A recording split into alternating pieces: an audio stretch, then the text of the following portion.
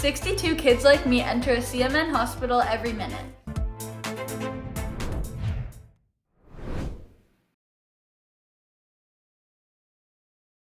Folks, time has finally come. Welcome to LEGOthon 2025. It's gonna be a very fun weekend. We're gonna have a lot of exciting runs coming up ahead. You know, all doing everything, raising money for a very good charity. Here with me, we're gonna have your first host, Paxo. Hello. Excited? Yeah, welcome everybody to LEGOthon 2025. As we just saw, we are raising money once again for Extra Life this year. Extra Life have done incredible work to kind of fund a load of life-saving treatments for a ton of children. They've raised over 140 million US dollars since their inception, and we've been a proud supporter of them for many years now. As a matter of fact, we will start off today's stream and LEGOthon in general. We have some very stones that we want to hit kind of as early as possible. The main one is we are under $35 away from having raised $10,000 total through these LEGOthon events to various forms of charity. And then later in the marathon, if we raise just over $2,000, then we will have hit 10,000 total just raising money for Extra Life. So, yeah, we have got a lot of runs ahead, and hopefully we're going to be able to benefit Extra Life as much as possible. But I think we are ready to get going with our first run. Yeah, let's go. So the run is ready.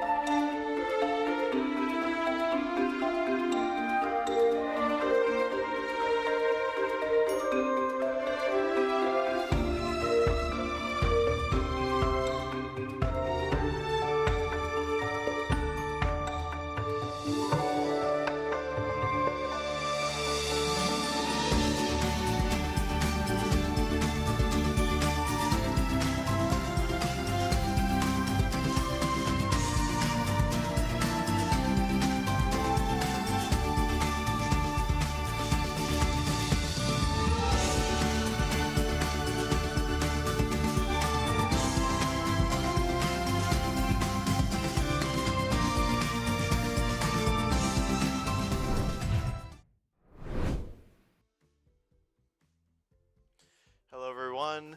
How are we doing today? My name is Lunar, and today I will be speedrunning LEGO Horizon Adventures any percent. So we're gonna go ahead and get right started. The time will begin whenever I select my difficulty. In 3, 2, 1, let's go.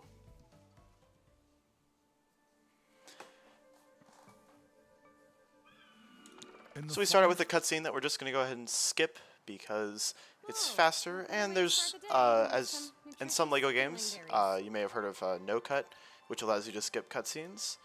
Doesn't really exist in this game, it's just kind of built in, so we skip all the cutscenes for any percent because it's faster. And you can see there's also these little conversations that they have. We can go ahead and skip those too. First chance to ask Tirsa about her mother. So we're going to get into our first kind of skip, I suppose. It's called Prologue Jump. We're going to go around this icicle. The hitboxes in this game are very weird. And then we're going to skip right on down this little very slow section of grabby bars, I guess.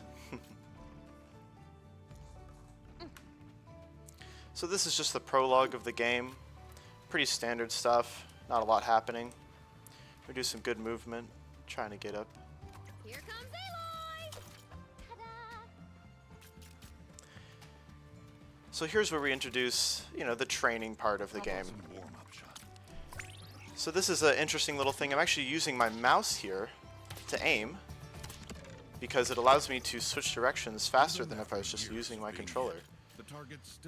And the way this game is coded, it's actually, you can switch between device inputs very easly, so it doesn't feature anywhere else in the run, but it's a cool little skip that we do in Prologue to save just a little bit of time and make it a little bit easier. So now we get introduced to the focus, and what this does is every time I press the left trigger, I can, it scans for enemies' weak points, which is what allows you to do more damage, and then also shows you where the enemies are. And as you can see, I had a quick little tutorial fight real quick.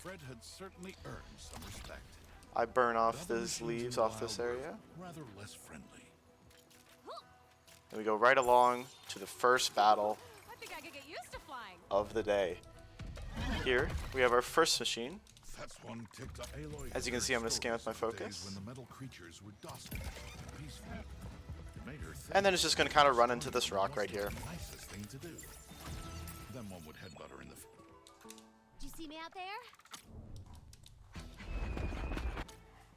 So this game is timed and load removed. So there's going to be some load removed only strats, such as quitting to menu and resuming game every time that we end a level. Because what this does, it allows us to skip a little. I would say cutscene. It's more like a camera pan though, because it's unskippable. And it just takes up more time. So while that does increase the RTA time a little bit, yes, because the loads in this game are pretty horrendous. You're looking at like 10 to 15 minutes of loads per game. It does reduce our load remove time, which is how the leaderboards are timed in. And if you saw right there, I did a quick little jump to skip having to go around the all tree. I can't believe cultists. Mind if I jump in for a couple of donations quickly? Sure, yeah. Okay, we have already had 2 donations so far. We've had $25 from Johnny the Agent, and then another $30 from Andrew, which means we have already reached the goal of $10,000 total raised throughout all our LEGOthon events combined. Absolutely fantastic milestone for the community to reach, and to reach it so early on is fantastic. Remember, when you send these donations, you can also put a message in them to be read out by me or whoever the host is on the stream. And you can also put them towards our list of incentives. If you type !incentives in the chat, you should be able to see the list of incentives and bid wars that we have going for us this year. But anyway, back to you, Luna. Alrighty. So as you can see, these early fights are relatively easy to do.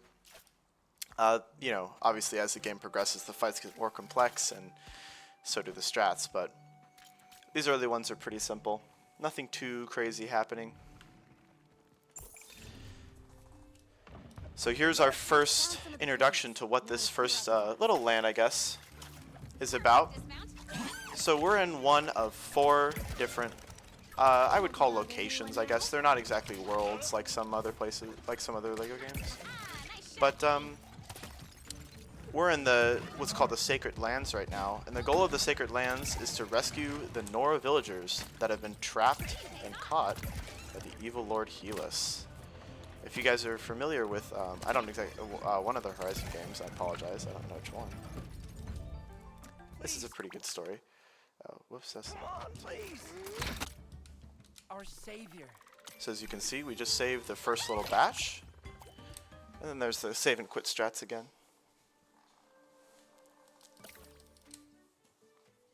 We're actually going to do that twice, because what comes up next is a little mini cutscene showing how they built the tailoring shop, which allows you to change your LEGO character in these games. But for any percent, that's not necessary, so we just go ahead and skip right on past that.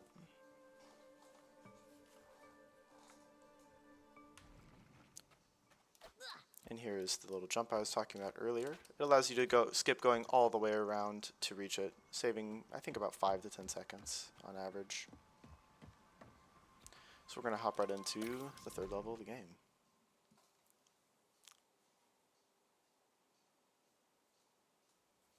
Frost.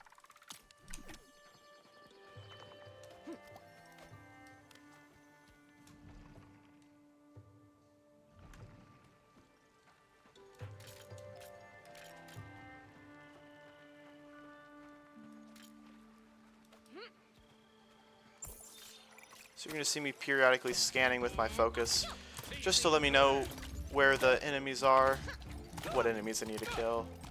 The nice thing about the focus is it only highlights enemies that you actually need to kill in order to progress into the game. So when we get into some more complex levels, sometimes there's enemies that we just don't need to deal with, and we can skip right on by. And the focus will help me figure out which ones those are. And now we're introduced to gadgets. Now these gadgets allow you to give little power-ups or abilities. This one in particular is called Blast Boots, and it's basically just a double jump, but it also sprays a lot of fire underneath you. So it's a very good tool to deal lots of damage quickly, as well as a good movement tool.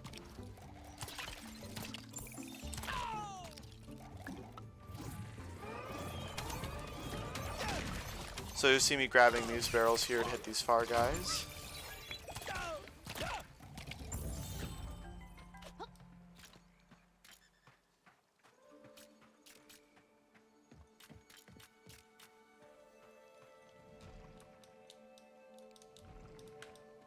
And now we get into one of the first little level design choices that they made. So throughout the game, there's periodically a tall neck route, There it is as you again. can see by this I wonder where it's going.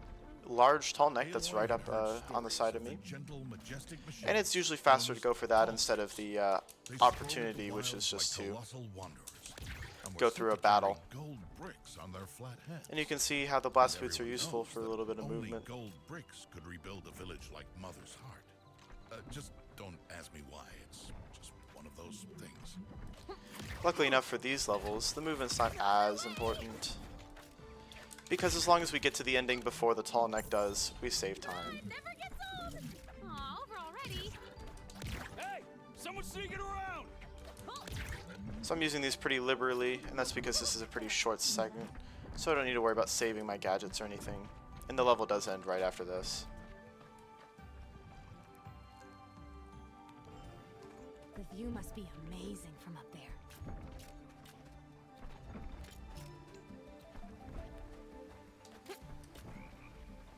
So now we're into the second room.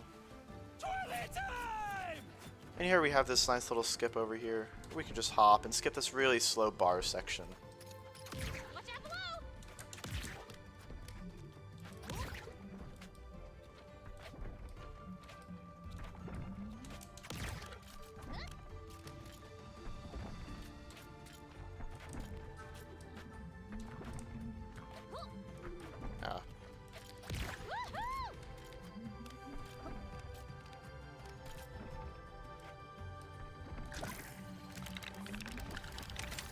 And here we go. As you can see, the tall neck is not yet at the ending yet. So we're just gonna chill here for a little bit and wait for him to catch up to us. And then we can hop on his head and grab that gold brick.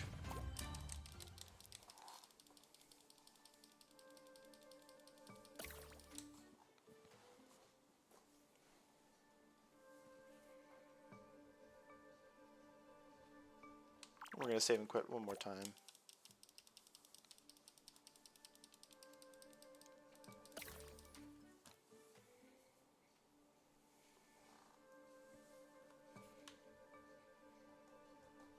And start heading into the next level.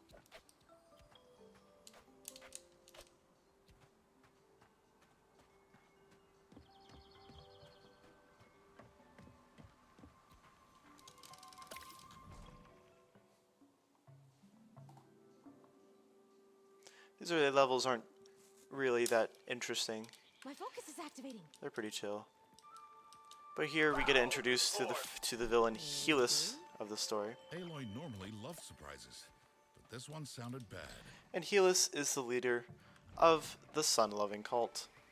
And it's in their name. They love the sun, so much so that they want to destroy all the trees and all the wilderness and replace it with desert.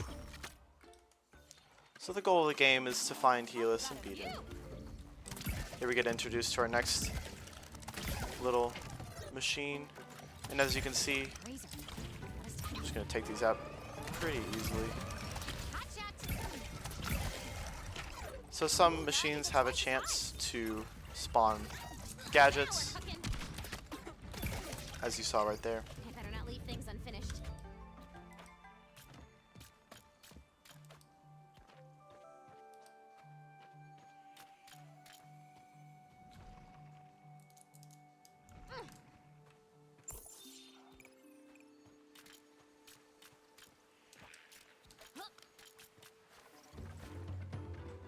Best thing about being Alrighty. So in these early levels especially, there's a lot more cultists than there are machines. But as we move into more of the later game, it becomes a lot more about the machines. Let's see if I can beat my high jump personal best. So here I can just deal lots of damage to that guy and move on to the Got next stuff to thing. do here. Another weird ancient thing. So we're going to throw the fish for good luck. That originated from, I think, the first 80% run. It just kind of kept up as we're going. So here, we're going to not grab the gadget Stuff in here. because it's not as good as having the blast boots that we know that we're going to get. So and sometimes you'll see me doing that. Some gadgets are just better than others the way that they're designed or whatever. So what was just introduced was called the hot dog cart. And basically, it spawns a bunch of Now to clear flaming, exploding hot dogs. And you may think that sounds pretty good, but they're just kind of random, I'll pick it up later. and more often than not, they hit you instead of any of the machines that you're trying to hurt. So it's better to have something that you can control and be able to aim. And that just makes these levels a little bit more consistent. Hope you like it And as you can see, I'm using my blast boots to clear out these machines pretty quickly. Cool. Burn, baby, burn. Oh, yeah. Love it when they go boom. Deadly shot. Another machine down. You can do it. No, that's not. I knew someone would come. There we go.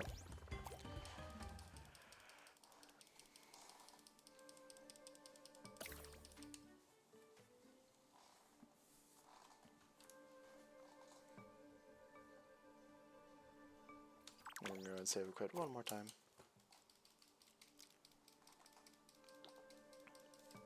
And again, while this does increase our RTA time by quite a bit, this reduces our load remove time significantly, so it's worth it for the 80% run.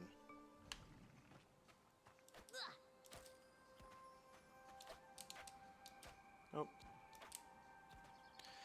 The movement in this game is quite strange. There's not a good way to describe it, but it takes some getting used to. So, If you see me flangling about a little bit, that's just the way the game works, unfortunately. You hungry? I made.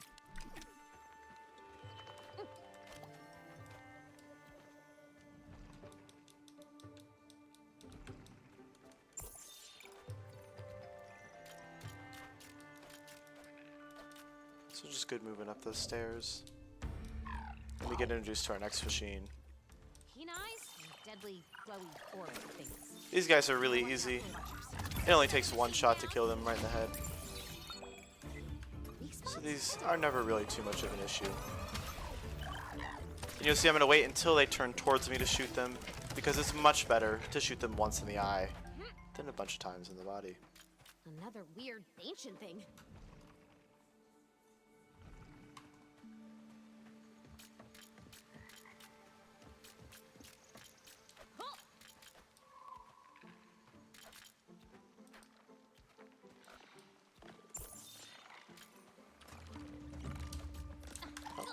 Or not game. Perfect dismount.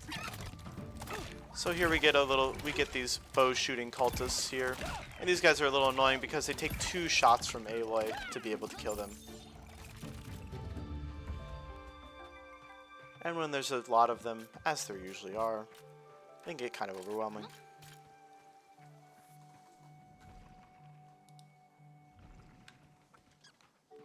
Hello again. Woohoo! New toy! And here we get introduced to our next thing, the weapons power-ups.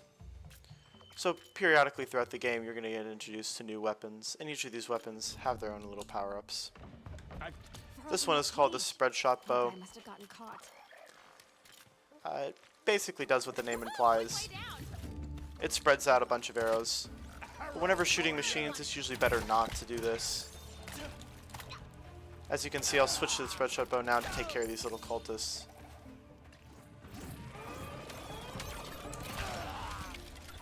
One'll hit the mark.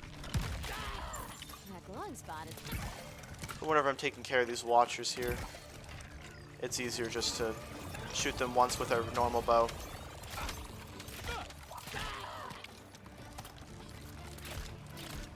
Or in this case, I'm going to go ahead and shoot them with the spread shot bow just because I can get a really good Keep boiling on it. spread. Around that watch. Got it. The name of the game here is area of effect damage.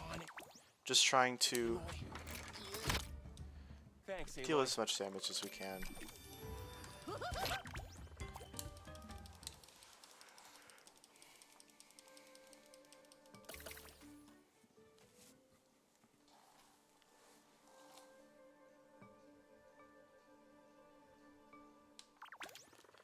That was the last time ever having to do a double save and quit.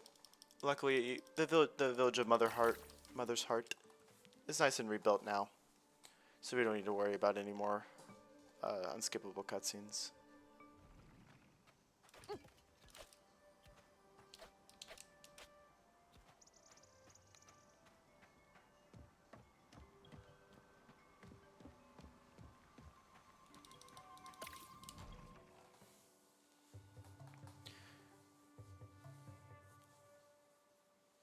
Now in this level we get introduced See? to our first new character, 1 out of 4. And this guy's name is Varl. He has a spear that has a lot of pierce, and it's really good for dealing with a lot of machines at once. So we're gonna take him all the way until we get the last character. And then here we get introduced to I would compare these to like the castle levels in Super Mario, if you know what those are. Be brave, Varl. These are called cauldrons. They're basically platformers with lots of enemies. Those sparks sure look like a safety hazard. So the name of the game here is movement. Maybe I can wake it. We're gonna try to get as much movement as we can.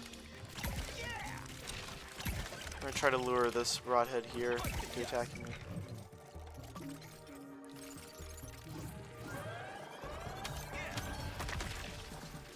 Who got ya? This guy. So whenever I see a gadget, I'm gonna just get the gadget. It's better to have it, not need it, than need it, not have it. So some of the little gates here, are unlocked by what you saw earlier, which was the little key, and some are unlocked by killing enemies. I should avoid those warrants. Now I don't need to kill these enemies actually, because they're not locked to anything. So I'm just going to go ahead and skip them, because I don't need to hurt them. Want some more? And it would save time not to. So then we're going to take care of these guys over here. I'm going to grab these blast boots right here. Light these two guys on fire while I take care of this guy over here.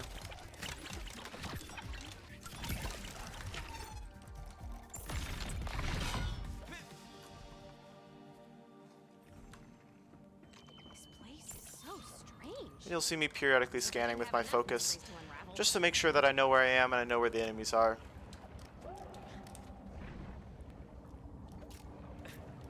Here we get into like the platforming sections. Those sparks give my spear a little extra zing.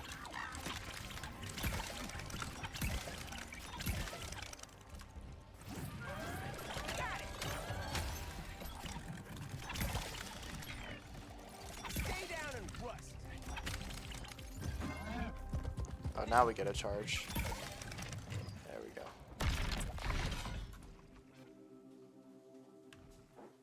Alrighty.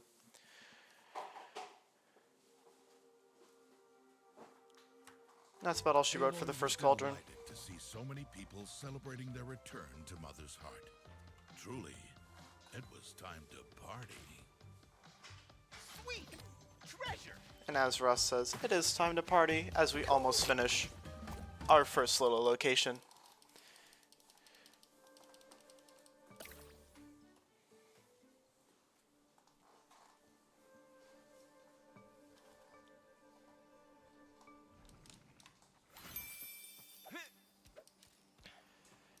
And the amount of gold bricks that we collect corresponds to the amount of upgrades that we can have. Now for the 80% route, there's only 2 upgrades that matter, and those are unlocked at 10 gold bricks. So we're going to not worry about that for a little bit. And we get into, well, into our next location. That's when we can start. That's when we can go ahead and upgrade our Red weapons. monster you saw.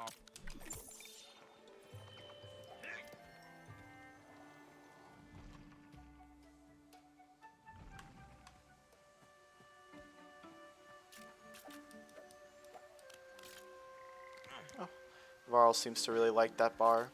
The bars in this game are very strange. You only maneuver them with the joystick. Scrappers. They're So it makes it very difficult to be able to reliably always hop to the next bar in time. Because sometimes the angles and the way the camera works in this game is pretty strange.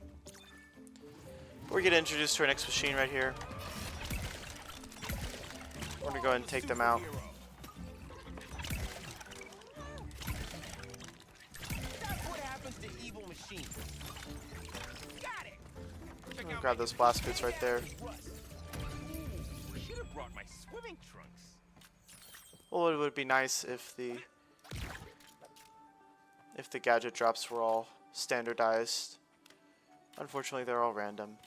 So we can save time in some places and not with others, depending on what gadgets we get. Yes. Time for supposed to be Here we get a lot of different options. We're going to go ahead and grab the left and the right, because for all of the chests in this beginning location, they're all completely, they're hard-coded into the game. So we're able to tell which chests we need to get. So here with me, I have probably what's the best weapon for Varl, the Boomerang Spear.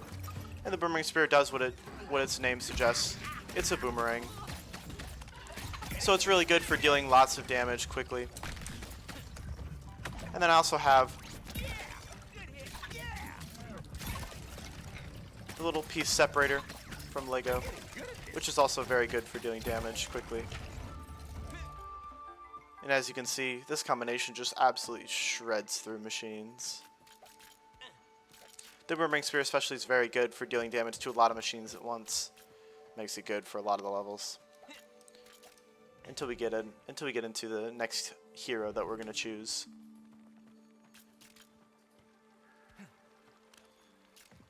Mind if I hit you with some more donations? Be my guest. Okay, good. We've got a few come through, so this might take a bit. Oh my. But We'll start off. We got $10 from Alt Mega, saying super hype for the marathon. Need hamster to buy Peter Jackson. So that has gone towards the Lego The Hobbit by Peter Jackson incentive. And then we got another $15 from Johnny the Agent, donating that money to kill the goons in, I believe that's in the very next run in, yeah, in, is it in the next run? No, it isn't. It's in the Lego Batman DS run, which is on Saturday as well. And then also a question, do you guys rather prefer original storylines or faithful recreation of existing material in LEGO games? For me, I tend to prefer the faithful recreations as they were done right at the beginning, kind of the grunt games. I think the way that those games are reimagined is very fun. I don't know what you think about that, Luna. I would agree with you, Pax. So I think that the grunt games especially are some of the most fun, and I think they are because they're very faithful and they add a lot of levels to the game. So I enjoy them. Yeah, absolutely. We got $5 from Greedy Old Car saying, sending love and good luck from the Horizon speedrun community. Best of luck, Luna. Thank you guys very much. And then finally we got $26 from Hein, which is going towards saving the goons in Lego Batman DS. As a reminder for the incentives we have coming up very soon, so you have until the end of this run to try and raise the $50 for cosmetic extras for the Lego Batman incentive for Hamsters All Hostages run, which will be after this. And then we have 2 different bid wars going on for Lego Stunt Rally to choose your character out of Chip, Lucky, Wrench, and Barney. And then also for Football Mania to choose either Redbeard or Captain Click as your starting characters. So those ones are needing to be filled relatively soon, but of course we still do have some more for later in the marathon. But with that, we'll go back to you, Luna. Thank you very much. Alrighty, this game moves pretty fast, so we missed. There's quite a lot happened while we were reading out donations. We finished the final boss of the first game, or the first location, excuse me. And then we moved into the next location, which is called the Snowchant Mountains. The goal of this location is to find and locate the dreaded Thunderjaw. So you can see the goal of each level is to mainly find a little location for a tower and build that tower so that we can triangulate his location. We did also get introduced to our next hero, Teresa, who's an area of effect bomb throwing hero. Unfortunately, she's not very good for the 80% route, just based on the fact that she can't target damage very well. So we're going to go ahead and stick with Varl here. And as you can see, that's our first tower location.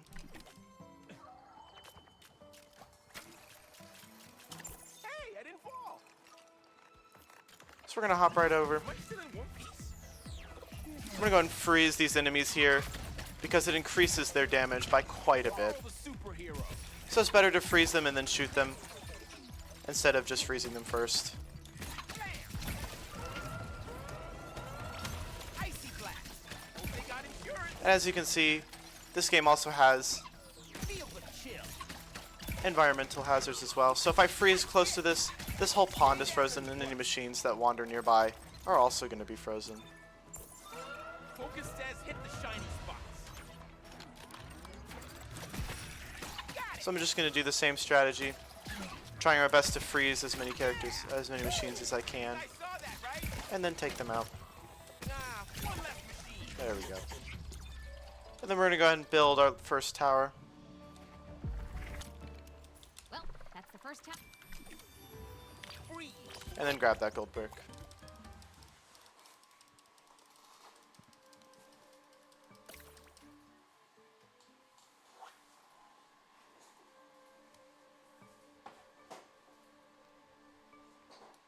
There you are. I've been...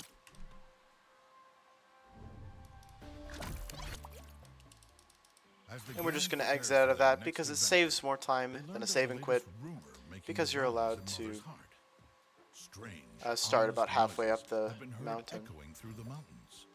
Intriguing, no?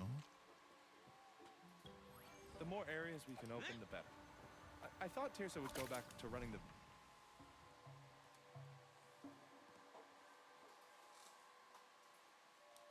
If the Thunderjaw... Ah, yes. The Great Machine Mystery. Halo? The story here is very disconnected because we're skipping very large parts of it, which is a little unfortunate because this game has a pretty interesting story overall. So I'd highly recommend that you check that out if you want to. Out of my way! One less machine!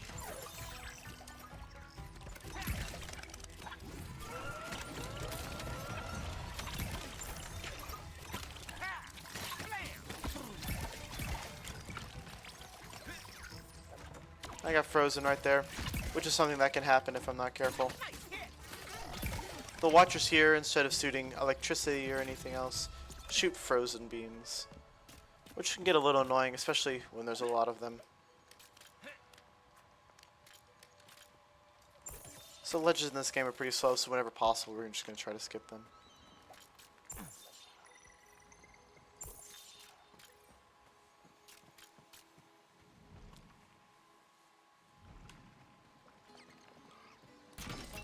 Pass it along. Could be a new release.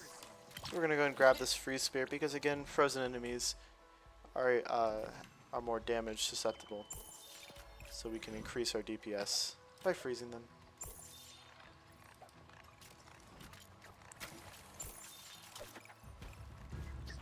Freeze! So I take these blast boots right here. Look how tall I am! Go ahead and freeze all these guys. Check out my new... Want some more? And then occasionally in these little areas, you'll see these little Everybody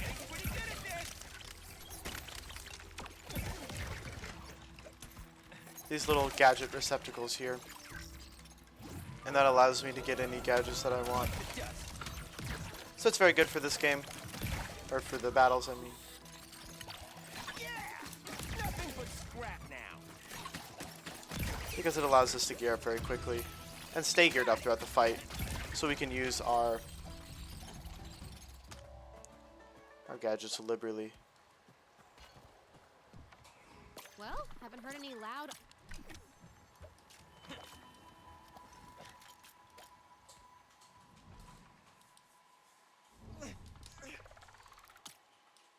Hey, cool. So unfortunately there's no tower location here, so we're just going to go ahead and skip right to the end. Grab that gold brick and move on to the next level.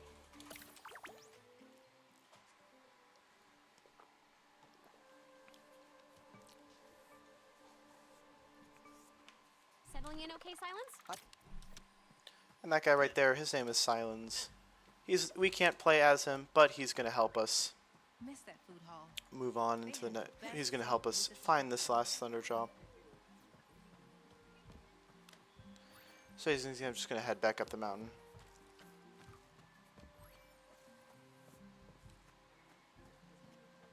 To enter the level, you normally have to be spamming Y, but since these guys are right here, if I spam Y, I pick them up, so I have to wait just a little bit longer.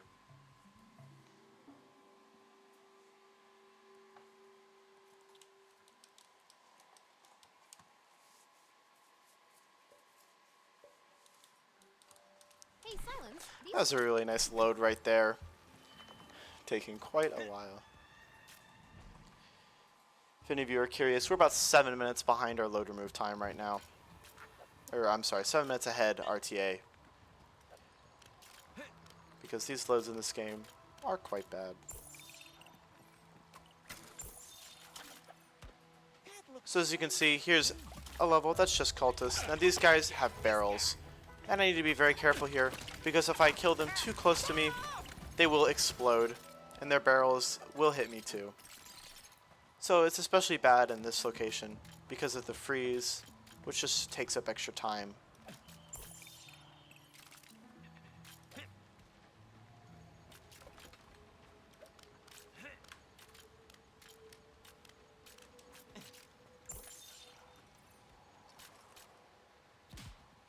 embarrassing. And if you fall too much from a great height, you kind of land on your face like that, which is a little unfortunate. It loses a little bit of time. Not for you.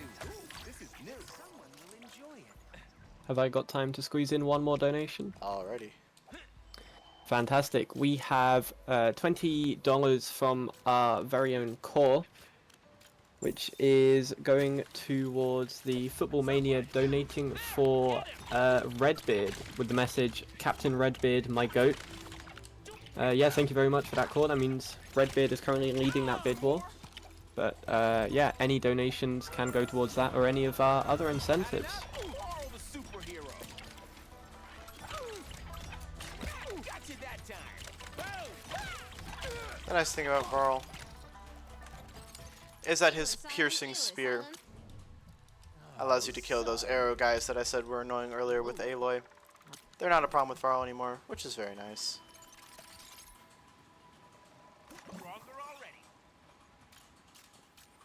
So we're just going to keep going. And you may see throughout most of the levels that there looks like there's like alternate paths over there. And a lot of times those alternate paths will be marked with silver studs. Those are just for stud collection. They don't allow you to progress any faster. So we just skip all of them. Whoa, must be from the old world.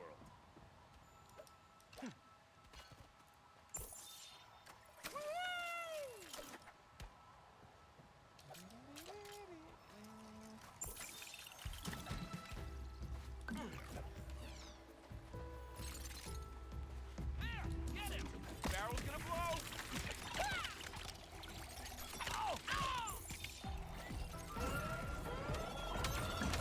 How's that?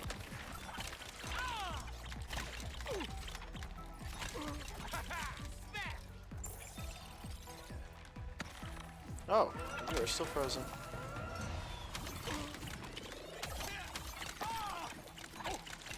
See, here's where we get into the main problem with all these barrel guys. Is because they have a very large area effect and they love to aim exactly where you don't want them to be. Site that meets the necessary altitude criterion. That's science talk for. It's high enough. And here's our next tower location. I think I'm getting the hang of these. Right here, so we're gonna go and grab that gold brick. Move on. Time for one more donation. Go right ahead. Fantastic. We have a combined $34 from Loz over 2 messages.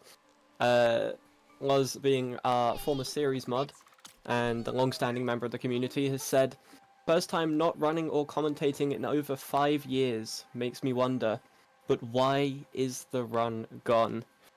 It's a very good message from Loz. And then his second donation says, "Forgot to add good luck to everyone." So thank you very much for that, Loz.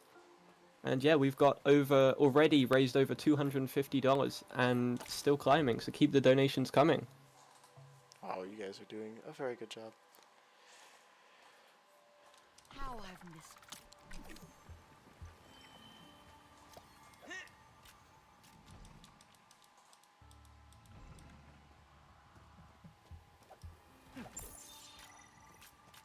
And now as the fights begin to get more complex, there's less routing involved and a lot more adapting and improvising. So here we get introduced to our next machine, the Shell Walker. These guys are very annoying. They have this huge shield in front of them, and they really don't like to let you attack them. And they also have more attacks. So I'm basically just going to brute force this guy.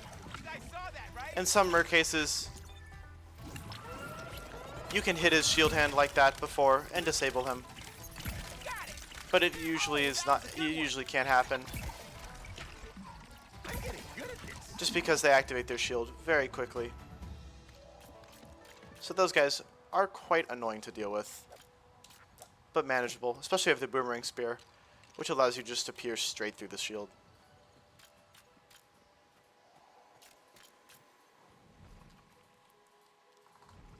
You found me. It's your luck. Don't mind if I do. So here we get our next gadget, the rush boots. And these allow you to zoom quickly. So whenever we get them, we're just going to use them as quick as possible. They always save time. So what I'm doing, I'm gonna save my gadget for the shell walkers that I know are coming up. Like this guy right here, who I can freeze and then deal a lot of damage to quickly. And you'll see me do that periodically throughout the run. Just kind of saving some of my gadgets.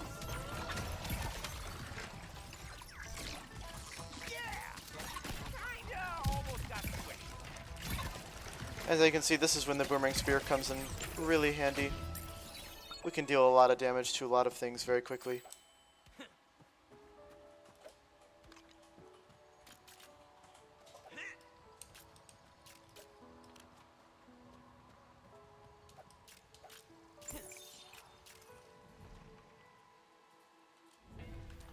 Uh-oh. So you're the one behind that machine. Though Aaron seemed simple and showed no appreciation for an elegantly woven backstory, Aloy welcomed him to the gang. And then we get introduced to our next hero, Erend. He's what we're going to be using for most of the run. We don't really unlock him until a little bit later. But luckily for Aloy, she had someone else who And you can see when the rush boots come in handy. Just kind of zooming up that little sidewalk here. So now that we have enough gold bricks, we're going to go ahead and upgrade for the first time. And what we're going to do is there's two upgrades that we want. We want one that gives us a rare weapon at the beginning of every game, and one that gives us a rare gadget at the beginning of every game. So we're going to go ahead and do that here. As you can see, we're going to start with a random gadget. And that just adds another level to randomness to the run. Well, it is a little bit unfortunate that it's not predetermined. In a lot of cases, an extra gadget can't hurt, and it just improves. It makes us go a little bit faster.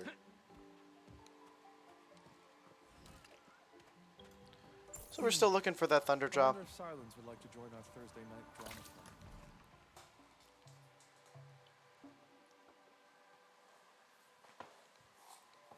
So let me get this straight. We need to find. And then we're going to go ahead and switch with Inwind. And as you can see, we start with a random gadget, in this case rush boots, which allows us to go just a little bit faster. Only a few uses left. So I'm going to use them up as quick as I can because they're not good for fights. So if a machine drops a gadget that I'd want, this is a good place to use them. So here's the main ability with Inwind. He has his large hammer attack, which is very good for dealing with a lot of things at once, because it allows you to hit multiple enemies at the same time. Grab those rush boots. That was a little weird right there. Oh. And then we just got frozen by this little pond right here. This That's thing's okay. almost out of juice.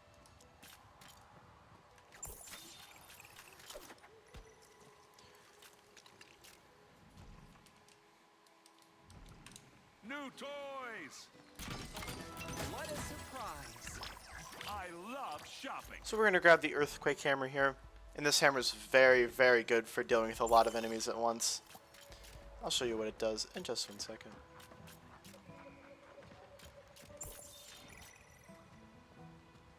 Everything looks so small from up here.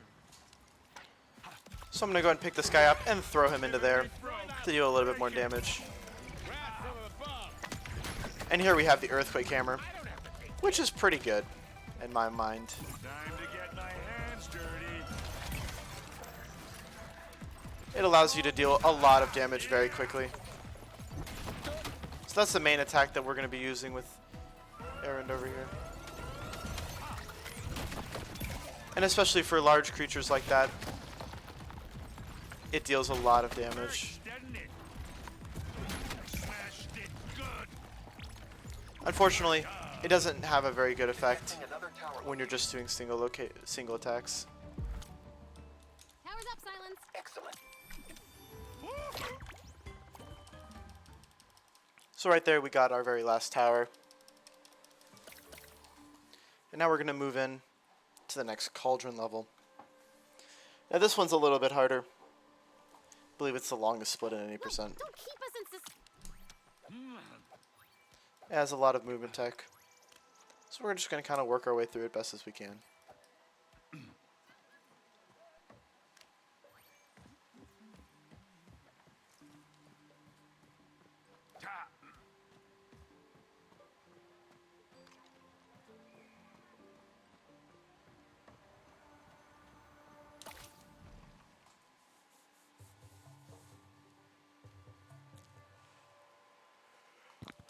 Perhaps this cavern is what I've...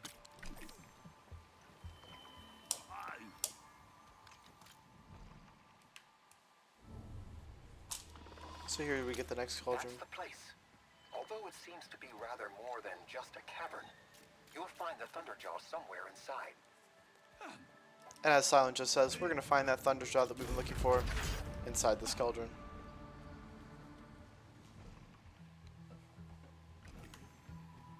This seems like somewhere we're meant to be.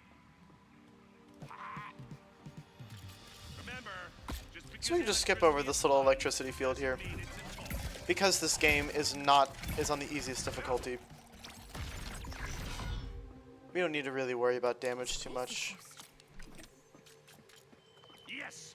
So we're going to grab this barrel and flick it into that little receptacle right there. And that allows us to open the door. So we're going to jump right over there.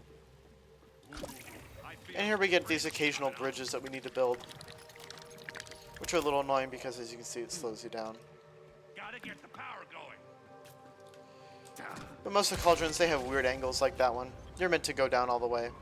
But we can just hit it from the top, and that saves a little bit of time. So machines are born in factories. Whoa.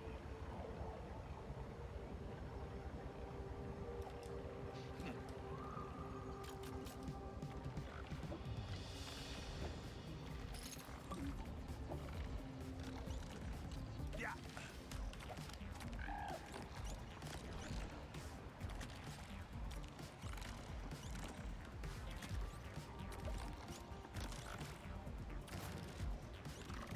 Well, that's a new one. I'll admit, I've never had that happen to me before.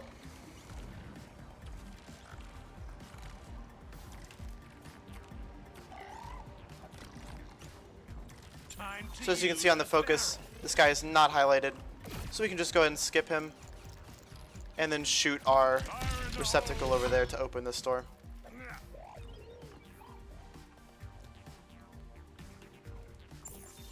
Can I throw in another donation quickly? Go right ahead. Alright, fantastic. Because we have met already the incentive for the LEGO Batman 1 cosmetics extras fulfilled in its entirety by our very own BDIP. The message reads, funding the full cost of LEGO Batman 1 cosmetic extras. Good luck to everyone and thanks to the team for all their effort. And thank you so much, BDIP, for single-handedly funding that entire incentive. But yeah, back to you, Luna. Alrighty.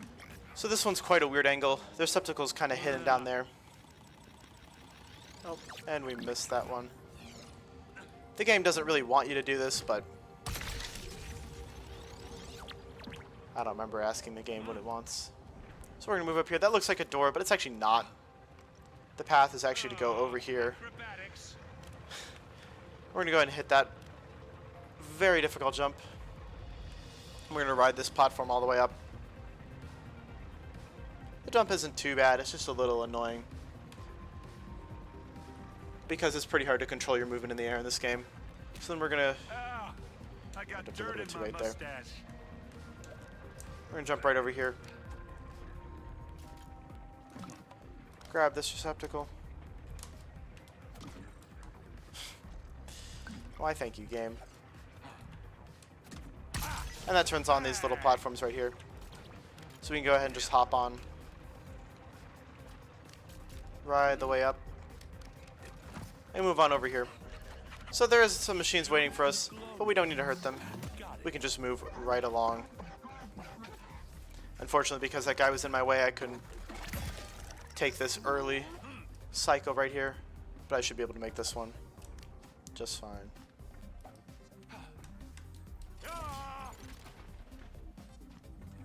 So I'm going to grab the receptacle and toss it into there.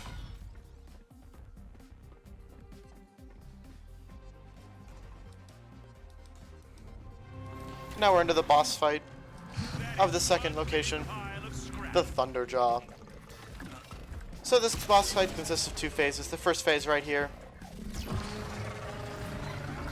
We're just going to grab these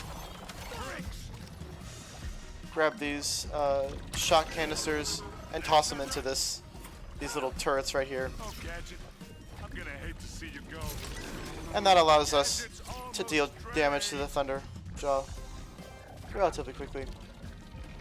These do have a cooldown though, and the Thunderjaw can attack you.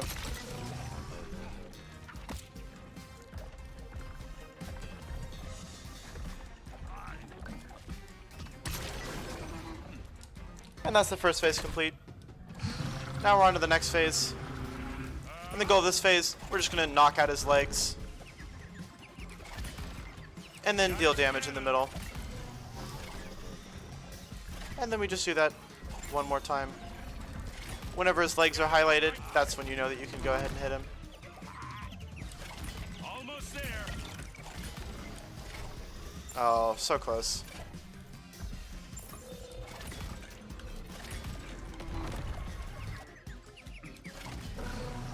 On the game's easiest difficulty, you pretty much shred through all the boss fights. Is it? I mean, You could deal a lot of damage very quickly. And that's the Thunderjaw down.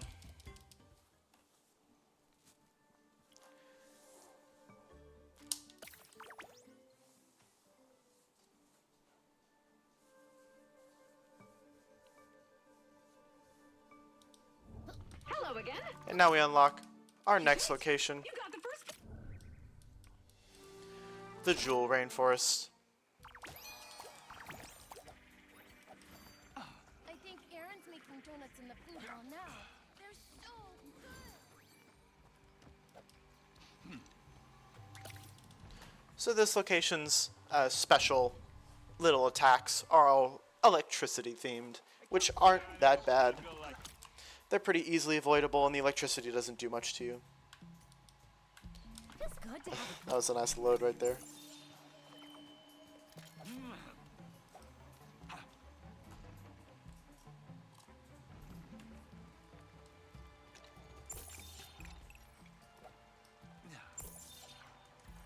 See, I'm light as a feather. There's also these traps here Breaking stuff. that if you run into, they'll do spikes like that. And here's where Aaron can really be helpful. I can hit both of these people at once. And then I can grab these blast boots and use them to do a little bit of movement tech. A lot of this game is improvisation, which makes it a pretty fun speed game, but not very consistent.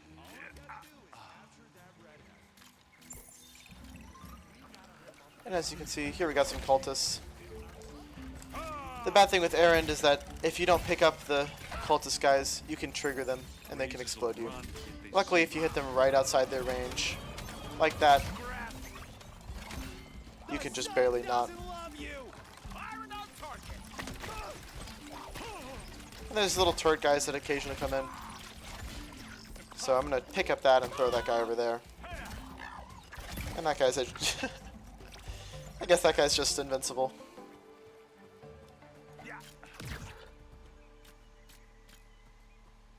I wanna go higher. So as you can see, I have quite a lot of health, and I haven't been taking a lot of damage. The peculiar trader with his friendly When you're on the greetings easiest and difficulty, phrases it's not had too found bad. his way even here, deep in the And it's relatively easy. as if You some can do no death runs pretty much every time. Here we get introduced to our next little gadget, the gravity bomb. This one's pretty good, especially for area of effect areas. And the goal of the Jewel Rainforest, of course, is to find and build our very own sawtooth. So as you can see, there's going to be some sawtooth parts over here that we're going to try to protect. And I'm not going to hit this guy because I don't want to explode myself.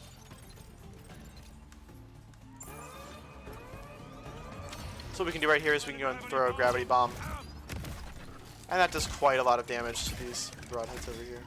I never get tired of bashing machines.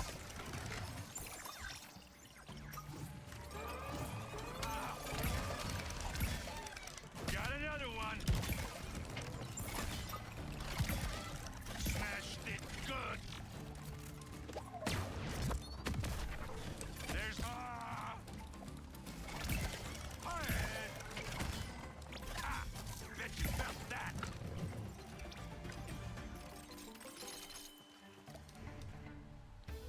So we're gonna search through a little sawtooth part. What do you think, Silence? That We managed to find it, so we're gonna grab that gold brick. Same quit.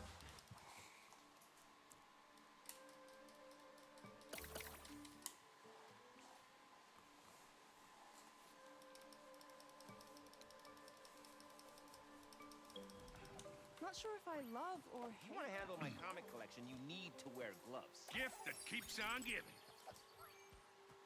So as you can see, we do have quite a lot of studs now. Unfortunately, there are no more upgrades for us to get. So studs are basically worthless now. This game does deviate from the traditional LEGO formula of 10, 100, 1000, and 10,000. Instead, the bronze studs are worth 1, and the silver studs are worth 5, and the gold studs I think are worth 10. I keep thinking about all those trees we.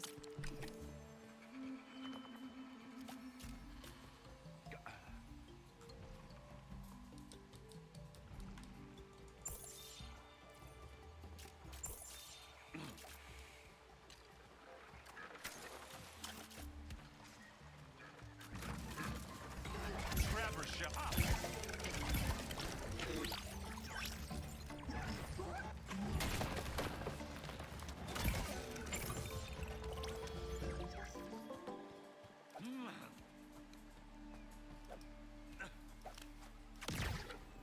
Got a little stuck there. Crazy thing's supposed to be from.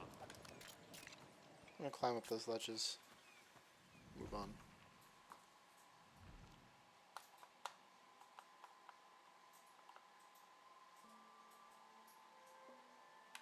Well, no part.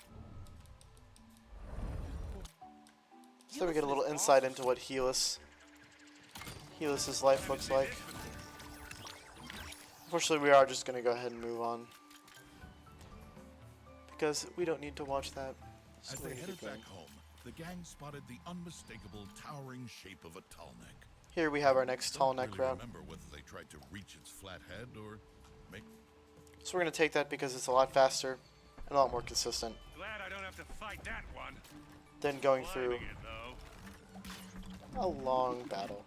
Because the battle route has many, many waves, lots of enemies. So we're just gonna keep going. There's got to be the standing around for hours and hours. Yeah, I always love to stand. I found one! Gonna make Helis proud! Yeah, so we can just go ahead and skip all those enemies. We don't need to slow down to hurt them. We just move right along.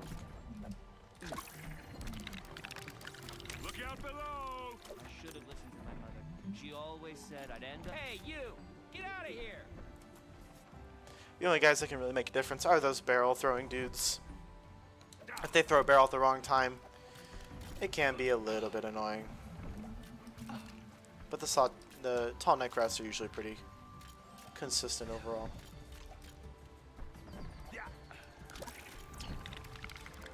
And this is more of this game's jank. Sometimes you hit the bars, sometimes you don't. But that's alright because moving in this room is not as important. As long as we get to the bars before the tall neck does.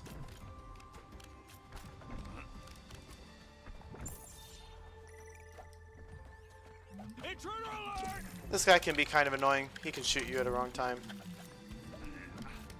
But most of the time, you just leave him alone and he won't do anything.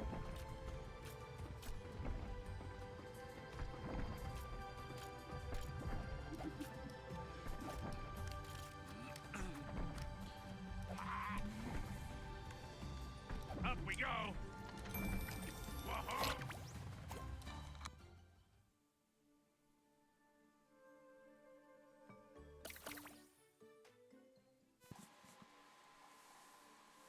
So now we're going to get our last upgrade. And just like we got the first upgrade where we can start with a random gadget, this one allows us to start with a random weapon. Overrun with machines. And again, She prepared sometimes to it can head help back us, into the perilous jungle sometimes it doesn't make with a an difference. Even greater sense of purpose. But So you can imagine how better much just to purpose roll that that RNG was. than anything else. Remember when we had a whole area devoted to parties? The village used to be fun.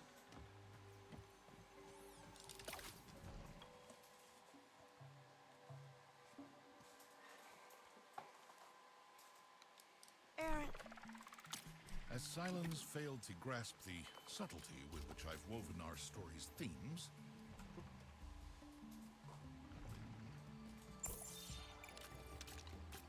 Everything looks so small from up here.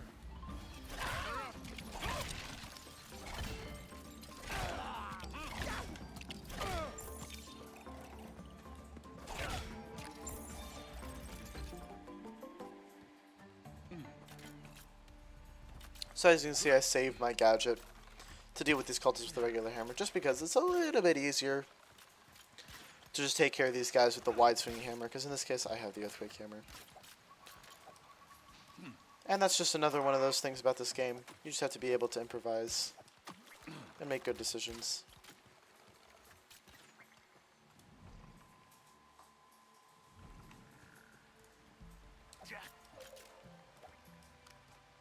Where's that crazy thing supposed to be from?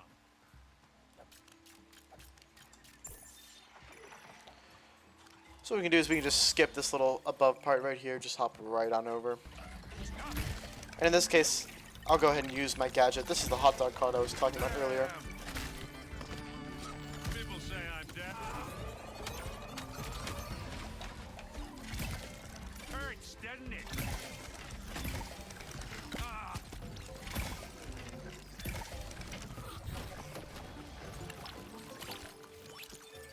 Try and keep up. Oh, Gadget, I'm gonna hate to see you go. So that fight was a pretty good indicator of what the fights are to come. They're pretty chaotic. A lot of times you just get hit. It just happens. But we can usually take care of the enemies relatively quickly. So we need to worry about it too bad.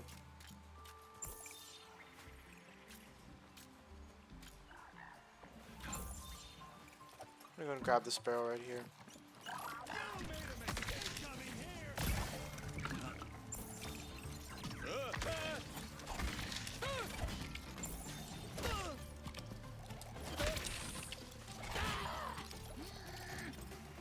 These are some fire kicks. Excuse me, sir. Ah, yeah. You're in my way. Alrighty. The nice thing about the fire is that I know that that machine was going to be taken out. Fire is pretty powerful in this game. It allows you to deal a lot of damage very quickly, as you can see. So here we get the next Shell Walker. This guy's a little annoying, but here's where the fire comes in handy again, doing lots and lots of damage. This part looks as good as new.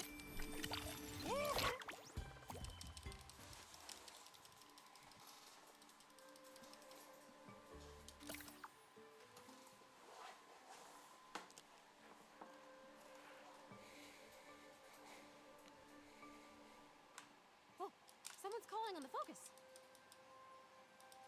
It is I. Varl was shaken by Helis's words. Like any good villain, he'd pinpointed the boy's greatest fear, that he wasn't a real hero at all. As you can see, this is another part where the story just doesn't really work when you skip all the cutscenes. Helis there was trying to break apart our intrepid gang of explorers. But with skipping the cutscene, it doesn't make any sense, and you're left very confused. So, Aaron, how exactly?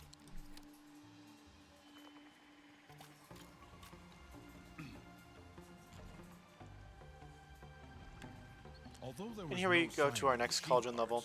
or even Aaron's mythical donut horde, the gang did come across a cauldron, an ancient. The gadget factory here where is pretty machines useful, were built. The only path forward. because it's called a tripcaster. Now what this does is it's basically a tripwire, but it sends an electric shock. And if you remember from earlier, Somewhere we're meant to be. the electric Remember, excuse me, the electric is fun, barrels doesn't right mean here it's a toy. allow us to trigger platforms to Another move on. terminal. These machines not pay And their power bill? if we're careful and if we plan it out correctly, we can use the tripcaster. A perilous drop. Lucky I know how to build a bridge. To activate the terminal when we're not supposed to. So we need to kill any of these machines. I'm just gonna move straight along. I'm gonna go up here.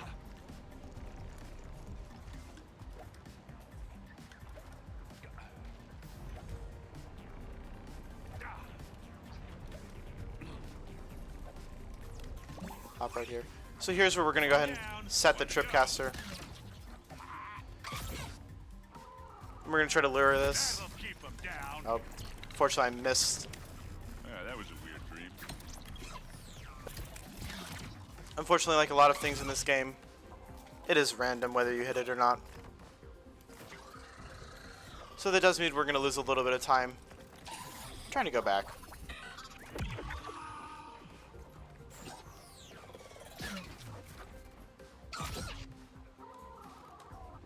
Alright, I'm gonna go ahead and grab that because that machine just does not want to cooperate at all.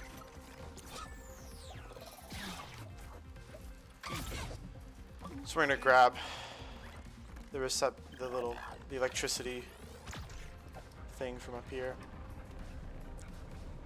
Ah, there we go. See, in our absence, he activated that terminal for us, so now we only have one more to activate, which normally saves a little bit of time, but unfortunately he wasn't cooperating, so no time saved today. And here again, we're just gonna ignore the electricity part and just move right along.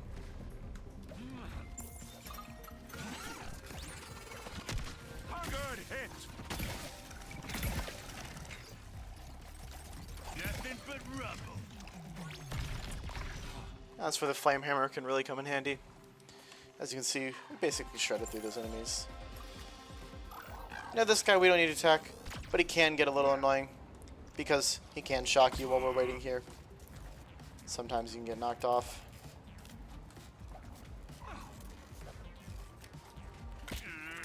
So we're just gonna move right along here. Run if they do. This time's the charm. Thank you very much. A beautiful break. I never get tired of bashing machines. So we're gonna refill in the flame hammer. Move right along.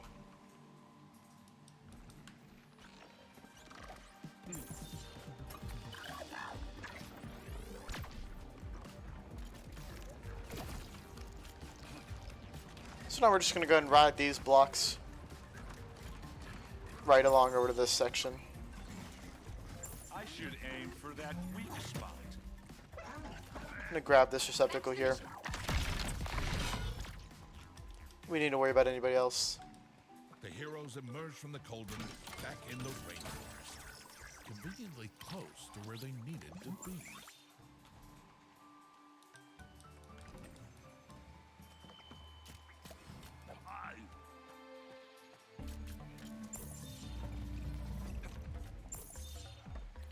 So here we get another boss fight. These boss fights are pretty easy. As you can see, I'm doing quite a lot of damage to this guy. And especially with the earthquake hammer, I just kind of shred through his health. Traps. Sneak it. Hey, check out this.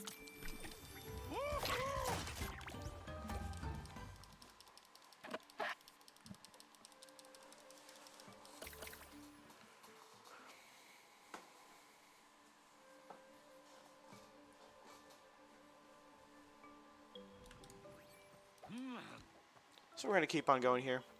Gift that keeps on giving.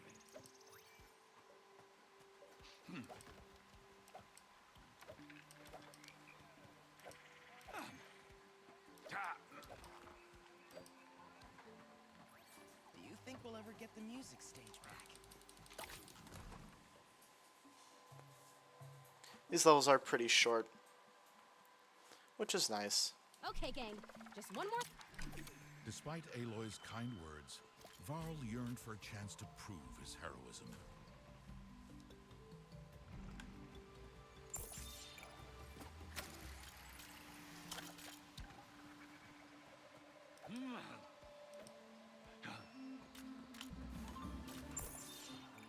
I found one. Gotta make Helis proud. And here's where we can deal a lot of cultists very quickly thanks to Aaron's reach. Still got stuff to do.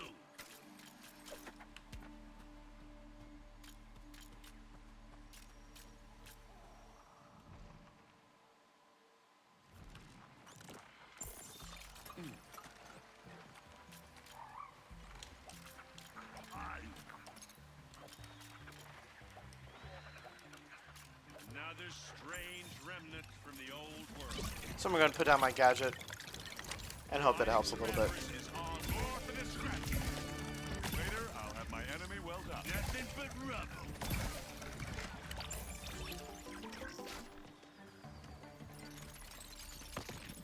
We have a lot of gadgets to cooch from, but I'm going to stick with the flame hammer.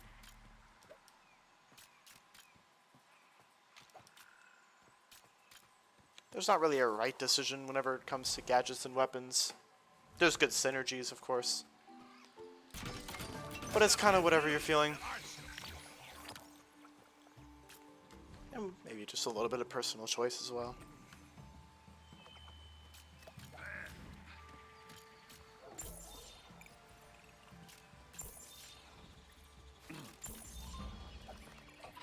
Gravity check. Ah. You're done. Ah. So we can take care of that wave pretty quickly.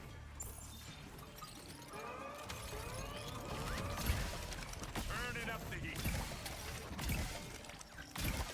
Ah.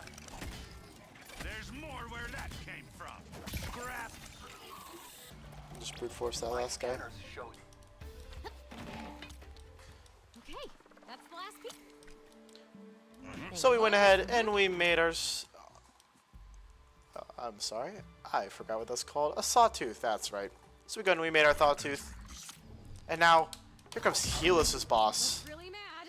Ooh. I like the one we built. Helis is not the guy in charge? No, unfortunately he's not. It's down for now. This guy's called the Buried Shadow, and he's the guy actually in charge. As you can see, we took out his sawtooth relatively quickly, without much trouble. We're not too worried about it. Experiencing technical. We're gonna grab that gold brick and move on to our next location. This location is our final location. It's called the Sunfall Desert, and you're never gonna guess what the location is. That's right, it's a desert. I know, very, very deceptive.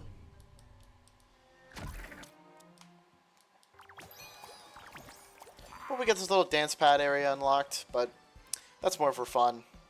So for the 80% route, we're just going to keep on keeping on.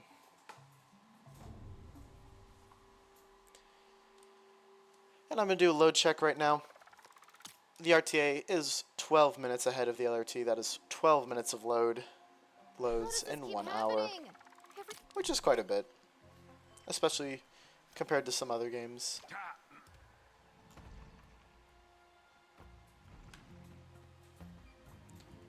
Unfortunately, this game is very resource intensive. And now we move on to the next enemy. These guys are able to go invisible, which is very annoying. But if you have a flame hammer, you can take care of them pretty quickly. Light 'em up.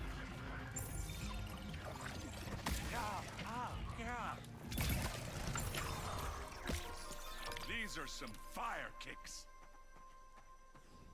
So they're not too bad, but they can get pretty annoying if you don't have a gadget or a weapon to deal with them. Sometimes they just don't want to be hit.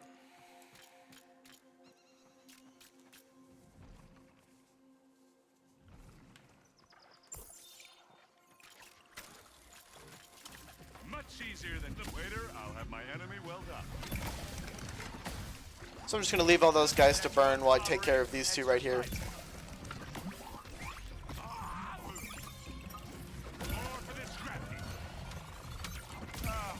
That one's not getting up.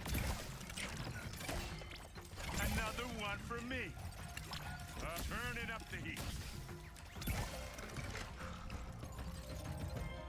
Extremely flammable boots. I like it. I like it too, Aaron. I like it too.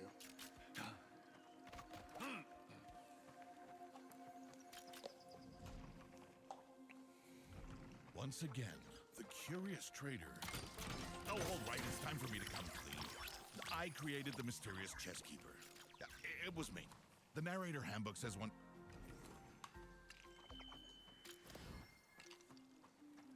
Yeah. Those things. So here we get into what is the goal I get motion of sick. this last area, which is to take out these collectors, We're the last ones standing. which infect the land and damage all their plants. So you're going to see me switching through weapons a lot here. Just trying to make sure that I don't waste my gadget when I don't need to. Okay. Thank you, game. This game unfortunately does have very strange aim. Stalker ahead. Aw. So what I can do now is I can activate one of my drones, and then I can attack it. Smashed it good. Ah, they lit I can up take like those a two guys out at forest once.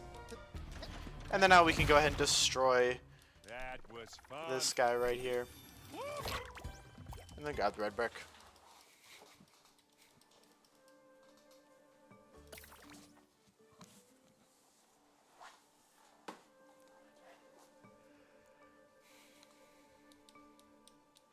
So you've really been looking for... Ah, Oh, Friday night's gonna get crazy on the dance floor. So now instead of going on this bridge, we're just going to take this little alternate route right here.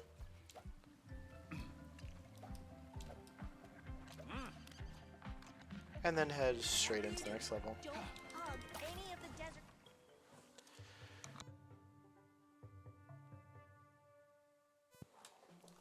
How can anyone spend...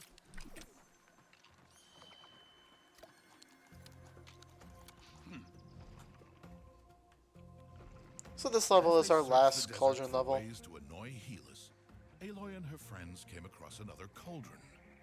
Where would it lead them? Play a little more to find out. And as the narrator said, we're just going to go ahead and go straight into it. This isn't a super long cauldron, so we're going to kind of rush through it pretty quickly. where's the kitchen? Just trying to get to the final battle as fast as possible. Wish I didn't conduct electricity. I eat machines for breakfast. That one's not getting up.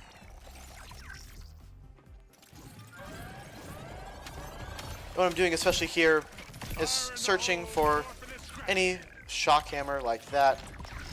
Usually they drop, and we're going to save those as much as possible, because it saves a lot of time later in this one to have a shock hammer instead of having to go back and forth to get the little shock bombs. So many tall necks.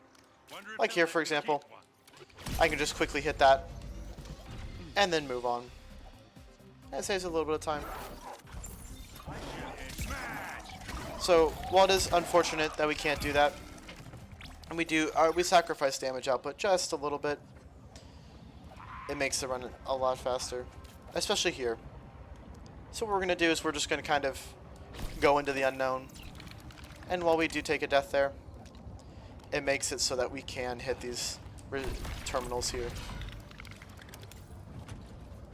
instead of having to go back and forth shuffling the shock bombs.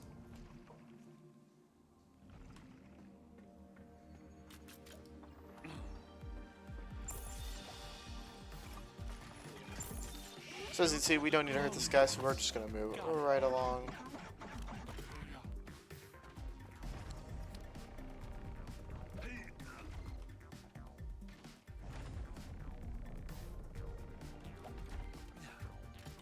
This is a little annoying.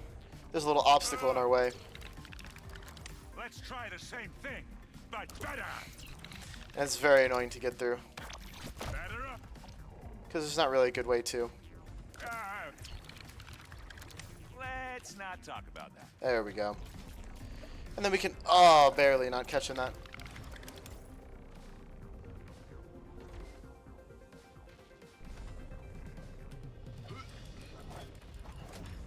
So you can stall in the air with Aaron there. or just jump off like that. There we go. My goodness. Aaron really just wants to do what he wants to do today, huh? So here again, this is another time where we save time by getting the shock hammer. We don't have to look for any of those receptacles. We can just hit that and move on. After the shadows of the cauldron, the desert sun was blinding. But when they regained their bearings, they realized they had taken a shortcut.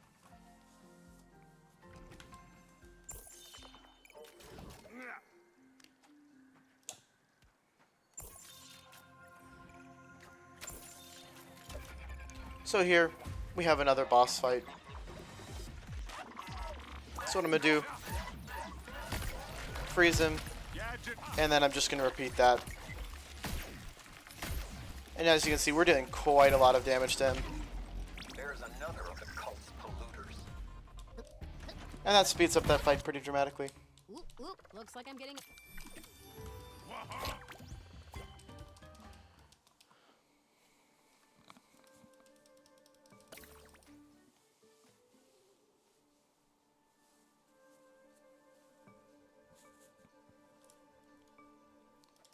So, Aaron,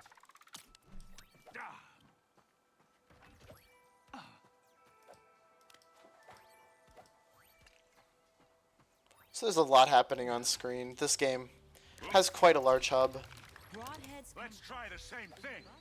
but we can ignore most of it and just go right along to the next level.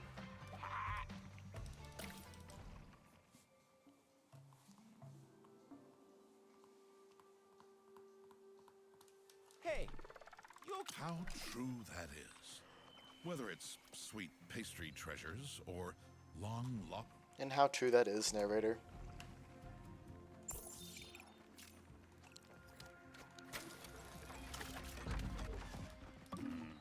Sunlight is crucial. I see ya. If it ain't broke, break it. Neat. A little air.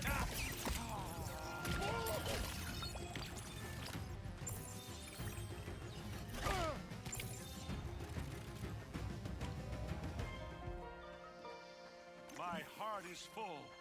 Well, one of them. As you can see, as the fights get more complex, so do the areas that you can fight in. That's not great for us because the enemies can spread out a lot. And especially with Erend, it's better to have them very clumped together. You know that ancient donut? Our heroes felt the So here we move on to the next Tallneck route. unmistakable sign of a Tallneck. Now it was Now I'm here. This is the last Tallneck in the game.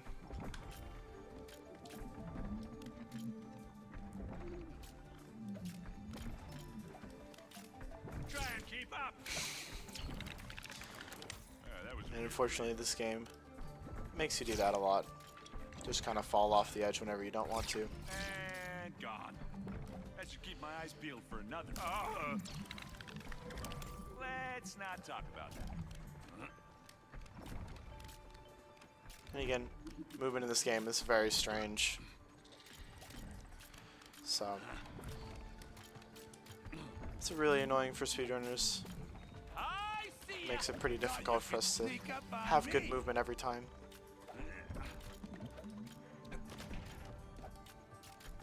Do a little zigzag right there. And move into the next room.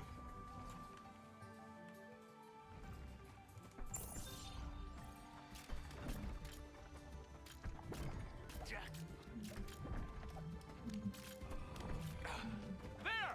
A challenger enters the rift! I'm gonna hop Here right up goes here nothing. and keep on moving.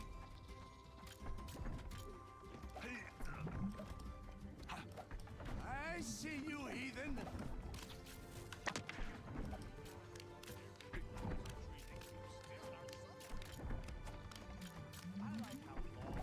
With a single goal. The destruction of the natural world. It's all about the community spirit. It's you. So I'm just gonna wait under this until that builds, and then I'd move like to straight dedicate ahead. that landing to my dear friend, Gravity. So you can see we're here pretty well ahead of the tall neck, so we'll wait for the big guy to catch up. Then we can jump on his head and grab that gold brick.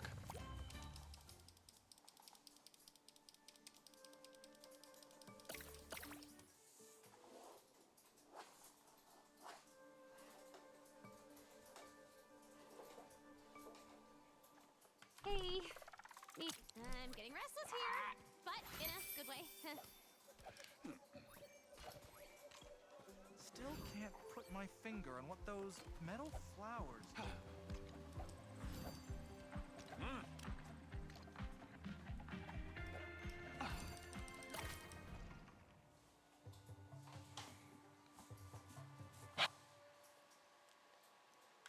You know, these polluters.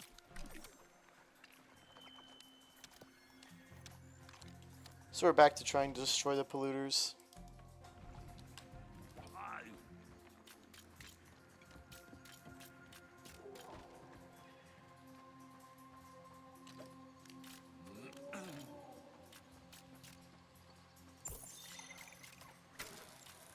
Back on the ground. So we're gonna hop right on down and get into it. Bricks. I eat machines for breakfast. One of those souped-up machines.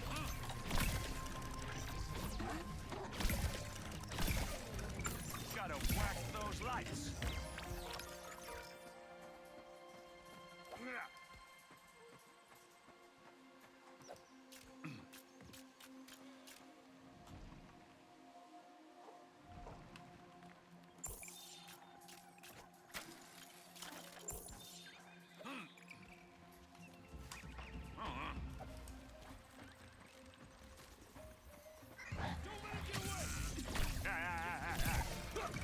So I'm gonna take up this barrel guy, toss him into these guys as best as I can.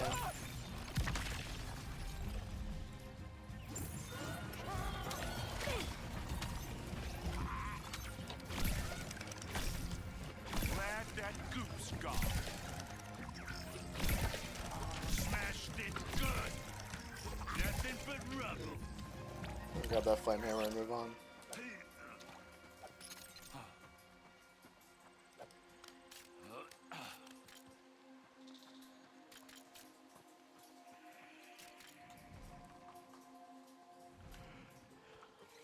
New toys!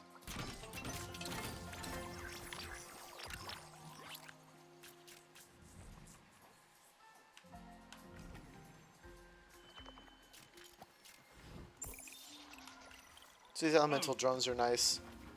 Because whenever I activate one, I can just run into whatever I want to go, and it will pretty much instantly die. They're pretty powerful. So I'm just going to go through taking care of all these guys while I try to move myself to a more central location. Hey, buddy. Welcome to the team. You're done. And... Waiter, I'll have my enemy welled up. That one's not getting up. Boom. Oh, there we go. Sawtooth right there, but we took him out pretty easily. Scanners indicate one of Helis.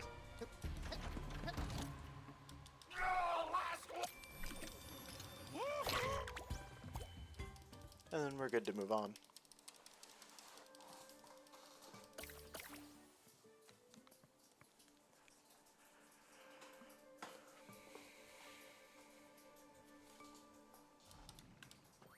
Metal flower.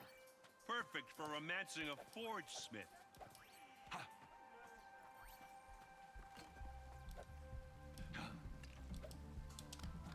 Oh.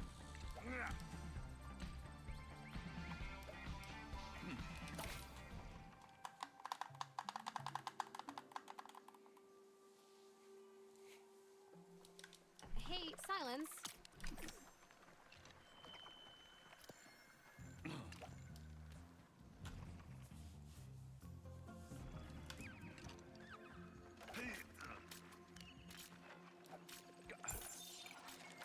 Aha! We'll in my beard. Shattered. Ah, bet you felt that.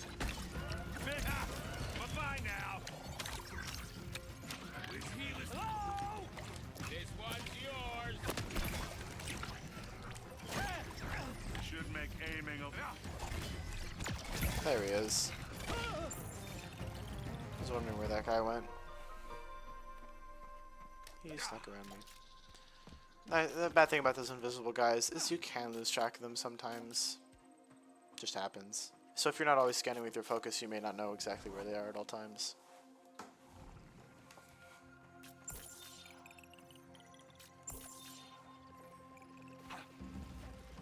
So what I'm going to do is I'm going to clear that corruption right there.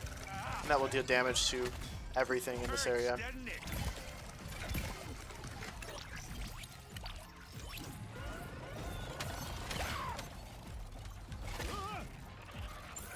One of those, get it while it's down. That lit him up. You're done. Helis polluter ahead. The last And that's the last Perudo that we're going to attack. Ooh, Helis is gonna be. And then we're going to have a little confrontation with Helis up here. I'll take that. As you can see, I'm just checking the chests, making sure I have what I'd like to have for the final, or not the final battle, but what's close to the final battle.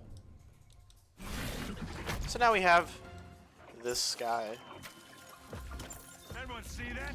Unfortunately for him, we're just going to take care of him pretty quickly. Alternating Gadget and Flame Hammer. And that will basically drain his health very quickly. It's like dental floss, but explosive. And these guys shouldn't be alive, but for some reason they are. What? I don't believe it. Oh, believe it, Helis. So in that little cutscene there, we did take care of Helis. But now we have to take care of his boss, the dreaded Shadow.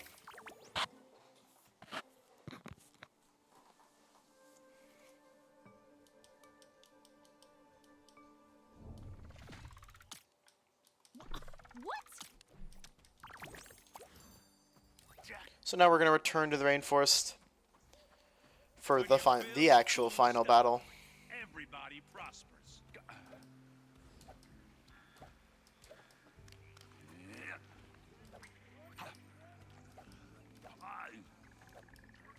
That angry ball of red destruction better get ready for defeat.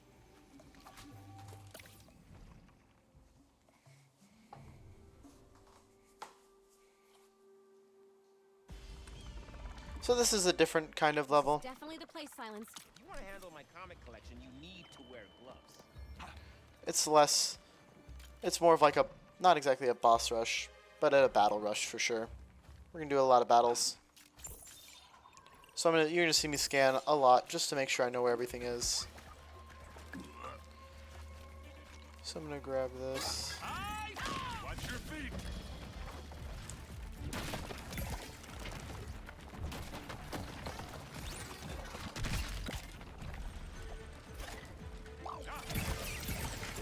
There we go. One of those souped-up machines. Ah, you dropped something. Take this.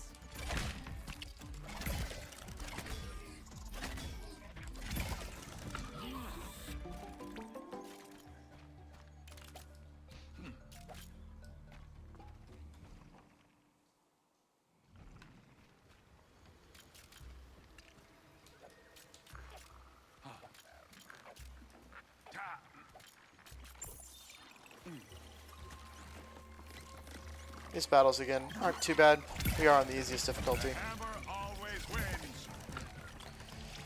And unfortunately I did just freeze myself. Sometimes that can happen. Oh, hello.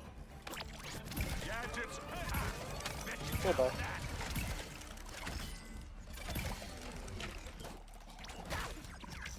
Hey, buddy.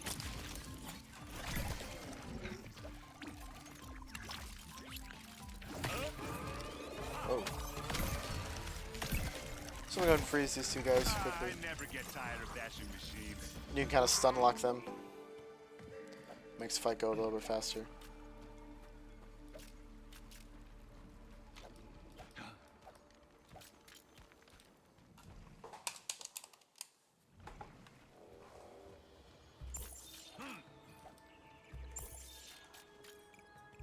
Everything looks so small from up here. So here we get our next very evil boss battle. So I'm just gonna again freeze him, alternate my gadget, Oh, dang. I like that thing. There's more where try to kill him as fast as possible. you're done.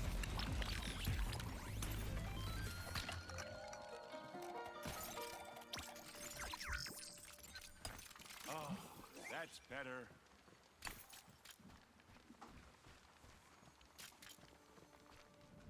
And we're just gonna keep on moving, making our way through this level. More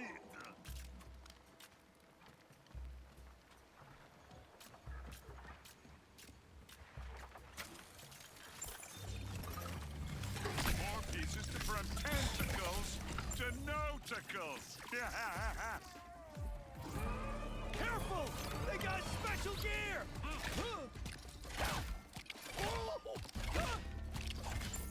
And this is when Aaron's reach really comes in handy. There go the weeds. Over here.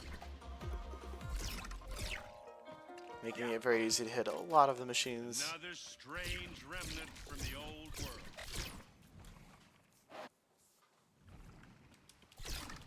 We're close. Well, here it is, the big climax. The point in our story when all the intricate plot threads and nuanced themes I've woven together are elegantly resolved. Well, there's a big fight, anyway. And as the narrator put it, this is the final battle. So it's the last split of the 80% round. Safe and sound. And we're just gonna zoom right into it.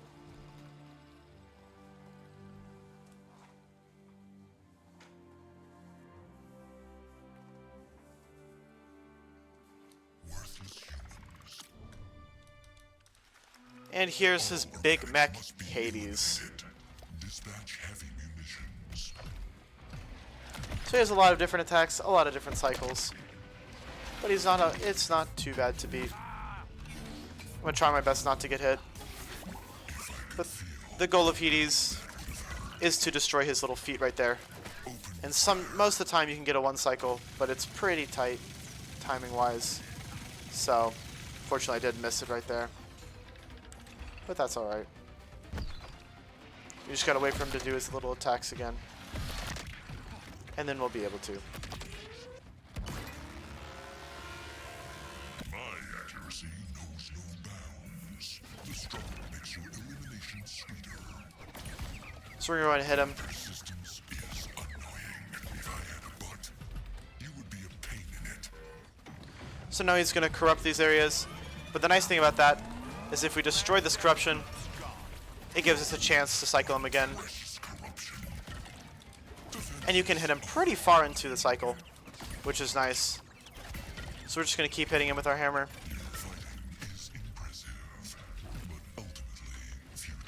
And he's going to grow some more corruption. He didn't really learn, did he, with his first time? But that allows us to take care of Hades pretty quickly. We should need about one more cycle. And then time is going to end when I collect the final gold brick in the game.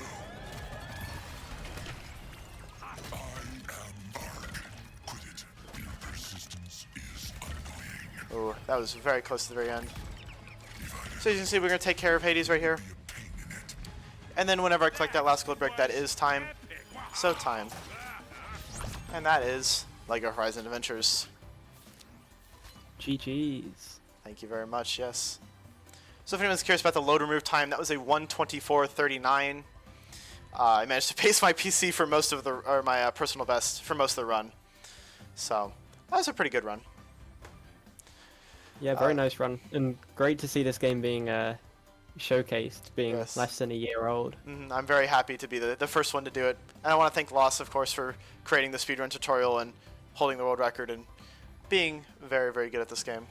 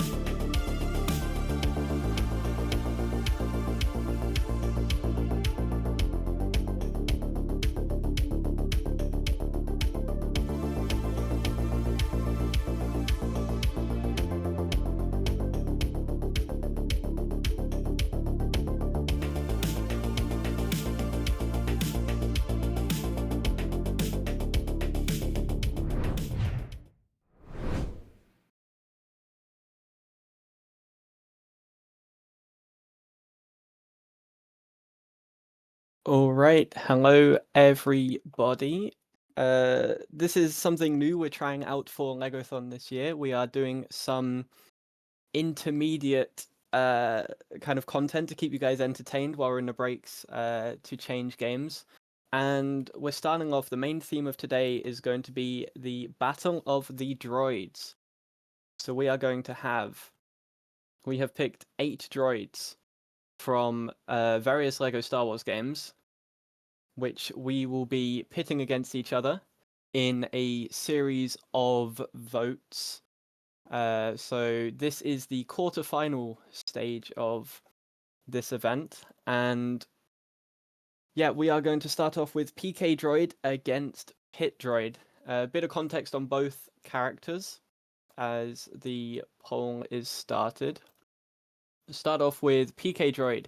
PK Droid is a character only playable in LEGO Star Wars the video game, is classed as a harmless enemy, and is purchasable immediately from the very start when you load up a new file for 350 studs. And yeah, is just a little guy that just walks around, is also in the level negotiations in LEGO Star Wars the video game, but not in the complete saga. And then on the other side of things, we have Pit Droid. Pit Droid has seen a little bit more fame, has appeared in LEGO Star Wars the complete saga and in LEGO Star Wars the Skywalker saga. It is...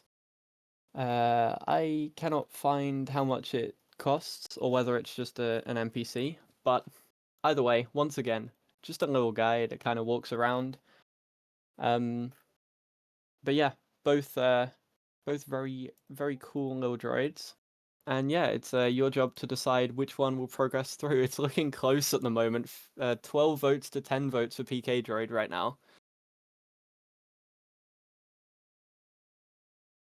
You can play as PK. Can you play as PK Droid in TCS? Ah, that's interesting. I think you can play as Pit Droid. For some reason, I'm thinking Pit Droid is a extra toggle character, but I might be wrong on that. It's been a while since I've explored the extra toggle menu. But yeah, we are now tied 50-50, exactly 12 votes apiece. So gotta get those votes in. While you guys are still voting for that, I'm going to talk a bit more about the incentives we have currently going on. The next incentive we have lined up is we have a bid war for LEGO Stunt Rally, which is a battle to select the players between Chip, Lucky, Wrench, and Barney. I believe there is currently nothing has been put into that incentive yet, which means straight up, if you donate any amount of money to either or any one of those characters, then they have a decently strong chance of being selected as the main player character for LEGO Stunt Rally, which is pretty cool. Looking a bit further forwards, for Football Mania, we have a similar kind of bid war, but in this case, Redbeard currently has a $20 lead over Captain Click. Again, there's still plenty of time to get some donations in to choose the character in that case. But, yeah, get those votes in while you can, really. And then, starting off, tomorrow is our first proper incentive, which is for $100. Xenor will play Player 2 for Dumbledore's Army, which is the level 5-2, in the LEGO Harry Potter Years 5 through 7 No Levels Early co-op run.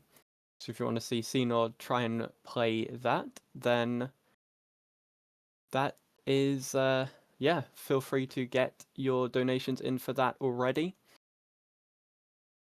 And yeah, I believe, if I'm looking at the time right now, we've still got a little bit of time left on the poll, but Pit Droid has taken a lead, 55% to 45% to Pit Droid. That's only a 3-vote swing. So if you want to see PK Droid progress further in this mini competition, then you got to get your vote in now. We've only got probably about 45 seconds or something left on that vote. Actually, I haven't voted yet. Oh, I've got to even things up a little bit. Let's okay, now it's only a 2-vote swing necessary between the two.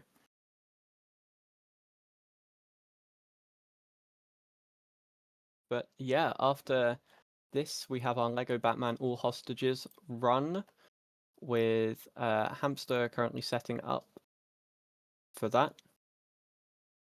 And yeah.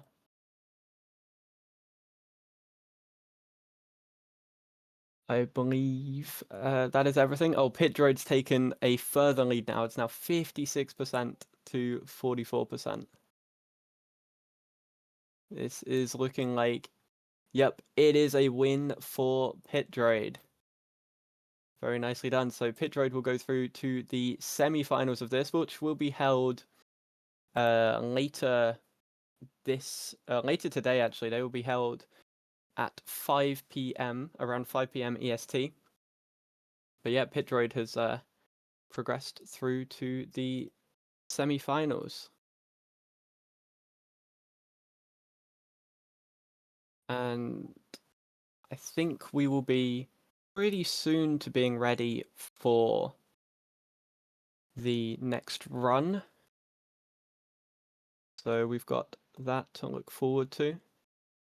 There is unfortunately no losers bracket run, I do have to say. But yeah, we're going to cut to an ad break quickly, and then we will be back with the next run.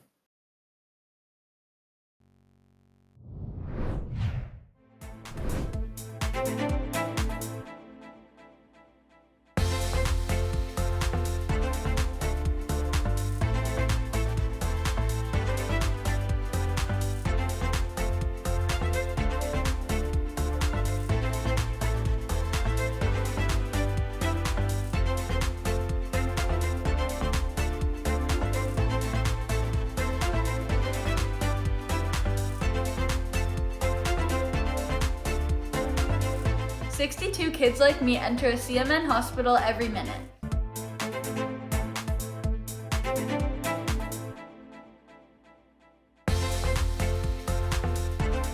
My name is Sean Gorey. I'm from Cleveland, Ohio, and I want to change kids' health in University Hospital's Rainbow Babies and Children's because I was treated there as a kid, and this is my way of giving back.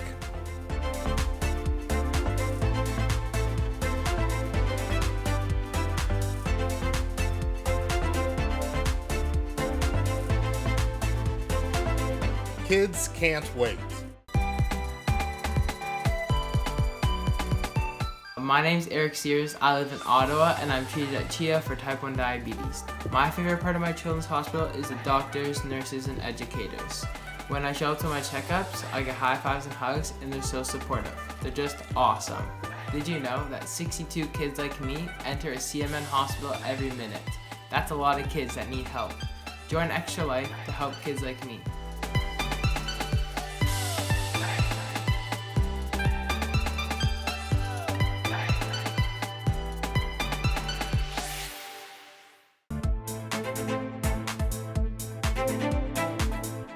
To change kids' health means to fundraise by playing video games or tabletop games for these kids that are like not having the best time of their lives right now. They're having to fight scary diseases, scary illnesses, some of them more rare than others, and we just do everything we can to help fundraise.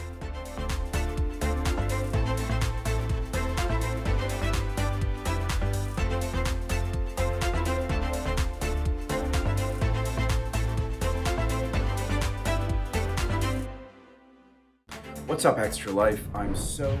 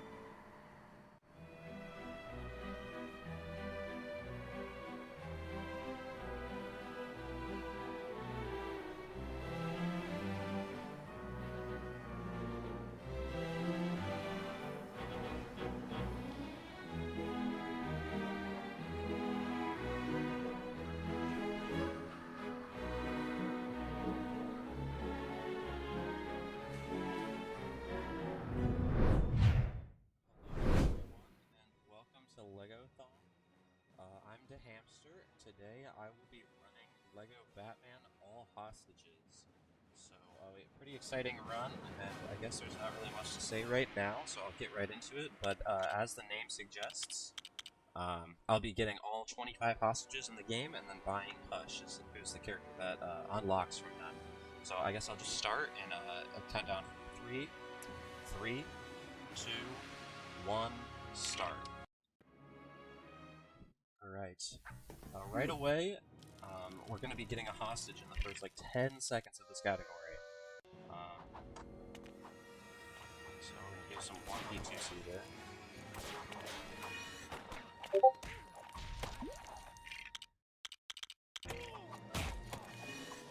And killing this June, that's going to get us that hostage right there.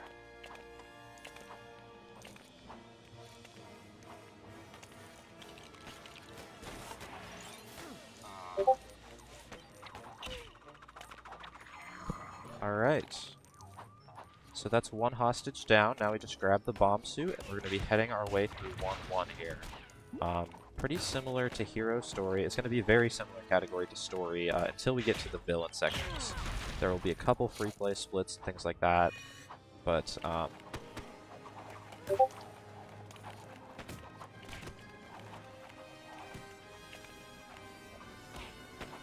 alright. Now we have Tech Suit skip right here. This is a kind of a tricky skip, very precise, but we need to do a batarang clip on this fence in between the wall and the dispenser to get out of bounds.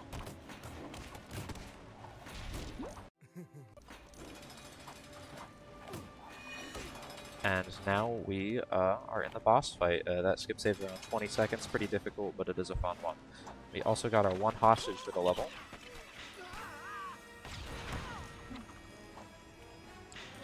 Now we're just going to be jumping off the edge, getting 0 studs. I believe 0 studs saves more in this game than it does in any other game.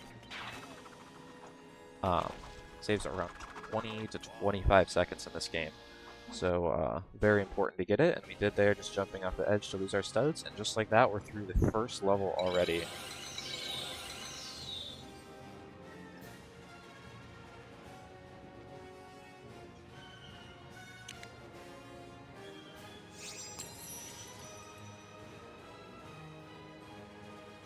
And now we head into 1-2. This one, you're definitely going to see some more interesting strats. I should also save, but I'll save next level.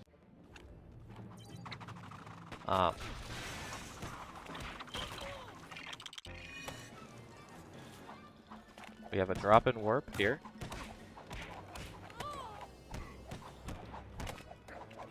Which is, these goons are getting in my way. But usually this isn't that hard, but we do that right here. And now we can get these once off screen to collect that hostage, and now we just continue over to the rest of the level. So we do a drop and warp here.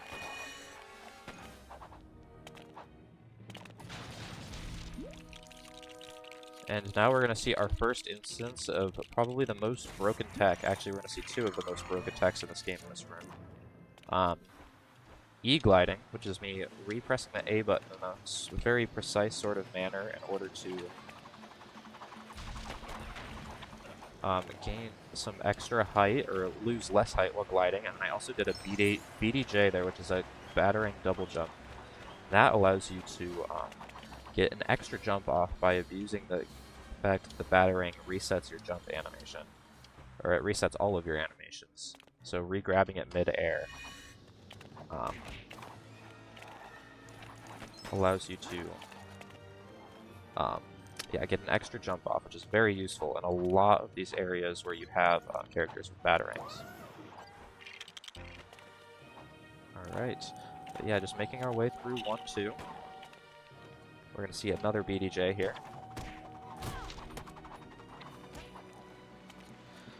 Lets us cross that very large gap, and then I drop and warp here to finish it all off. And just like that, we are in the final room. This is one of the longest levels in the game, but just like that, we are almost all the way through it. Now we just have a Mr. Freeze boss fight.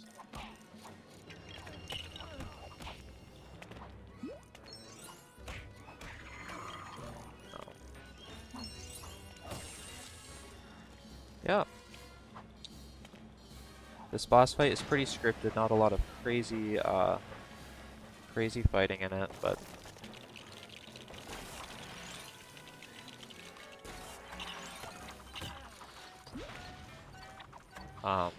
yeah, just like that, we're about a third through. In this phase, we're just going to be using some 1p2c. This game does have some 1p2c in it, not a whole lot, but one is going to be fighting and distracting Mr. Freeze, while the other character goes up and pulls these levers, gets in position to pull these levers early.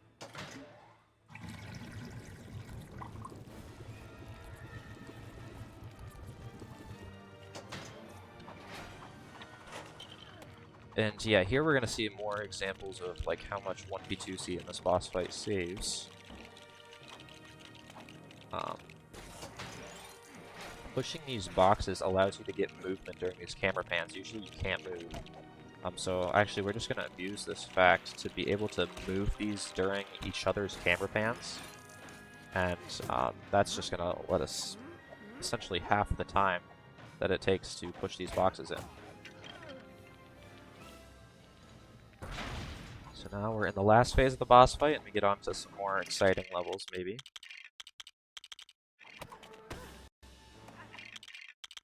And we are going to turn our VSync off. And then we're going to buff our VSync on. And the reason for that is it's going to make our, this next level, it's going to allow a cool skip in this first room.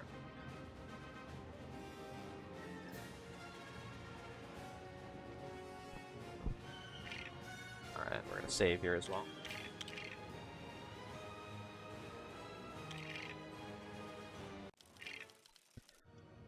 So here we're going to do a skip called Room 1 Skip. By doing a drop and warp, we can put this person behind the transition. And by, oh, missed it unfortunately. Going a little too fast. This is very precise.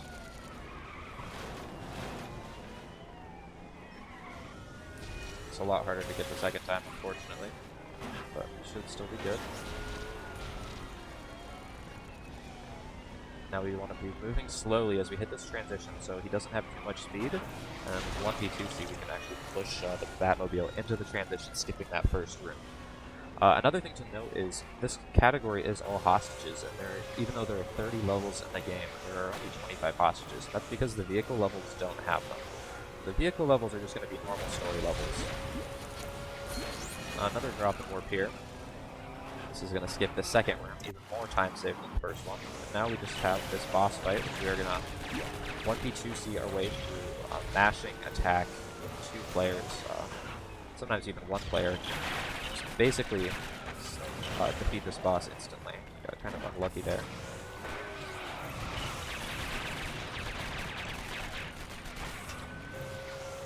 Alright, not too bad. Now we have 1-4.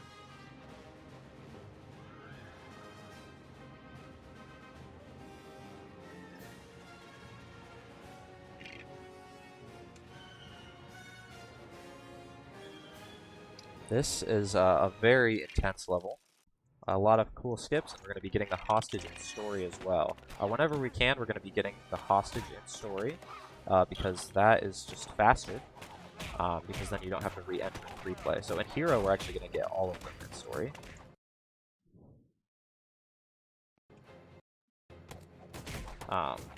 Because they're all very easy to do. In Villain, there are some that we just can't get in story, which is kind of unfortunate.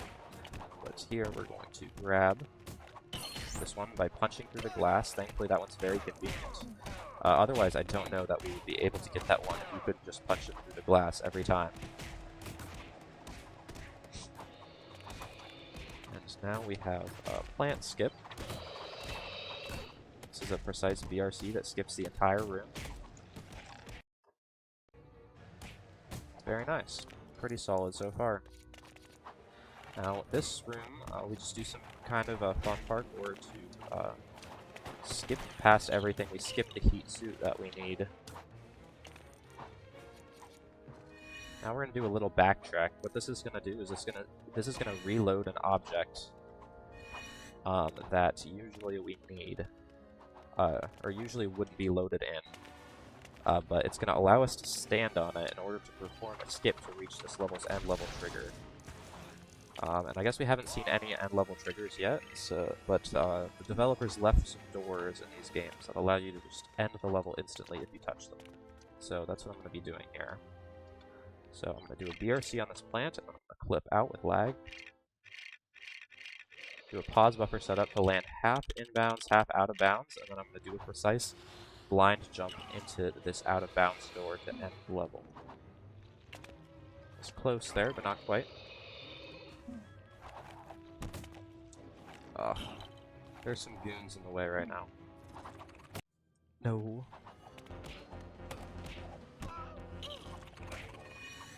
Okay, we are gonna have to back this up, unfortunately.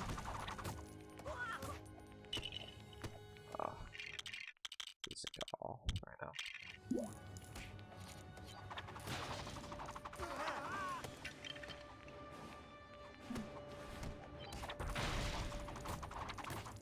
There we go. And we'll see, I am going to die here because Zero Stud saves more time than taking the death loses. So in this specific instance, it's better just to... Okay,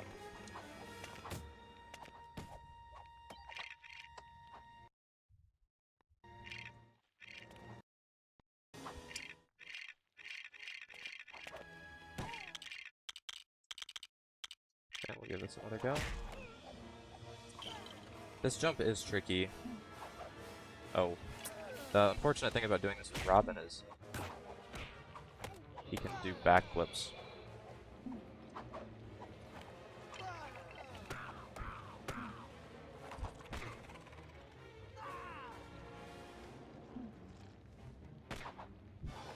There we go.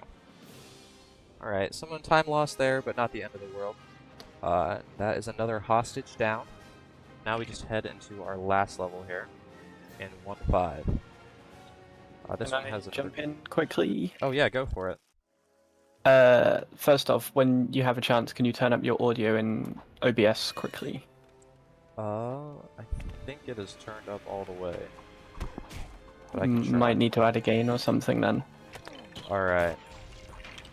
But yeah, while Hamster's doing that, we have got a $10 donation from Carcoon, which says, Mr. Freeze is a pretty cool guy. You know who else is cool? Barney. He likes sharks and his name starts with the same letter as Batman. What more could you ask for? And that donation is going towards choosing Barney as the character selection in the LEGO Stunt Rally run, which is up very soon. That's the next run after this, so make sure you if you want to see another character featuring in that, then go for it. But yeah, back to you, Hamster. Alright, hopefully there's some gain. Hopefully it's a little louder now. But yeah, heading back through 1-5 here. We're gonna do a drop and warp to skip this gap. We saw some E-glides there.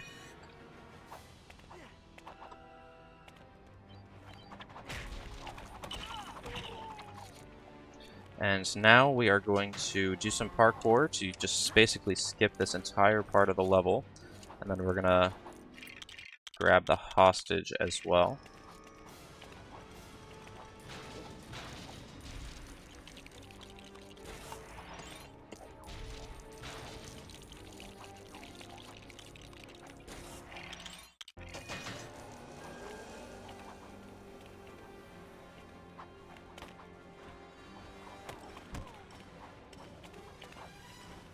Ah. Okay.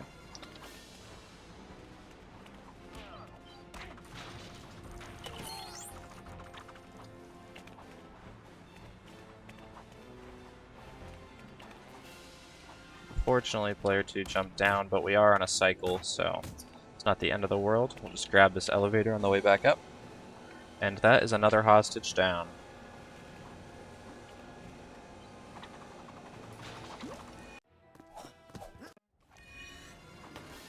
This is another room that we can just skip completely with some E-gliding and BDJs. So we're going to target this so the Batarang comes back to me at the perfect time to get over this door. And yeah, this is just another room we can skip. Here we're going to actually see a red brick grab. And we're going to get the slam extra. And what that's going to do is it's going to allow us to do a tech called SSJing later on. So here we're going to backtrack so Robin is in the correct position.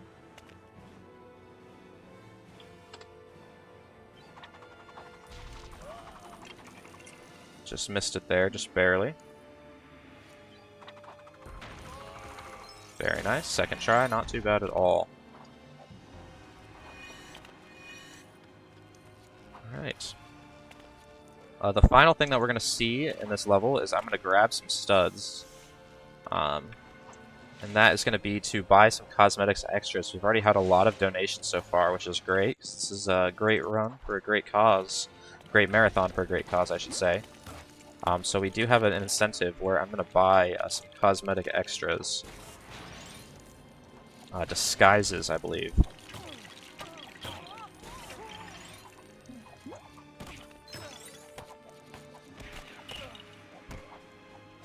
So we are going to grab some extra studs here to compensate for that.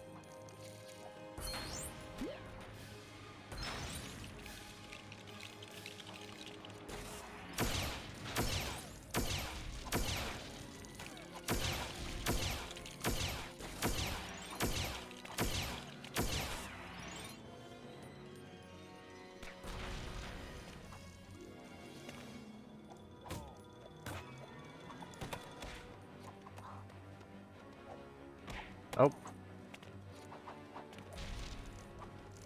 Alright, so first we're going to try to do a multiplier here.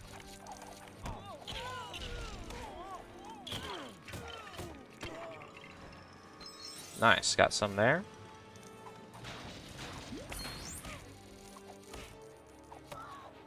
Now we're going to try to multiply this purple stud. That'll give us plenty of money. And thankfully it doesn't lose any time to do this because these bosses are on a timer.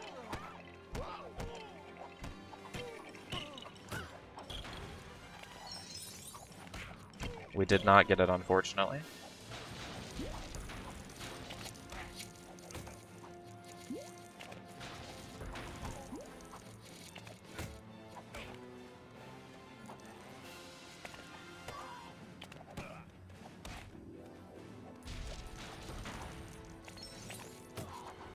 Alright, and that is episode 1 done. We've grabbed all of the hostages we need.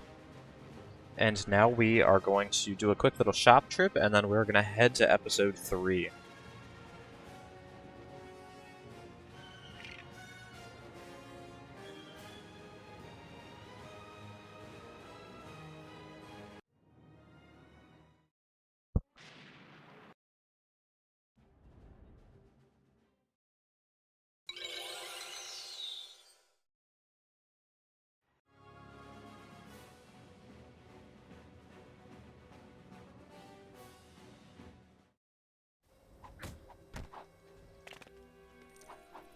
Alright.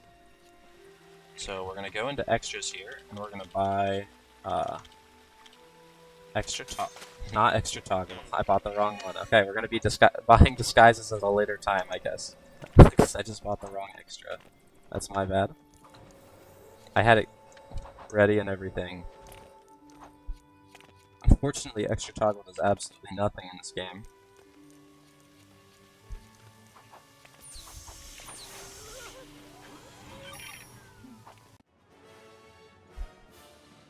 So we will be playing 3-1 without silhouettes and disguises, unfortunately.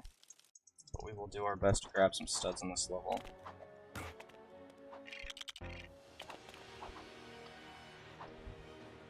This level is also very broken, has a lot of interesting skips, and we do just get to grab a fun hostage at the end. First, we're going to do an upward right here to skip building a ladder.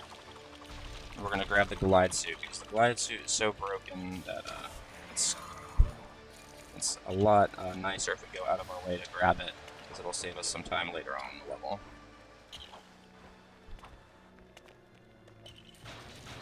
No heart spawns, unfortunately, so we're just going to take a death. Do a BDJ over this wall. We're going to take a death in the goo, because we are going to do a skip here. Abusing the fact that goo doesn't instantly kill you to clip through this door. So we're going to do a very precise setup. Hopefully that works. Very nice. That skips that entire room right there.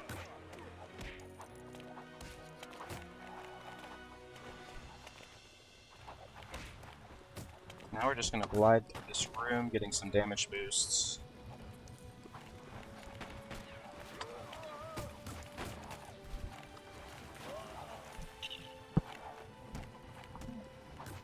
Unfortunate death.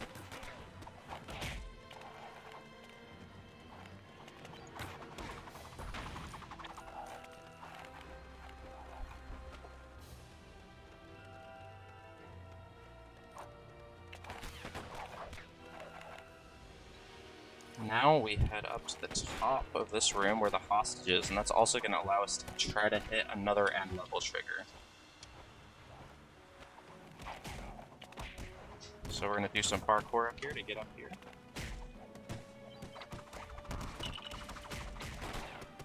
We're going to do a lag clip to get over here.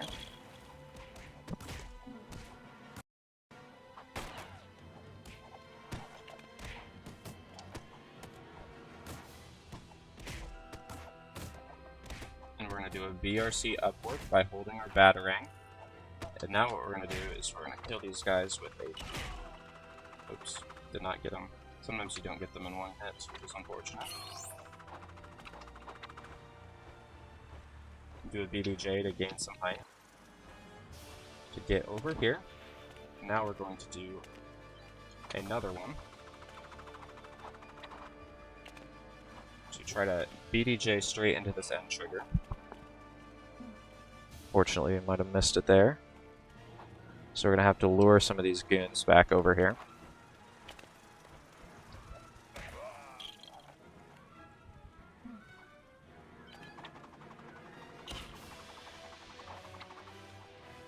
Very nice. Second try, not too bad at all.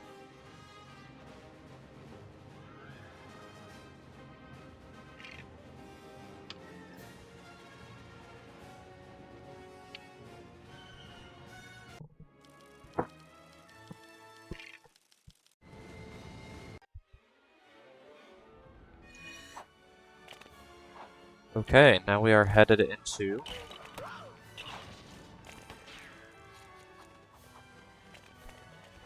a 3-2, sorry. This first room is pretty simple. We're just gonna kill some of these goons, and then we are going to build this object to do a lag clip through.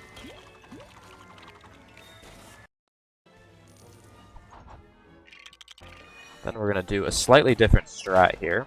We are still gonna do the water wall jumps, but we're gonna do them right here instead of where you usually see them, and that's because there's a hostage over here that we need to free.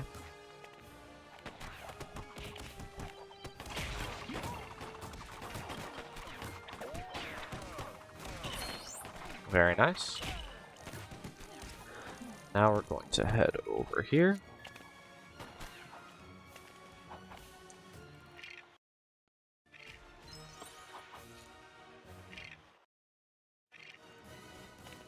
We're going to upwarp, skip that whole room.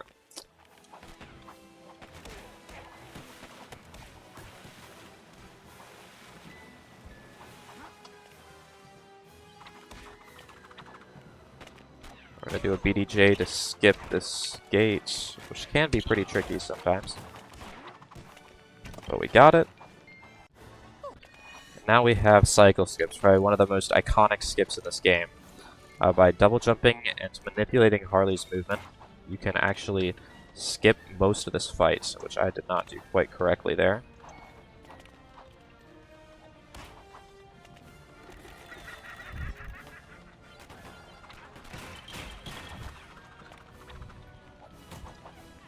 Alright, that looks like we got both of them here.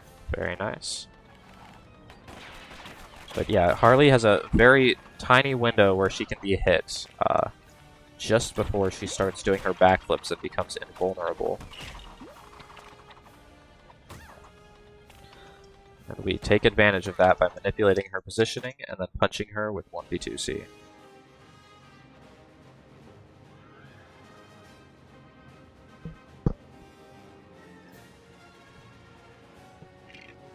That's another hostage down. Now we have a vehicle level, so no hostage to worry about here. But there are still some cool skips for the fact that it's a vehicle level.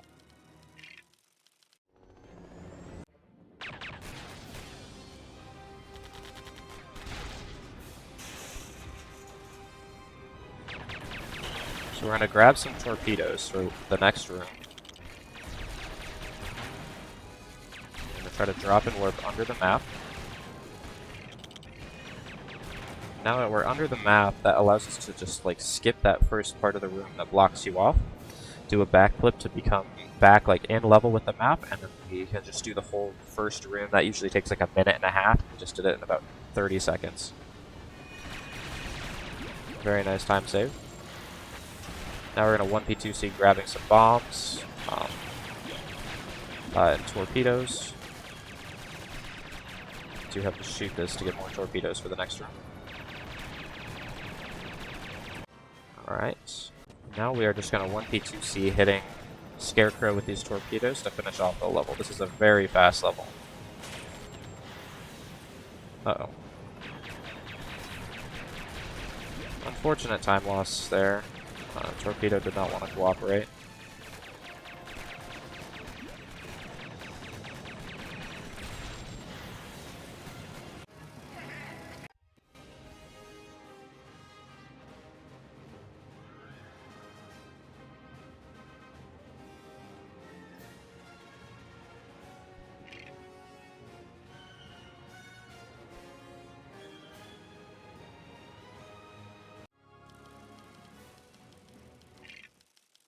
Alright, another cool level here.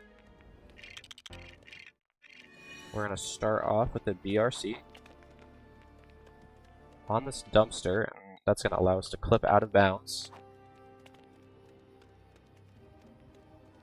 So we can come back on the other side, and if you've ever played this level before, you know there's usually a killer moth chase sequence with some puzzles that you have to do. But by doing that BRC, we completely sequence break it, don't even have to trigger the killer moth. That is going to allow us to just skip through that whole first room. Another room that's pretty long, but thankfully we can beat it in 20-30 seconds. Here we're going to do a drop and warp to skip this whole room. We're going to do a BRC here. That... that's really unfortunate. That's actually a soft lock. I don't think I've ever made that mistake. Just punching it like that. Not sure why that happened. While you're replaying that first bit, can I squeeze in some donations? Yeah, go for it. Fantastic. We have 2 more donations. We have Jamie Boy giving $10, saying, "Good luck, Grill. I bid towards Barney as blue is my favorite Barney as blue is my favorite color. Great cause to donate to, so how could I not?" Thank you very much for that, Jamie. That is going towards Barney being the character of choice for the LEGO Stunt Rally run coming up after this. We also have Harv donating $15, saying, "Good luck to all runners. I will raise the stakes and put this towards Chip for LEGO Racers." So Chip is now on $15 for that. I think Harv means for the LEGO Stunt Rally run. So Chip is now on $15, and we have Barney on $20 for that. Back to you, Hamster.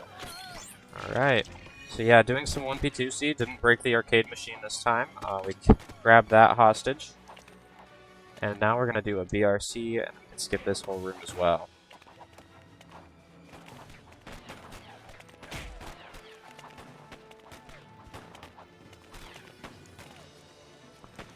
So yeah, now we're in the final room already. We have some cool Killer Moth boss fight cycles here. We're also gonna just punch him right here.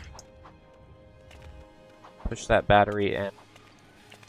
And now we are going to grab the tech suit with Robin. And that's going to allow us to turn on this light bulb, which is going to sort of take advantage of Killer Moth's weakness here.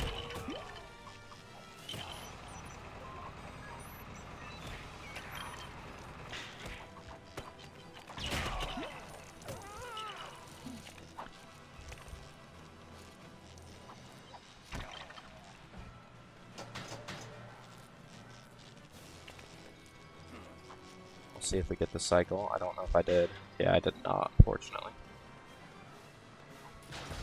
Usually we'd get 0 studs in this level, but because I bought the wrong extra, I'll be sort of adapting on the fly and grabbing some more studs.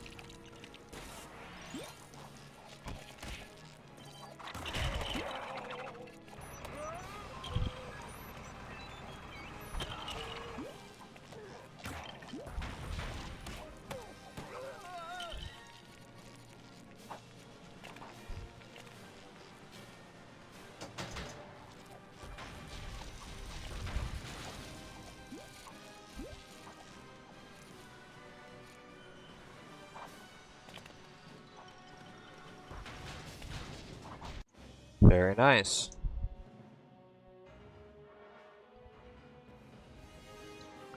Alright, now we're heading into 3-5, one of my personal favorite levels. A lot of really cool skips coming up, another end level trigger. The hostage at the start is actually pretty easy.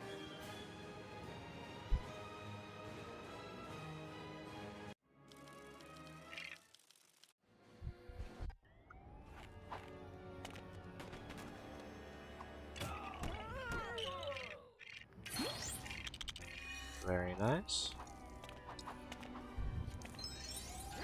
Now we're going to do a BRC off of this turnstile. We have to turn it to a very precise angle. And then BRC off of it.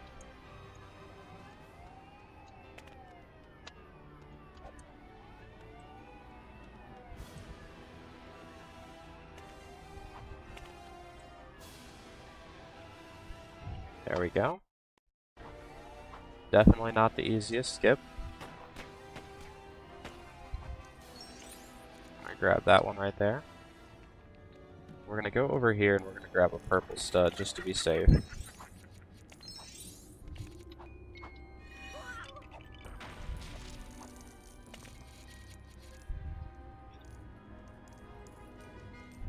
Oh my gosh.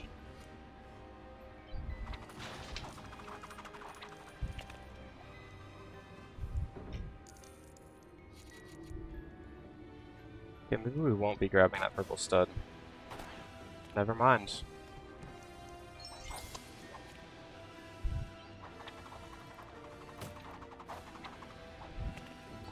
BDJ right over through there. That actually skips a camera pan.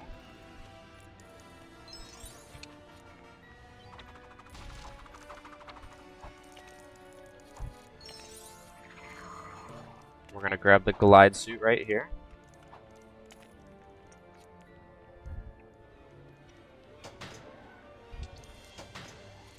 And we have to pull these levers. This is actually pretty precise. But we got it. Usually you're meant to have 2 players do that. Grab some of these blue studs. And that should put us more on track for the studs we need. Now we're going to do the skip called Holy Skip, probably the most iconic skip in the game. You get to skip this entire final room by doing 12 precise E-glides. Or 10. And hitting the end level trigger from behind. Very difficult skip, but saves a lot of time.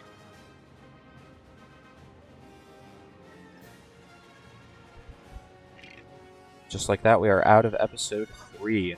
Now we go on to episode 2. So we have 8 hostages right now, which is right on track. And the cool thing about hostages in this game, I should explain, is that hostages, you don't have to save and exit. They're automatically entered to your total for the save file when you get them. So we're going to sort of abuse that in the villain levels, because we don't have to play all of the Dash 5 disguise and silhouettes. There we go.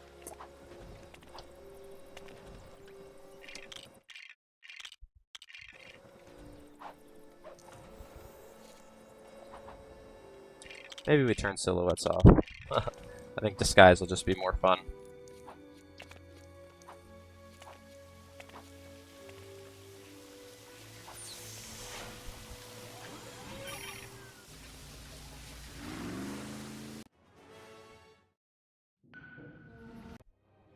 And yeah, now we're heading into episode 2. This actually has a pretty interesting hostage with a cool strategy. The rest of the level is pretty cool as well. This is another very iconic level from this game. We're going to do some cool parkour here to skip this first room. We're actually going to use another BDJ. You'll see BDJs are one of just like the most commonly used tech in the hero versions of this game. Let us skip building that ladder.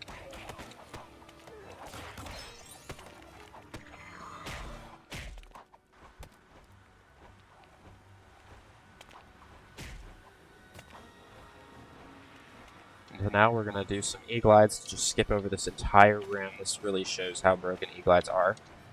We're going to try to do a tricky one. Skip a camera pan trigger. Very precise. Got it. That's very cool. Now what we're going to do is we're going to land over here to bait these goons off of the edge while we are going to get this hostage. And what we're going to do is we're not going to set a respawn, so I can just take a death, respawn up here, and the goons aren't around to bother me.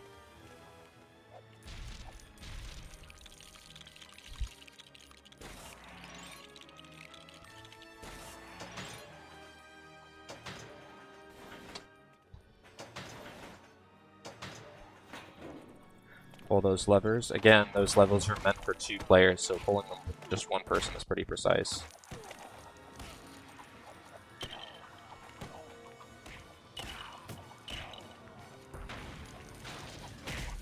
Fortunately missed the 0 cycle there.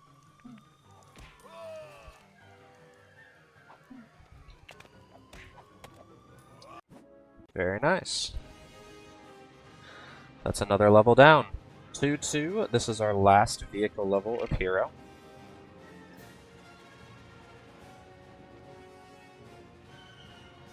So, again, no hostage, but this is still a pretty cool level.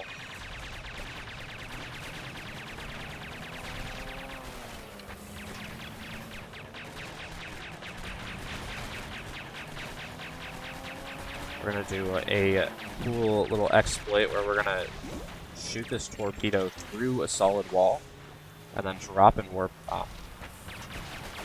player 2 to the other side, hopefully. Maybe not. That's fine, we can call him into this room. This level is a lot more about movement, as I say, as I like mess up the movement, than it is like a bunch of skips, like a lot of the levels, but...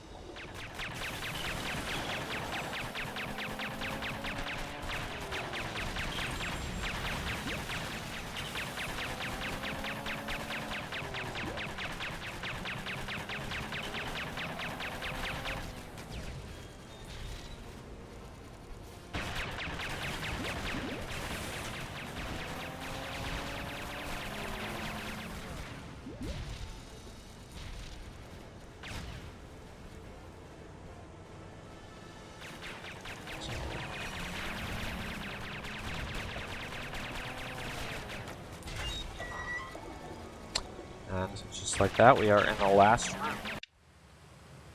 This is a pretty notorious room.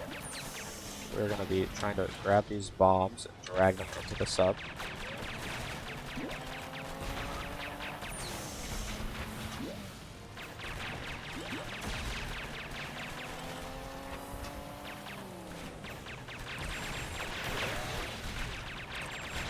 Very nice. No blanks is always a good sign.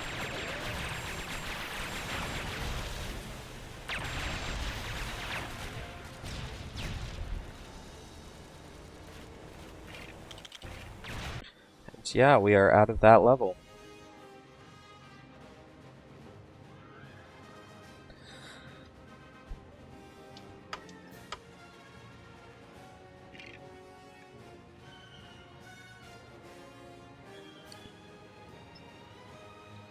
Time for 2-3 now. This is another cool level, a lot of cool movement and skips in it. Right away we're going to do a swap warp. The AI here is bugged, so by swapping at the right spot, he will just jump straight through. Now we're going to make our way through this room. Usually you see me do a BDJ trick on that left side.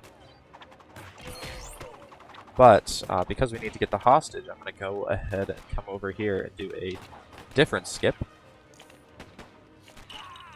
Unfortunate death there. Can't really predict being shot like that. But yeah, we want to get a wall jump here, and we're going to catch ourselves in bounds and then hit the door just in time.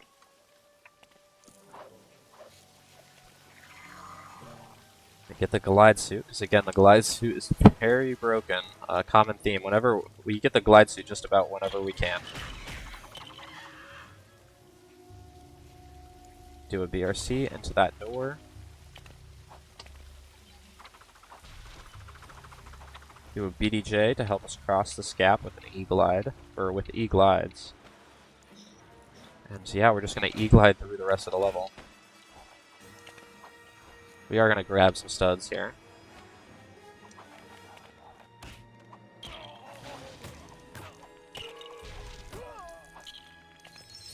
Unfortunately, no multiplier.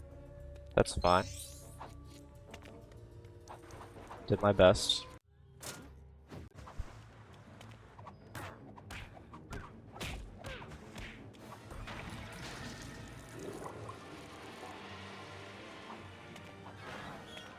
Now we're just going to try to stand on these boxes, push Croc away. Each one saves about 3/4 of a second, so getting as many as we can.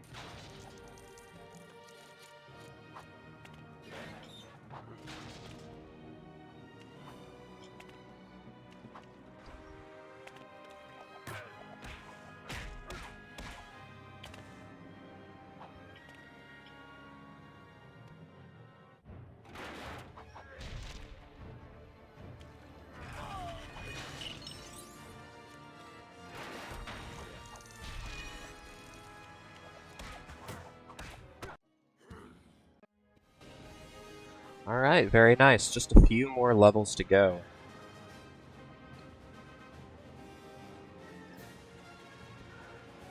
For the hero portion, that is.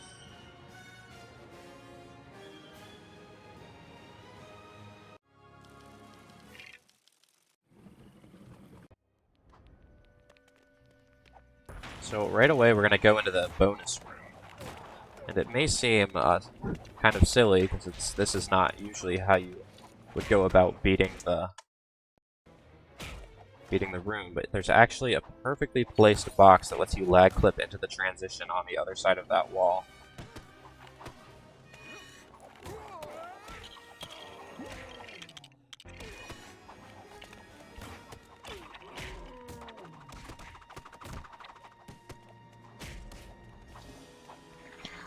The hostage for this level is right here. You'll sort of see a pattern of just the hostages being pretty easy in general.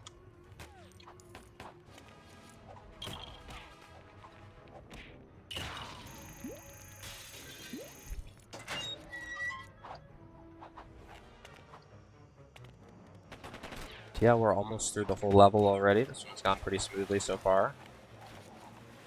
The crocodiles here are annoying, so we want to avoid them. Because there are no respawns on that boat. It's not considered solid ground, so you do need to be careful around it. You want to be at 7, well, probably a 7 hearts in the boat. Unfortunately, I'm at a low number now, so if I see some crocodiles on the way, I'm just going to try to take a death. Actually, maybe I can protect myself here. Unfortunately, did not.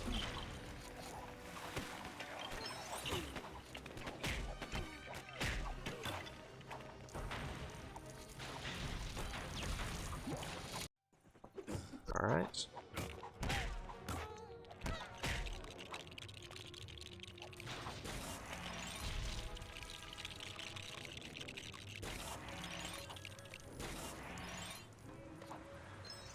Oh.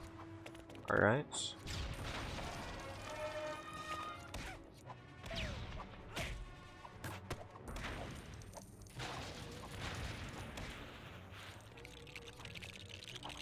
Yeah, we just fight this man-bat boss fight.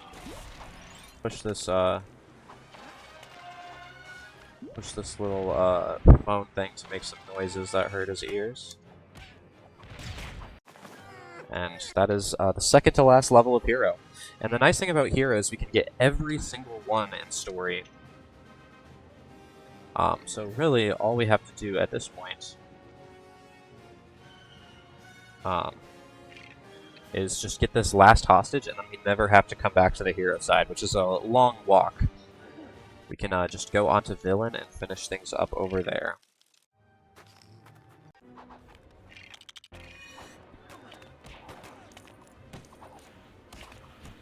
We have some cool parkour through this room that we can do.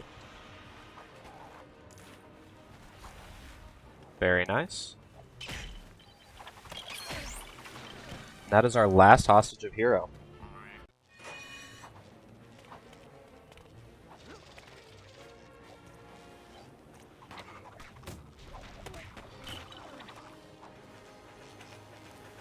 That jump kick is not easy to slide up the wall, so I'm glad I got that first try.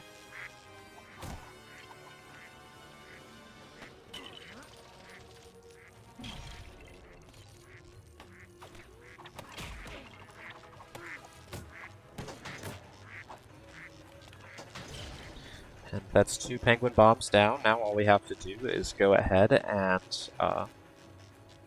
these last 2, and then we're going to see another quick kill. Sort of like the one that we did in 2-1, where we're going to drag the boss into some sort of plane that kills them.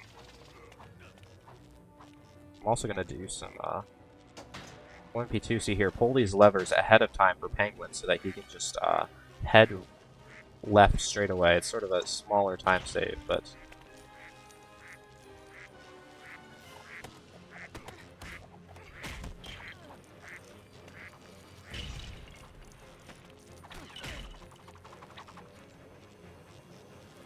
And now, because I'm up top here, Penguin moves left to sort of follow Batman. And we drag him into the kill plane, get 0 studs, and finish off Hero. So that is the Hero side. Now we just have Villain left over. Can I jump in with a quick message? Yeah, go for it. Okay, well, as we have been mentioning, we have 2 upcoming bid wars. We have the bid war for LEGO Stunt Rally to choose the starting player. Currently, Barney is in the lead for that with $20, followed by Chip with $15. And then the other 2, Lucky and Wrench, still on $0 at the moment, but we still have until the end of this run, really, to get those donations in. And then immediately after that, we have another bid war for Football Mania to choose the player for that game out of Redbeard and Captain Click. Again, we don't have too much time for either of those bid wars, so if you want to get those, if you want to change the starting character for them, make sure you get those donations in. And make sure you, when you donate, you specify in the message description what incentive you are going for. You can also write a message and the host will read that message out on stream. But yeah, back to you, Hamster. Alright, yeah, so now we are on the villain side.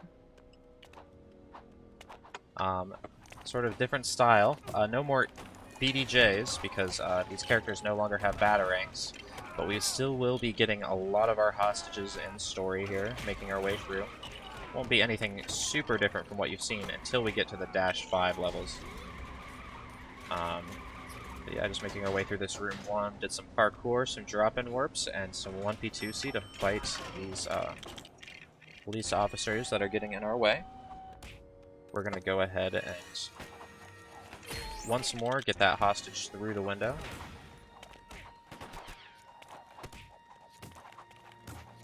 And we're going to parkour our way through this room. Do some wall jumps on this collision that is very poorly made. It's advantageous to us for sure, because we can just jump through and hit the trigger from above.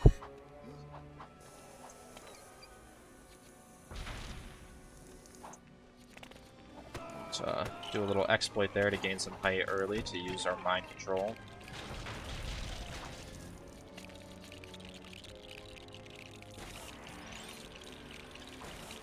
One P2C these builds.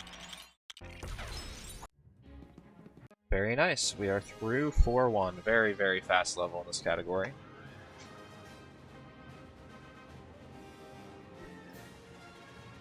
(4-2) also has some very interesting skips coming up.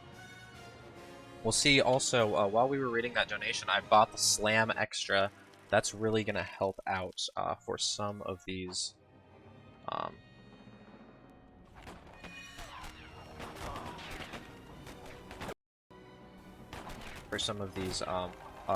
hostages that we have to get in free play segments where we have Batman. Okay, we're going to do a precise jump to land exactly on this pole. And then jump kick over. Not the easiest, but we got a second try, which isn't too bad. We get a free hostage there.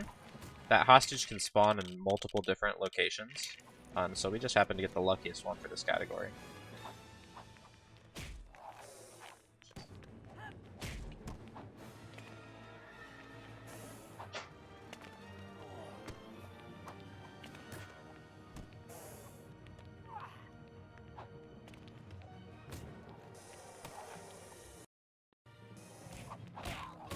Yeah, we got a pretty unlucky spawn there, unfortunately, so we're gonna have to retry this once.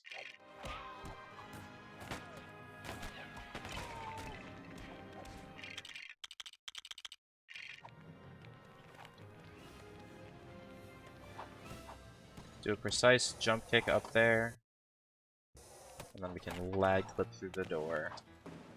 That's actually very similar to a BRC.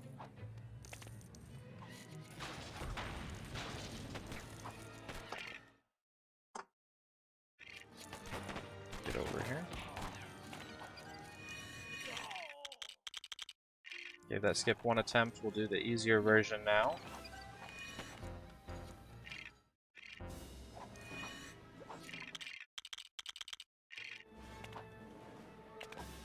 Yeah, we have the hostage, and now we are just gonna finish this room off, and then we have the end room. Then we are on to 4-3, which is our actual first level that we can't get the hostage in story. It's just, it's not fast, and it's not even possible, actually, that we know of so far.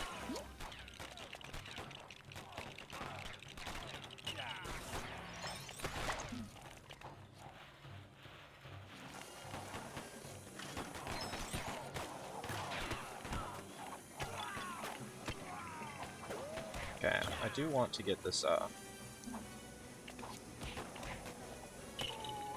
this purple stud.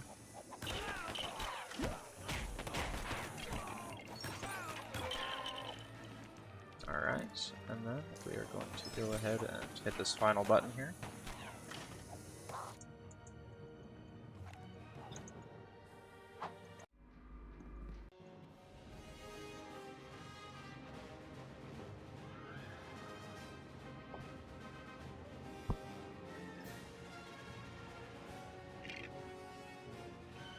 The goons can be very annoying, but thankfully we got through that, not too bad.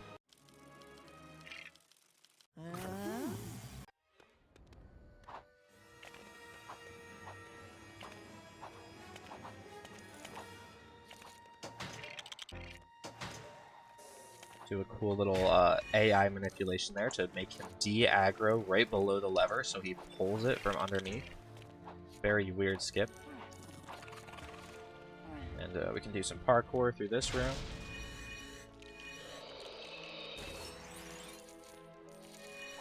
And just like that, we are through the first two rooms. Very quick starts.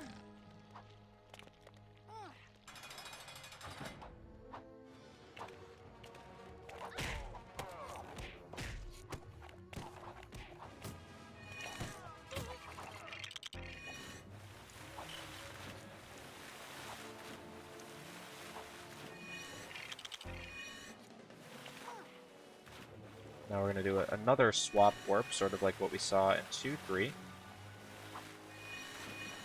This one's a little bit more precise.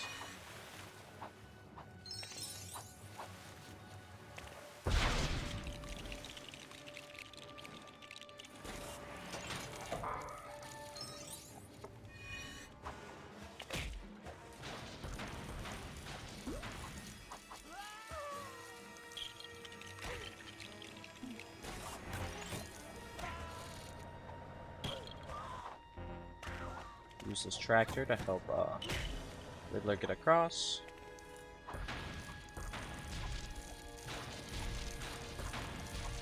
Thankfully, in these villain levels, it is a lot easier to catch up on studs because there are a lot more lying around that are fast to get.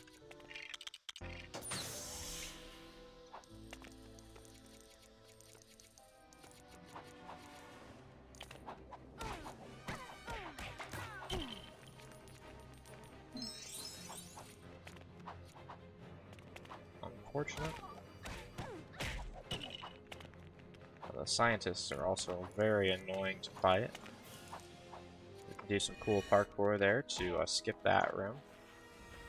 And now we just have to do this final room where we need to hit 3 buttons and grow 3 flowers.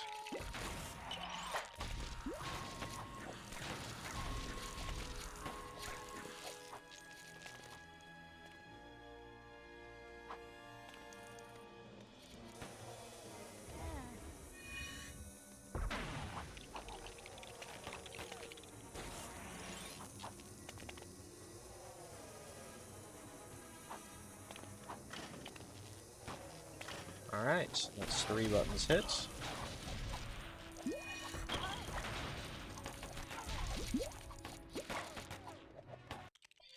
And that is 4-3 done. We will have to revisit that level. This level we have a hostage that we can potentially get in story, but it is RNG as to if you can do it. So we will see if we are able to pull it off. Because of where the hostages spawn, it's kind of random. So we're going to shoot at them through a wall, and if we get lucky enough, we can actually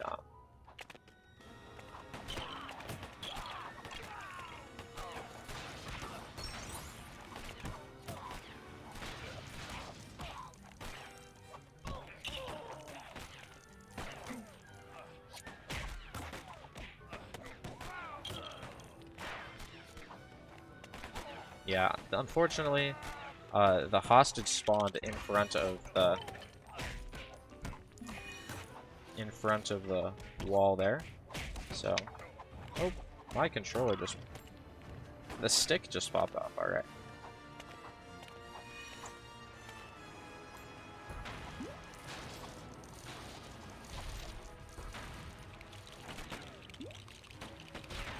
Unfortunately, we can't get that one. But that's fine. We will come back and free play to get him. Just a little bit of RNG.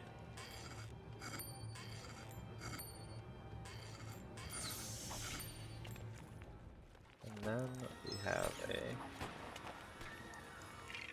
cool little drop and warp.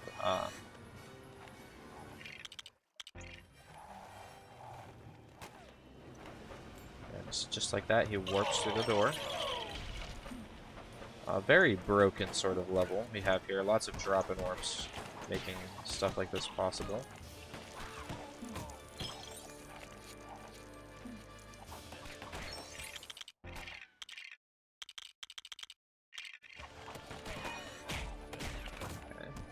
Okay. We're getting Riddler intentionally stuck there to keep him from activating a trigger. If only one player comes through here, their lasers don't open. So now we can just head over and hit this end level trigger. A lot more complicated here. We're going to be doing a super jump cancel. We haven't seen a whole lot of super jumps yet. But,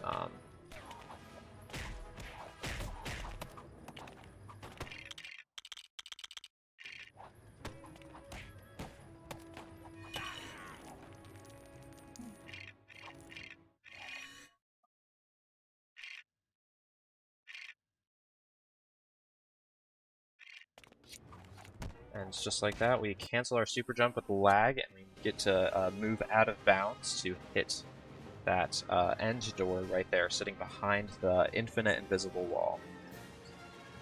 Very nice. So this is our first Dash 5 level. So because what I was talking about where the hostages don't actually save in between files, we are actually able to just, as soon as we get the hostage in this level, we can exit out so we don't actually have to finish it, which is a cool little time save. Doesn't save a whole bunch, but is very fun. Saves around 30 seconds.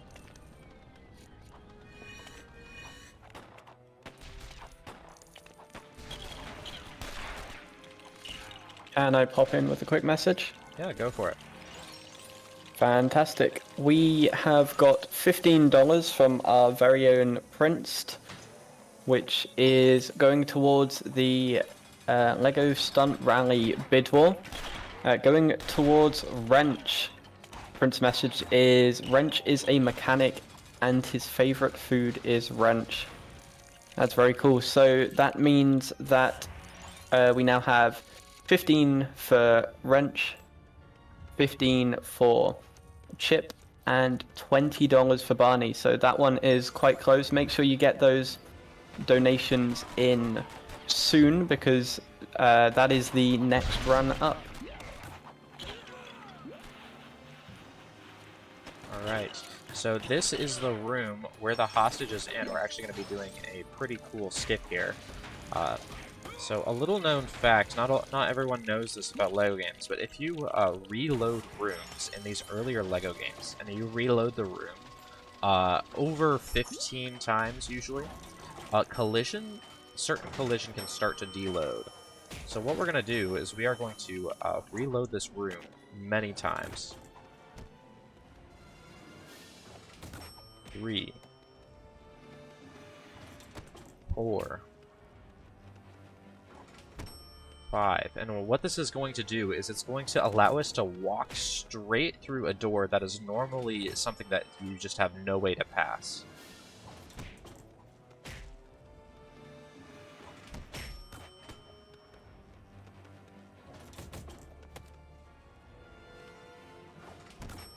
That should be 10.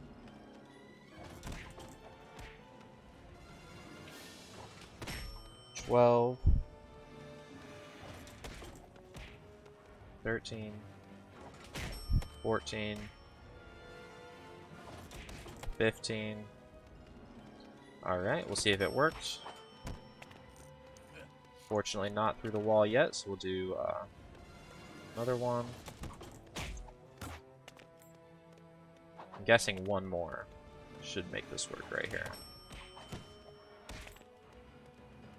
Not quite. But eventually it'll just let us walk straight through that wall. And as soon as we get that hostage, we can just leave the level. So very cool.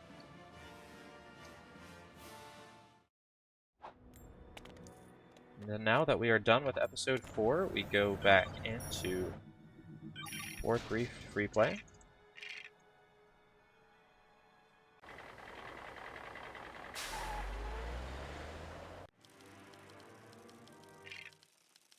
Cool little 30-second time save there.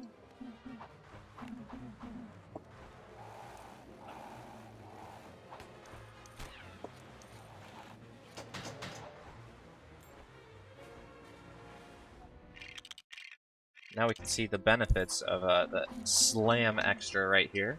Let's just skip straight through the room.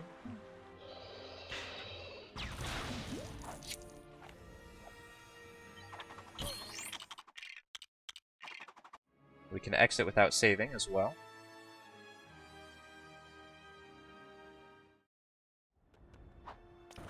Now we are going to grab the 1 and 4-4.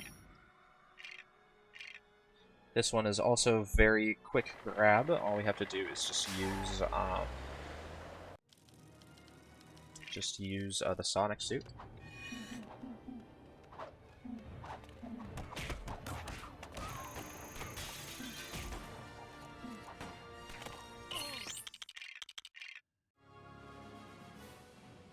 And that is all of the episode 4 hostages. Now on to episode 6.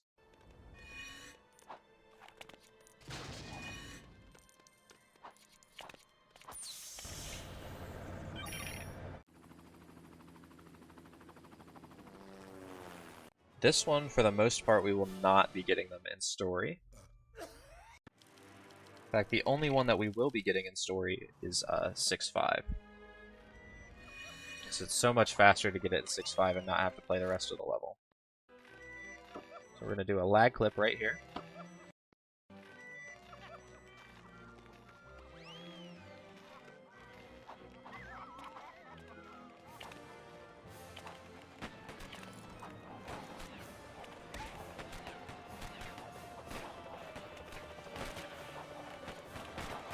This one is one of the few that is possible in story that we are choosing not to get. And that's just because it's very difficult to do quickly, and it's not even fast. Faster than doing it free play, that is. Because the hostage is right at the start of the level. We're going to do some cool parkour here to skip through this room, and we're going to do a lag clip right at the end.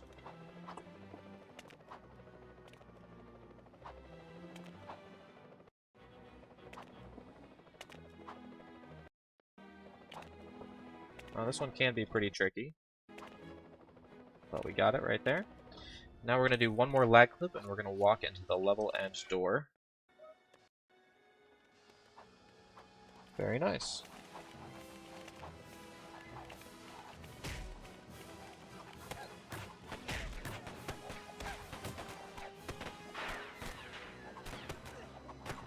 Yeah, so this level is exactly what you'd see in a normal story speedrun, more or less.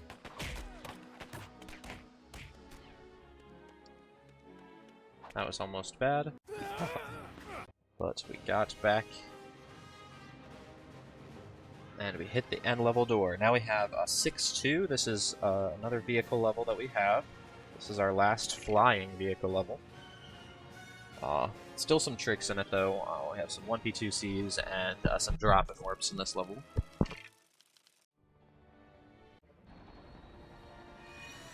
Do some swap tag movement to gain movement through this. Okay, camera pan. Oh, this is not going to work now. Very nice. And backed it up fairly well there. But yeah, you can actually drop and warp straight through that wall.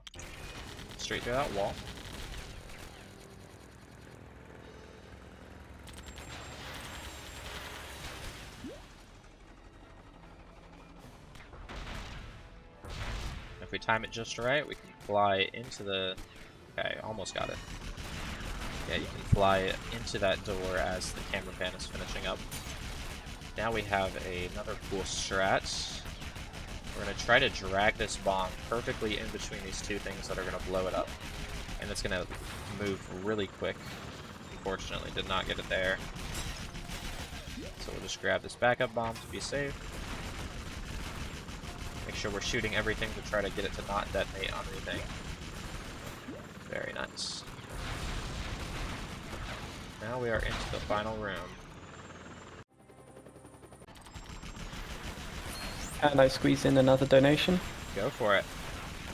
Fantastic. We have $6 donated from Wrench's grandpa with the message, "I would like to see my boy in LEGO Stunt Rally." Which means Wrench now takes the lead in the LEGO Stunt Rally bid war by a whole $1. So Wrench is now at $1, Barney at $20, Chip at $15, and Lucky still on $0. We've got basically until the end of this run for you to donate and choose that starting character. But yeah, back to you, Hamster. Alright.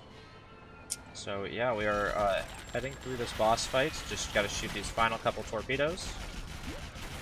We can shoot the helicopter in the camera pan to get him to instantly aggro on the torpedo tower.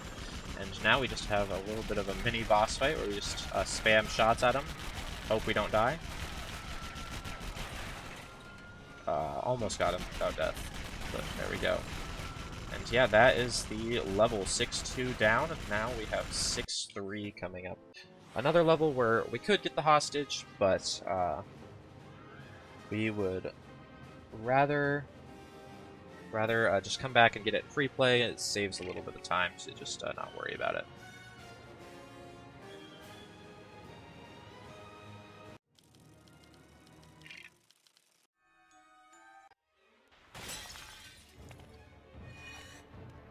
We do have some cool jumps coming up here. We can skip this entire first room by doing some lag abuse jumps right here.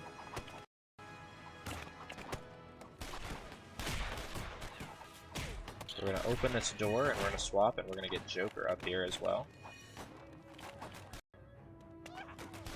Very nice. 2 first tries is always good.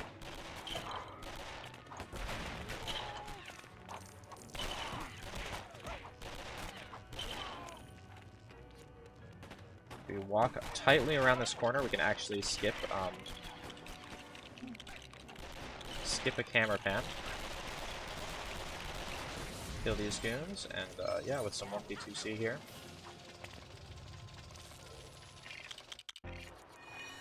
We can hit that buzzer, and we can do some tag movement to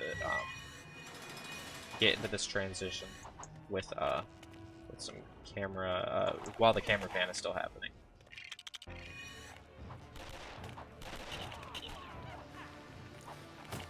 No heart drop there, unfortunately. There we go. Alright. I'm lucky I'll take a death here. Nice.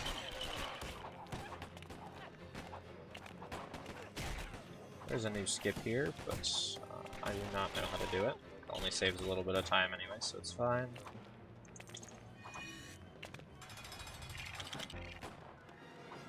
Now we just make our way through this final room. We do have a cool skip here, if you've never seen it before.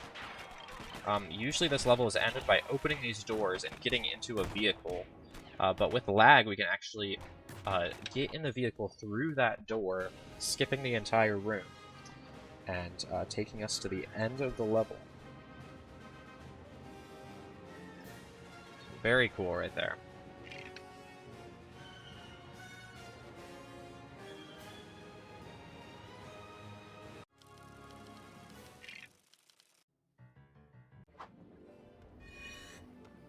Okay, we have a lag clip coming up here to get out of bounds, and this is going to let us take a much more direct line to the next part of the room.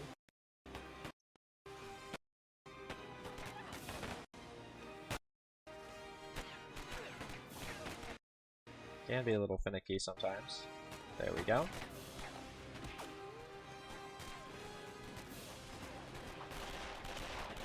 As we kill these goons, we are going to make our way through this part. Nice, we got an up warp on the ladder.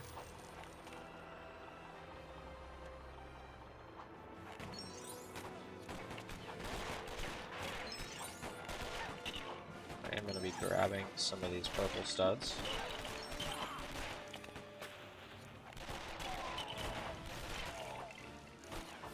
A pretty low heart count, but that's actually ideal.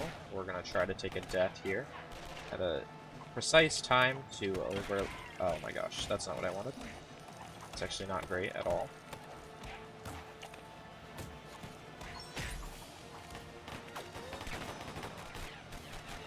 And we're going to try to take a death to these guys as these motorcycles are coming in. Not too bad. These motorcycles are going to give us way faster movements. Unfortunately, we lost it there because we took a... You only have 1 heart, so you have to be pretty quick to get that to work. But if you get to take the motorcycle to the end of the room, it's a lot faster.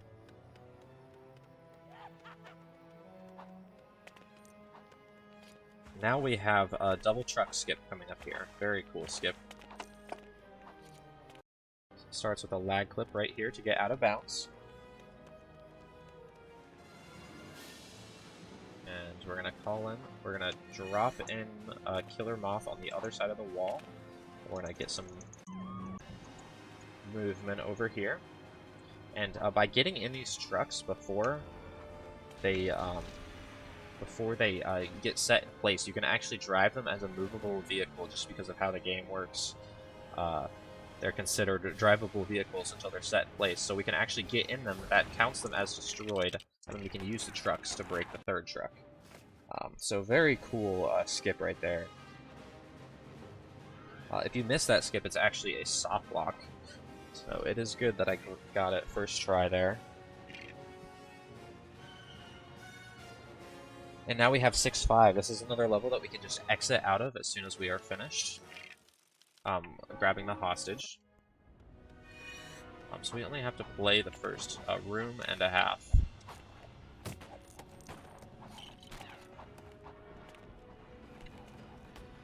We're going to do some parkour here up on this windowsill.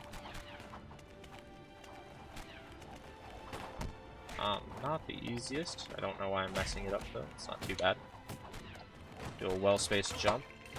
Break this ladder for Joker to get up.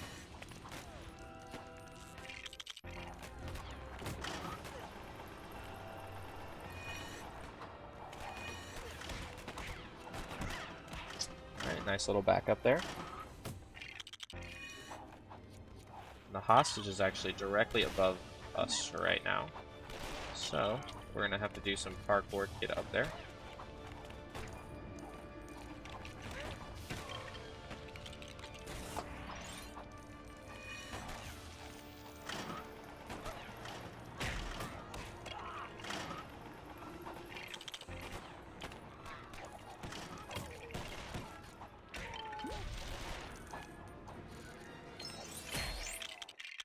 Alright, that's another hostage right there. And now we are just going to go back through and clean up some of these hostage splits. So we're going to start with 6-4.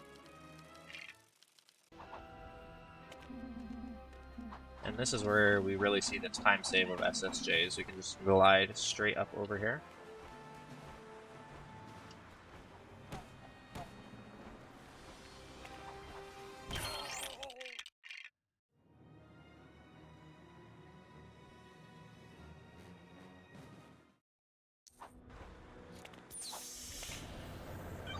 And now 6-3.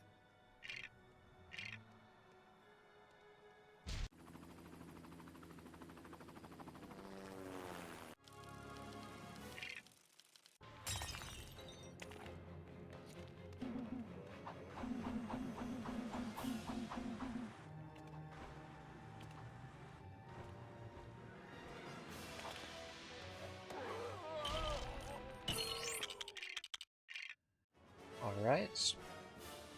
Now, just 6-1 left for episode 6, and we just have one episode left.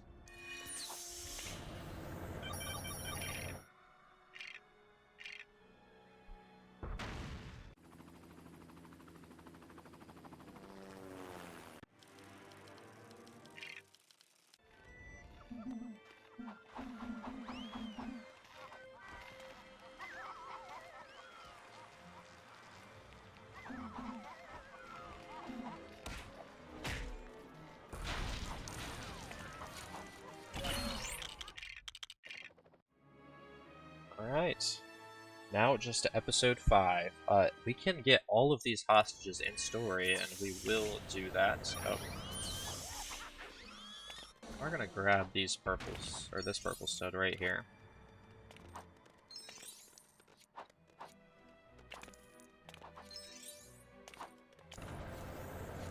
Alright.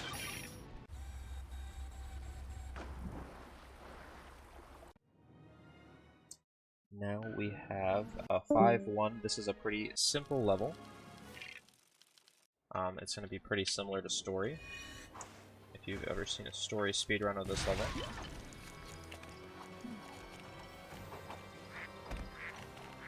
Just a lot of 1P2C and a lot of E-gliding. This starting part, at least. Kill these goons.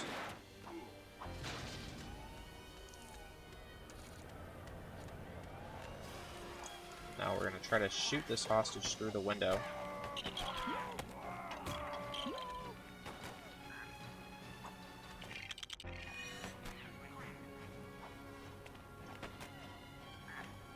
might actually not be able to get this one right now, unfortunately. We're gonna have to come back for that one in free play. That can rarely happen. There is a backup to be able to get it, but it's not the easiest. So we're just gonna worry about grabbing that one in free play.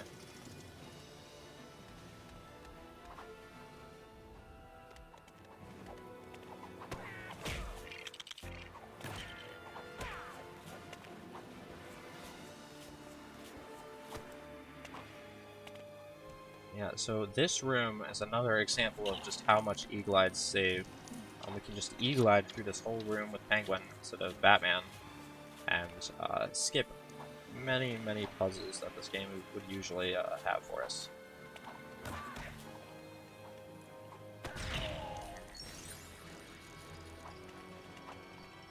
Alright.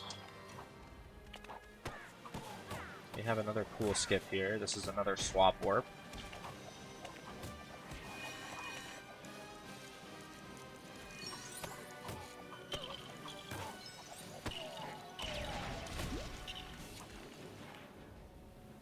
We're going to reload this room.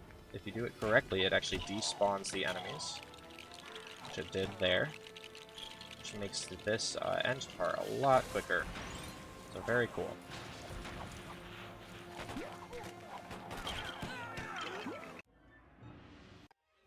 Unfortunately, we're going to have to come back for that free play. Thankfully, none of the other hostages give us any problem, so we are going to go ahead and grab that free play right now.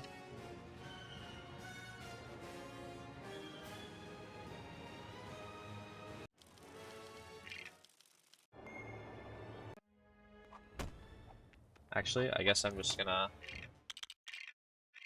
play this one first because I forgot to exit to Batcave, or exit to Arkham. So we're gonna do some cool parkour here.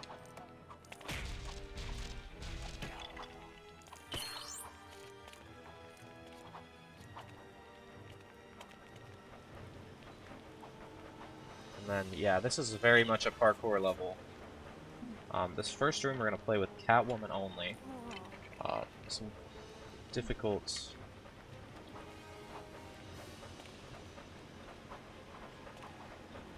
jumps.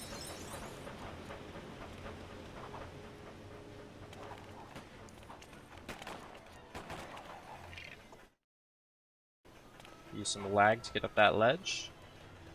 And now we're gonna do a well-spaced jump to get over this fence.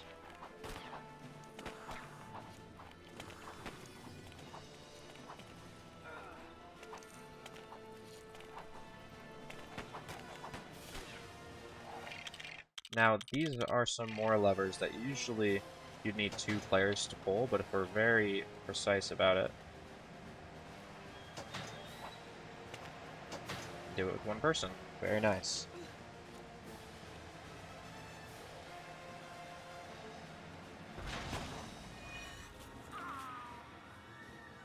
And we're gonna do museum skip here. By doing some E-glides, you can actually skip landing on the ground in the first place. Oh. Put the penguin too far down there. We're also doing another glitch where we're able to put a penguin through the wall, penguin minion. And actually skip another puzzle there, so two skips inside the museum there.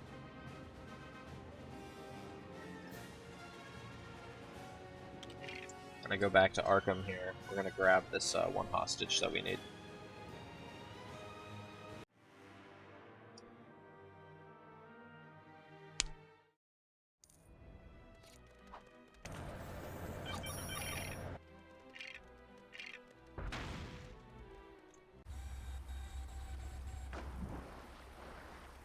And then just really 2.5 levels to go.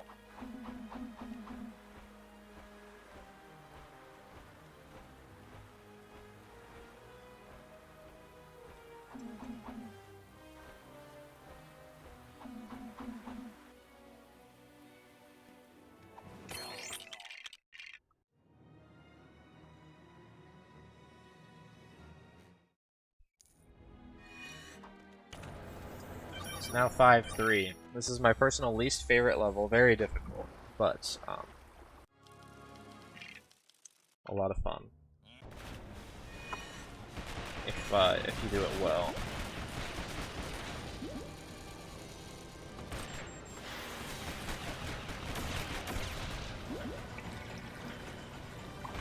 can see even the ships get the cosmetic disguises. So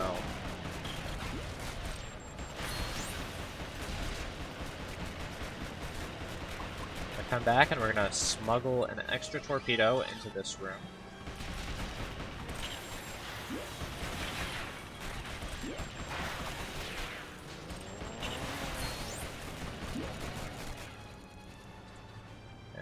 While this goo is receding, we are going to come back and grab some more torpedoes, because it's actually faster to just grab them from this room than it is to get them from the room that you're supposed to. Now that we have 3 more torpedoes, we can wait for this goo to pass. Once it does, we can drive through.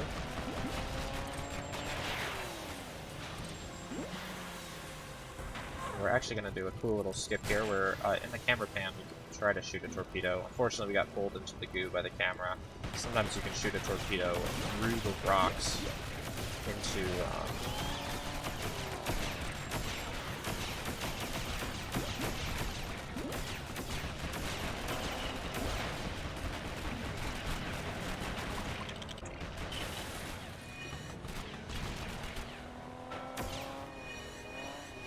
Wait, okay. That one did not want to hit. It was fine. So we'll go ahead and do this one. That's also not good. Let's see if this works. We'll have to take a hit here.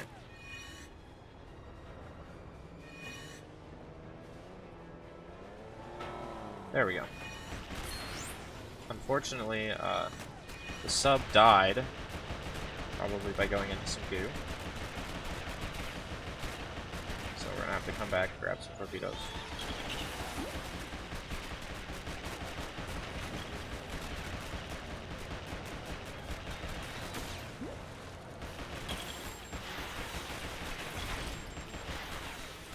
I'm only at 1 heart, so I'm playing it extra safe there.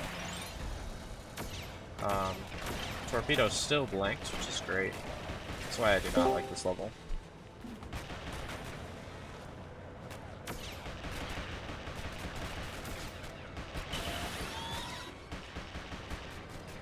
We're gonna give this one more try, you know, 3rd try's the charm.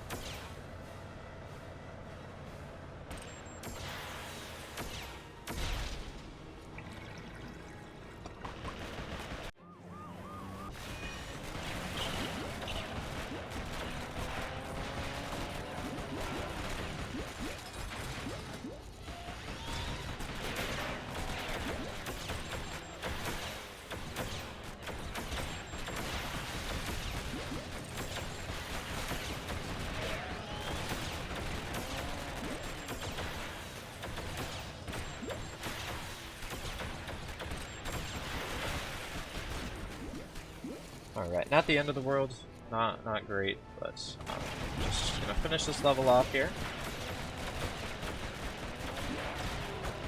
by guiding that torpedo into the boat, blowing it up, and 2 more levels left.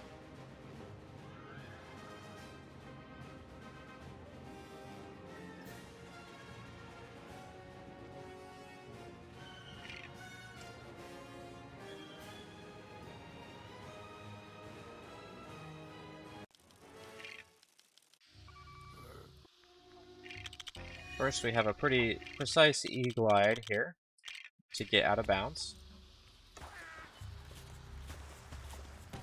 Very nice, first try. Now we're going to glide over here to this bonus room, get the hostage, and then we're going to see a little bit different of a skip. What we're going to do is we're going to do a spaced jump kick. Oops.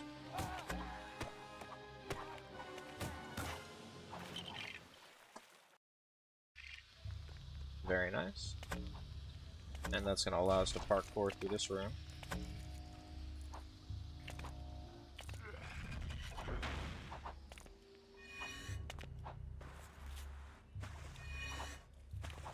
going to do a drop and warp here.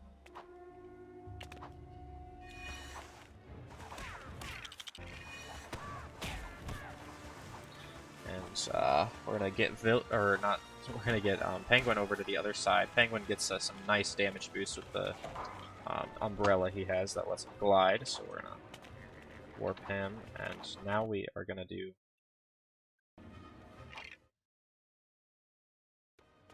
some cool skips over here.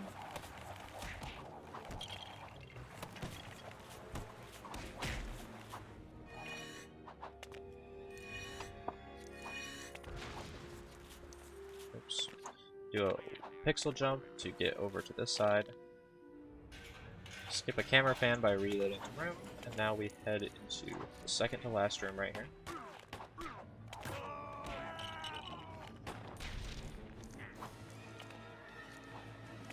We're going to do a lag jump kick to skip up to this top level. Saves a little bit of time.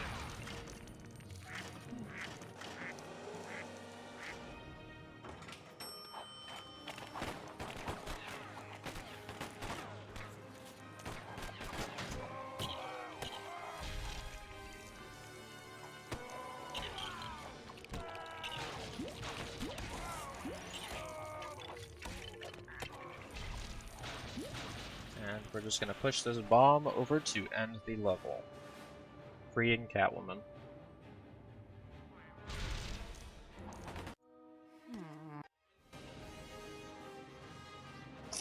Alright, just one more hostage left to get. We don't have to play this whole level.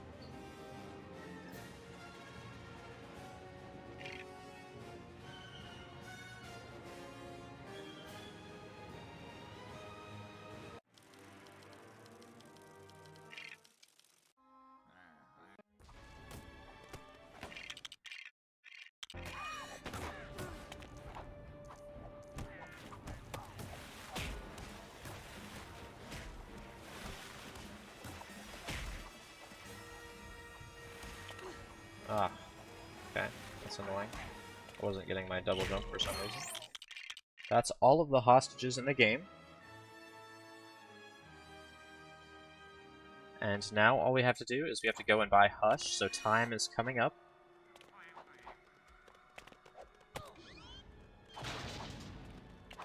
Time will come as soon as I buy Hush.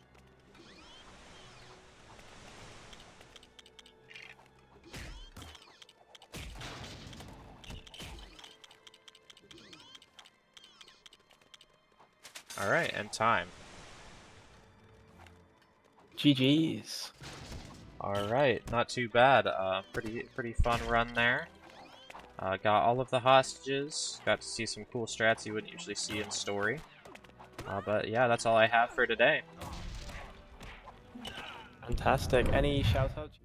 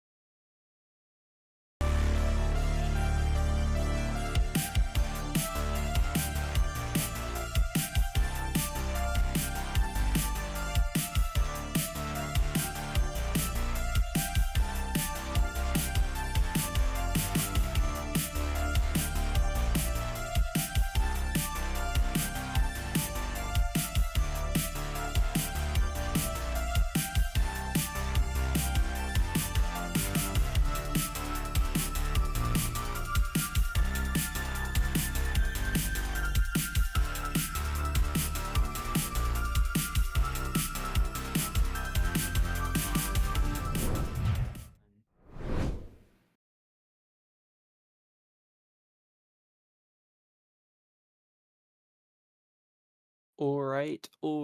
We have our next mid game change segment. So it's down to the second quarterfinals for Battle of the Droids. We have two extra toggle characters, I believe, in Star Wars: The Complete Saga. Here we have the Buzz Droid against the Mouse Droid. Yeah, these are two very cool little guys. The Buzz Droid features only in Star Wars: The Complete Saga and is playable with the extra toggle option in 4 of the levels in 3-1, 3-2, 3-3, and one other level that I can't remember. I think it's a character bonus of some kind. And then the Mouse Droid is in quite a... Well, I think it's in the Death Star levels of the extra toggle characters. I can't remember which ones, but I know for a fact this is used in the free play speedrun as it's quite a fast character. But yeah, we've got the poll for this going underway. It looks like Mouse Droid is winning a lot at the moment, 82% for Mouse Droid at the moment. But if you want to see Buzz Droid come back, then be sure to get your votes in. While that is going on, we have also had a $5 donation from Jamie Boy saying Blue Boy must win, so here's another $5 towards Barney. And what that has meant for the bid war closing in just a couple of minutes is that Barney has taken the lead again with $25 as the main character. Wrench is currently with $21 in second place, Chip with $15 in third place, and Lucky not being quite so lucky right now with $0. You basically have 2 minutes or something right up until the run starts. Once the run goes live, we will freeze the donations and no more will be allowed in. So make sure you get those donations in now if you want to change the bid war for this game. And then of course we have the Football Mania bid war straight afterwards as well between Redbeard and Captain Click, which Redbeard is currently leading by $20. So make sure you get your donations in for that as well. But our droids are currently just coming to the end of the poll. Mouse Droid with an 83% lead now. I'm gonna vote for Buzz Droid to even it out a tiny bit. Yeah, 80-20 now. That's a bit better, but yeah, only a couple more seconds to get that vote in, and then we will be moving on.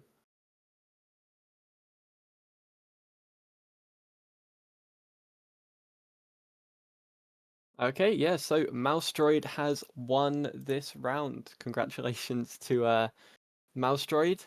We will take another quick break, and then we will be going or ready to go with LEGO Stunt Rally. So we'll be back very soon.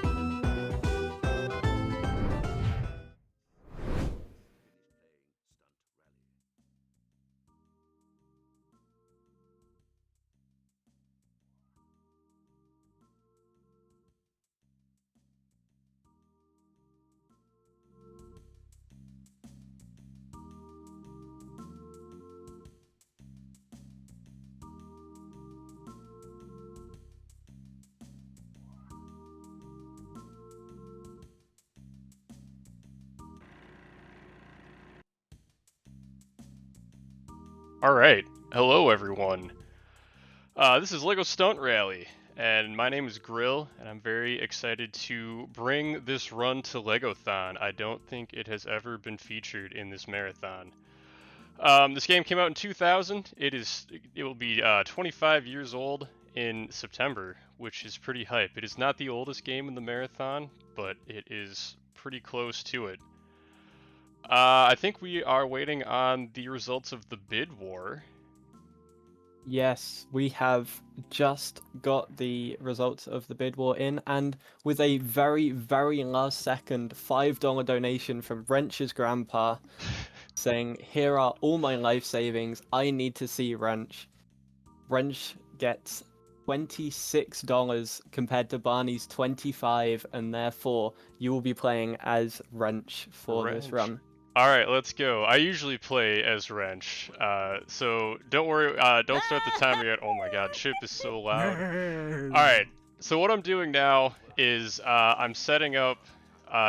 LEGO Stunt Rally remembers what character you select, and so if you go into a race and you select the character you want for what you want to start with, it will be there when you go back into the first race. So timing is going to start when I click this racing button.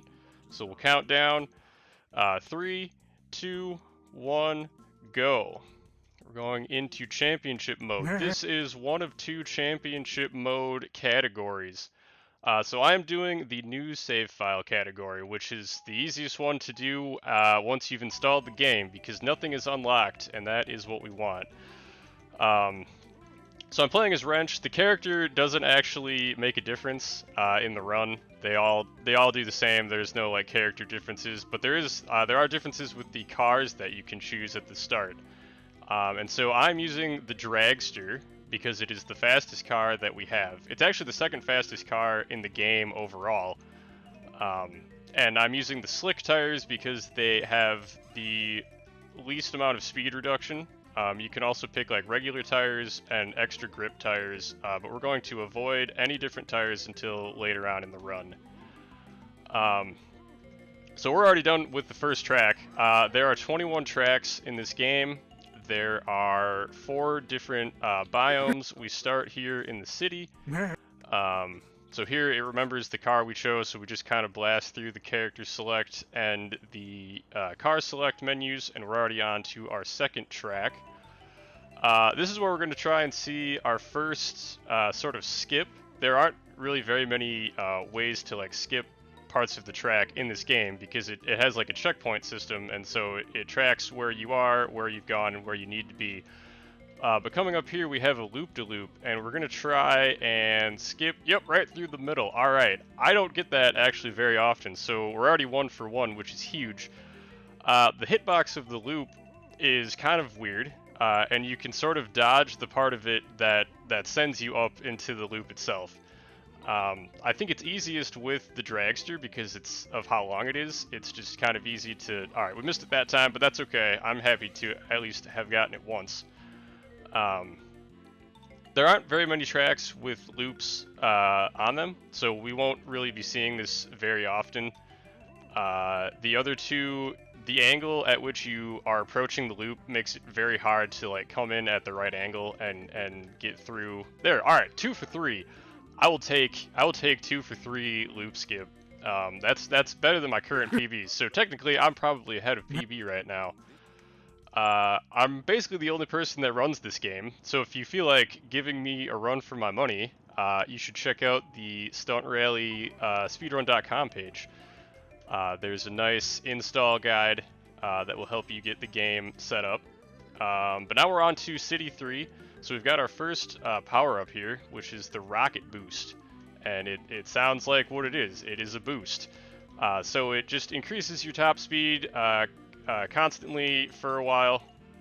And this track has 2 of them spaced so evenly that once you get the first one, you will have a boost the entire race, assuming that you don't accidentally miss one or, use it at the wrong time or anything like that. So we're already on lap 3. We're flying through these city tracks. Oh my goodness, a little out of control there, but overall we're pretty good. So that's City 3.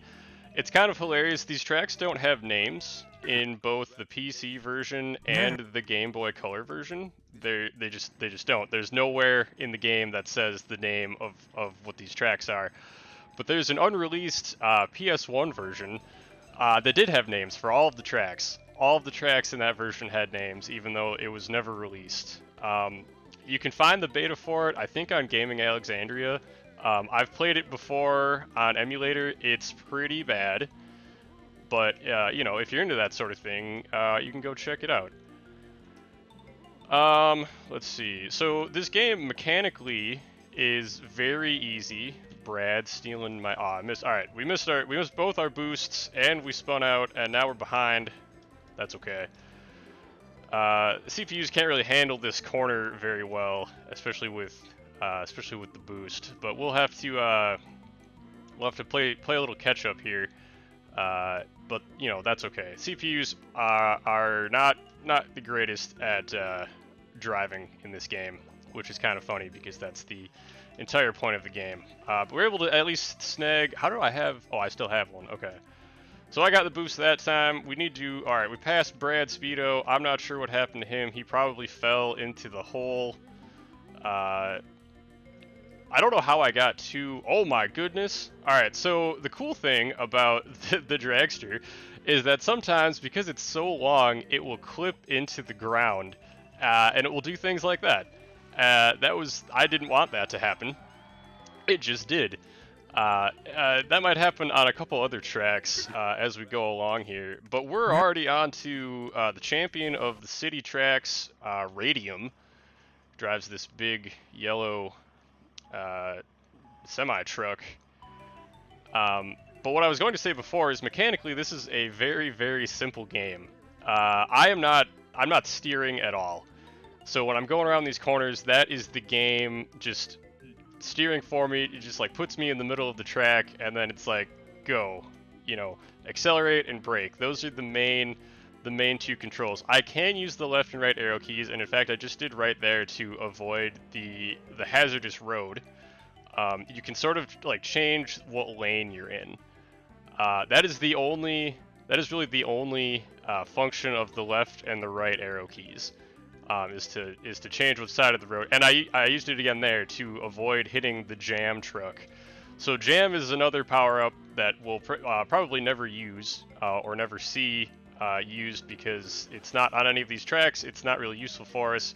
We just want the boosty power-ups, so we're gonna get this again. But as far as driving is concerned, oh, there's the jam. There's the double jam. We got owned. That's okay. As far as the driving is concerned, though, I'm essentially always holding accelerate, and then anytime you see like a puff of smoke behind my car, that is me hitting the brake. And it's better to continuously hold accelerate and then just brake when needed to, rather than letting up on accelerate.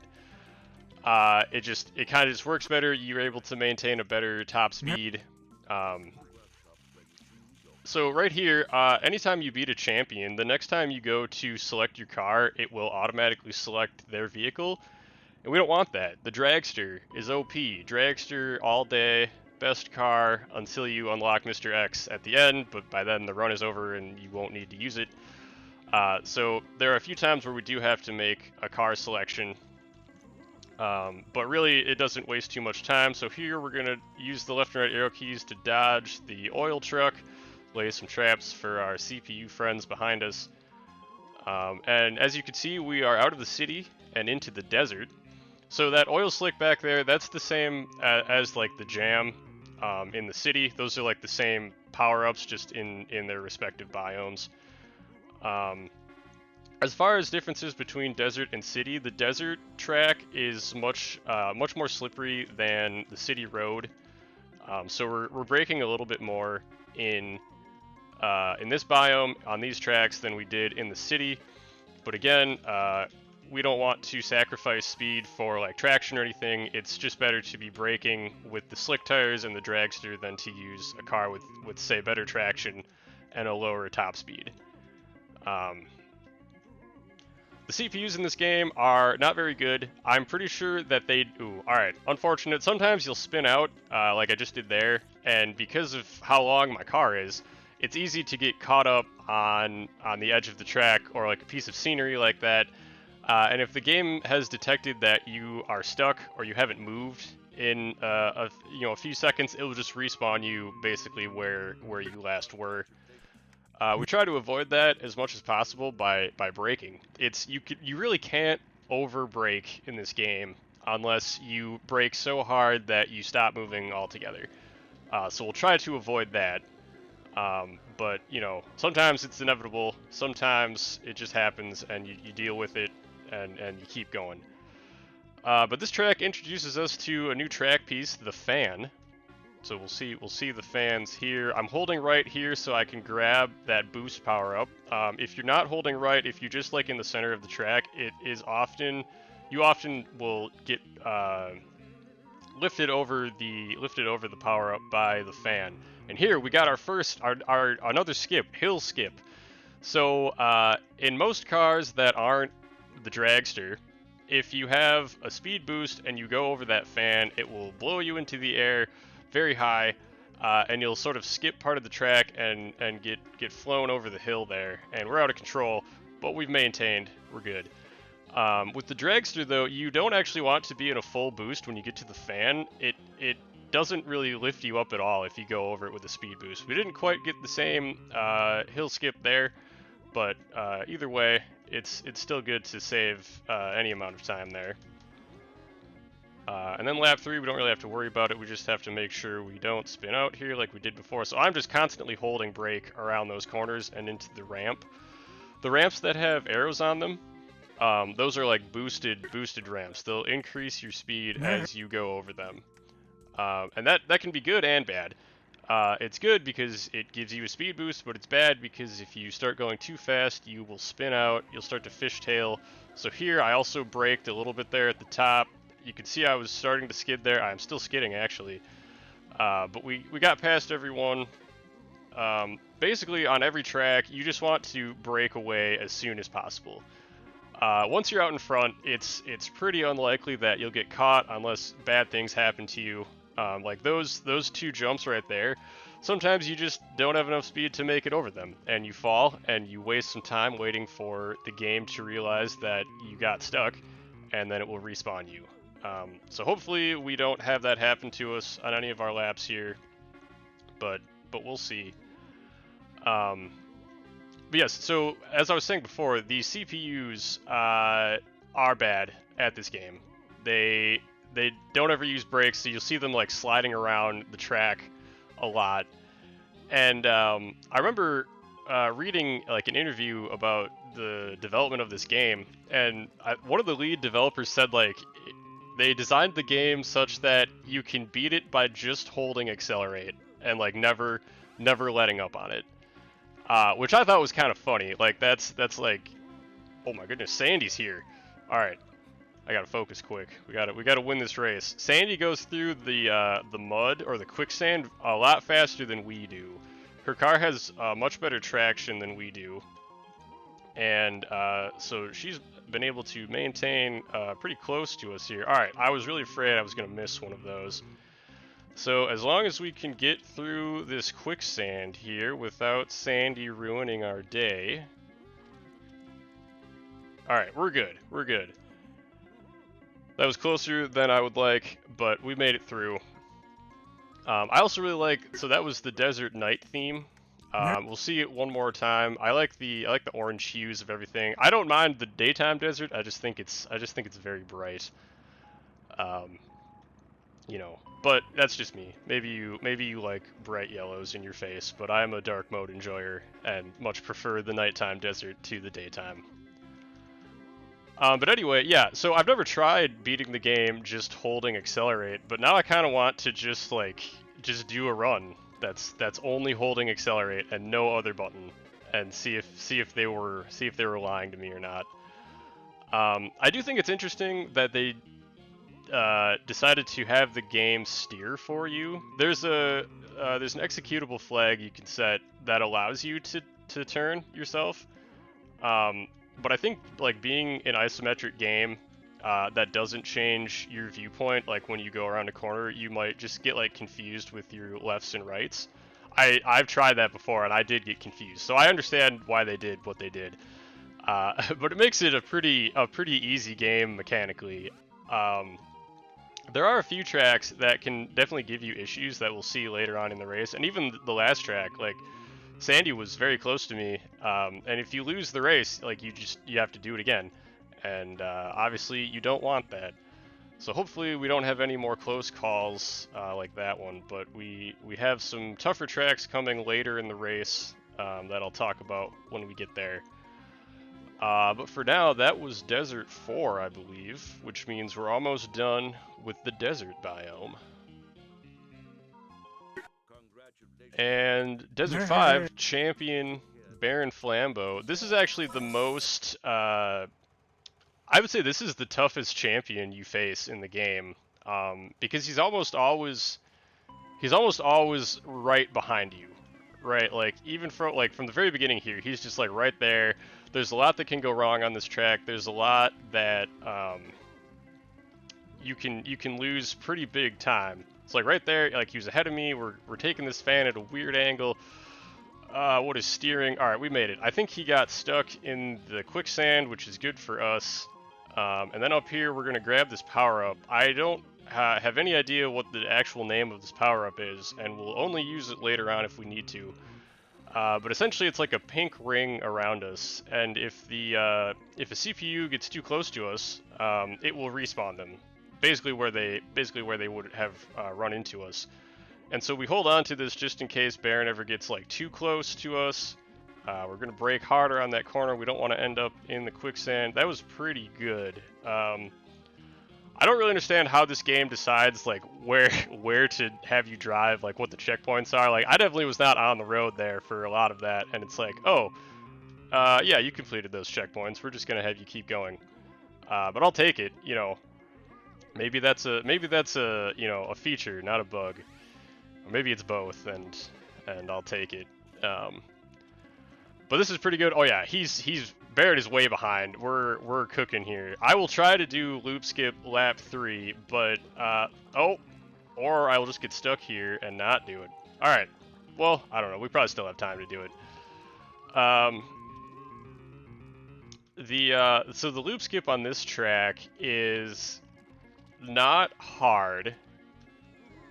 Well, it is hard. It's hard because of the angle at which you come at the loop.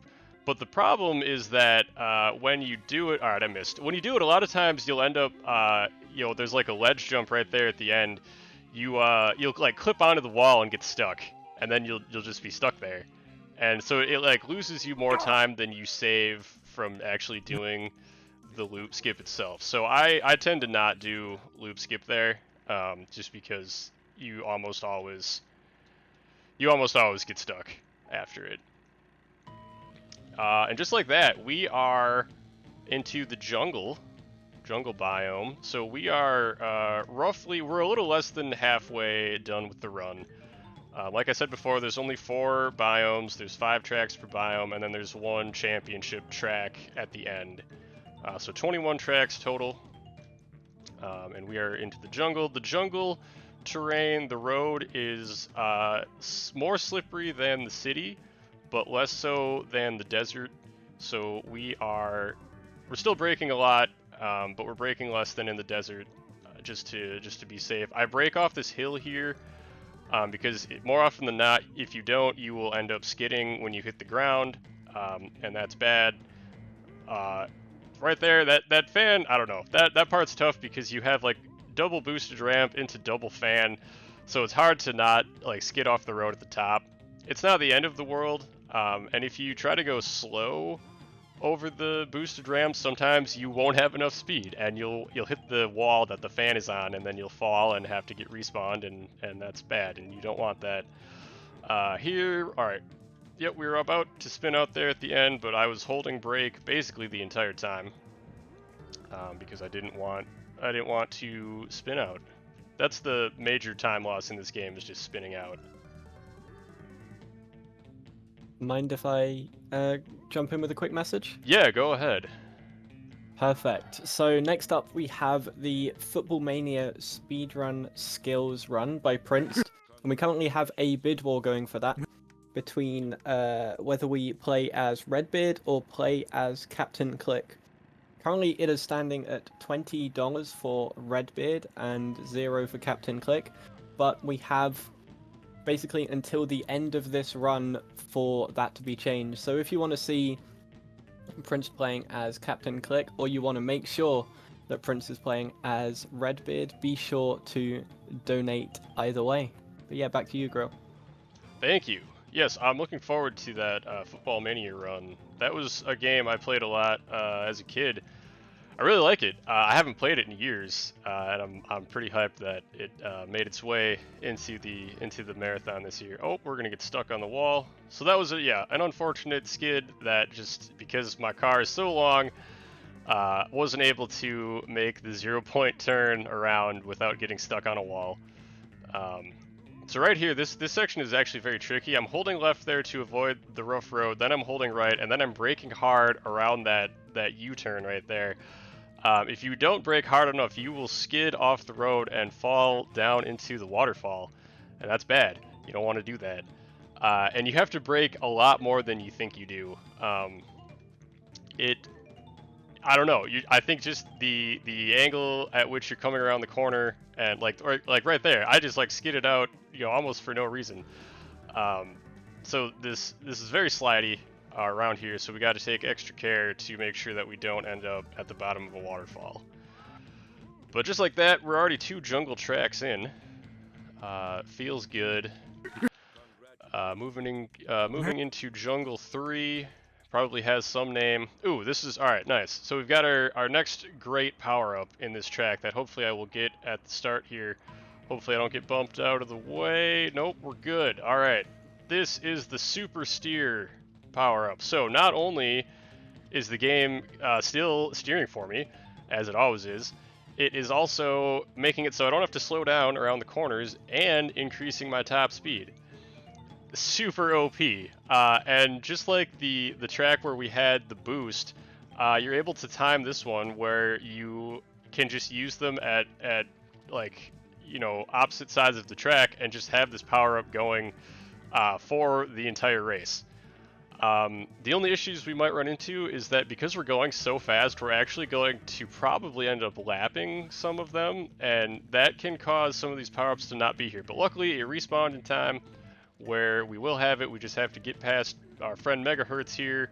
Please get out of the way, sir. I had to use that one a little bit early just to make sure I didn't skid off the road.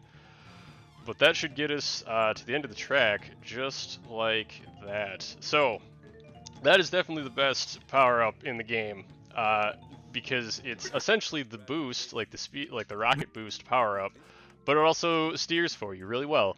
And that's huge, and that's what we like to see. So we're on to race 4, Jungle 4. We're gonna brake a little bit going over that. We're still skidding. We're gonna try and beat everyone to this part here. All right, we're good. We're good now. We're ahead. So this track is pretty long, especially compared to the track we just drove. This is probably one of the longer tracks in the game.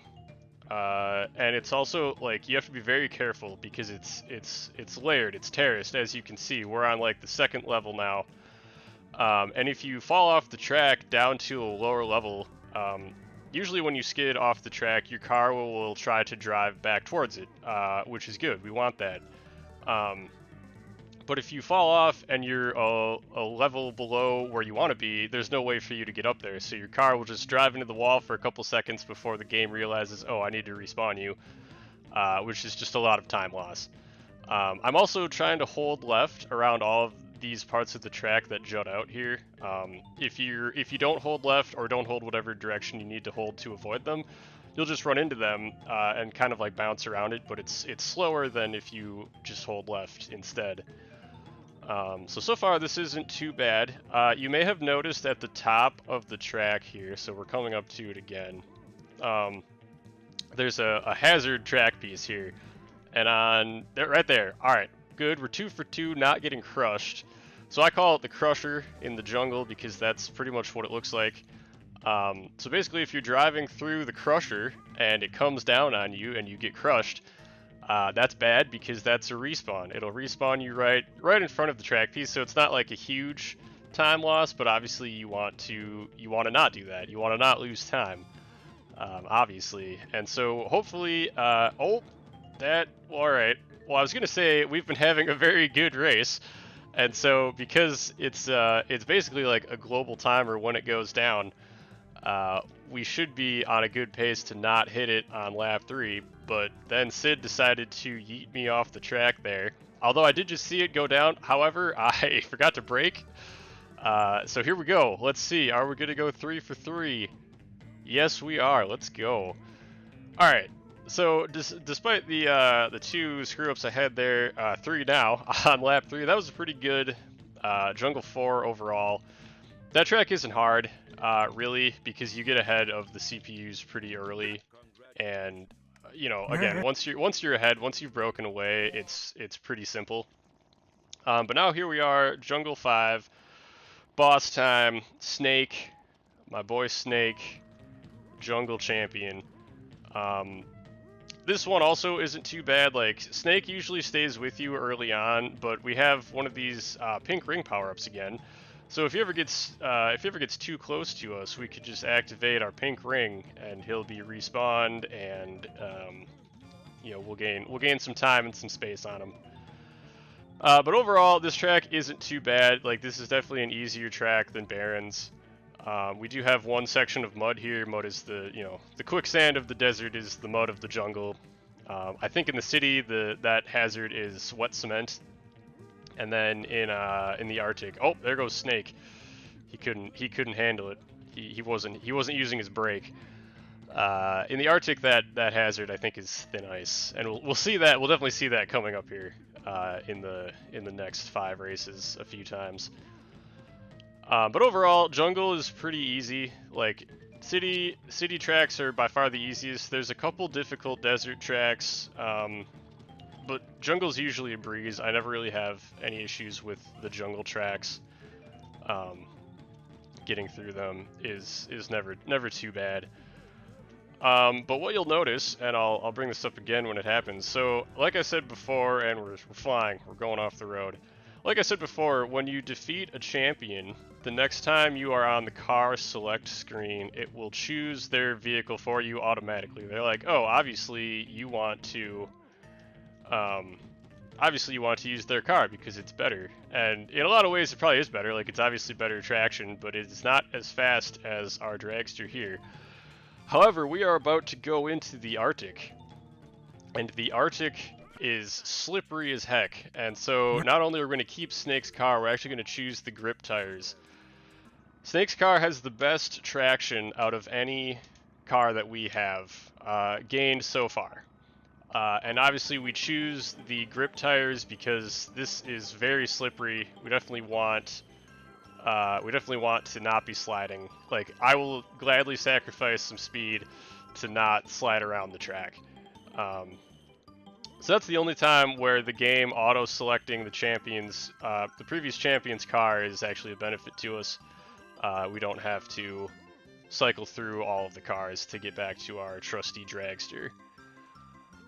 Overall, like, these first 2 Arctic tracks are pretty chill. But just look at how fast we went through that thin ice there. The dragster would still be back in there. So that's really a nice perk of having Snake's car and the grip tires for this stretch of the run for the Arctic tracks. One thing I haven't mentioned yet at all is the scenery on the tracks. So this game has like a track editor, which was really cool at the time. You know, like, you're able to just like make your own tracks and then race on them. And this game also has 4-player multiplayer. You can have 4 people playing multiplayer on a keyboard. In the year 2000 was absolutely insane.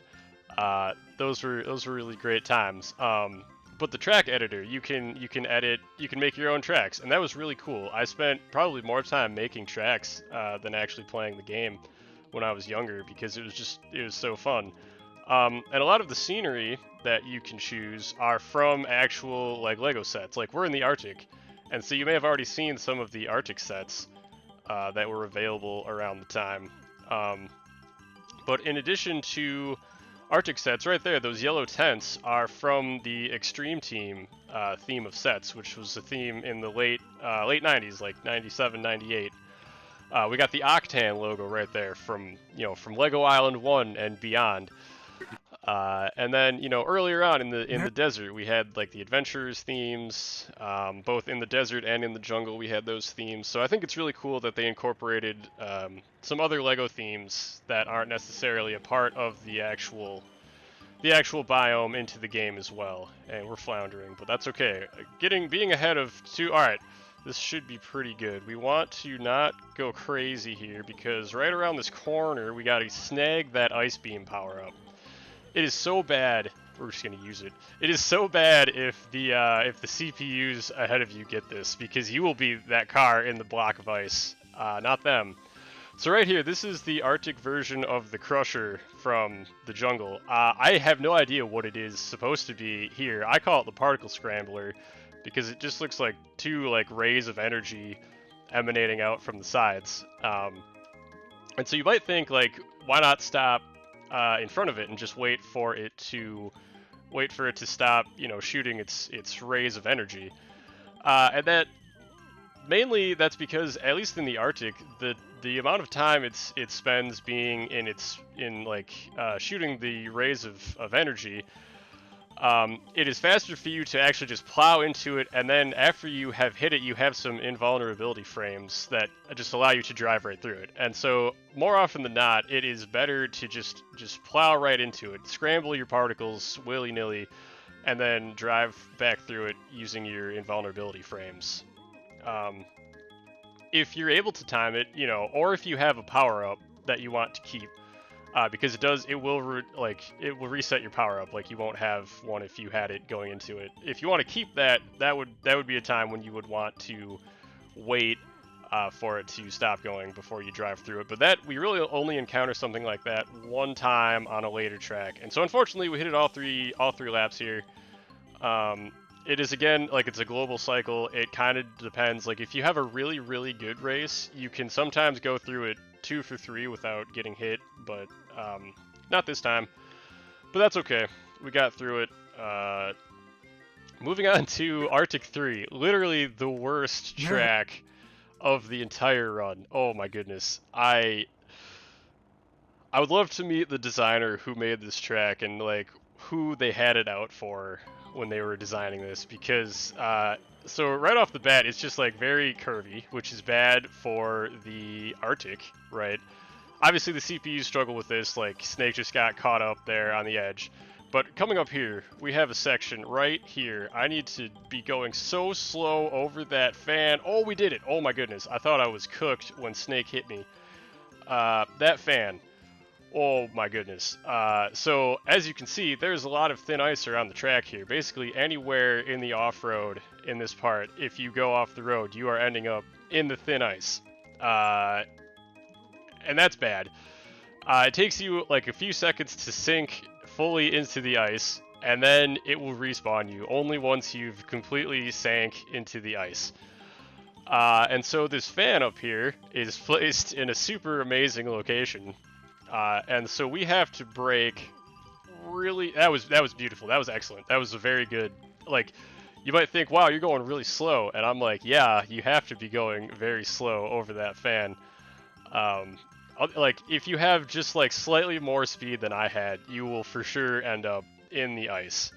I'm actually not sure how I didn't get bodied when Snake hit me. I thought for sure that was going to just send me far enough into the ice where I wouldn't be able to drive out in time. But luckily we're here. We're doing pretty well. So even if we screw up lap 3, we're pretty far ahead of everyone. This has definitely been a run killer for me. I've lost this race this far into a run because of this section. That was excellent. All right. When you're in the air, you want to be holding nothing. You don't want to hold accelerate. You don't want to hold brake. Occasionally, brake will double as reverse. So you'll start going backwards. You don't ever want to be going backwards. There's never a time where you go backwards, but it doubles as going backwards. So if you hit it when you're in the air, after your car has turned around, you will just reverse into the ice, and that's bad. So 3 for 3, not falling in that ice, huge. That's pretty good. This track is also not easy. So this is Arctic 4. You are against the 3 previous champions that you have defeated, and you kind of need to get ahead early. And we didn't... Oh, he didn't use it. Okay, so I saw Baron pick up the Ice Beam, which he did use because I guess Radium got, but he didn't hit me with it, which is huge. He fell in the waterfall there, also huge.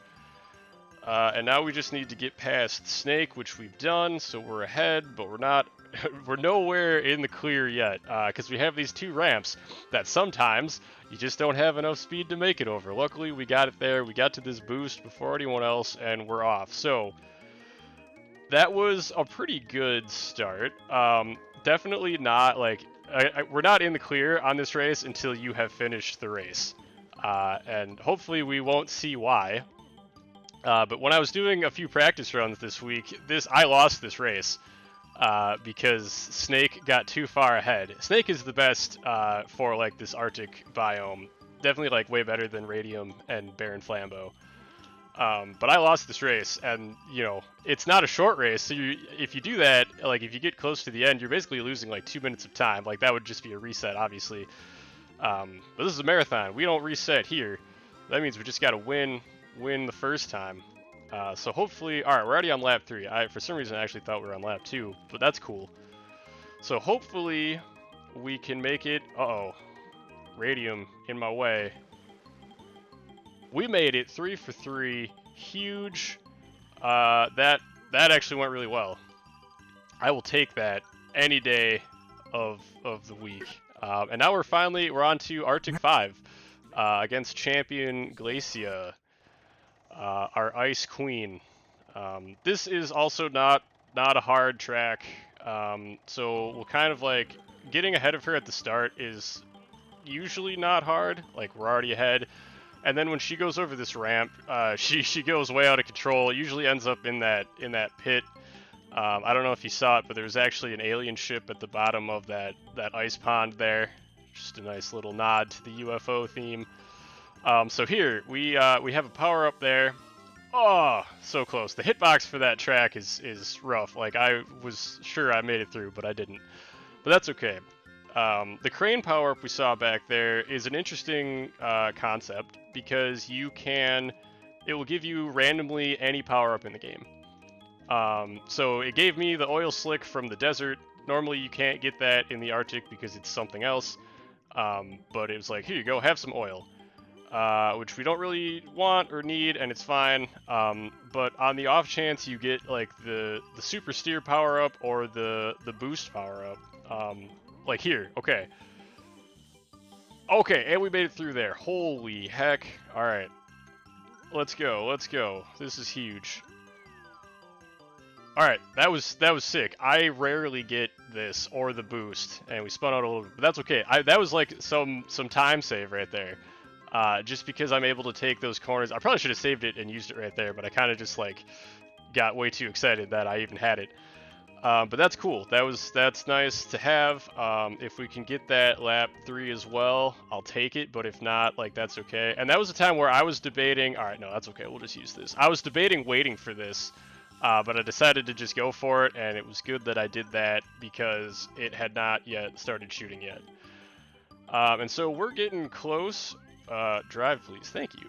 We're getting close to the end of the Arctic, and that means we're close to the end of the run. We have 1 track left against the champion and owner of Stunt Island, Mr. X. And so we are switching back to our trusty dragster. This track should go well enough, hopefully. So we outspeed Mr. X here for some reason. I think it's because he's not using the slick tires, and we grab... Oh, he got it too. Alright, that's fine. He's spinning out. So we wait a little bit to use that boost there. And that is because up here we have some jumps, we have some ramps, and if you have the boost, it gets you up these ramps pretty much every time without fail. And so we save it for that, just so that we know we have it. So here's a crusher in the city. So we always know we'll miss it lap 1 if we had the start that I had there. This fan section, not fun. But I figured out the best way to get through it, and that was a pretty good fan section. So the problem with that section is a lot of the time you will, if you're not using the left and right arrow keys at all, you'll start like moving across the track from wall to wall, and every time you hit the wall, you basically lose all of your speed. And so sometimes you'll just get stuck, like a fan will be blowing you up into the air without you really moving forward, and that can be really bad. That's not good. And then if you're stuck on a fan long enough, like if you've made no forward progress, the game will eventually just respawn you. And we're spinning out. Calm down, calm down. Alright. This might make the jump section a little bit crazy here because we wasted some, but we're good. Huge. Huge. So we're good, pretty good. We might hit this. Oh, crush! Oh my! All right, sorry that I just freaked out a little bit. Usually, if you get crushed there, it puts you before the loop, and then you have to go through the loop again. Apparently, I was far enough through it that it spawned me in front of it. That has never happened before. I'm here for it though. That I was very afraid. That is also where I crashed the game earlier this week. I had never done that before, but I hit the crusher, I got crushed right there, and it's like, oh, your game is gonna crash. So I'm here for all of this right now, and we're already on lap 3, so we're pretty close to the end here. Time will be at the end of this race. We've still got a ways to go to get there, but we're already on lap 3. It's looking pretty good. 1, 2, 3, easy. Brake really hard there, otherwise you'll end up sliding off the edge. Don't want that. So there we saw the crusher go down, so we are good. That's like 2.5 out of 3 missing the crusher. I'm still like surprised that happened on lap 2. I've never been respawned after the crusher like that. And that was 3 very good fan sections. This has been a very, very good Mr. X. And then you get the super steer power up here that just takes you through this entire section very easily. I hold left here because there's just this slew of off-roads. So time is coming up right now. Oh my. That was yeah, thank you. What was my time? I am not sure at the moment. I got a bit of delay on the stream, but it looks like it's going to be a low 41. That's pretty good. That's pretty good. My PB is a mid 40, and I'll take that for sure. Excellent. Well, thank you everyone. This was LEGO Stunt Rally, the new save file category of championship mode. If you're interested at all in running this game, you should check out the Stunt Rally channel in LEGO Speedrun server, or hit up speedrun.com/LSR. There's an installation guide, and I'd be happy to answer any questions that you have. Yeah, absolutely. Thank you so much for showcasing this run for us. We're gonna take a quick break now, and then after the break, we will be back with some LEGO Football Mania. So see you after the break.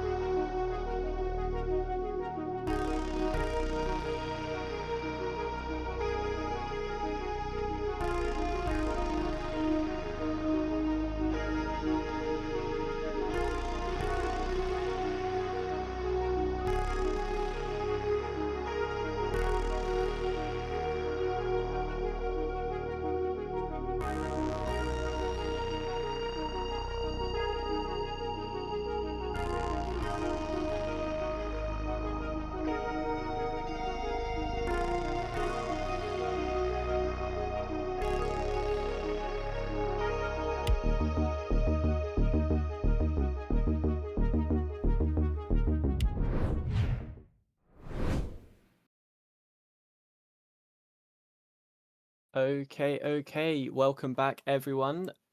We have another slightly different segment here. I have with me right now, I have Cedem Nastek, one of the top runners for LEGO speedrunning. Hi, hello. I am glad to be here in this short intermission.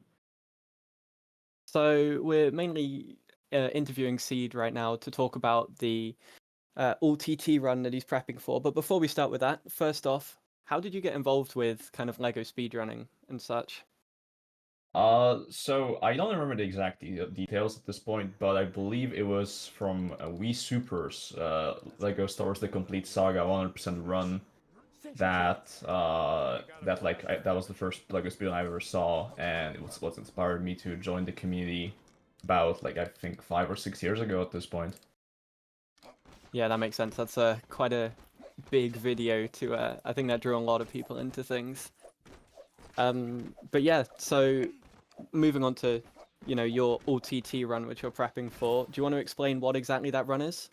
Yeah, so all TT is kind of like an expansion to a multi-LEGO game category, all TT games pre-TSS, which is a category of 25 LEGO games that has been done before in a relay, but never in a solo setting. And what I want to do, what I will do, is do that solo, me doing all the games, but it's actually gonna be 27 games, not 25, because I'm also gonna do like Star Wars Skywalker Saga, which is the newest LEGO game, and on top of that, LEGO Dimensions, which hasn't been done in multi-game runs before.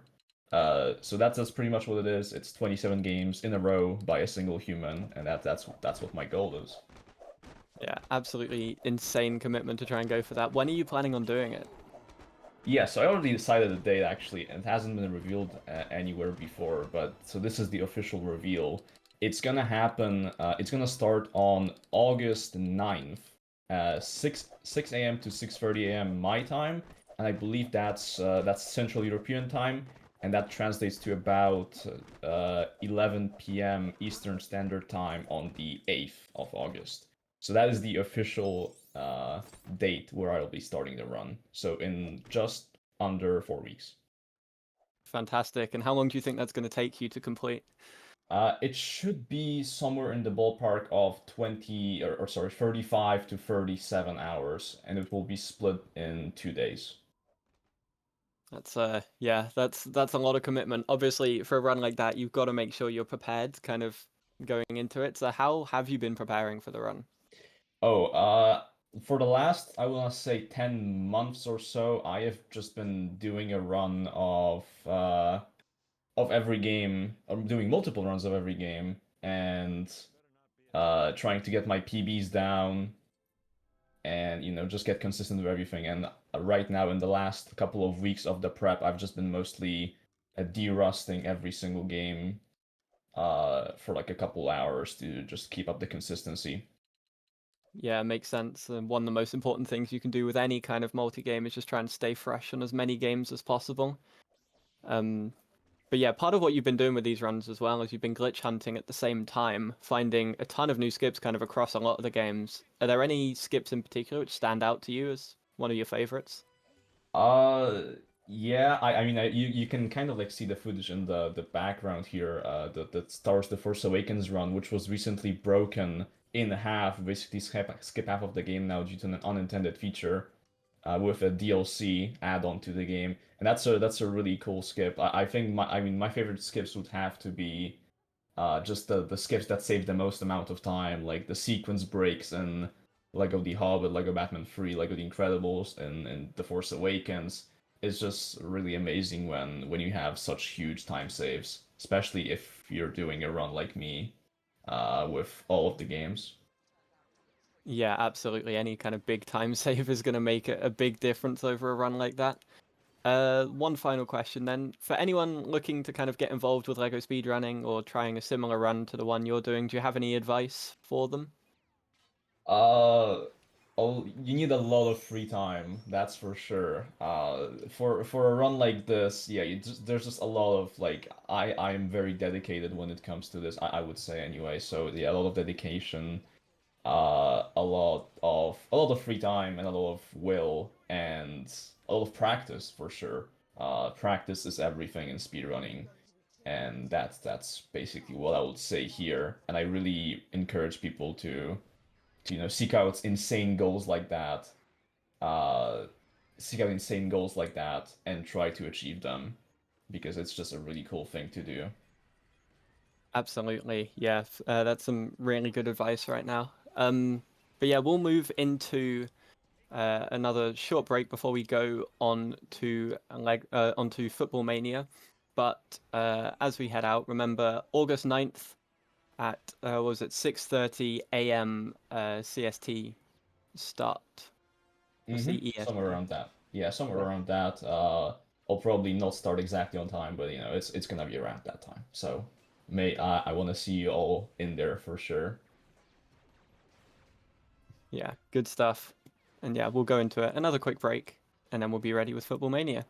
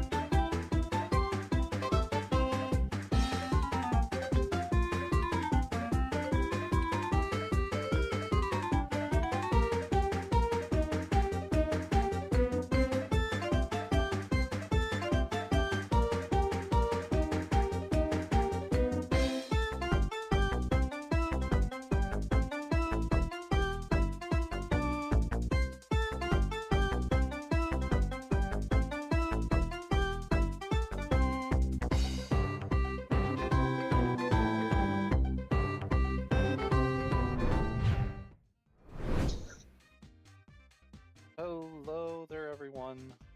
Welcome to the LEGO Football Mania game, also known as Soccer Mania for those of us in North America. My name is Prince. Commentating with me is my older brother, the real Shorts Boy. Hello, everybody. He and I have played this game many, many times back when we were young. This is probably the best speed run for this game, as the story mode is really just 23 matches of 6 minutes each, where you just try to score one goal. So instead, I tried finding a category that is better suited for a game like this, and I have stumbled across the skills of this game. 3 of them are speedrunnable, 3 of them are not, so I'm only doing the ones that are speedrunnable. First, we'll start with skills and chills, then we'll do spin the shields, and then we'll finish with gate crashers, which spin the shields and gate crashers will be utilizing the special bid war character, which I will call for at the ends of skills and chills. So, before we start, can you turn the game audio down a little bit? What do you need? Just turn the game audio down a little bit. I can do that.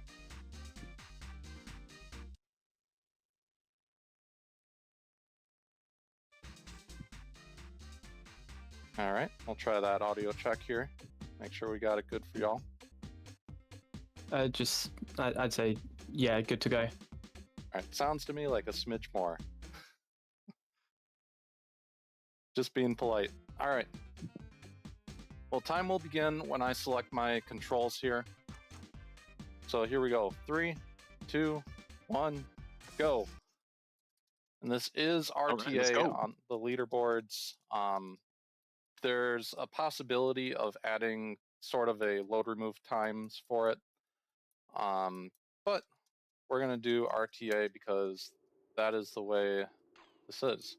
Anyways, here we go.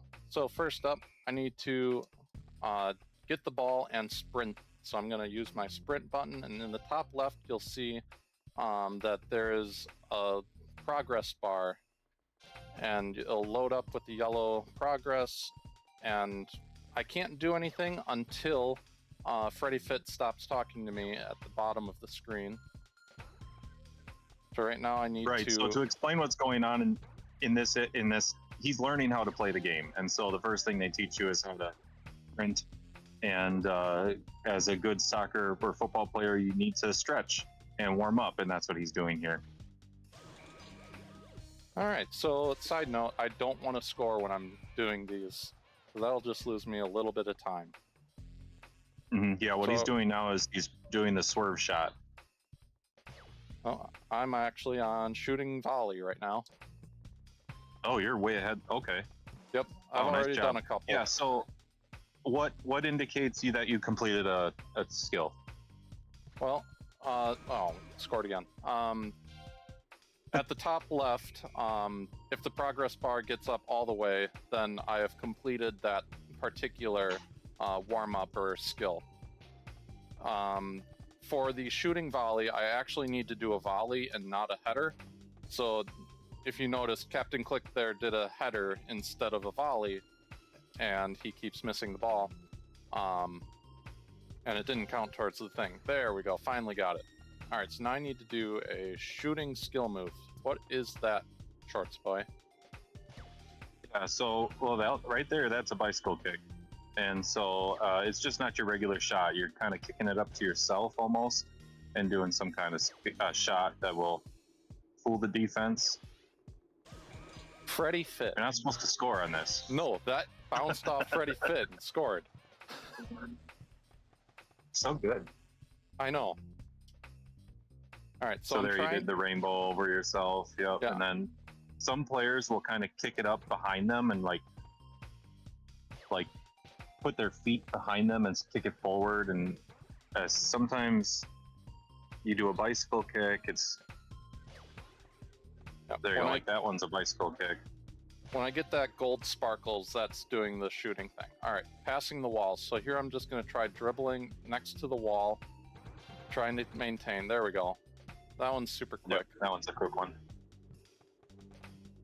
Now it's a 1-2 pass. You're going to try and do this away from the other team so that they don't get in the way. Kind of why you pull it back onto your own defense. Yeah, just trying to stay away. Yep. All right, passing cross. So I just need to pass this across the center of the field. Yep. Yeah, the trigger is across the center. Yep. Doesn't need to be towards the goal. Yep. Really just need to... And it's got to be up in the air, right? Yep, has to be a volley, or a cross, rather. So passing it up in the air. There we go. Yep. Now we move on to the power-ups. First one is going to be the bomb power-up, so I'm going to wait for it to spawn in. Then I'm going to shoot the ball and use the power-up because it requires me to not have control of the ball when I use the power-up. Yep, when you activate it. Yep. Now are we doing that again, or are we on the next one already? Yeah, now we just use steal the ball, and again, in order to use it quickly, I shoot the ball to lose control. There we go. So shoot the ball to lose control, use the steal back button, and then move on to the next one, which was use the power up to score a goal with it. Now I need the strong man, so I just need to run into them with that shield. Next up is Gimme Gimme, which is a power-up steal. Here we go. So grab the crane, use it, and then use the bomb. And now we're on to the next one, which will be the Speedster. Or the Speed Monster. Here we'll give it to Captain Click and speed across. I have never hit the ball up that high in my life. Chalk that up to a that's never happened before. There we go. Mark that off the bingo card. All right, so now this is the last one. So now I need the character. Yep, you're going to confuse them, which against the computer doesn't really bother them too much. I mean, they make it look like it, but when you're playing an opposite player, it makes their controls backwards. So that is kind of confusing. All right, so Redbeard or Captain Click? You will be playing as Redbeard. All right. Oh, let's go. All right, so for spin the shields. All right, so the next skill. Yeah, go ahead. Yeah, go ahead. You Okay, got it, for Short spin Boy. the shields. Yep, so there's a bunch of things to look at on the screen. Prince is going to move real fast through it. So there's going to be these poles in the middle that have shields on them. If you pass it to that pole, it knocks off the bottom shield and then they come down and reveal another one. Also, if you look in the top left corner, there is the pattern that he's supposed to fulfill. So I guess he's moving in between. Like right now, he's going to move between the second and the third one, and he needs to hit both anyways. And whichever way the ball goes, good enough, he needs to do it. So we're hoping for good RNG here, so that it takes the least amount of passes as possible to go through each case. And let's see, this is the third round. I believe it goes up to 7 shields, 7 stacks of shields. Is that correct? 6. Oh, 6. 6. Yep, so we have 2 more after this. Again, hoping for good RNG. Also, sometimes the ball doesn't go where you want it to go when you're trying to pass and hit it to the pole. All right, that one should be it for that. Now we have 2 more rounds of this. Oh, that's good RNG on the last 3. It's only 1 hit on the last 3, if I'm seeing this right. Okay. I don't know how I'm passing all the way Clearly, over there. you meant. How about we pass to the one that I'm standing in front of? Thank you. There you go. Okay, good. Oh, missed it. Not terrible RNG. The 4th pole is going to take you a while, I think. Yeah, I see it right. Of these speedrun skills, this one is definitely the most boring and probably the next worst overall. The next one is the most fun for me, and it relies a lot on RNG, but also how you do it. Player performance. It comes down to that, so that's why it's exciting. Can I please get it to that 4th there? Yeah, so this is another part where oh my goodness, just gotta be patient, get your direction exactly right. And once you get the pole to the right shield, if you pass it to that one, then it doesn't do anything except waste time. Come on, just the last one now. There we go. All right. There you go. All right, now we're moving on to Gate Crashers. Tell them about Gate Crashers. Oh, Gate Crashers is definitely the best one on here. We got to go through a series of gates. We'll start with 3 gates, and then we'll increment by 1 up to 10. And you just got to go through the gate that has the flashing light by it. That's best viewed as a spinning light on the ground. You can go through the gate either from the front or the back, doesn't matter. The gate opens up. But notice. Oh, yep. Notice how the gate opens up. You don't want to go all the way around the fence area. You just go around the short post. If you can't see the blinking red lights on the poles, you can look at on the ground.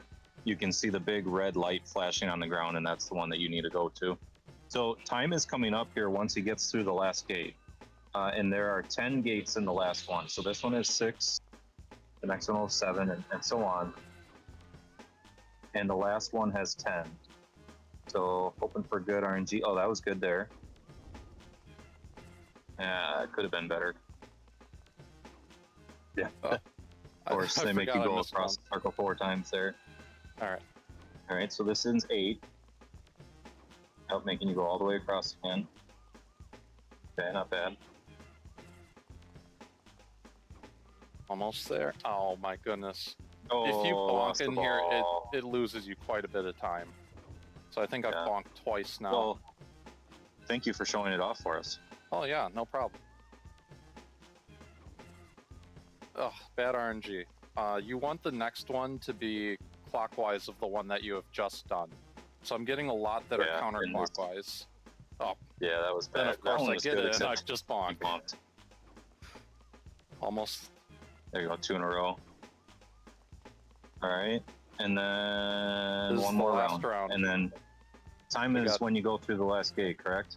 Yes. Yeah. So that's one. Actually, it's two, when the black transition thing starts to. Is the first frame the black transitions shows up. 6, 7, 8. Yes, I was hoping for that one next. 9, and here we go. Time. Nice work, Prince. Way to go. GG's.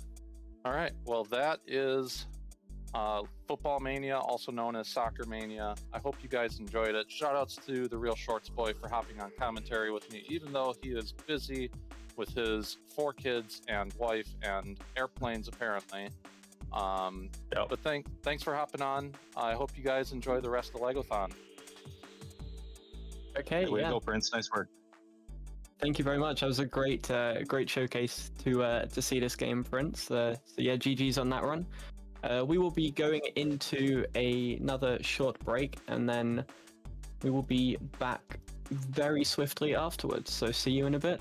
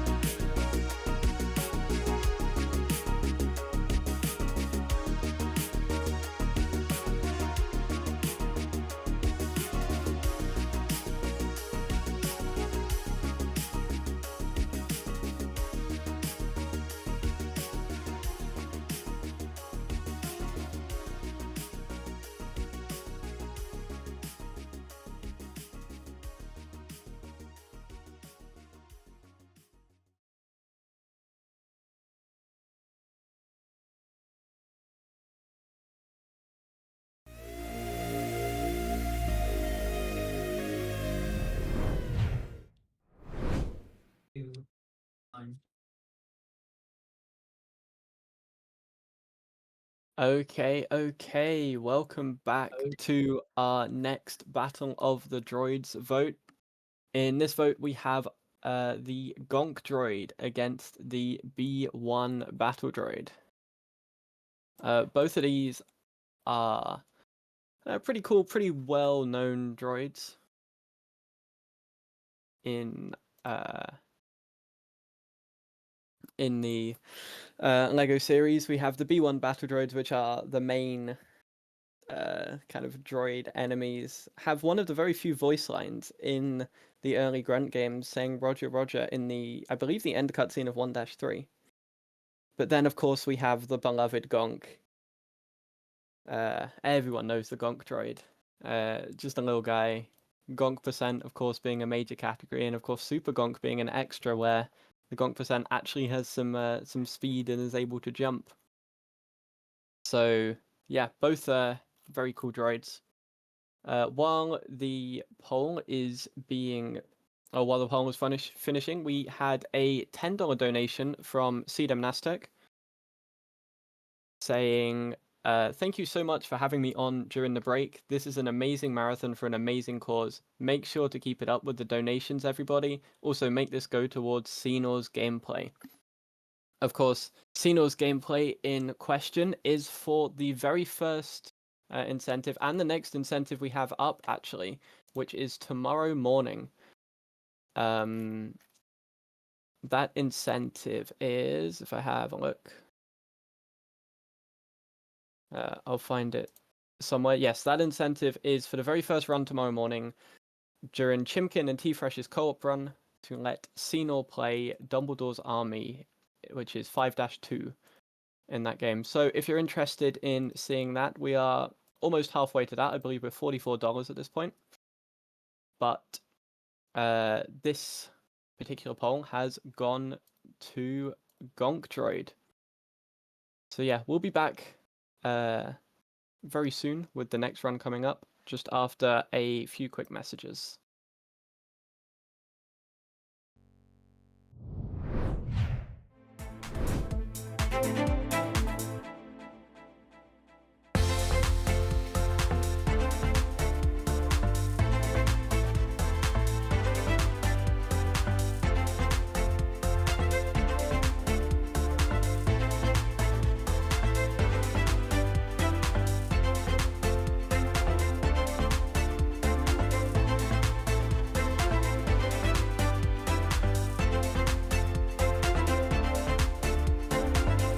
"62 kids like me enter a CMN hospital every minute."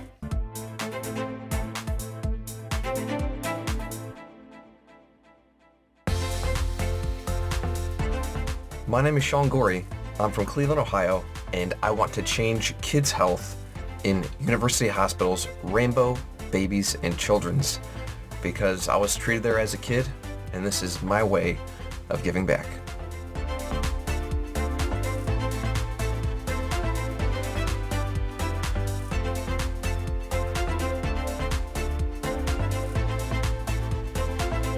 Kids can't wait. My name's Eric Sears. I live in Ottawa and I'm treated at Chia for type 1 diabetes. My favorite part of my children's hospital is the doctors, nurses, and educators. When I show up to my checkups, I get high fives and hugs and they're so supportive. They're just awesome. Did you know that 62 kids like me enter a CMN hospital every minute? That's a lot of kids that need help. Join Extra Life to help kids like me.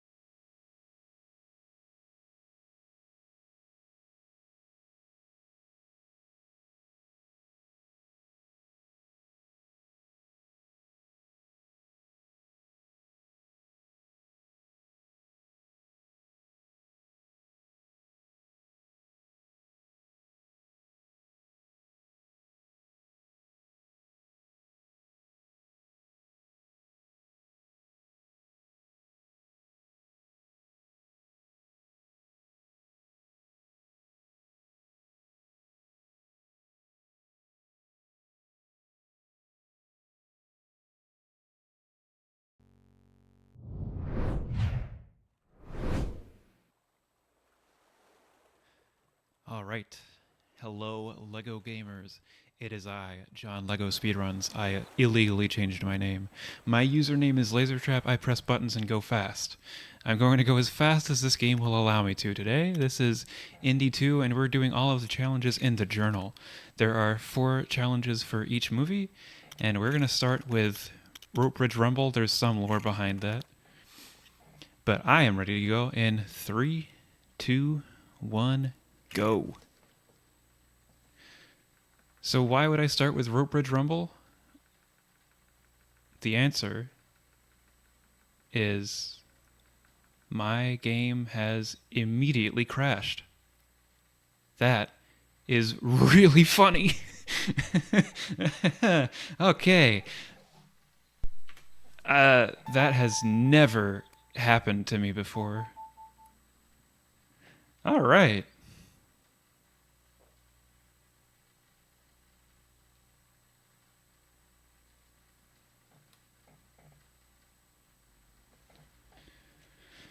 Well, now you get to see what this game looks like on the startup.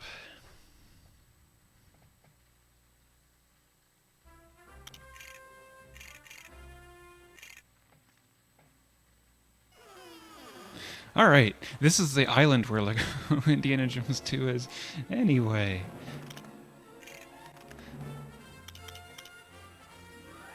Hey, there's music now. Huh. That is weird. Maybe there should have been a sign. How about we do a little quick reset and we start the timer again in 3, 2, 1, go. Alright. That's a new one. Alright, here we go. Rope Bridge Rumble. Why would I start with it? Because the patterns can be really rough. Oh, immediately getting knocked down there. This one is actually a really bad pattern right off the start. But if you get a clearing, you can mash, and I actually wanted to do this first because I want to tire myself out for the rest of the run. The real reason is because before I realized mashing is kind of goated here, I would genuinely struggle to actually beat this challenge in the time limit. For this one to count, for it to pass, and for it to count as clear towards the 100% goal in this game, you do have to beat the time limit on this challenge, and this one isn't going particularly well even when I do have a space where I can just mash and keep going. But almost at the top here.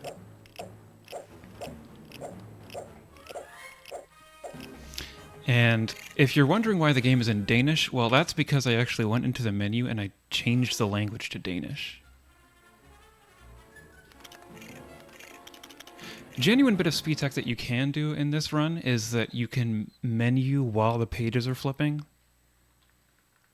So that's important to like know where you're going next. This one should actually realistically be the starter because the RNG is heavier and there's a pretty high risk of failing this one. This is Arc Spirits. You cannot look at the spirits, otherwise they will charge you and kill you. So that's why I'm kind of wiggling back and forth the whole time. There is RNG with the studs dropping, but this is actually a solid start, but I have to play it really safe with that one. I saw some over on the right side. I'm going to hope that they're still there.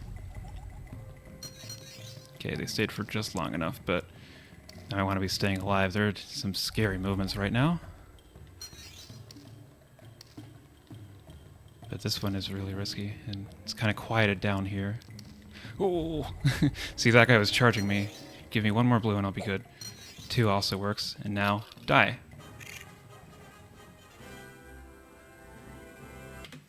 Alright, and now we're going to go to the actual first challenge. Movie 1 challenge number 1, Boulder Escape, the classic.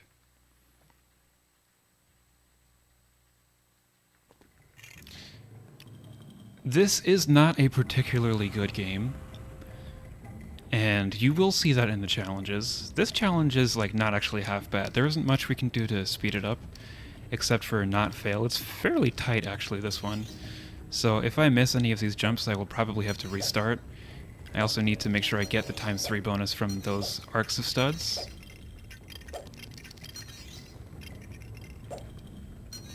And you... I can press B there, when you usually have to press A for that. And that should be enough. and we can just go into the boulder and be done.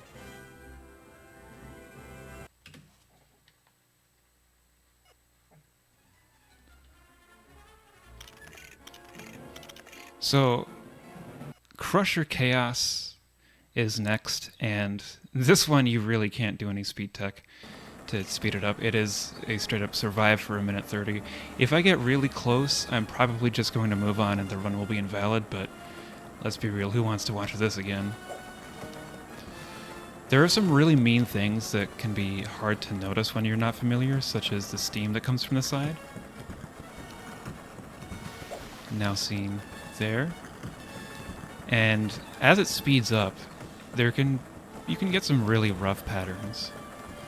So this is not free. It's another big reason like why you would do this early. Yeah, see, this pattern is like there was steam on the right side and I had to jump there, and it was like, again, right there. Okay, luckily I had iframes for just long enough. But when I was practicing yesterday, this one was being really mean to me then as well.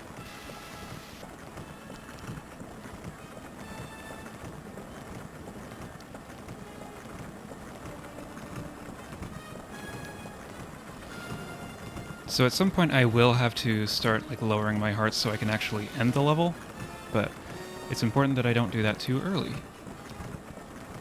Otherwise that can make me cry. I think now I'm gonna start taking the hits on purpose.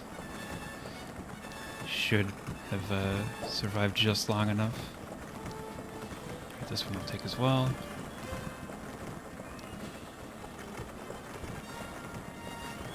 Alright. Playing it a little bit safe, but we did pass that one.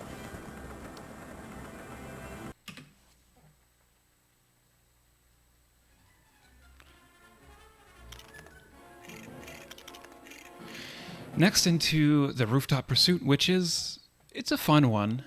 There isn't so much we can do to actually speed it up, but it's actually a decently fun one, like finding what the fastest way through is. And you've got to be a little bit precise in some of your jumps at some points. There are some other amusing parts of this one too.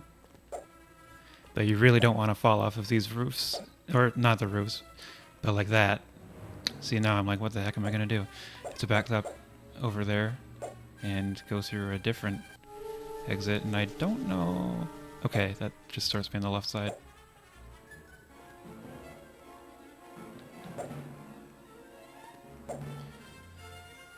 Faster to jump up the ladders, but it's even faster if there's a bar. Mind if I jump in there. with a quick donation? Of course, Paxo, go ahead. Okay, fantastic. We have a $6 donation from Anonymous saying, can't wait to see Lasertrap do LIJ2 DS back-to-back with Carcoon and Flup on LIJ1. This is so hype. Thank you very much for that donation. Remember, if you want to dedicate these donations to any of the incentives we have, then feel free, but make sure you specify it in the donation message. But yeah, back to you, John. I so nearly made that traffic cycle. It's a really tight one, though. It all depends on like that little pause I had while jumping from the camels, which for some reason they decided to make the camels fart when you jump on them.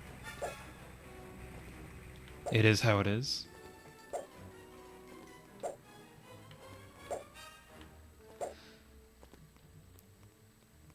Overall, that was a fairly sloppy rooftop pursuit. The car cycle is difficult, though.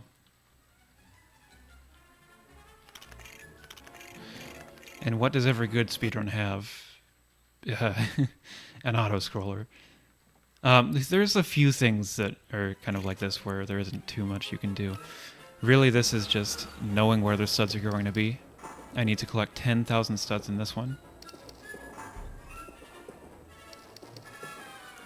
There are plenty of them where you can see where they are, and you have to tilt the cart to not get flung off when there are holes like this. A little bit hesitant there by me. There's also a blue in the middle there that's very important to get. There are some holes that are very hard to see, such as at the top of the hill. There's one right after that. I did pretty well there, though.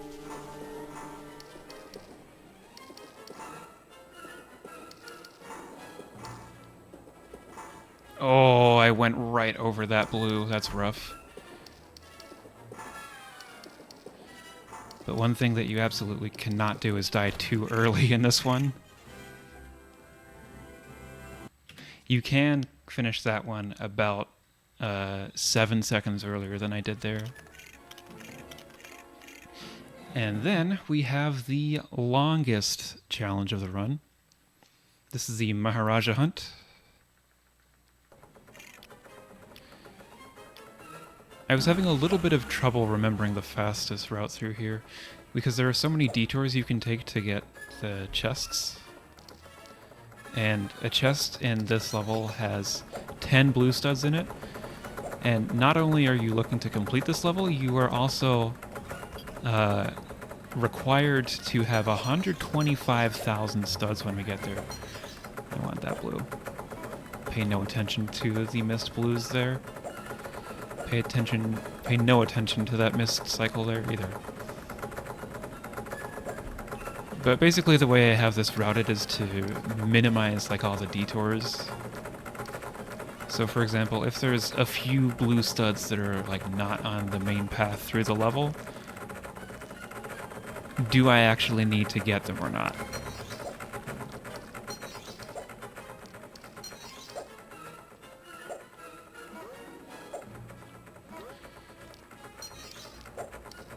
And some cycles here with the with me going the wrong way around, I'm gonna miss that one unfortunately. But I always get these blues for safety. If I were better, I wouldn't have to wait on that one right there. I won't be waiting on that one though. Okay, give me the jump please. And a detour avoided here. I will also not be going to the right at the start there because it's not worth it. Those little gray panels, I think they are just RNG as to whether they will give you a spike or a blue stud. I cannot find anything that makes it consistently do one thing or the other. This is a balance beam. You go across very slowly. I love speedrunning.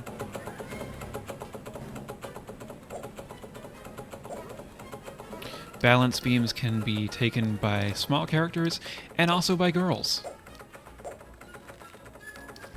Because if there's one great thing about the indie games, it's being weird to women.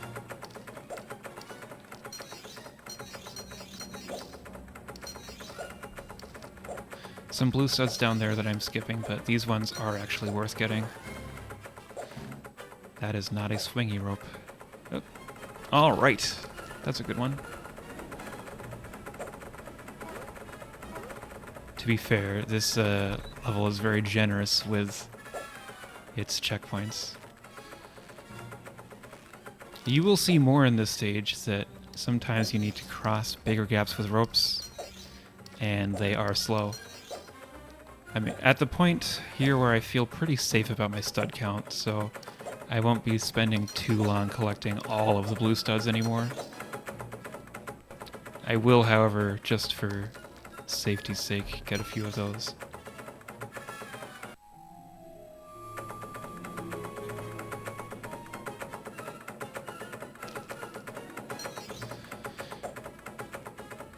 These blue studs also worth it because when I climb this rope there is a chest. When I climb this rope though, kind of relies on that. Ropes that do not swing, you can jump up them a little bit more quickly than climbing. And you can also miss those blue studs, but I'll be fine, to be honest.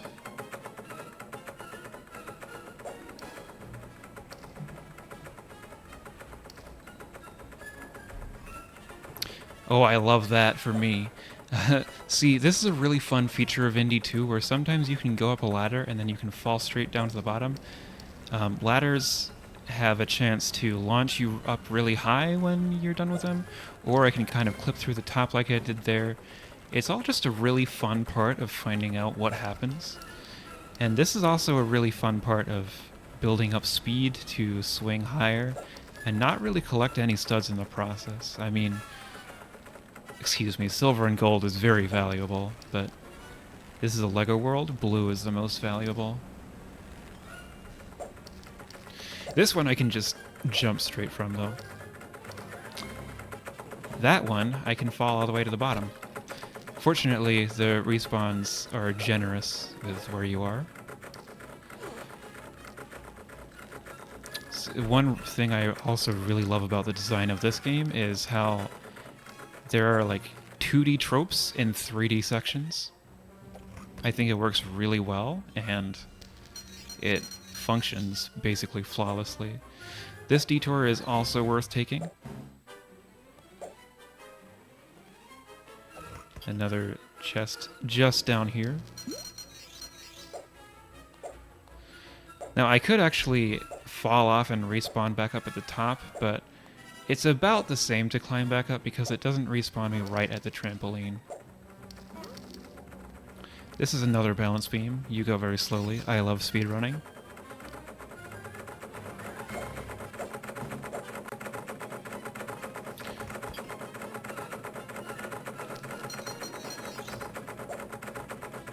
Oh, almost missed my 2D spot in a 3D game again. So there is actually a backup here, and I guess I played it really safe. Like I said, I'm not very good with my route on this level at the moment. I have a couple thousand more studs than I need to have right now.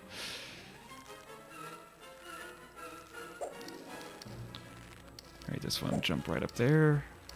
I do need to build up just a little more speed.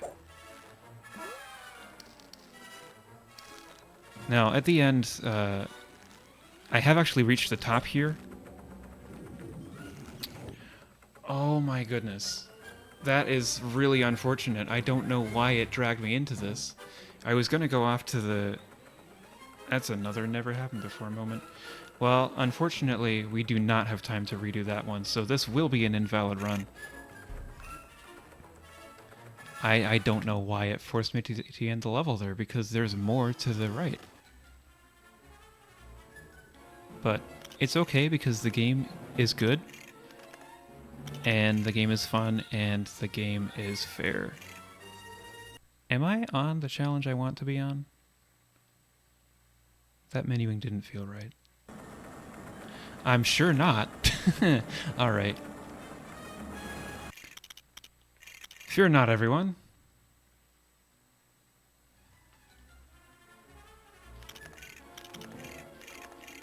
There we go. Making tracks.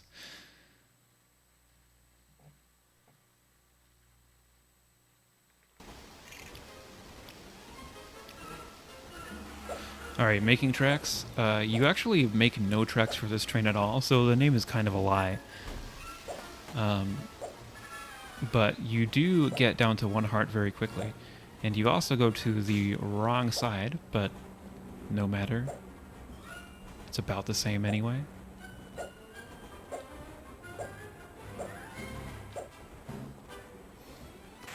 The young indie level is back to being just a bonus level in this game.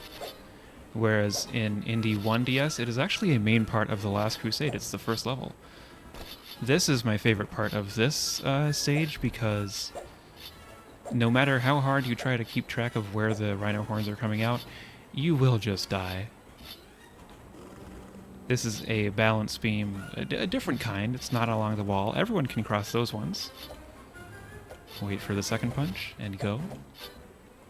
And you can also not make that jump.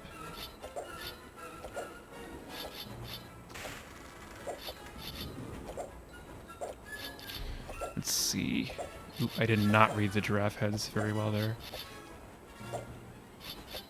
That one is on me. Pretty important to stay up top here, otherwise you will lose a decent chunk of time. The second jumps are a little bit easier there. also important that you pick the third one from the left and not the second one there, because it is faster. I just wanted to use my whip an extra time. And then we get in the magic box and the challenge is done. And the game is spielt. And after that, the cross is Coronado. For you see, this challenge is called Cross of Coronado. Once again, no cross to actually be found, but this is the scene from the beginning of, I guess you can call it present day in the third indie movie, where they're on the ship, and there is this line that I found absolutely hilarious as a child, where Indy says it belongs in a museum, and the other guy says, so do you. That's like actually peak writing there. When's the indie game with voice acted cutscenes coming out? So yeah, this is just survive until 22 and then off we go.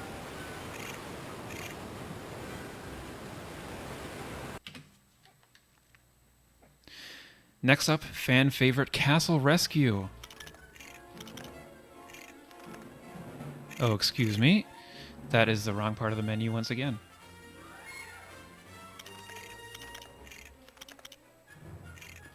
Alright, Castle Rescue is genuinely kind of a fear factor for me because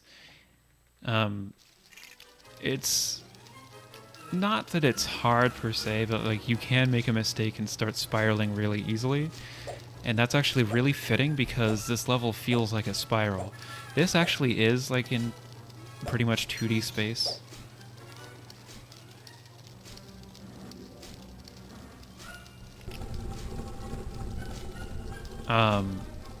But it kind of rotates around this tower.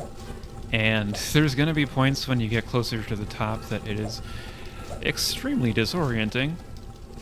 But fortunately, while you do have 3D movement technically, like right here you're climbing the ladder and stuff, you only need to worry about your left and right because it'll auto-rotate you. This is probably my favorite concept for the journal challenges here, and I'm actually really happy I got through the fire the first try.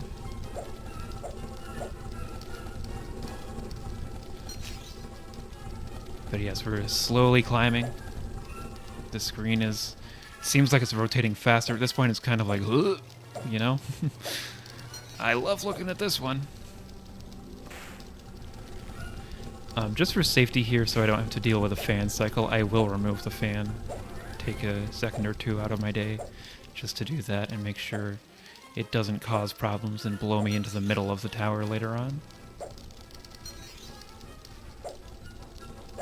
I'm not a fan of that fan. Now, I'm not entirely sure if this is a skip or not, or like what the intended way to reach that button is, but you can just jump to this button early. So not only are you trying to reach the exit in under 3 minutes, you also have to open the exit and find the 3 buttons.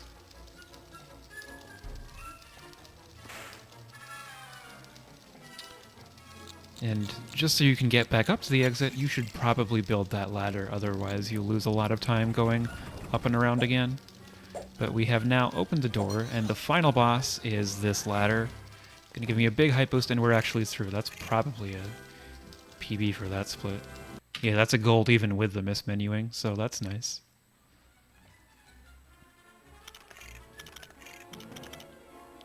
Grail Trails. Alright.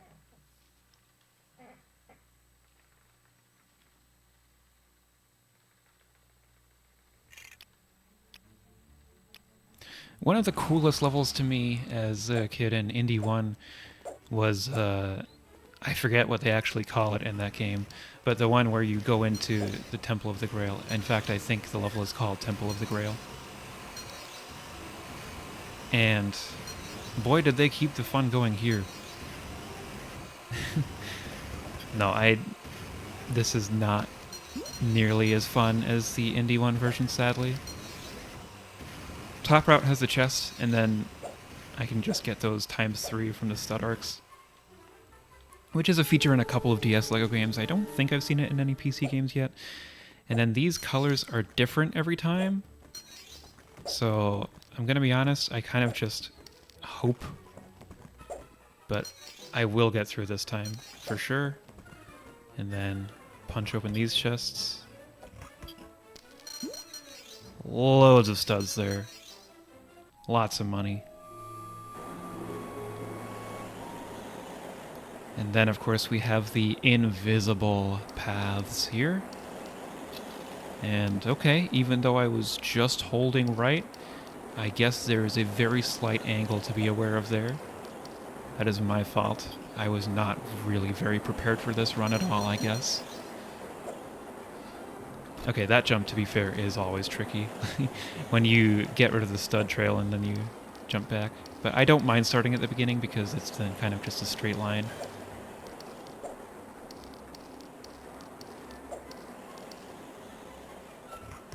I am definitely not in good enough shape to skip the last chest, but it's not too bad as long as I'm not taking too long to cross the invisible bridges.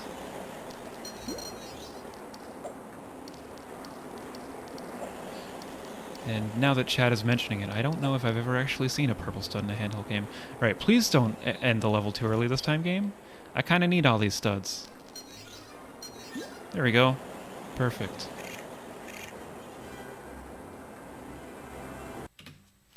Back-to-back golds. Holy. Shame this run is invalid. This one I actually found a pretty big reroute yesterday.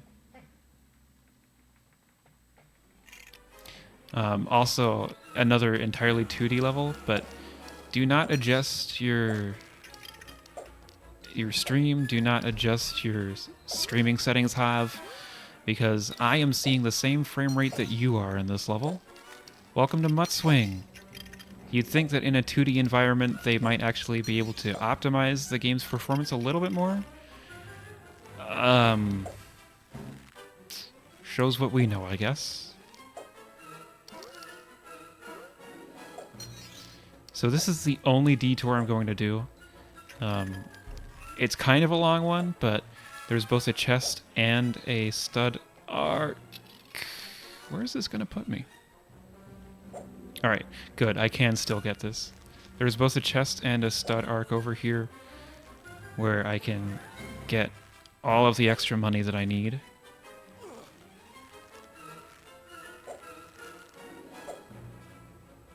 Here's the chest, if it would please open. And now we're back down here. So basically now I can beeline it and I'll still have more than enough.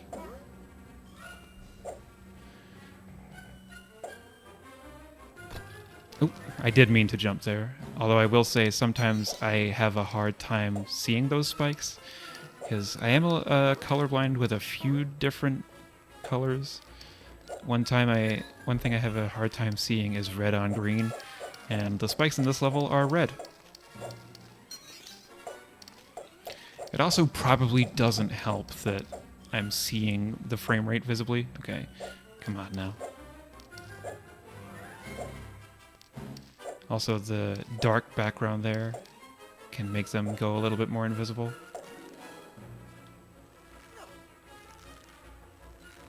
Mind if I jump in real quick? Please do. Okay, fantastic. We have a $30 donation from Mum of Bear saying, invalid schmimvalid. We're here for it, smiley face. Thank you very much for that donation. Quick, someone tell her to put it towards an incentive.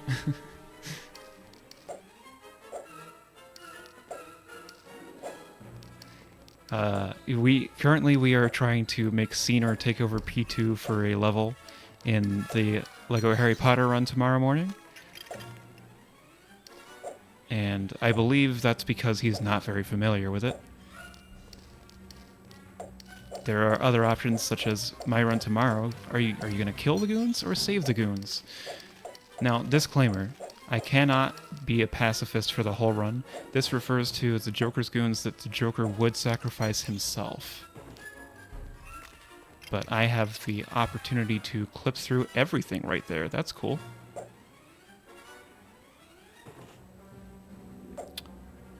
How do I even back this one up? I guess I keep going to the right. Okay.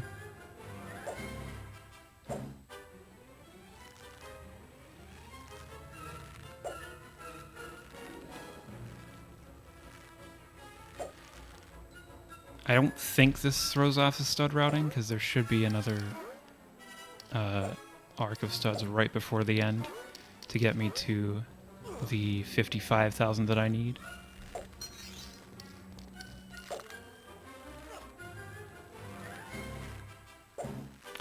Nope, I lied. That's the end right there. Alright, quick improv. We've got time at the moment, although we don't have room for deaths like that. Oh no, I missed. Here's a chest. There we go.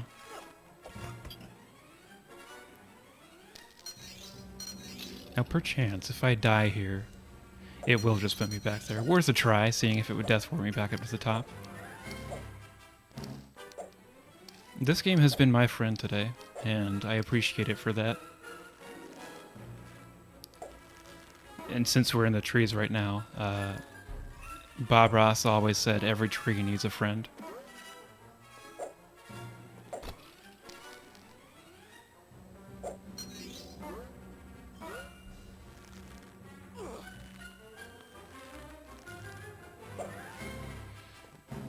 Alright, and now we will actually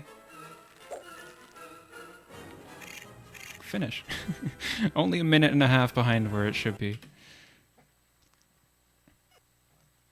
In terms of estimate, we are still sitting pretty. Glad I did not redo the Maharaja hunt, because like redoing that is like instant overestimate. Alright. Alien ship. Oh, please run the other way. Oh, it's so annoying when you can't get the one cycle on this one. So what you have to do is knock those guys down using the alien panels, and then you pick them up and throw them in a pit. This is the kind of base content we're here to see. Now, I should be one-cycling that one for sure. The other one's a little bit trickier, because I got unlucky with those two both being on the other side to where I used that panel. Or, sorry, on the same side as me using that panel. It needs to be on the opposite.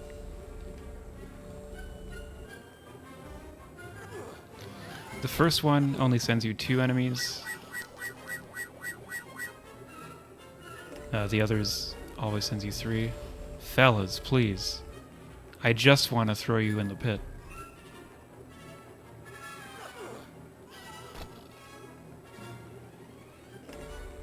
I may have missed entirely right there.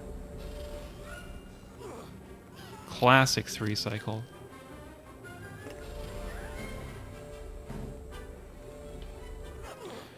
Well, we've got 2 more rounds of 3 soldiers. This one could be a 1 cycle. Go quick, go quick, go quick. Oh, that was so close.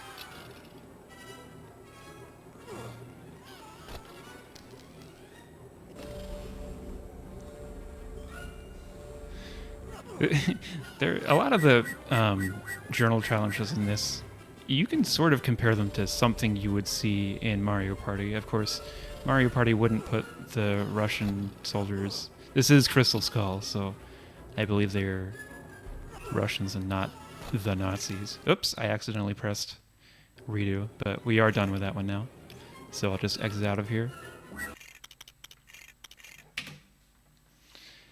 And now, we've got a lot of LEGO racers in this marathon, so I thought I would actually add to the hype and begin LEGO Racers Crystal Skull Edition. The other two mini games in the Crystal Skull are races. This one in Area 51. And there are some shortcuts that you're going to see, but you have to kind of unblock them. So that one isn't really faster on the first lap because you slow down for the box. If you're having trouble beating this one, this is the only shortcut that you really need to learn. And then there's this one, which I honestly didn't know existed until a couple days ago. It's telling me to hurry up there, even though I am on pace to beat the requirement time right now.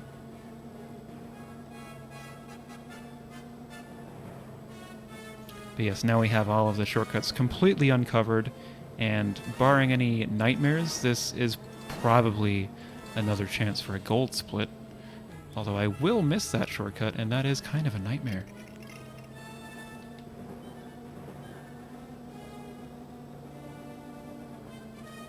Alright, let's chef up a really good last lap. I have to do the last lap in under 32 seconds. Do you think I can do it?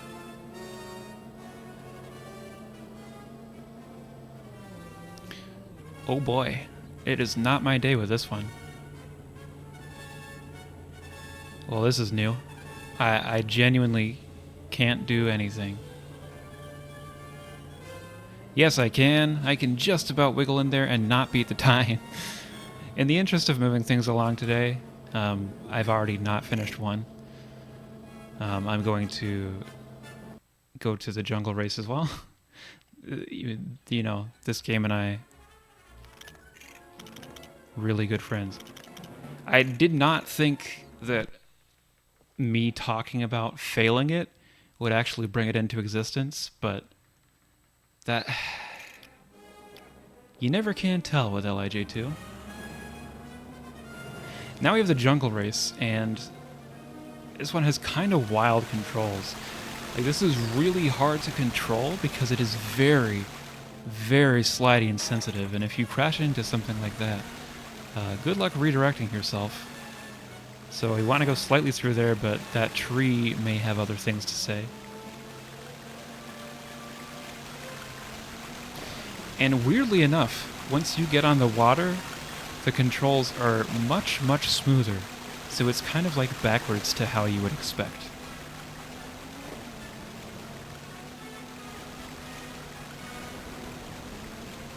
Last corner is a sharp one. Don't want to oversteer it. Don't want to steer too early. But that was a pretty good last turn, to be honest.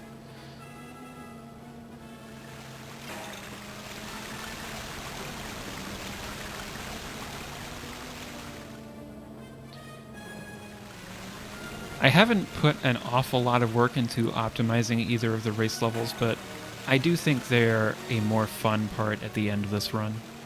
You can do the challenges in whatever order you want, and there will be one after this, which I have kept for last for a very special reason.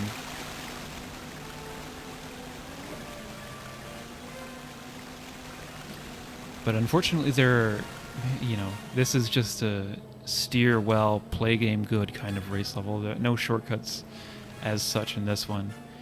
And that's fine, because getting used to these controls is more difficult than you might think. Although it is, a DS game. DS games in 3D didn't always have the best possible controls. It's just really funny to me how much easier it is to steer on water than on land. There's no extra sliding at all in water. And one nice last turn. Almost overdid it, but that was pretty good.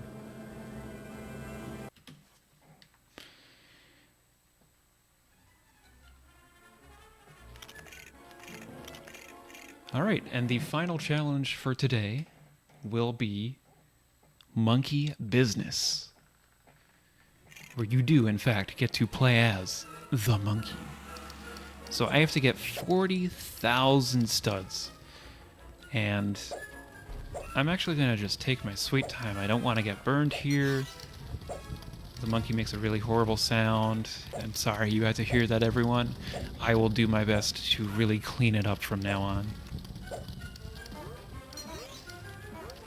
you know, bouncing on some of these little roofs and hopefully getting the arc here, although I might have picked up that silver stud too early. I didn't. I do get the ×3 bonus. And we could see if we can get on top of this truck, but not only do I not do that, I even missed the ×3 bonus from the stud arc. But that's okay. Play it really safe going in between the wheels. Yeah, I mean really safe. Oh, what's this person doing going really, really slow through this? Isn't this a speedrun? Don't worry, everyone. I know what I'm doing. I'm actually doing a really serious manipulation right now. Oh man, I can't believe I fell. Oh no, I went down the drain. Good thing there was a blue stud in there, and a few other golds too. This monkey's getting pretty rich. I wonder what the richest monkey in the world is. Like, how rich is the richest monkey? You know, most billionaires you hear about could qualify. I'm gonna take my sweet time going back here too, because I saw some pretty blue things. They were shiny.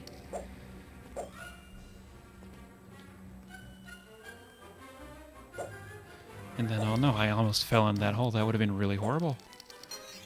Nice ×3 bonus there. And then the wind tries to blow us off. Actually didn't get affected there almost at all. And now I have 40,000 studs, and this actually is not a level where you have to beat the level with a number of studs. You just have to get 40,000 within the time limit. It is very easy. That is why I end on this level. So basically I don't have to do anything for the remainder of this level. I can show you a little bit more. Like, for example, if I go down that drain, I'd go into a new room, but that would pause the timer, so that would genuinely waste time. Nice little jump down to this ledge. But anyway, I figured I can talk about LEGO Indiana Jones 2. Look, I know I didn't show you the most exciting speedrun right now, and I also showed you an invalid speedrun, but in the interest of keeping things moving and actually getting a time that is underestimate, I had to move along, and this time will be when the timer runs out, so we've got a minute more.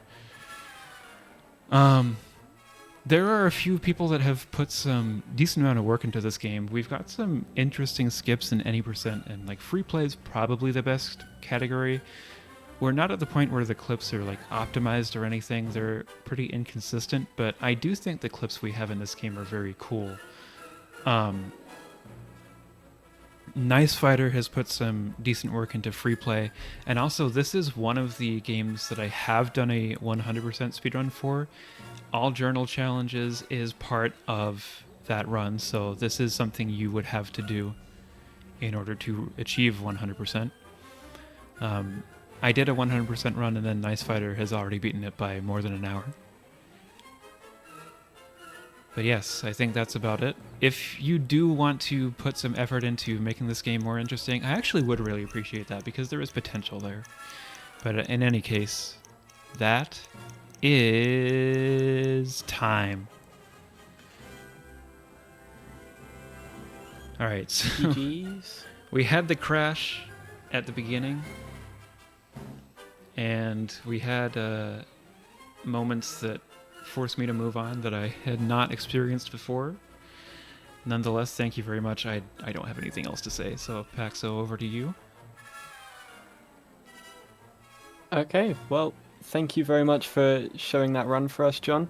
Very cool run, despite the game doing its best to not cooperate. We're going to go into a quick break, and then we will be on the second part of this mini Indiana Jones block with Flup and Carcoon playing LEGO Indiana Jones 1 Artifact Rush Co-op. So see you in a bit.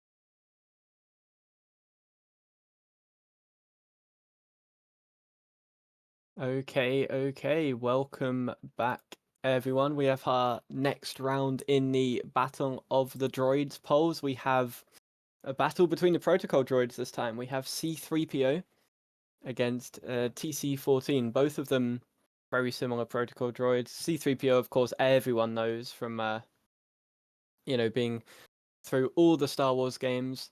TC-14, a little bit less known, unless you happen to be a LEGO Star Wars speedrunner who has played Negotiations about 30,000 times at this point, in which case you'll be very familiar with TC-14. So, yeah, cast your votes, go crazy. It's looking pretty even at the moment. We've only got a short amount of time for that poll.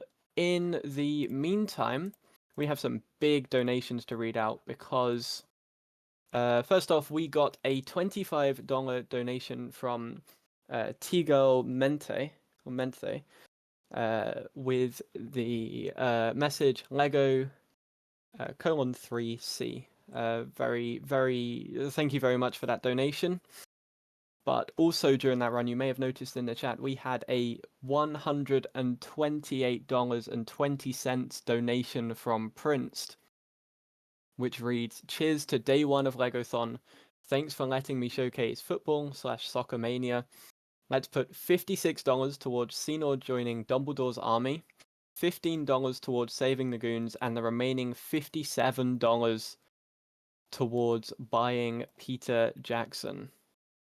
So that means looking at our incentives, we are in a very good position, having completely filled out the first incentive of tomorrow, which is the LEGO Harry Potter Years 1 through 4. So Senor will be playing as player 2 for the level 5-2 in that game, which is very cool.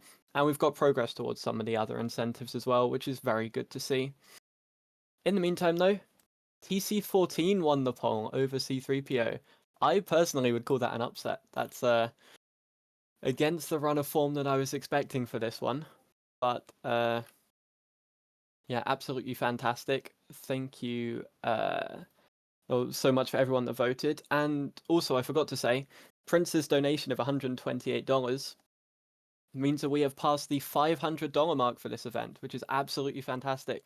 We are now only $91 away from beating our LEGOthon 2019 total halfway through day 1 of the event. You all are doing a fantastic job raising money for a fantastic cause, and let's keep the donations and the good times going. But yeah, we're going to go into a quick break, and then we'll be back with Indiana Jones 1.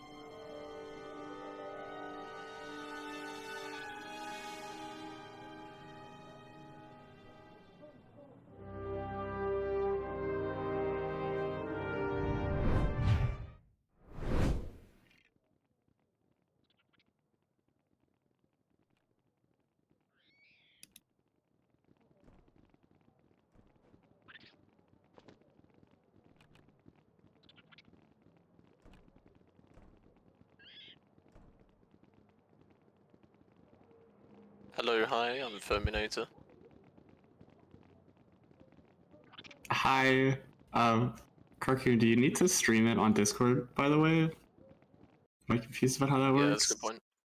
Oh, you didn't restream.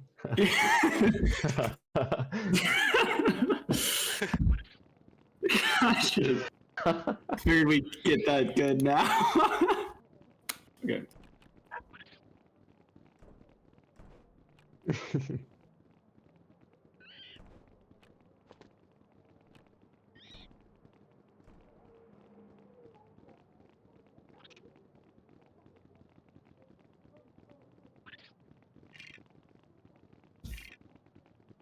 Alright. Big stuff. So excited for Oddfight Rush. It's a new game plus category where you have to collect all 180 artifacts in free play, in any order you like.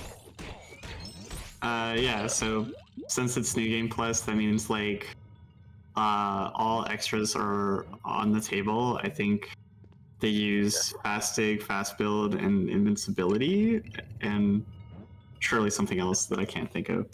Yeah, pretty much every extra in the game. Yeah. Ice rink. Not that one though. We start with Escape the Mines because this level has some very interesting like RNG in the auto scroller section that's about to come up if we hit this out of bounds trigger. Well, this jump could be a little difficult. It's just it must be awful doing this like right at the start of a run, but good to get it out of the way. Yeah, you can play all 3 movies in any order you want, but we played 2 first purely because of this level. Once we get into the next room, they'll be in this on-rail section. There are 2 like rooms of it where they have to hit these switches to progress. And there are a couple of like breakable objects and enemies that need to be killed in order to grab artifacts. But in the next room, there are 2 routes that like split off, and you have no control over which route you go on. It's just a 50-50. But you have to do 2 laps around the track anyways. So ideally, you just get one. Yeah. That's a 50-50 track right there, and you ideally want to go in the other direction so you can hit both targets at once, but because we got the other direction, we're gonna need to get lucky on this 50-50 on the next route. Because if we don't, then we have to go all the way back around again. And we got unlucky, so we're going back around. So it should be just like a pure 50-50, I guess, if you get both tracks, on whether or not you make it out at this level when you're doing resets for it. Careful not to hit the thing there and end the level early. Yeah. Okay. Oh my god, okay. Going on again. Good start here. Now obviously, if you don't hit the last lamp, then the level won't end and you just go back around. But these lamps are on a timer, the ones you've already hit. And if you take too long, then you have to hit them again. So, hopefully, we get lucky this time. There we go. Okay. Alright.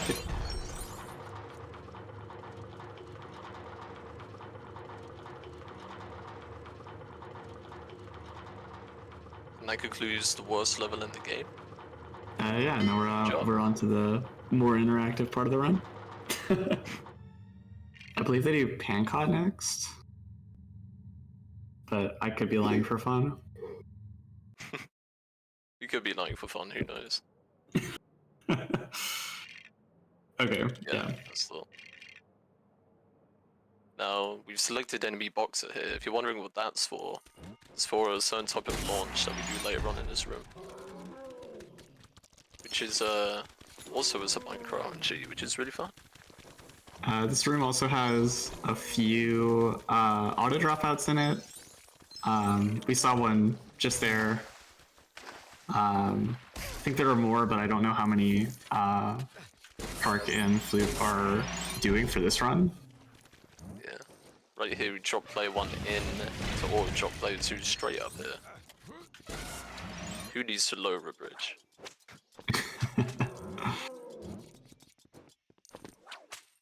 See, the advantage of co-op here is that obviously the 2-player movement here is very, very well coordinated. Much faster than anyone could do with their own 2 hands. Yeah, especially in a free play category where you can move faster by double jumping and switching. Yeah, there's a lot more buttons that need to be pressed. Here we'll see Flood digging up this minute here and then dropping out. Another auto drop. Yeah, auto drop out there. I did not even know that existed, to be fair, so we all learned something new today. Alright, here's the boxer we'll see what launch. the boxer was used for. Wrong angle there, but that's okay. There we go, this should work. Any of these will work. There we go. There's a little bit of RNG there. You just have to punch player 2 and then hope the boxer decides to launch him. If you don't get lucky though, you can just keep punching until you get the launch, so it's not too bad. Right here, we're just gonna walk underneath the pandas for a little bit, so we don't have to open the door at the start. And we pop it bounce here because there's a minikit behind this plant. Or an artifact, sorry, my bad.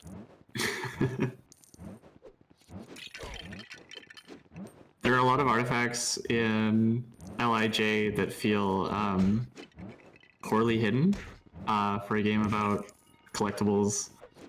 You'll notice. Yeah. I think my favorite artifact of all time is in the second to last room where you just punch 2 boxes and 1 spawns. Oh yeah. There we see the bookshelf clip, which is one of my favorite clips in the game. It's a one try though, so it's a good job we got that. Because if you don't hit that, you have to do the book puzzle, which loses like, depends how long you take to solve it. But usually about 10 seconds. Using some tag moving to move during the camera pan there. There's a nicely hidden one there. Double jumping into the transition. One's just back over there. Yeah, there we go. Oh, they cooked. Yeah, all 10 minikits are possible in the story in this level, so that's why they're all like pretty badly hidden. I don't know if the devs wanted you to collect them all in story, but it's definitely possible. Spooky skeleton in a closet, there we go. And then my personal favorite, just right there. Excellent. I'm gonna save it next so we got all the minikits. Now, because this is New Game Plus, we will be playing with saves on. Even though in the tournament we would save anyway, but...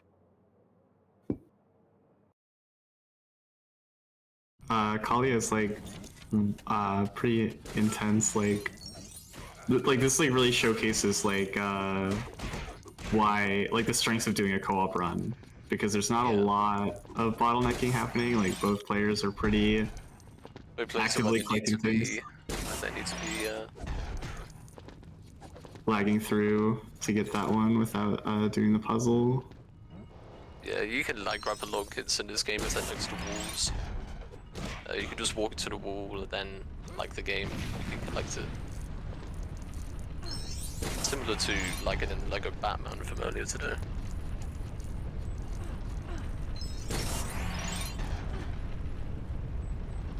These pillars are on a cycle, but usually you make it there in time to not lose much time. It's the third dig. There are a couple of, I mean these exist in all Lego games, but artifacts and mini-kits that require a certain number of things to be killed or a certain number of things to be interacted with. So we'll see that continue to pop up. There's a couple up warps in this level where you use spam swap underneath a certain piece of collision and you just warp to the top of it. Very level specific tech that is.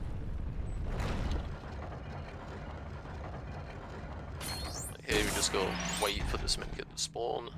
Artifact, sorry. Sorry.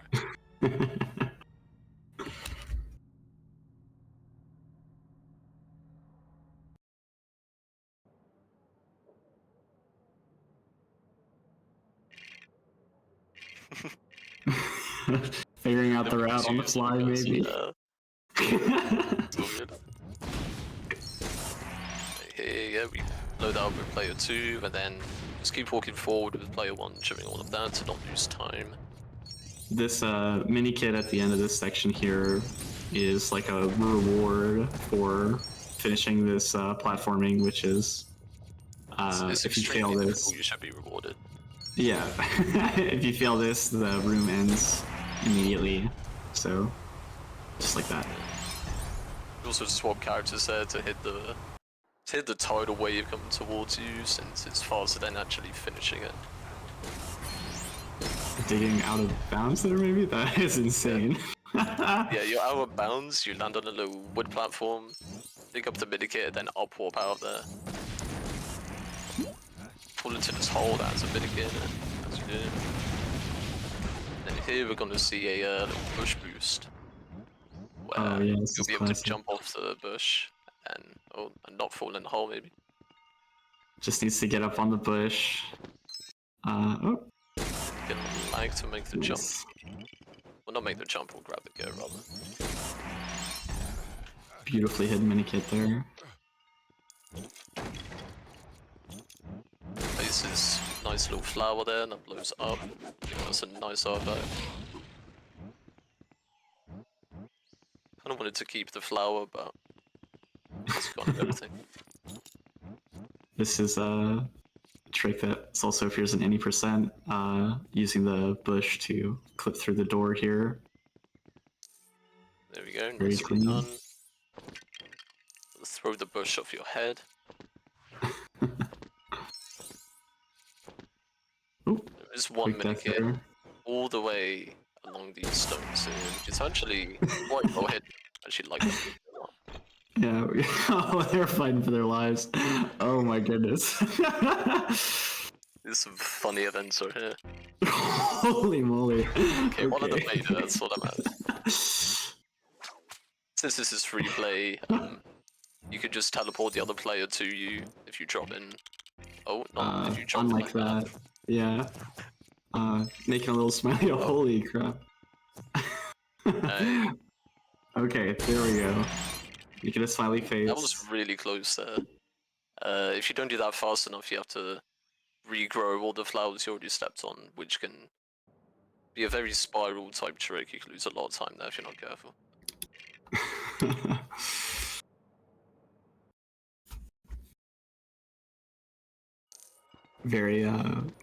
Very confusing horizontal tethering in that level for the dropout. Right there, unfortunately, you have to wait a bit to drop in. So it's going to drop in immediately on the level boats. Using some tag moving here, it's going to blow up the thing, which is just very creative use. I rate that. Right here, because we have treasure magnet, actually extends your pickup radius, so you could grab some artifacts through ceilings. Mainly used in this level and a couple times in other levels, but do that twice in this level, so. Any chance I can drop in with a quick donation? Go ahead. Yeah. I think you guys will like this one. We have $10 from Sonic, saying shoutouts to all the runners of LIJ1. Big activity lately. Fun game. Definitely recommend as a speedrun to learn this game. And the dono, of course, goes to Saving the Goons in LEGO Batman DS.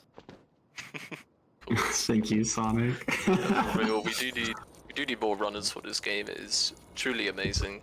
Every single category is an excellent wild ride. Ooh, we missed the lap jump.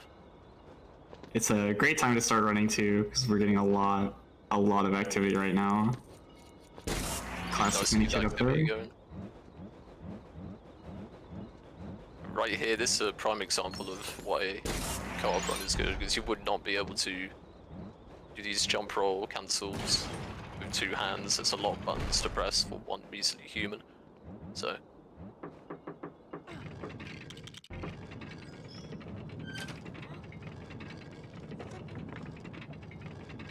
here's the best artifact, but we gotta wait for this guy to open the door. There are a few artifacts in this game that are just like completely game dependent. We just have to wait.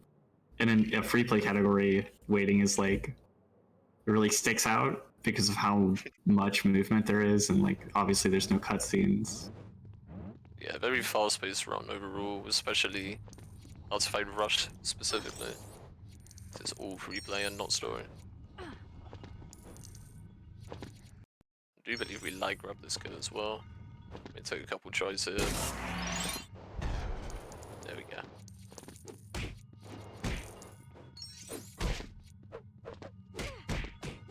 Should be a similar jump one. off some weird looking collision instead of using the Thuggy statue, because using those statues takes a while. So it's always nice to skip them if you can.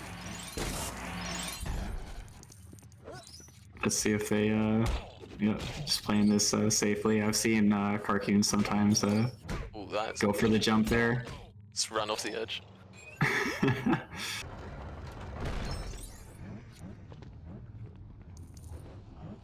Right, here's a submit kit down there, so player 2 is gonna dip down and grab it.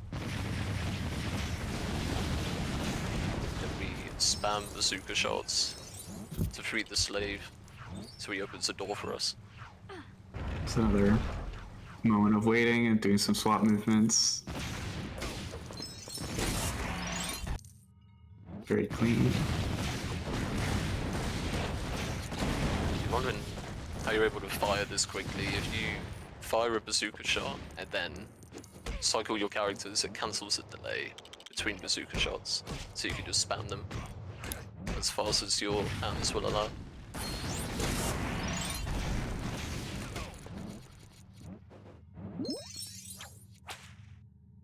Here you can blow up this little barrel through the wall using a bazooka and grab the cog. Because if you whip an object, it could just go through walls, which is very useful for us.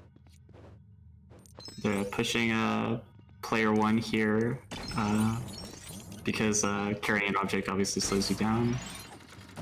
And you can just switch to upwarp there instead of doing the pixel jump. It's very nice. Yeah, right here we have 2 more minikits to grab. Just dig it 3 things and then grabbing this one up in the top left corner. If you both players dropped in here, because it's important to always have them dropped in if you can. It's the same exact skull puzzle recycled from Kali. It's beautiful. Dude, it's actually the same assets for all of them. Yeah. Not even trying. But, here we go, we're on to Yeah. Crusade now. So obviously it's ideal to do like each movie at a time to save movement in the hub. Would not make sense to like do half of Doom and then switch to Crusade. Yeah, definitely not. Ideally you would go 1, 2, 3 or 3, 2, 1 to really minimize hub movement, but because of 2, 5 you want to play that first really. Trying to hit a pixel jump here. Yeah, this pixel jump is a little finicky at times. You have to jump out of the water at just the right time. Sometimes it'll give you, ooh, barely enough height. That is. Barely made that well. Here, falling in player 2, in theory. What you can do here is you can overlap the bug puzzle with blowing up or freeing the motorbugs, I should say. Because that calls the camera pan and the bug puzzle will continue through the camera pan, so you want to overlap them.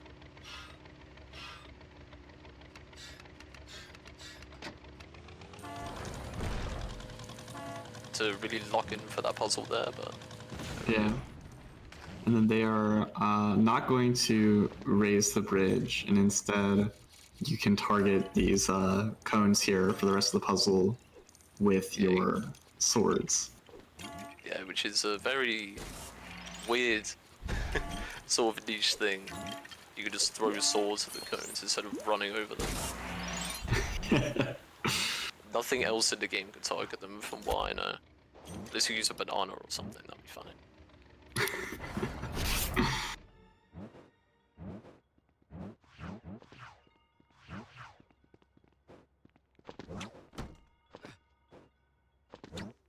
Now here we've got a really fun piece of tech, box duping, where if a female character picks up a box, because they have a long pickup animation, if you swap during that animation, they'll be like left in stasis where they're holding like an invisible box, so then if you pick up the physical box in front of the player, it will spit out in front of them. If it lands on a green pad, then it will essentially duplicate it. If it doesn't land on the placeable area, then you need to do the dupe again, which is annoying, but... Now we've got a nice line clip with the free play cycling, which allows you to do some line clips so you can do otherwise. Then I believe they, yeah, just do the rest of this. Similar to 20%. This room is very fun. Do you know if those numbers change, or is it always the same 3? They are different every time you enter this level, yes. So you do actually have to pay attention to what the code is. They'll often call them out to each other in comms when they do this co-op. They can't do that this time, so hopefully there's no memory issues.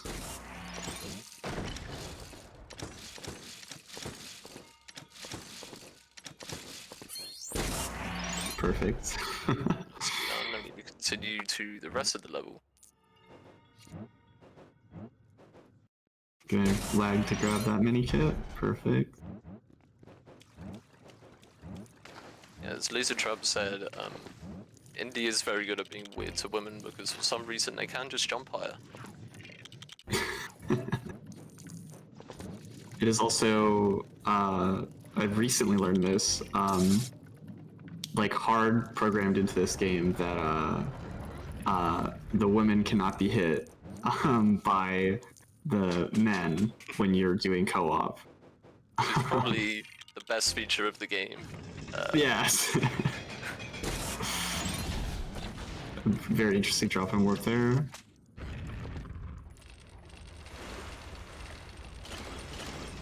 Yeah, that drop of warp is it's very nice because you don't have to do the whole puzzle where you have to use the hatch on the left and then dig the thing and then drop down onto it.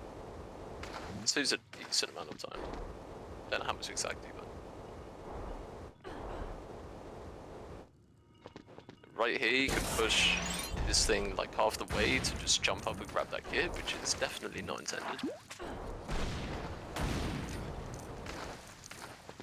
So that is a one choice, so if you push that all the way, then you'll have to do it the regular way by using a whip pad. And you can actually just jump up here off of the cobweb. It's a somewhat precise. Yeah, there we go. It's a little finicky with a jump there, but you can just push the thing and not lose much time. It's one of the nice things about co-op is that they can do the risky and the safe strat simultaneously. Yeah, for real.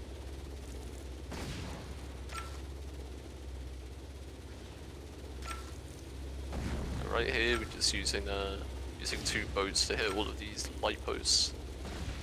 Hit all 10 of them and we get an artifact. Yeah, and Floop getting into position here to grab this artifact. It's going all the way around up top. That is... Ooh, yeah. Might not be ideal.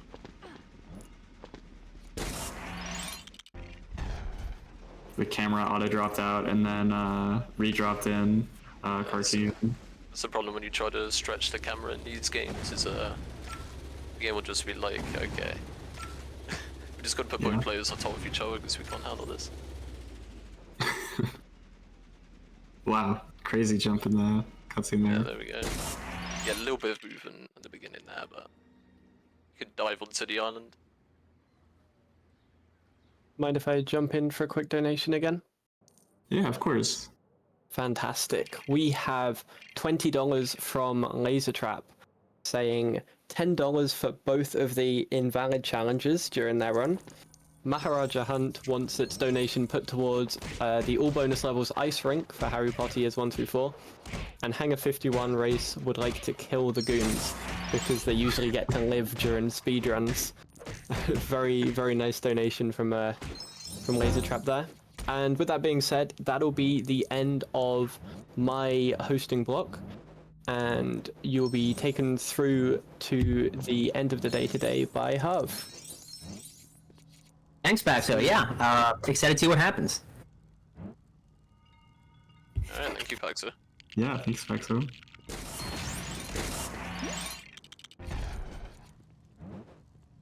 Alright, pretty standard gameplay here, nothing to write home about. Obviously, you have to use the Thuggy statue there because the minikit doesn't spawn in until you build the thing and break it, so.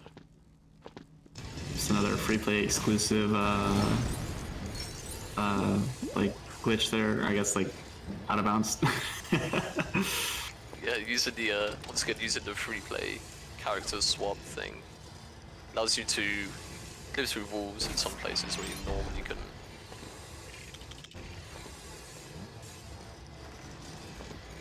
Right here, you can jump off of this thing to reach the lever instead of using the hatch, which takes a while.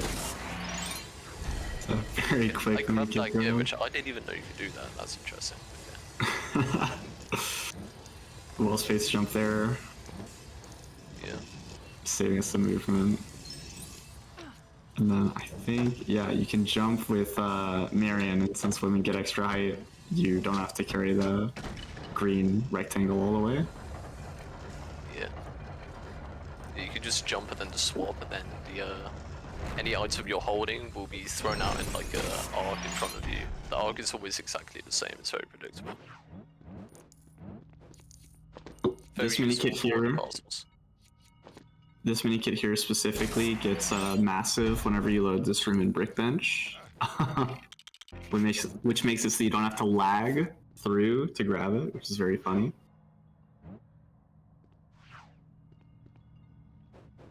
And then this we have a weird bar warp here, which is if you jump far enough of Indy and are hugging the wall, the AI will essentially freak out, I guess, and then it will just grab the closest bar instead of just dying. But you have to swap early enough, otherwise you will die. And thankfully, since we're in free play, we only have to do the bar warp with one player. Ooh. Yes. Very weird jump in there, but those bars are on a cycle, so it's okay to make it. But if you fix the thing and jump fast enough, you can actually make it before the cycles become intact. But it's pretty easy to back up, so it's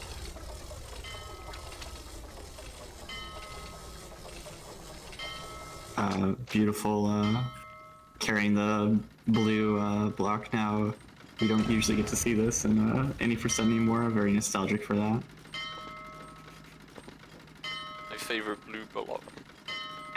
Blue block.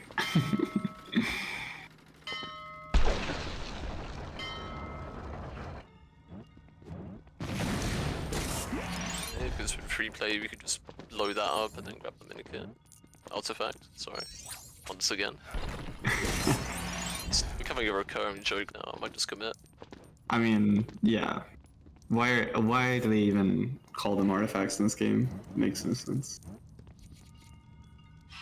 Alright, now here we have a cool piece of tech where if you use the same book puzzle with 2 players, it actually goes twice as fast.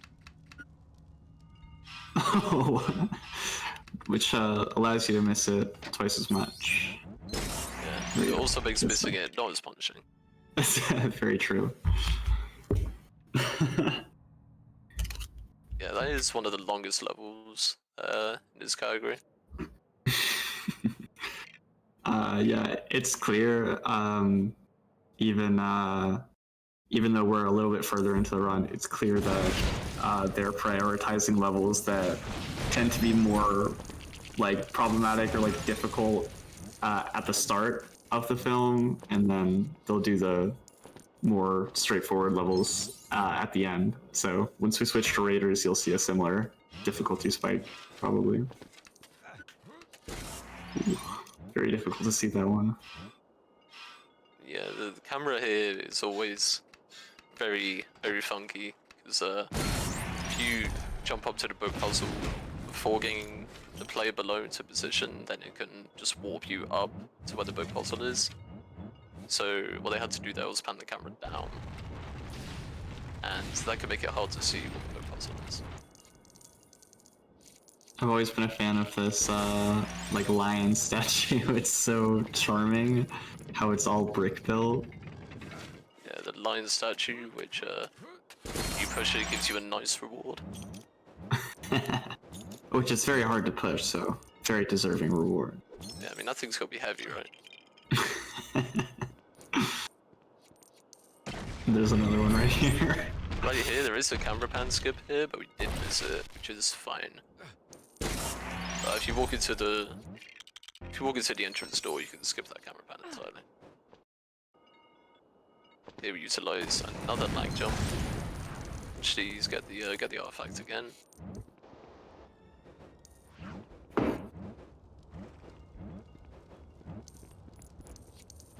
Alright. Here we've got Sneaky Miniature hidden all the way up this cliff. By sneaky, I mean pretty obvious. Good first try dropping warp was nice. It's not too difficult, but it's just interesting getting everyone in position. And now, right there, it's possible to blow up both of those with one bazooka shot, but they didn't manage to do that, but did back up pretty well, so. Because if you miss that, you end up blowing the bush that you need to do to clip out bounds. Which could be very bad, although there are other ways to clip out bounds in this room. yeah, more ways in free play too. There's a, well, I suppose that one bush is free play and story doable, but it's I think easier in free play because you can do that switch. Yeah, much easier in free play. But either way, it's possible for both. You can use this bush right here as well. Yeah. It's a total of 3 bushes to get our bounds in this room. Very well designed.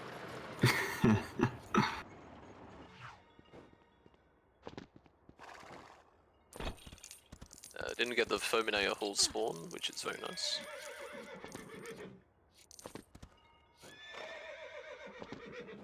Just hopping up on this ledge here.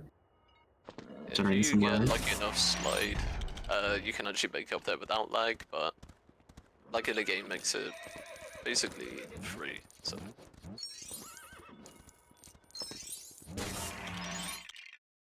And that'll be it for this level. Interesting how there's no artifact spawns in the last room of that level, unlike Pursuing the Ark. Yeah, they kind of threw the opportunity there. Kind of makes the last room a little bit irrelevant once you complete the level once. Yeah, well, good for this run, because that room would be very lengthy otherwise. Like here we could just, you can jump off this little sign, wherever this is, and just curve around the wall. Which saves a lot of time, because normally you have to get a whole boat and then ride over there. This will be a uniquely challenging run to do co-op over long distance. I think that Floop has a pretty decent connection, but there are still certain things like dropping out often like gets locked up. And it's going to be interesting to see how fast the drop out can be. Like, they are pretty far apart in terms of geography, I believe. Yes. Multiple continents wide, so.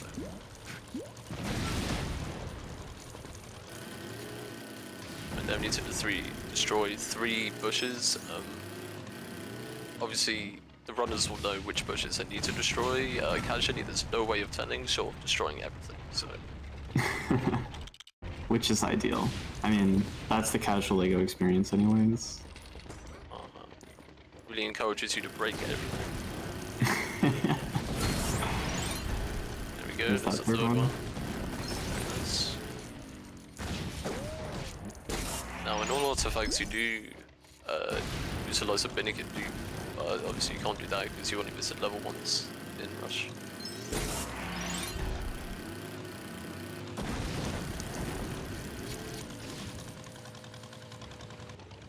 Alright, here we utilize the dropper roll to get past this gate. It's a good example of executing that well despite the input lag that might happen over long distance co-op. Right here we get to use the best vehicle in the game. The track. Cinema.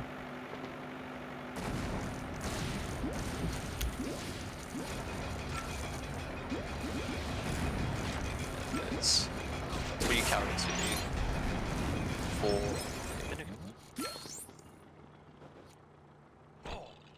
Oh, barely. Lucky. Spawns over the void, which is very helpful. You get another drop in warp here. Ooh.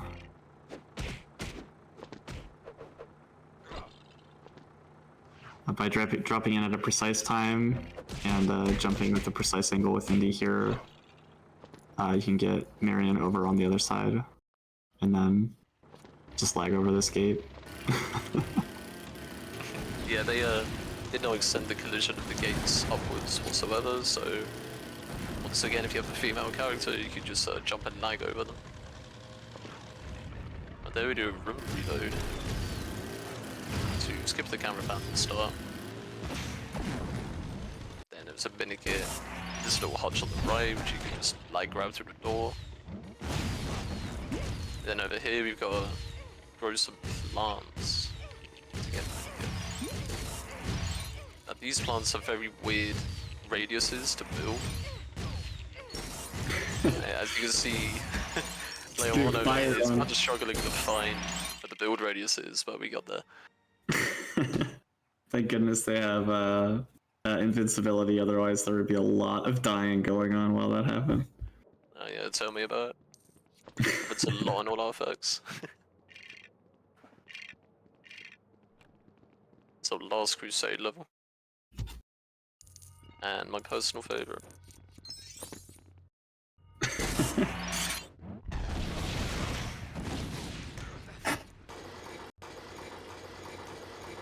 Yeah, just lag up here and then completely past the boss.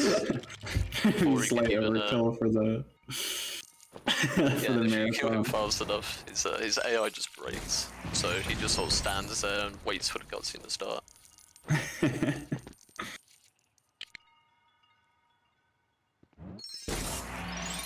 Beautiful. Yeah, and luckily we could just swap out of there, just swap to the other player, because if you get both players in there, it's kind of difficult to get out. Actually, no, it's not really, but you lose a bit. So again, lag grabbing stuff through doors, pretty commonplace in this category now.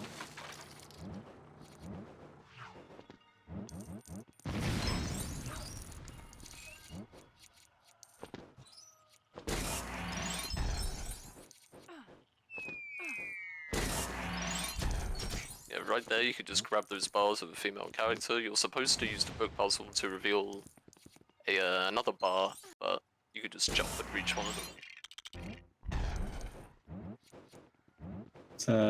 This end room is very fun to watch in Artifact Rush as well. Do not get to see this end room very often.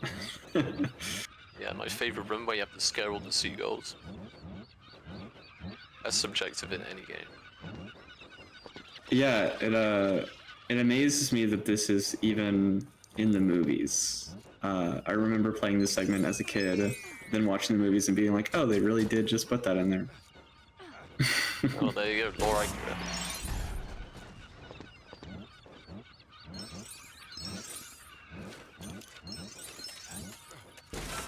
Also lore accurate that they dug out the...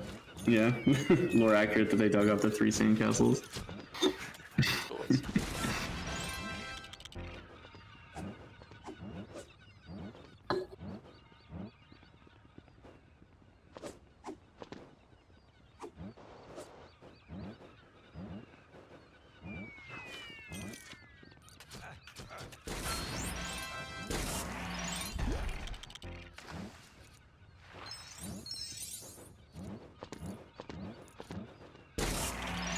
Some nice jump roll cancels to get up the stones there, very nice. Very, very nice.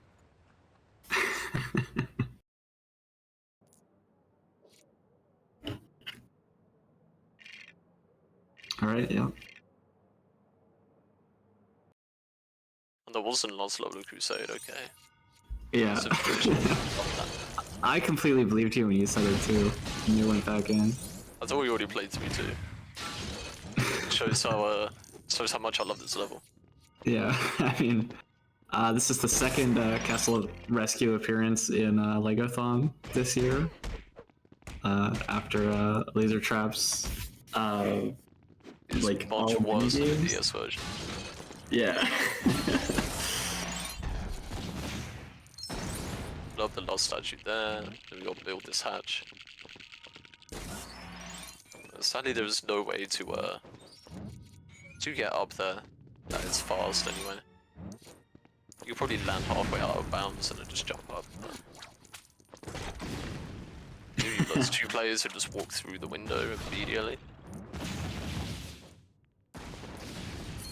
You blow up that box behind the crane, which spawns a minikit on the other side of the platform, which makes sense.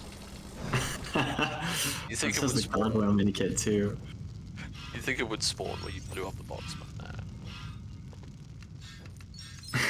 Beautiful movement with Marion there.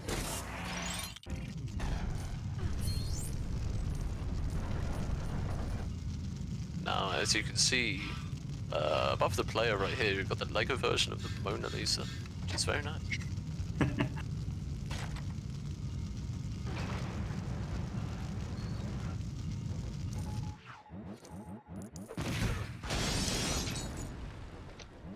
Very short room there.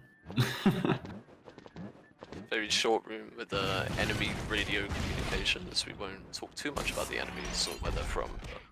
No, certainly not. Disregard the map we saw earlier in this level as well.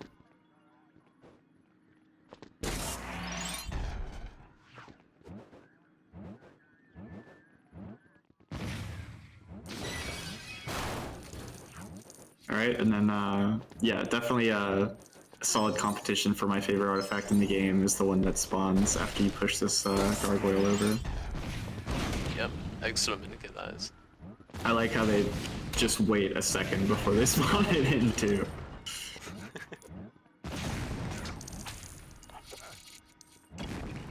You'll pick up the drop piece of the book puzzle once again using 2 book characters to speed up the book puzzle.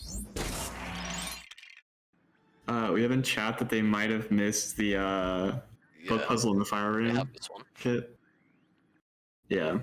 Which is weird because I thought they grabbed that, but I guess gonna have to do a revisit. Yeah, I heard it spawn, and I thought maybe that it. Yeah.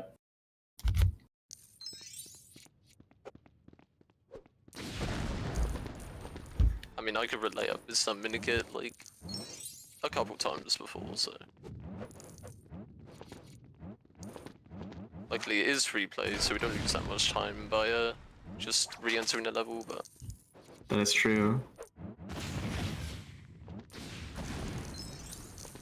Just building the turn thing here, and then whipping straight to the next room. They'll obviously have to do the book puzzle again.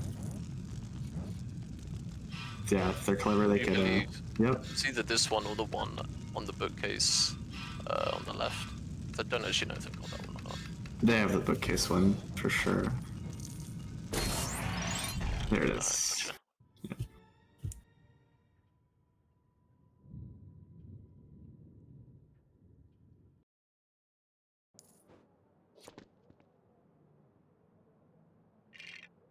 All right, on to Raiders.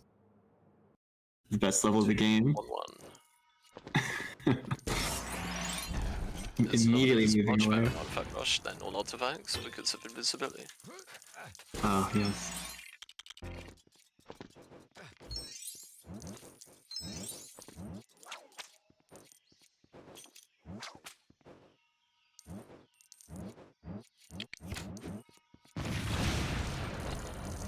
Beautiful. Maybe we could stretch the camera to dig both of these at once. It's a slightly off-screen area. It's one of TT's games' favorite tricks for hiding mini kits is just putting in the area of the level that the camera does not naturally show. Yeah, it's one of the perks of their scripted cameras.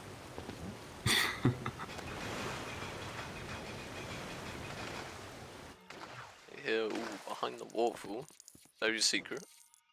Of course, every level, every video game needs a behind the waterfall secret.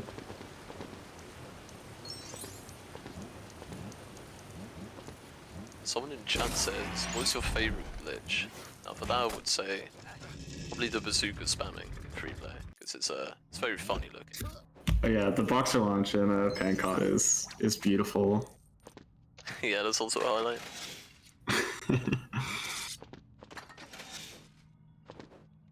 Though very situational. Oh yeah. There we go, very hidden minikit, tucked behind there. Want to get some camera trickery. You could just up warp through that collision. That's plug and player 2 to hopefully hit all the triggers faster, but I think Cartoon got them all still.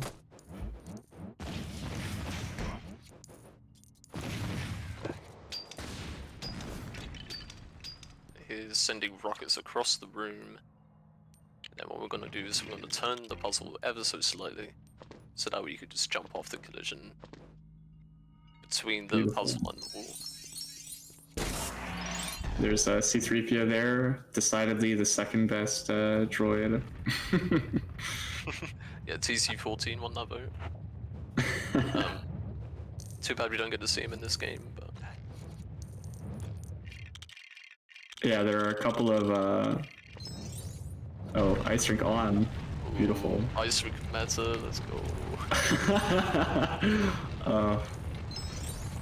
There are a couple of Easter egg Star Wars characters that are irrelevant to this category, scattered about Lego Indiana Jones. Unfortunately, the ice rink didn't pan out because they fell down and they missed a cycle there. I'll smack. Just attacking each other for fun. It's a violent run now. We have to go all the way down here because it's a very out of the way mitigate summit.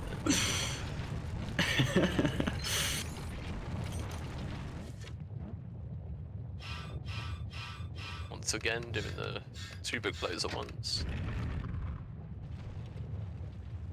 Alright, and then using the cycle there.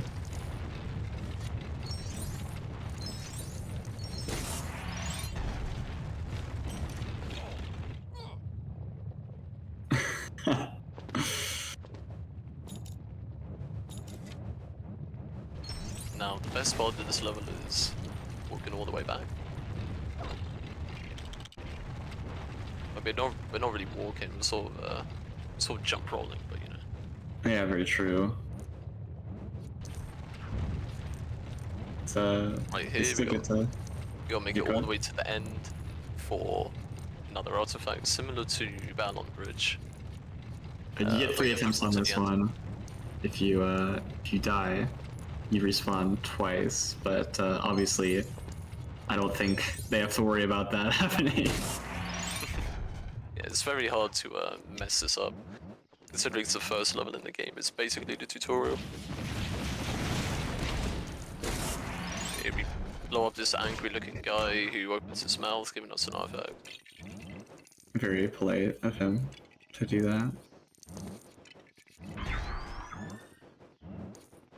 True Adventurer mentioned.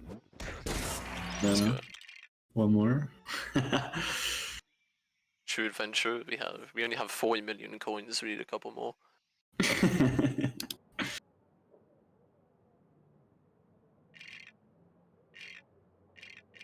Into the Mountains next. Is there? I believe there isn't a Santa Claus appearance in Artifact Rush. That's only in Hundo and all puzzles. Oh, unbelievable. But I do think Santa is the best part of this level. For sure. Really gets you in the spirit every time. Yeah, perfect for July. Just immediately shredded. Got the cycle skip, oh my god. Crazy. It's actually kind of bad because I have to watch this camera back.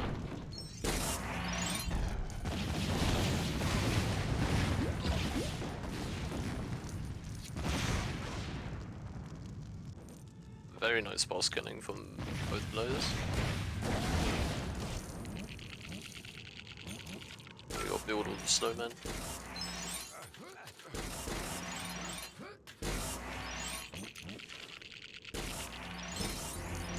We gotta dig all this up. Then we gotta drive through all of these little gates. And then while player 2 is doing now, we're gonna one in the house. Yeah, another ideal example of co-op, but of course this could also be 1p2c. This is very 1p2cable, but once again, it's just faster in co-op.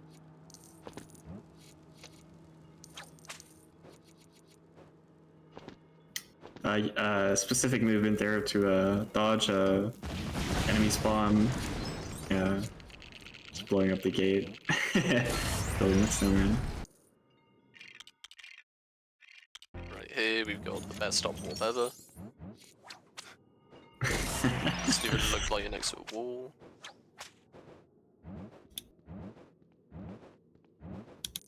This level has a lot of broken jumps in it.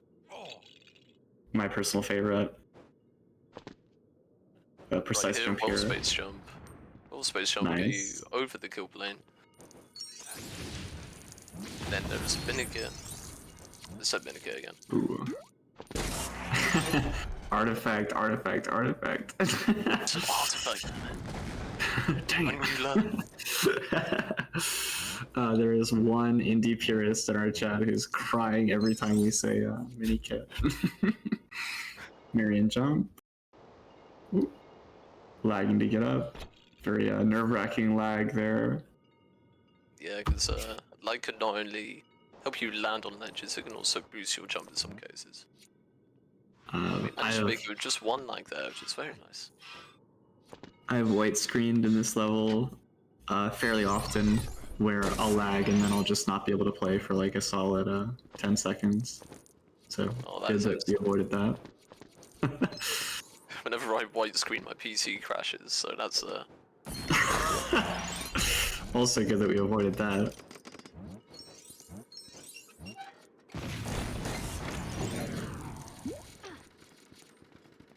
right here we're gonna get some player pushing action. Oh yeah. Nice.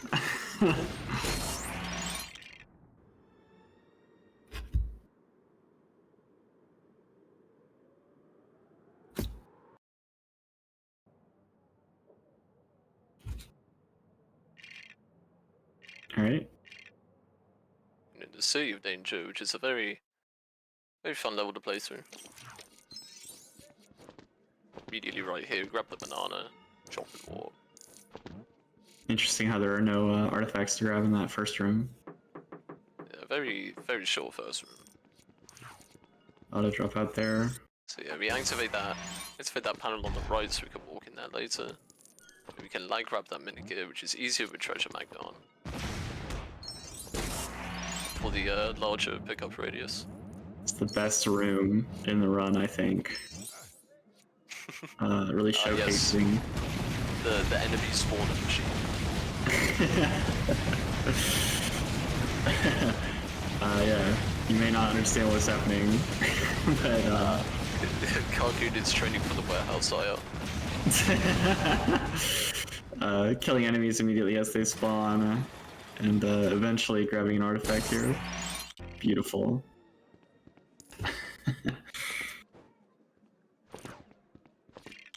Dropping here. Well, drops in on top of the key. So what was unique that? one.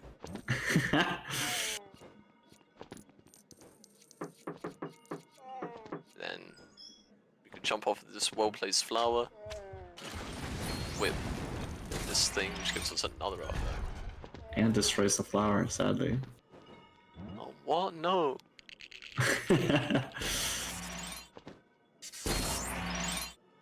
Beautiful. And then decides to blow up both of the camels. That's very meta. Oh, getting pushed. Ideally.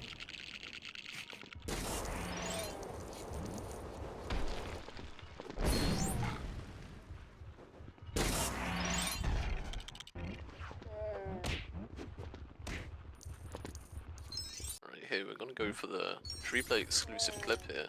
Beside this table. And you could jump across to the next room.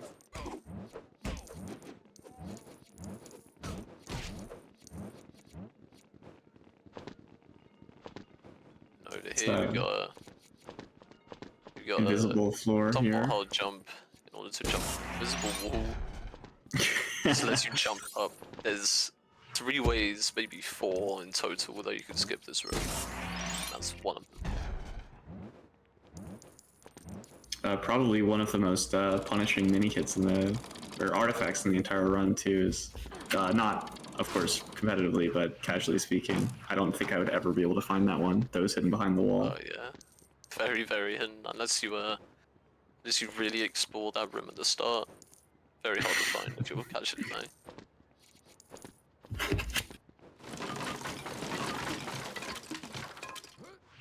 Right, here we throw the banana to Steve the monkey. That's what I called him just now. That's gonna stick forever, probably. Yeah.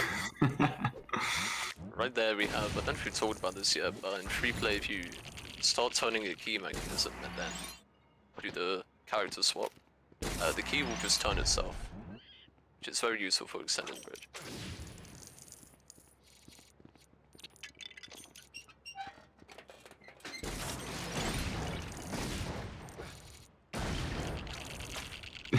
Doing burst this room casually here.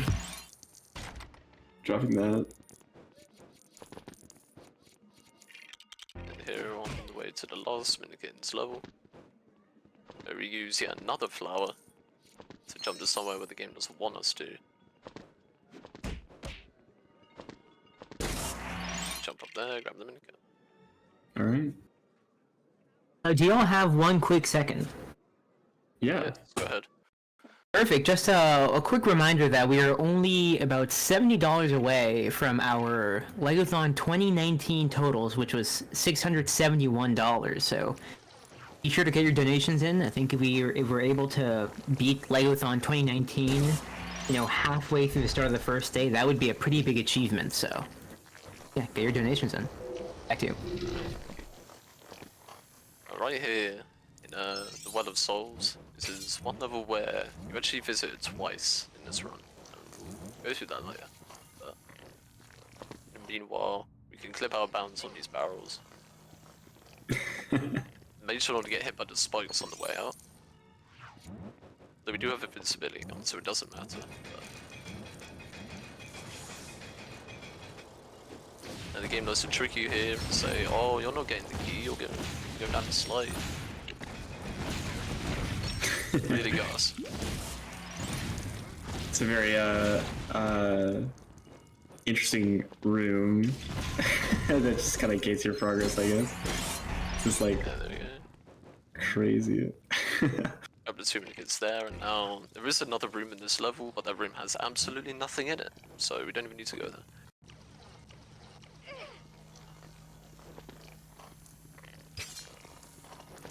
Right here, we use the same barrels again to clip our bound to get behind this door. Once you're behind this door, you're essentially soft locked because you can't get back out from the other side. So after we grab this vindicator, we will be exiting the level and then going straight back in to get the ones in the rest of the level.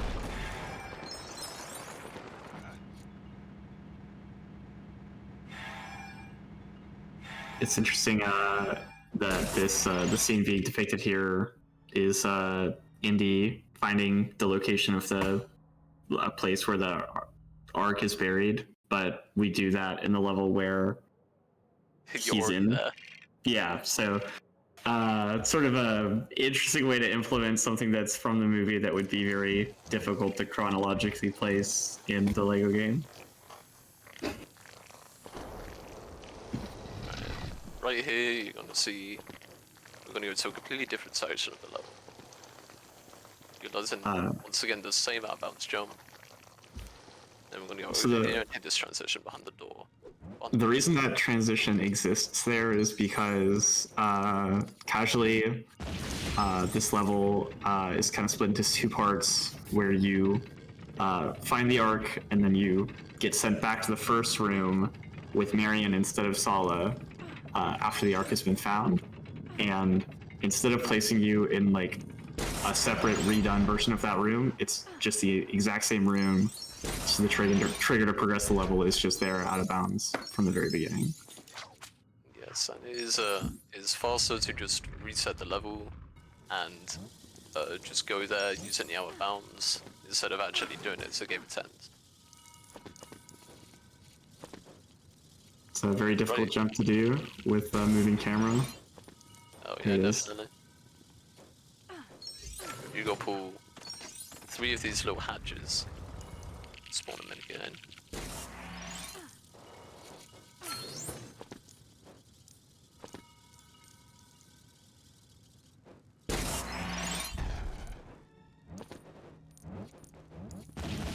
You have 2 minutes left. So this little sidewall, which you will never guess is there, blends right in.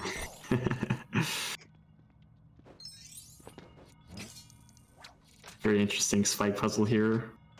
You would never assume that pressing the button would lower the spikes. Yeah, and if you're fast enough there, you see we push player 1 a little. You can actually just walk straight across the pit before they rise back up again.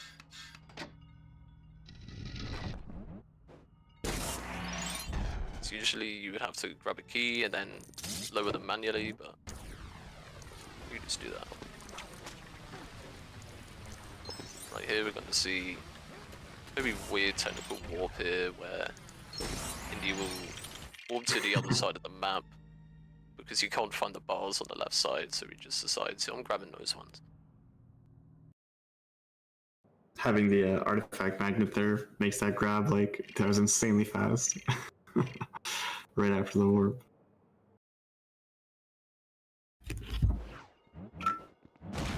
You're right, and this is the second to last bit of the run here. We are very close to done. It's been very decent so far.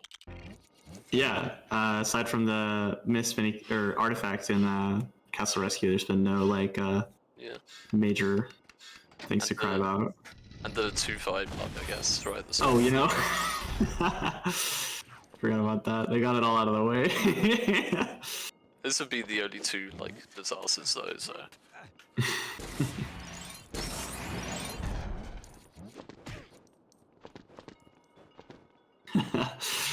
Oh yeah. I mean, that couldn't have gone any better, I think. Here we can once again like grab that kit. Choose you a treasure magnet as per usual.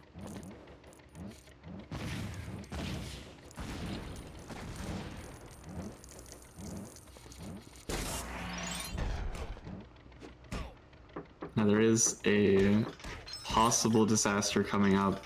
Hopping on the bicycle. Holy moly. There's a potential gizmo softlock for an artifact grab that's coming up that I have gotten to see live. So hopefully all of the bad luck has been used up. Using the newly discovered tech, where if you land and then jump out of the car, you just get boosted up. So you haven't checked to see. Very cool thing to showcase so early after it's been found. Yes, indeed. You can do a weird jump off the back of this hut. Barely make it to the left. Beautiful. Oh.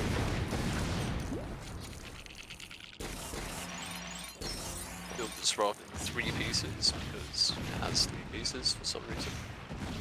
And looks like they're in the clear. Okay. Yep. The 1 in There's a random 256. chance that one of them stuck will just not go down, and then you have to restart the level.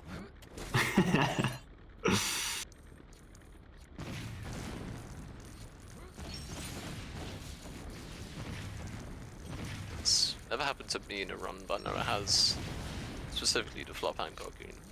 As you said, you saw it live, so. Yeah, I mean, it's just such a horrible spot for it too, since it's right near the end. But not a prevalent enough thing to plan around. Seeing box tubes again. Box tubing, yep.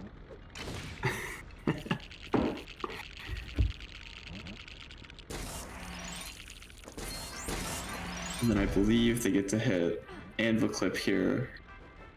Yeah, because there was 1 minute in the last room.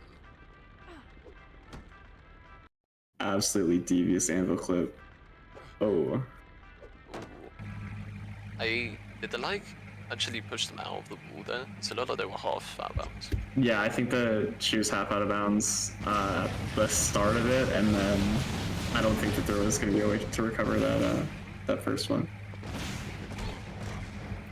I think it's kind of fascinating. Carcoon and Fleep do Anvil Clip, like they have slightly different setups on their own solo 80%, and so when they do it in co-op, you can see sort of a We got three on the setup, meet halfway. a competing conflict of interest. Now on this wave of trucks here, there'll be a truck behind us that delivers us an artifact.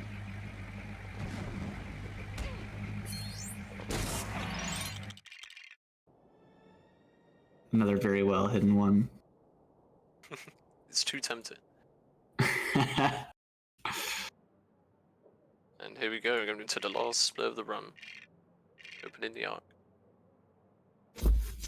Now, timing does stop when we hit save and exit after grabbing the last minute.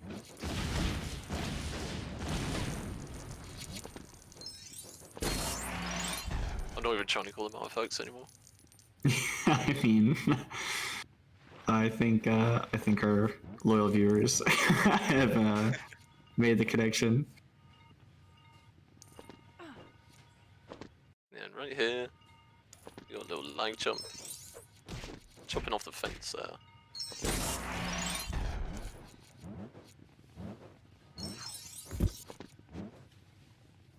That's another good one. Jumping into the water gives you like lowers you just slightly, so you can grab that one from underneath. Yeah, I think how they intend for you to get that is to, for some reason if you press special when you're swimming, you just dive. And it's only used for that 1 minute and nowhere else. Is that true? That is crazy. Actually, no, wait, I think it's used in 3.1 for some reason. I don't know why, but I remember it being in that room, in the categories. But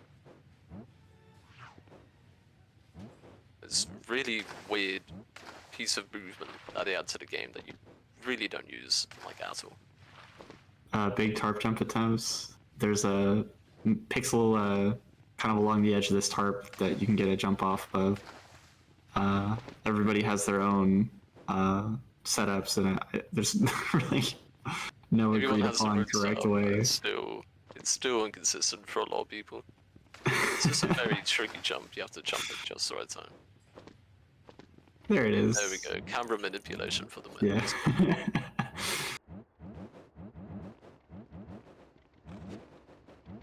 Yeah, probably the most placebo-influenced trick in the game. Right here, we get to see an interesting drop and warp. You can just land out of bounds and then just walk into that kid from behind the wall.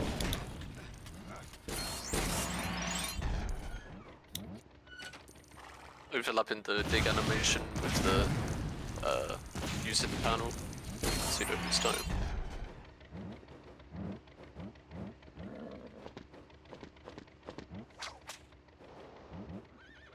That door right there that the minikit was behind, if you don't do the out of bounds there, it takes quite a while to open that door. It's like a whole process. Right here, using tag moving, and then are able to dig this thing during the camera, which is very interesting. Most are very blind movement though, so that's purely down to game knowledge. Just knowing where you are in the level. Coming up on time here pretty soon. And once again, overlapping this book puzzle with the dig. Having this last minute get here, and that's time. Beautiful. Very well done. Good job, guys. Yeah, thank you so much. Yeah, I don't know if you two have anything else to say. Very fun run. I mean, not much else to say other than more people need to run this game. You know, that's about it really.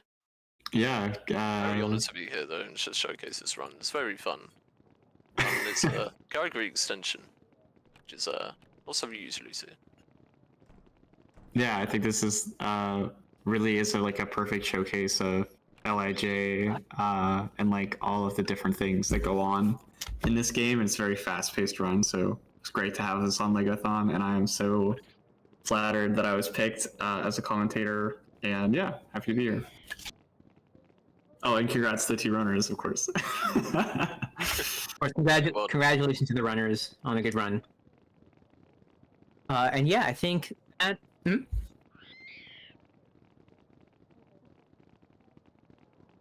Yeah.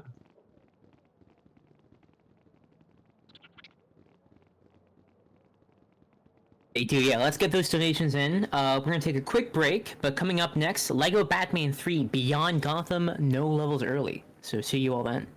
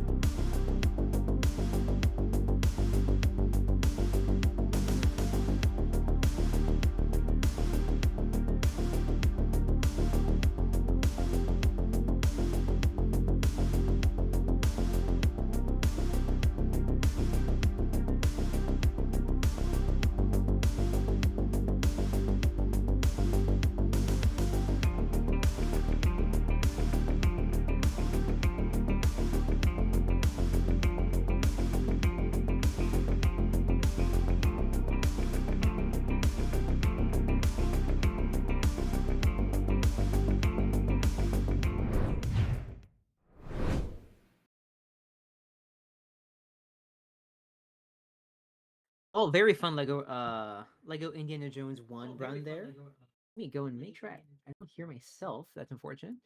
But yeah, good run. But yeah, the main event here really is Hit Droid versus Mastroid. One of these two is gonna get knocked out.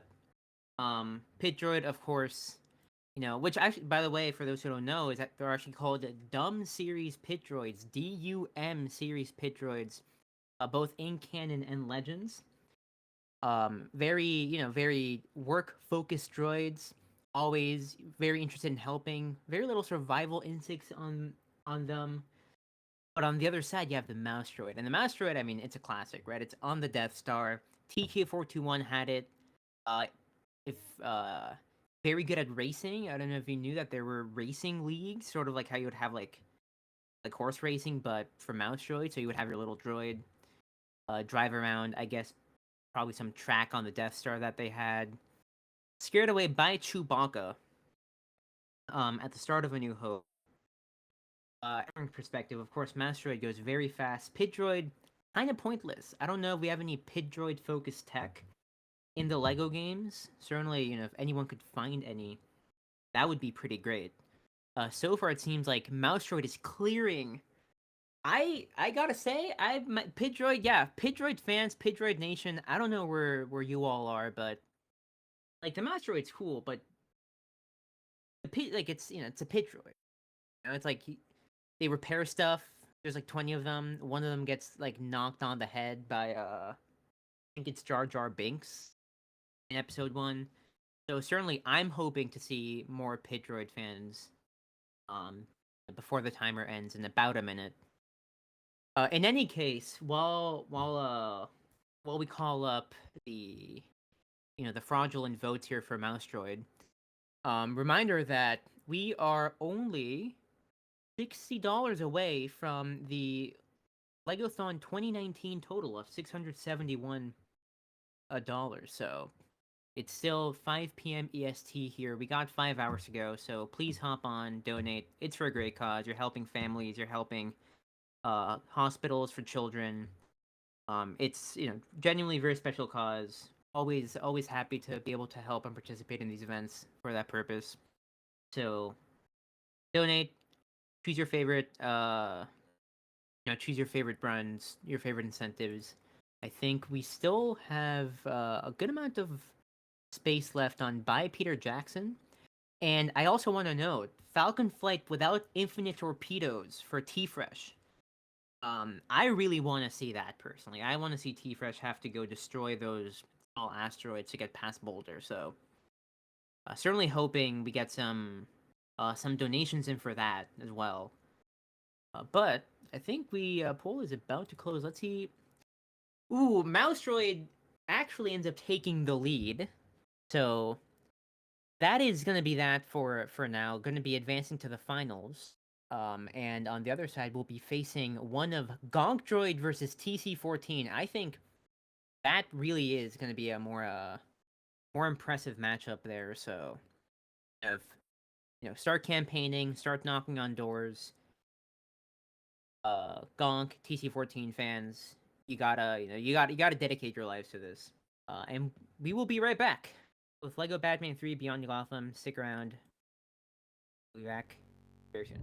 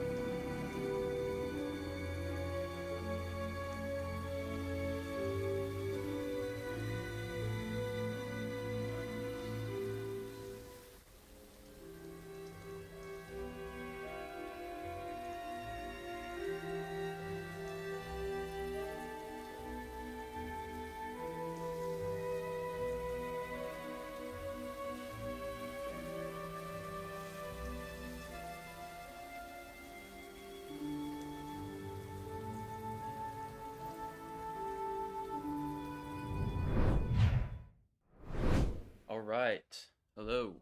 Today we will be playing Lego Batman 3 no levels early. And time starts as soon as I skip the second cutscene here. So I'll count that down. 3, 2, 1, go.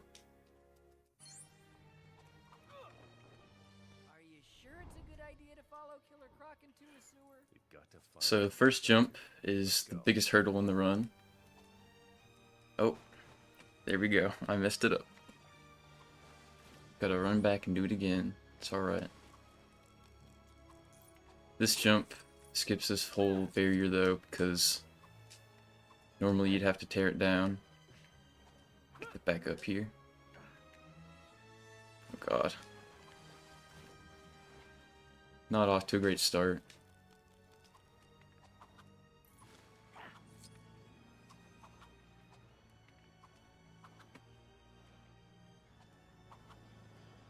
Oh. Still get the back up.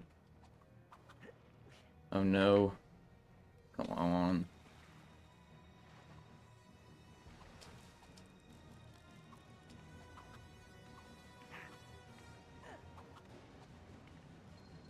Okay, I'm choking right now. Just gotta get past the first jump and we're all set.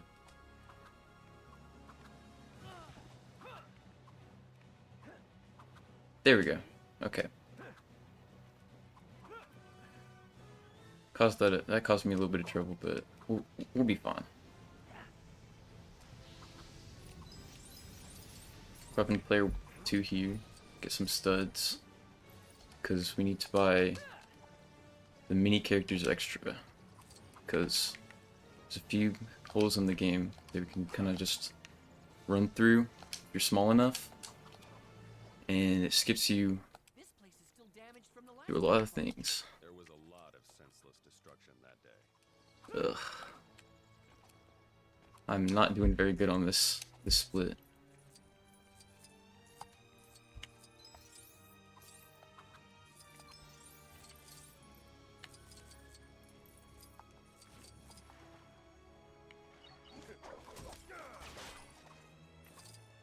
Tier 2 is bugging out. I don't know why he wasn't going up the fast grapple.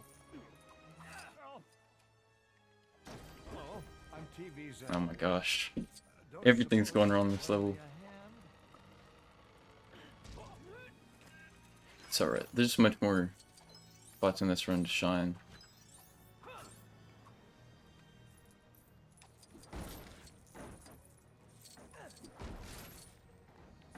Okay. Not the greatest start, but we can move past it.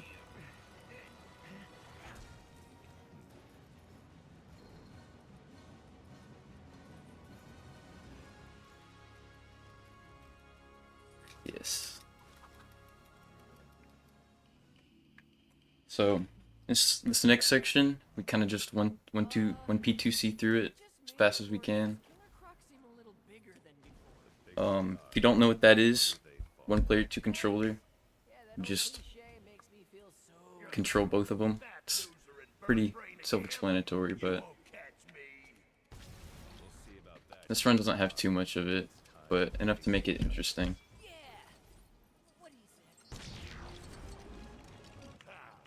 Good thing I have friends in low places. Get him!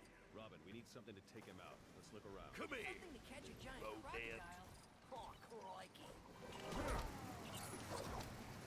The main focus of this first level is to really just get as many studs as possible, because we need to make sure that we have the studs going into level 2, because we need to buy mini characters.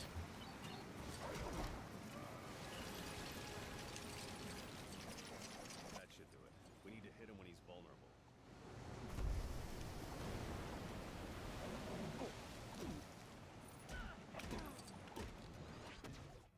There's level 1. Pretty normal, which is not normal for this run, but basically every level in this game has some out of bounds trigger that you hit, except for the first level. So First level's a little, not boring I'd say, but disinteresting compared to the rest. Oh. There we go. We got Robin up there.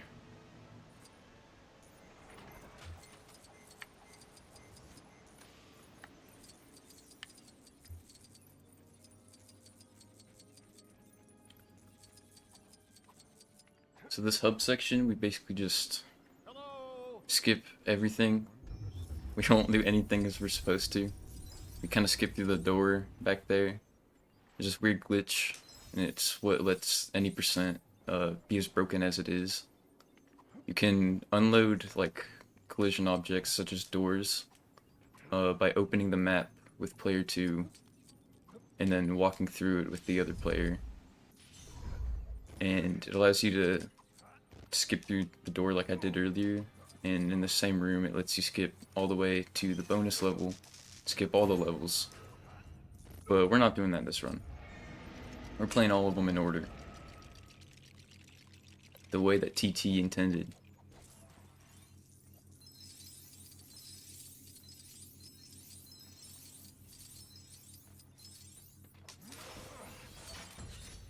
Maybe not exactly how they intended, but close enough. So right here we're gonna buy mini characters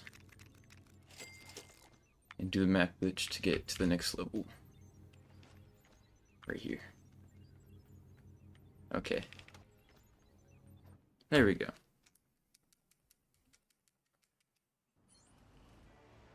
Master Bruce, I say, whatever's come over him? I don't know, Alfred. Watch out!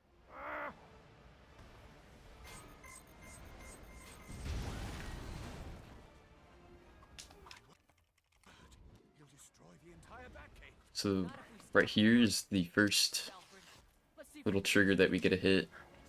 It's not fully out of bounds, but it's close enough. We gotta do a little weird wall jump right here. It's a little tricky.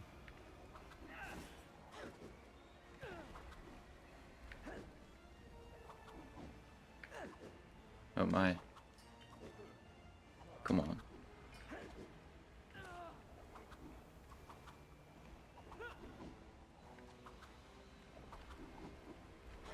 Come on, work with me here, Robin.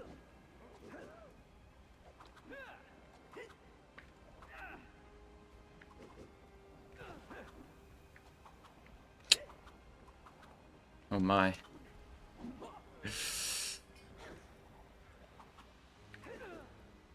Okay.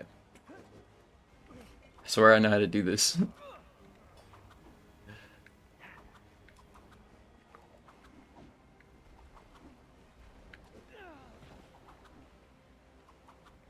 think I'm going too far left.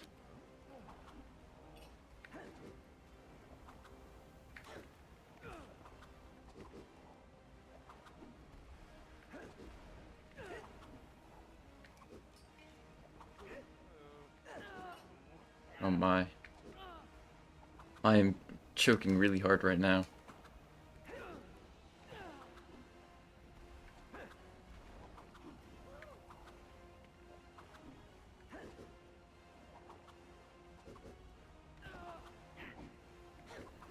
There we go. Okay.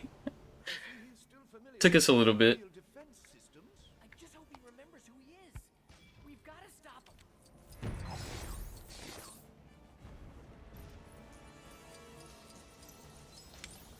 Oh, I didn't even grab the... Okay. I did not hold it long enough. That is my fault. Skill issue on my part.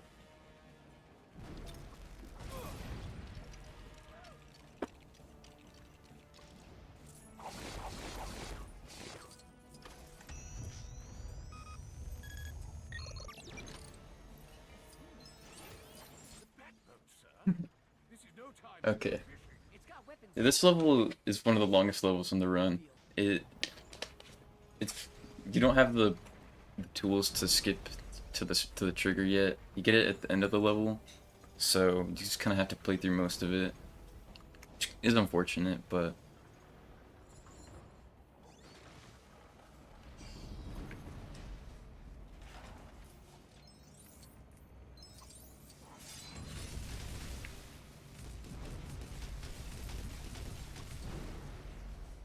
You got a quick second for some donations.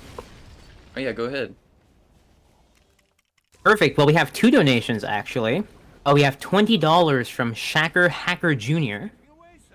No message, and we have $7 from 540 Wagon. Also no message, but still, thank you so much for the donations. You know, any amount counts, so certainly, for a good cause. So keep getting those donations in, and just as a reminder, feel free to put a message. We will read it on stream. And if you have any incentives or bid wars you want to put your donations forward, such as, for example, the No Infinite Torpedoes Falcon Flight for T-Fresh, please let us know, and we will make that happen. Back to you. Yep. That's awesome. Thank you for donating to the cause. We've raised a lot today. It's awesome, honestly.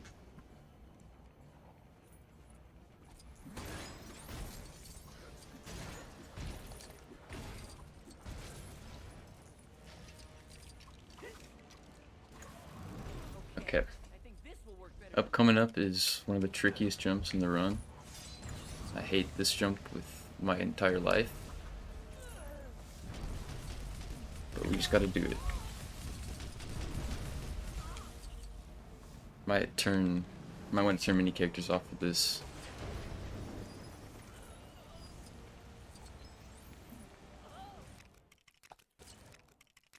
There we go. There we go.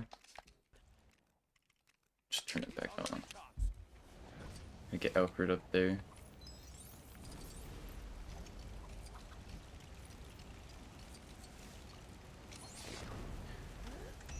Now we just did this thing where we activated it as soon as we built it, and I was able to trigger the panel. So we overlap these camera pans, and it skips. I'm just having to watch them and wait for it. So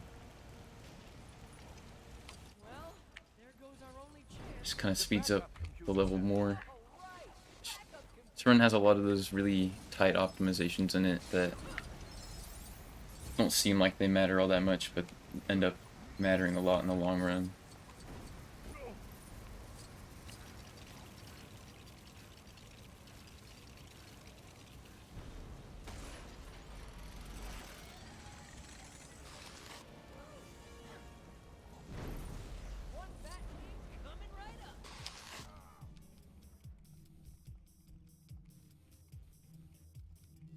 Time for the Tron section.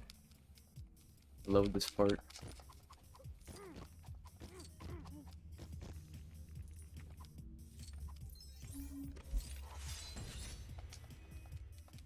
Pretty simple. You just kind of go to the buttons. Right here we're lining up P2 with where the 3rd button will spawn. So as soon as it spawns in, we'll click it immediately. There we go.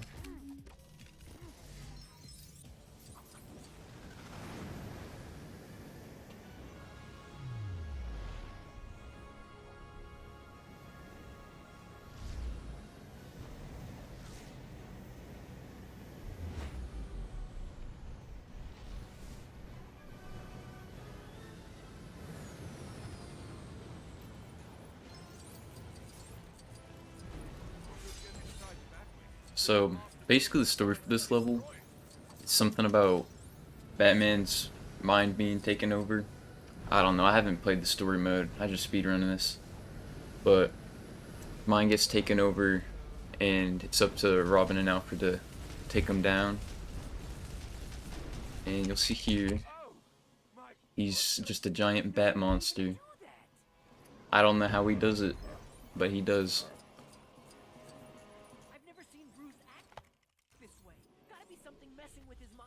Nothing Robin can't do though.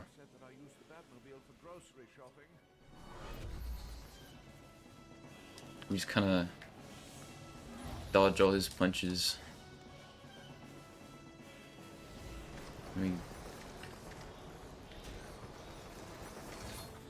Just gotta wait for him to let him hit us.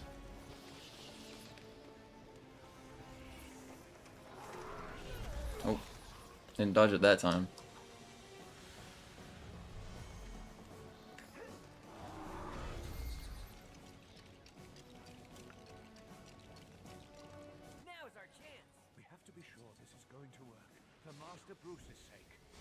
Just shine the light on him, and he can't do anything. Batman's greatest weakness is light.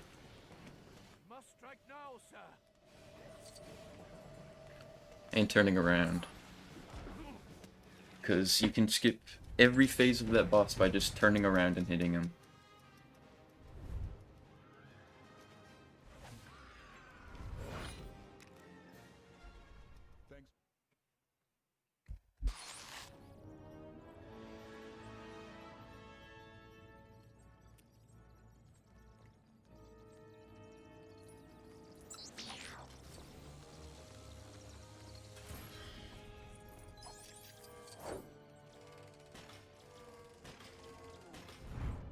So right now, this is just the hub in between level 2 and 3. Level 3 is another long level because you just can't skip it till the end of it basically. So, but after that, basically every level is just zipping and zooming through.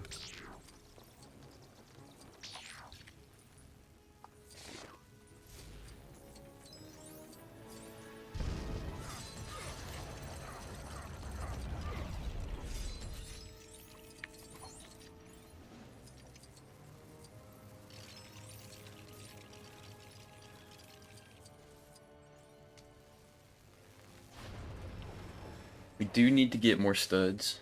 We should be good though, where we are now. Just playing through the next level. But we need more studs because we need to buy another extra infinite fuel.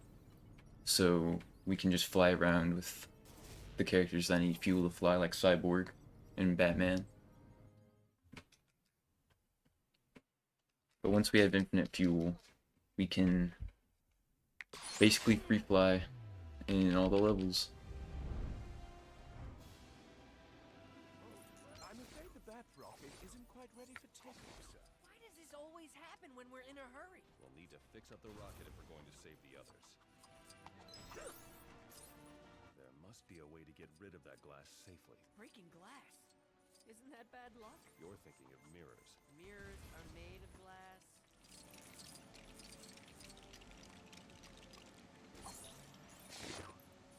This part is a little 1P2C intensive at the start, but now we just sit through a long camera pan.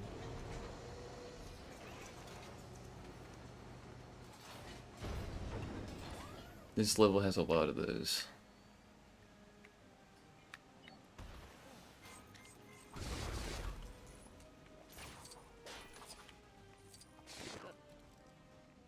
Okay, if we place the bomb at the right time, we can blow up the silver piece early and immediately get the suit. As soon as the camera pan ends, which it worked. You can drop out as player 2 to skip the suit wheel animation, so it doesn't have to show the new suit clicking in. You can just kind of skip past it.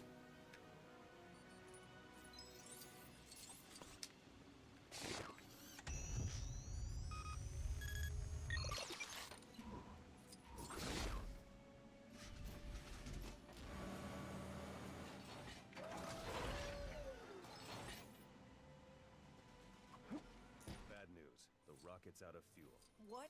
Right here we gotta do another tricky jump. We have fuel. We just need to hook it up to the rocket. Oh, I knew that. Come on. There we go. And now I have to hope that Robin jumps up here. Okay, he got up here. Sometimes he could be really tricky and he just won't jump up there at all. And you just gotta wait. You just gotta wait for him to jump up. It's very annoying when it happens.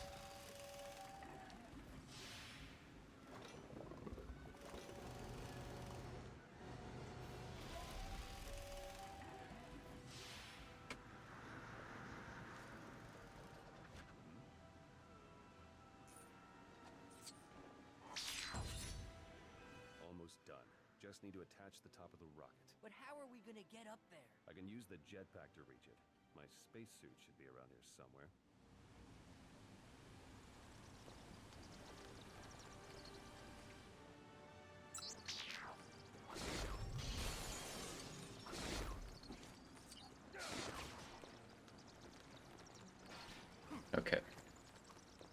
Now we have to go unlock the spacesuit with Batman so we can fly.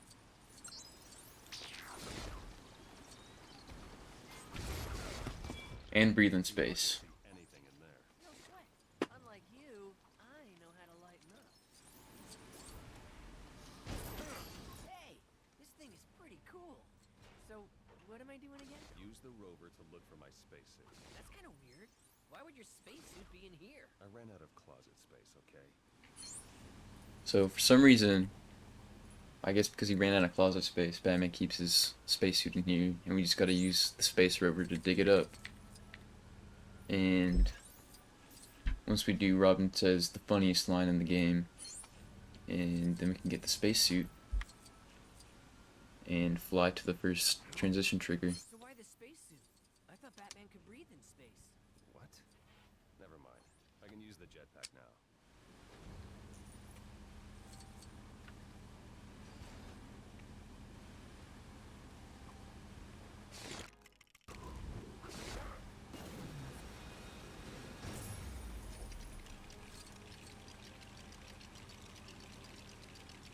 This is the only time in the run where we'll actually have to use a fuel station. Which is pretty funny because of how much flying we use. But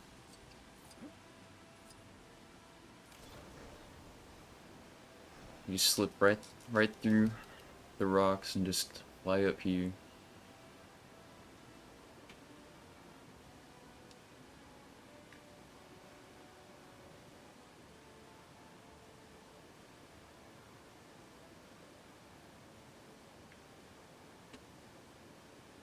There we go. So basically most of the run past this point is just doing that over and over in different areas. And it's pretty cool trying to get there. I mean, there's different like methods we use, which I'll be able to show off in a moment in this level. And then in a moment in the next level.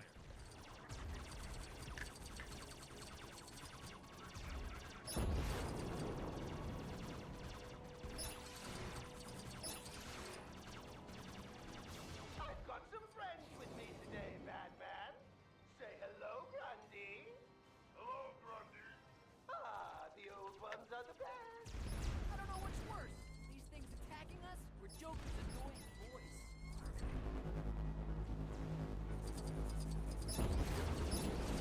So this level is it's a boss fight against the Joker. He gets in his little spaceship and he flies around and he tries to fight you. And there's a glitch known as a quick kill that I will be trying to pull off, where if you shoot the rocket, this rocket, you gotta shoot at these things, right?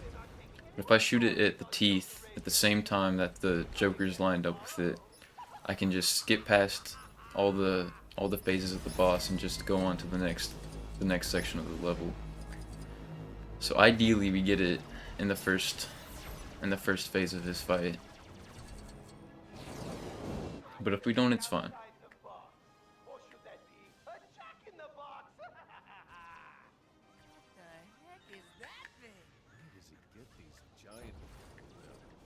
Space toys. Oh. Robin, we need to look for a weak spot. Need to get a rocket. Okay, I have one.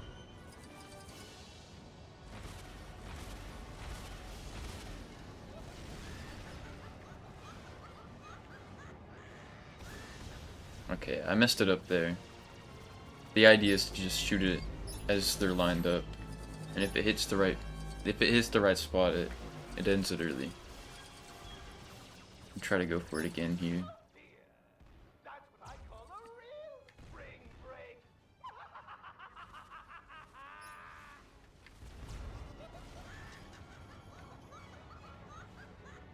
Try to get it with these. Ah.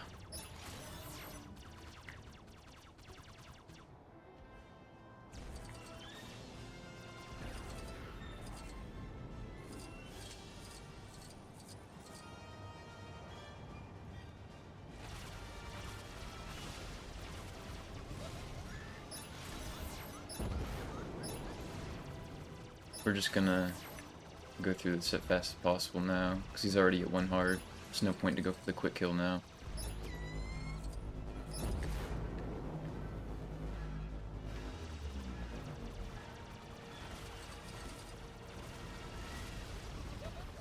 Oh. I messed that up. Couldn't go get this rocket. Oh wow. That's funny. Okay, there we go.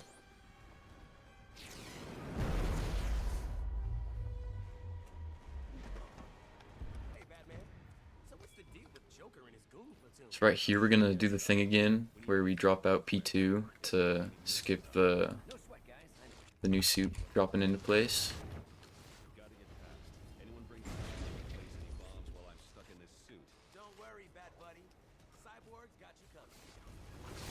Now we just gotta get to the end of this level. We're almost there.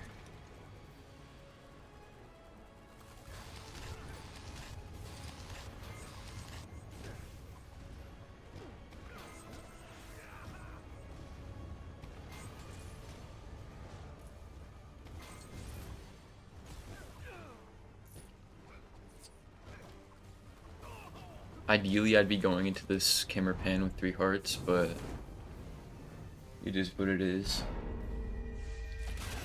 I'll probably die trying to get the laser off.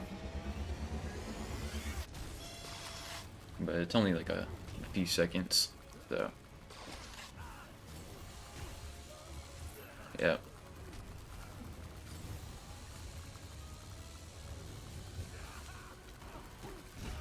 Swap to the flash, get up there as quick as we can.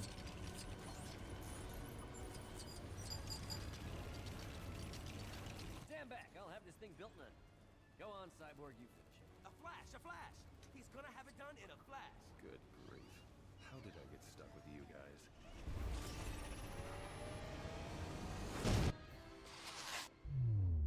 Alright. So, in this room, there's a trigger behind that big wall back there with the arrows on it. The way that you get past it is you go to the magnet suit on Cyborg and you just fly up. There's something weird with this game with frames per second. If your FPS is really high and you swap to a suit that has a different like foot size, it just launches you upwards. It's really weird, but it's used a lot in this game. So that trick is very crucial.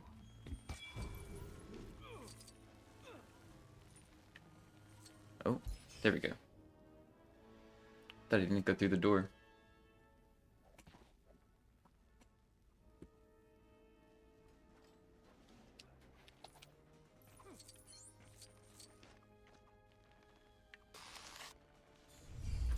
Right, here's where we're gonna buy infinite fuel.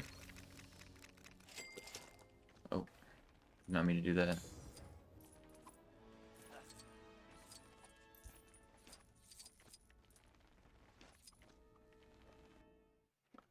We just go straight into the next level.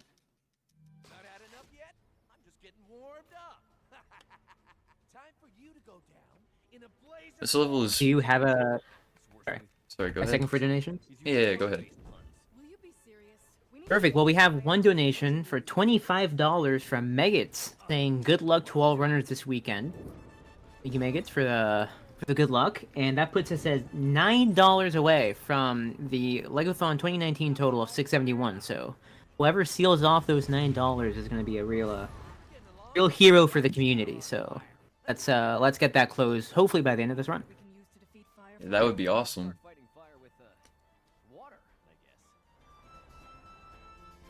So right here, we just kind of fly up above the fight. We just kind of ignore Firefly. It's not important. And if everything's lined up correctly, we just go straight to the next part of the level. I guess we'll have to take the stairs then. Robin, what spaceship have you ever seen that has stairs? Good point. We need to override the elevator controls. Quick, Something tells me this vent will be rather uplifting. Yes, and the air pressure should lift us upwards too. Wait, I get it now.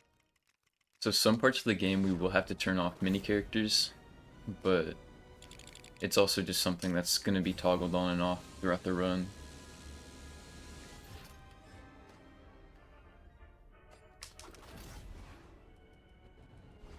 So right there we do the launch to get out of bounds, and then we just, because we have infinite fuel, we just fly up here to the next point.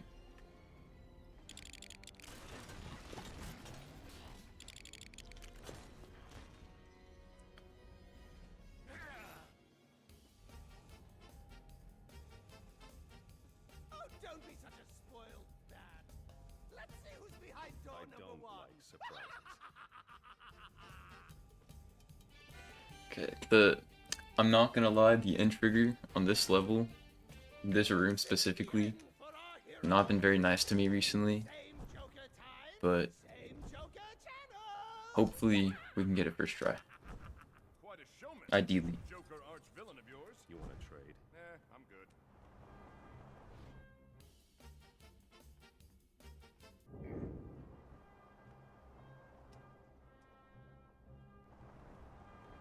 Okay. It looks fine. Okay, I got it first try.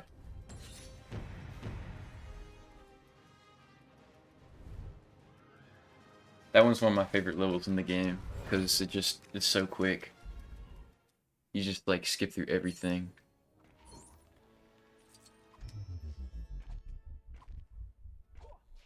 Right here we have another hub section. There's a few of these here and there. There's not one for every level, but most of them have them.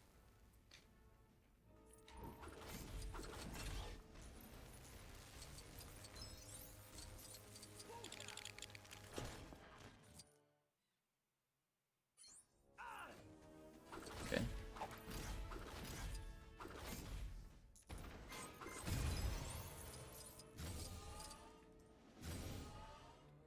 Okay. There we go. Took me a second.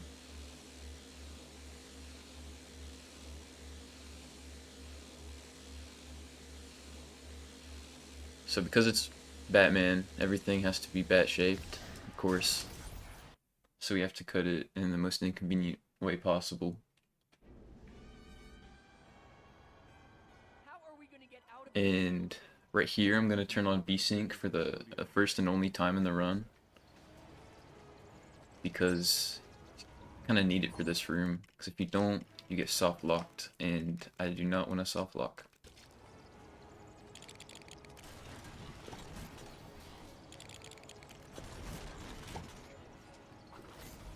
So with V-Sync, the launches are still possible, but they're like super small like that. Like, just barely put me up on that post. Okay, we did not soft lock. That's huge.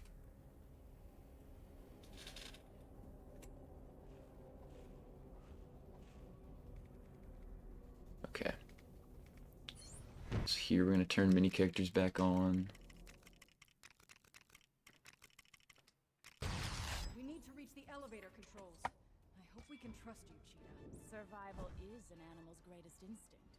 This is one of the weirdest out of bounds in the game, and I also think it's one of the most fun, because you just walk out the wall. So literally it. Then we just fly up, go to the next transition trigger.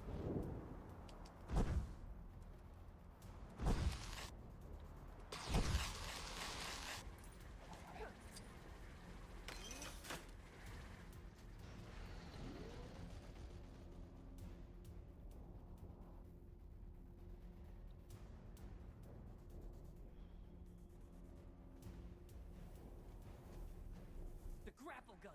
We need to aim them at Brainiac's ship. Then what are we waiting for? Mini characters always coming in clutch. Like you just jump out the railing and jump through the wall, and you're outside. You're just out in space now.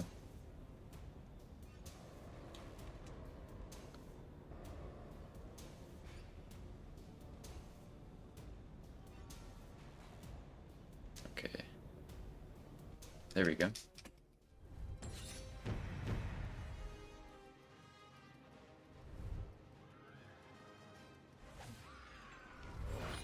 So we've only beaten like the first 5 levels, and we're about halfway through the run because the last levels are just way faster than the first 3. That's about it. Is it cold in here, or is it just me?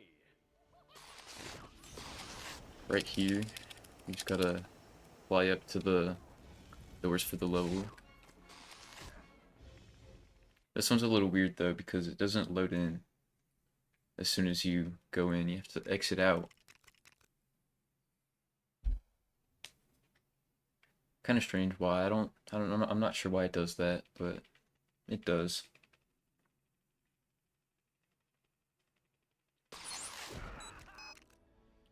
We can just go back into the level now that we have it unlocked. And actually play it this time. How are we supposed to find the control room in this ridiculous spaceship? Well, aren't we the optimist? Those levers look like they control the shield.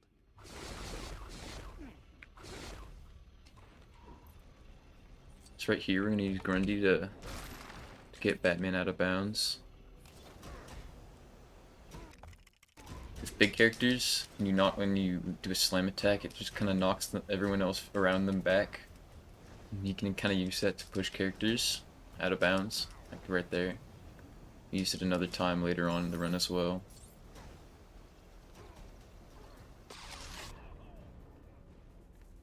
Guess you wouldn't be called Brainiac if you didn't enjoy a little puzzle solving.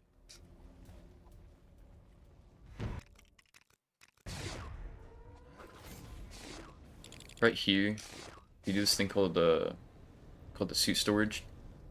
Basically, you just kind of like run into an object while holding the suit swap.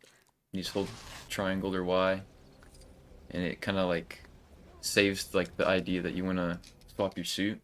And then when you run into an object while you're flying, you can just willingly swap it whenever. And we kind of use that to just fly up above the wall there.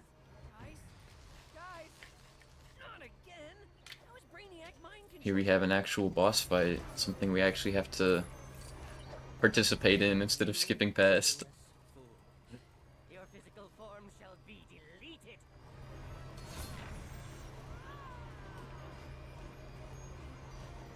This boss isn't too hard though. Most of it is just beating up these little enemies.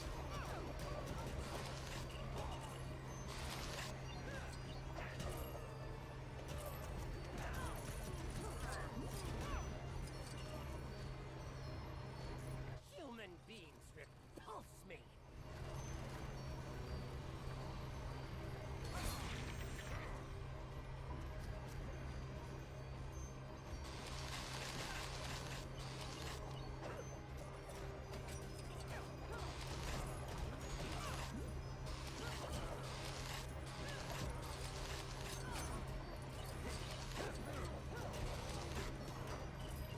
Okay. That's... oh, one more.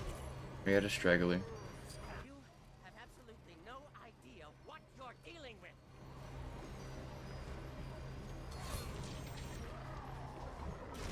Ooh. Superman's still unconscious. Let's get after him. So right there, you only have like about like a few. It's a very small window. I'm not sure exactly how long it is. It's probably like half a second. But you have to, if you jump and slam, you can hit Brainiac through the shield.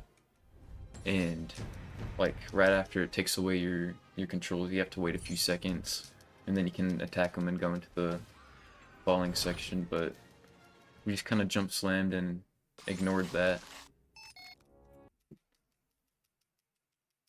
So that's cool. Here, this level is another really interesting one. We just kind of fly to all the triggers.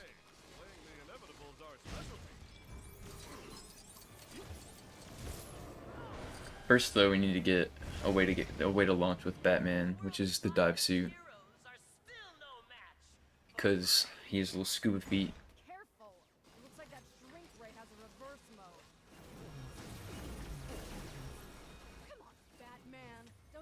suit that goes underwater or something?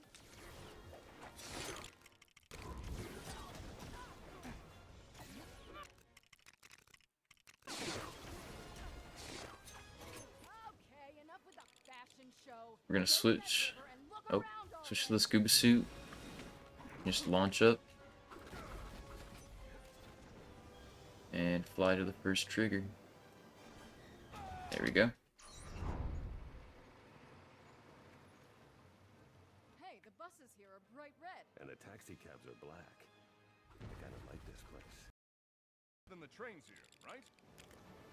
This one is a little slower than the other rooms because my frames are not high enough. So we have to fly around this invisible ceiling that's holding me from going up. But as soon as we get past it right there, we just fly over here and get ready for the next one.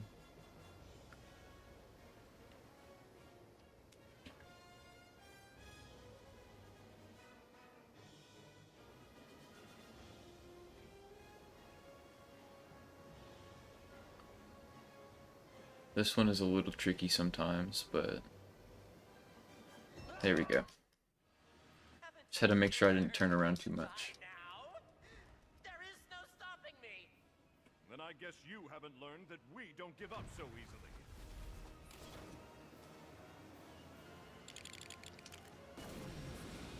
This one we just kind of land on top of the tower. Oh. Okay, it's a little weird because I got shrunk by Brainiac there. If we could redirect that shrink rate Just back do it towards again. him, I think Brainiac deserves a taste of his own medicine.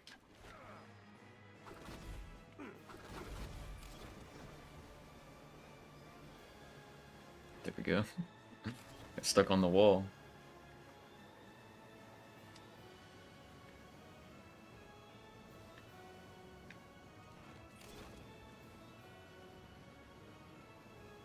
There we go.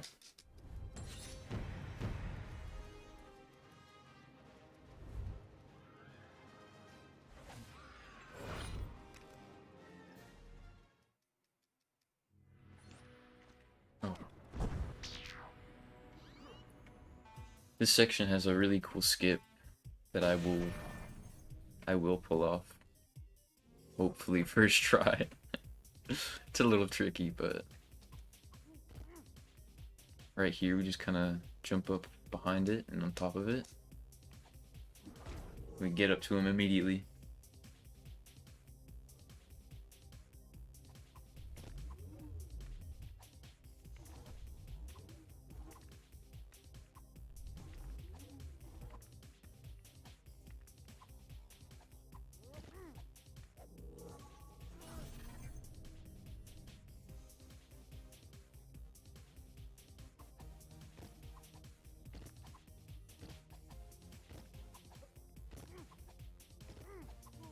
This next level coming up has a good bit of 1P2C. It's not too complicated, but it's not too easy either. It's probably the hardest 1P2C that this run has, but we'll see. Attack my minions! Attack! You're not gonna turn evil on me, right, Luthor? Of course not.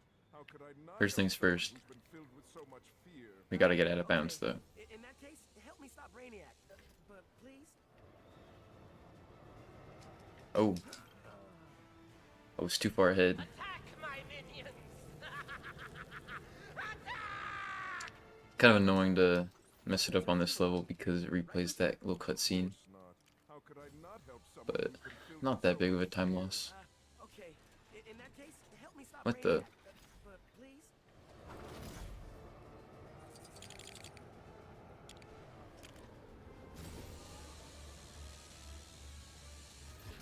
Okay. Okay, there we go. Landed on the right spot this time.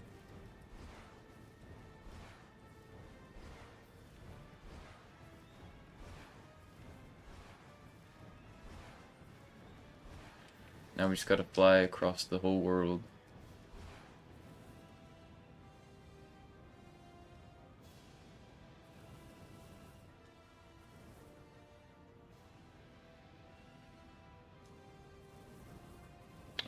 went too high there.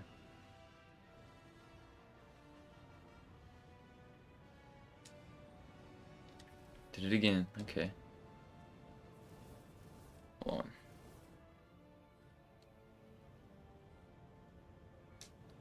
There we go. This is where the 1P2C is. Cheetah, we need Grundy's optimism. Now more than ever. I bet there's something in those botanical gardens. So, a lot of this level, or this part of the level, is just kind of like shuffling through the different characters to get things done. But it's just easy for us to, you know, do it with 2 controllers.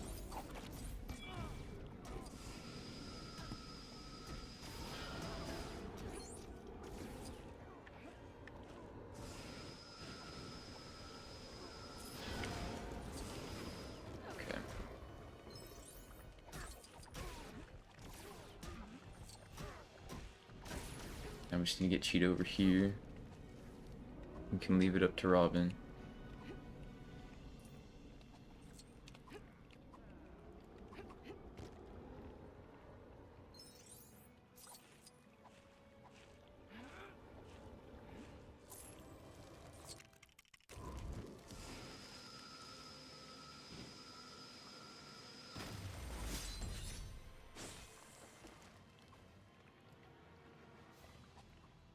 Oh.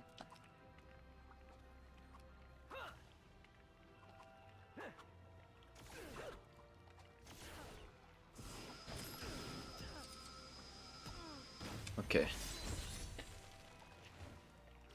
Sometimes it's a little finicky doing it from that spot. Oh, man, I died.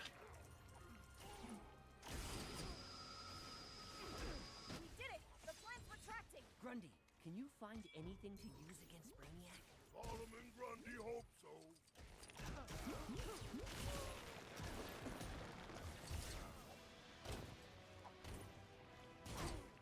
Wow, that's just what we need. Guess all that hoping worked, Grundy. I call it luck.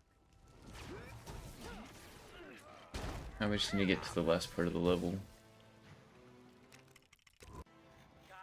Now we're here. Here we do another suit storage. And just kind of fly right into the trigger. Okay, I did not do that right. Hold on.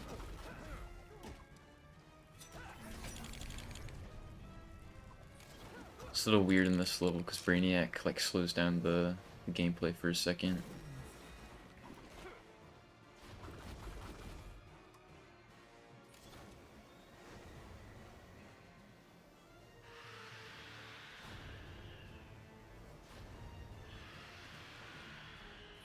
Make sure I'm on the right spot. Okay, there we go.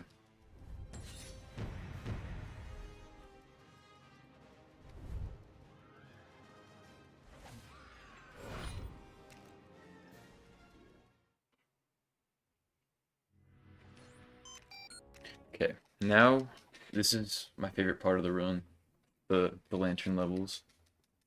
All of them are pretty unique, yet very similar in the way that we just kind of fly into different transition points. Lantern Corps aren't exactly into yoga. Careful, team. Try not to fall into the red stuff. But we want to get this one out of the way first because it's probably the trickiest. At least on how you get out of bounds, it's pretty finicky.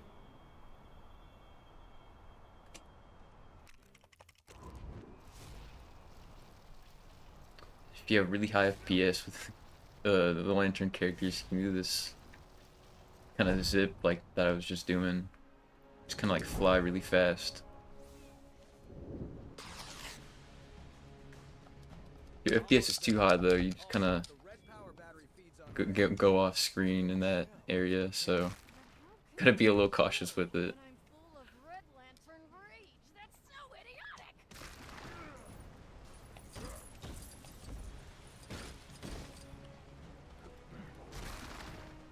Oh, I did not time that right.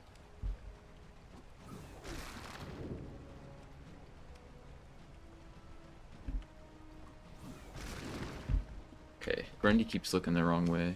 Need to fix that.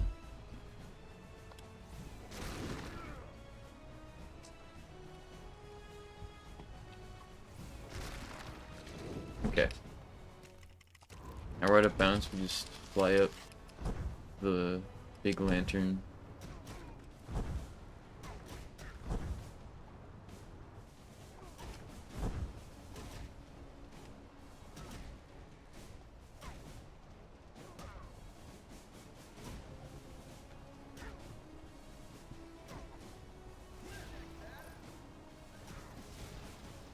Okay.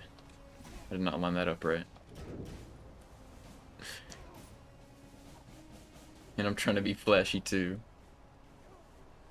I'll go for it. Why not? I'll go for it again.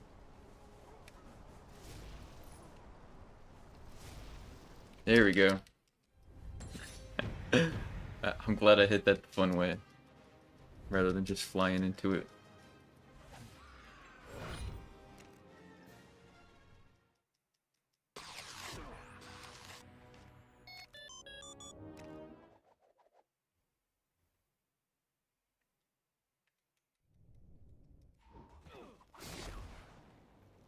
This was not part of the plan, but we must defend ourselves. So, they're actually attacking us, right?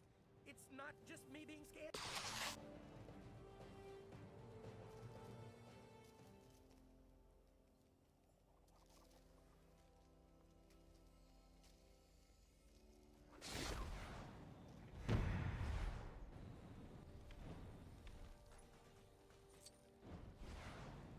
This game is just littered with those like mini character holes. They're just everywhere. I don't know why they put this extra into the game without testing it with all these areas first. It's so funny. Remain calm, Cyber. We need to find a way to fight that beast.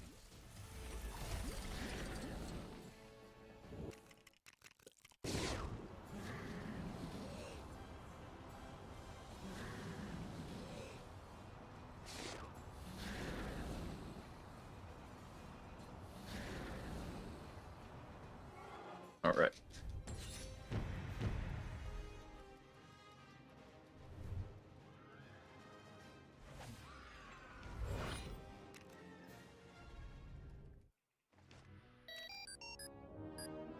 So this one is a little different. This one we do another ship section. So it's a little bit slower.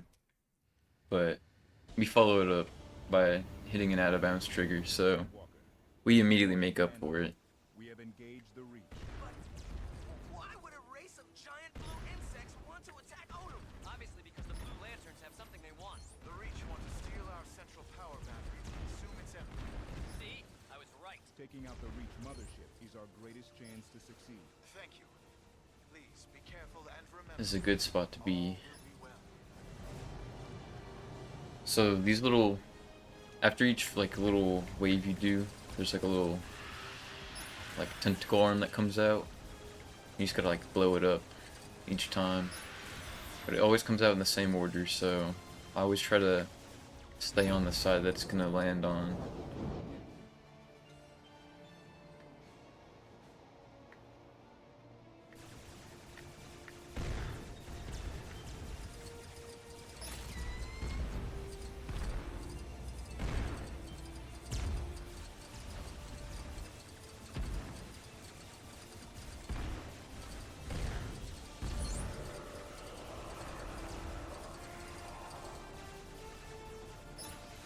Nice.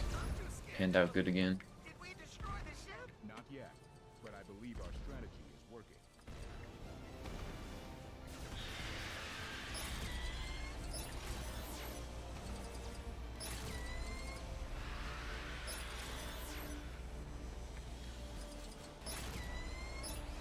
This next wave is a little annoying because there's worms that can kill you in one shot, and that can only be blown up with the missiles. That.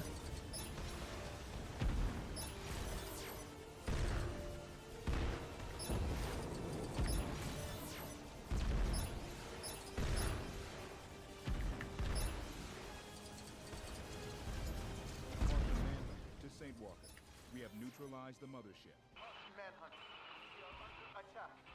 I was not able to make it to the right side of it this time. It's alright. The signal is gone. We must find Because this is the last phase of this. We can go on to the out of bounds trigger. The best part. This is where Saint Walker's signal was lost. He should still be close by. This planet seems nice. Maybe we'll be safe here and not get ambushed.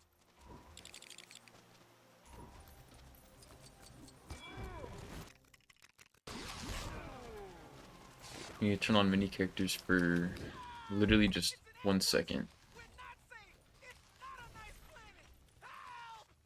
Just so we can get out of bounds here, and then it goes right back on.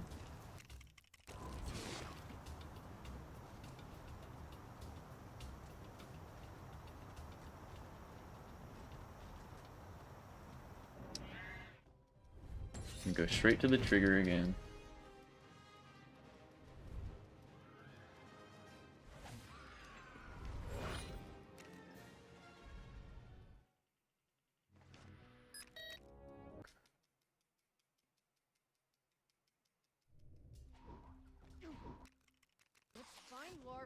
This level we actually get to do a boss fight, which is pretty cool, but we skip through most of it again.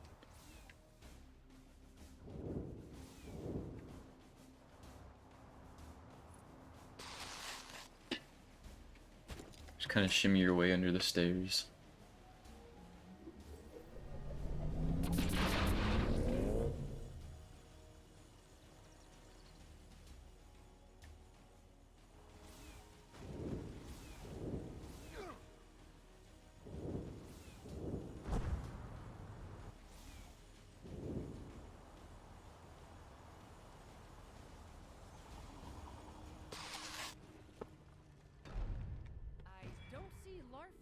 All the same, I bet that statue is our way into the orange power battery chamber. We'll need to bribe the statue with something.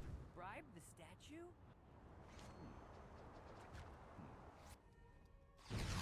I know you don't want to trade with me. So right here, this is the boss fight. We just kind of, you'll see in a second when he jumps down. He has a lot of health. He's like 9 hearts, and if we hit him right, we can just take all of his health in 1 hit. Although we still have to go through each of his phases, we just don't have to hit him.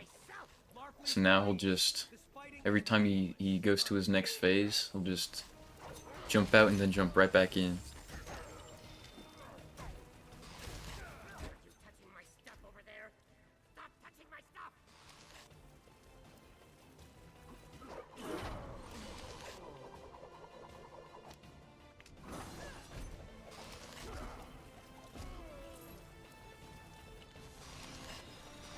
Mini characters is also really nice to have here because everything you kind of do with mini characters is faster.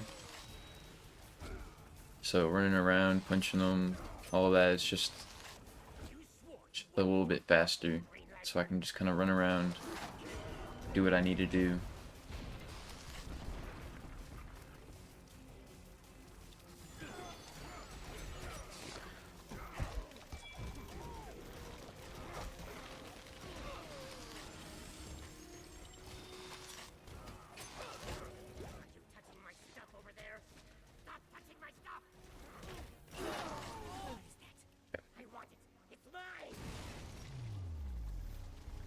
Boss fights is going really well right now. Sometimes it gets a little bit worse. If I didn't time the pull on the box right, Green Lantern would have died and had to wait a little bit more time.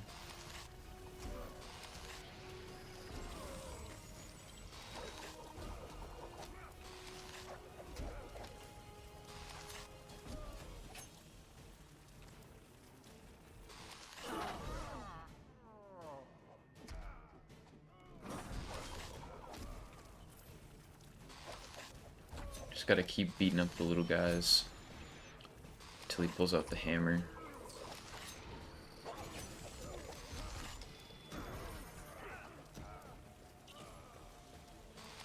Just gotta wait till he hits it and we can finally finish the level. Okay.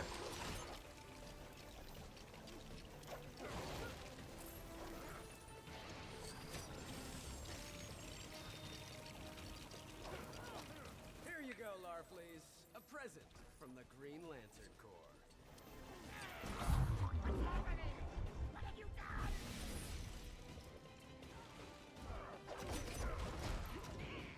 And just like that. Didn't even have to hit him.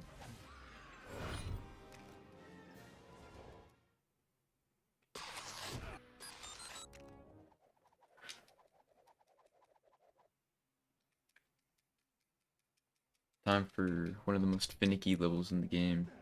It's much more consistent now, but still a little bit finicky. Or at least it can be.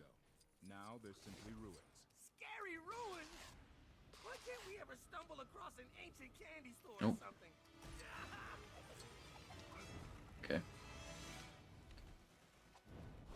Thought it put me through for a second. I'm just trying to roll with it.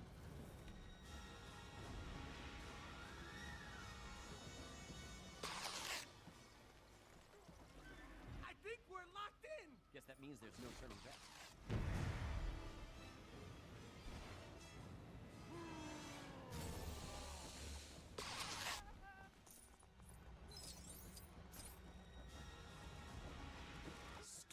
This level is basically just Cyborg Flying Simulator, but I mean most of the game is, but this level in particular is very heavy on it.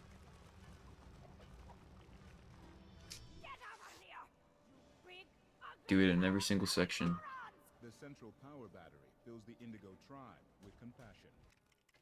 Without it, they revert back to being evil. A whole planet of remorseless criminals? This day gets better all the time. Right here we're just gonna launch up again, get out of bounds, and fly to the trigger. Again.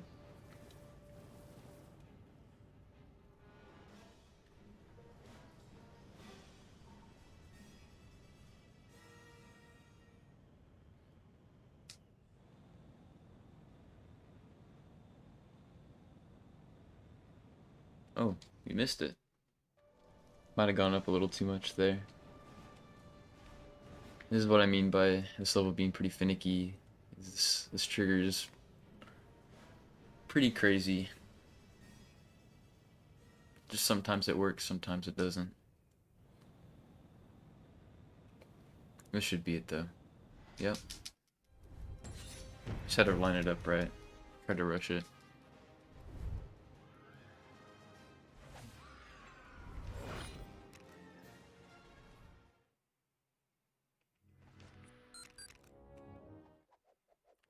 Time for another boss fight that hopefully we can skip. Expecting to deceive me, Jordan. You're even more foolhardy than I remember. So, there's another ship boss fight. So just like the Joker one that I was doing earlier, there's a quick kill. And if I don't mess it up, we can just go straight to the next part of the level. It's this meteor right here. That's what Sinestro wants. And, oh, I got it. Thought I didn't get it for a second, but we did. So yeah, it just kind of skips all of his health and just goes on to the next part. It's pretty funny. Save yourselves. Put him down, Sinestro. Quickly, after him before it's too late. Who those people? Not our enemy? They're Thunderers. Right here, we just kind of knock Wonder Woman out of bounds. Push her off the map, you know.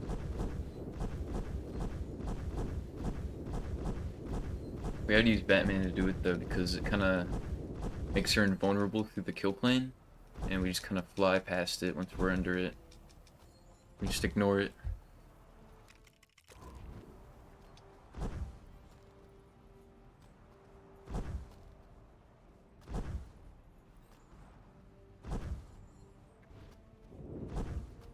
I gotta get all the way over there and hit the trigger. And then it's on to the last level.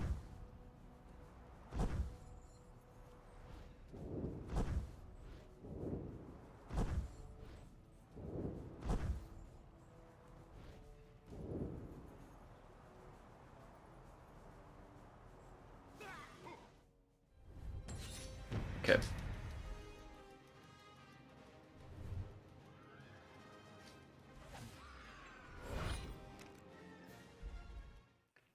So now we are on the only other level that is in the any percent run.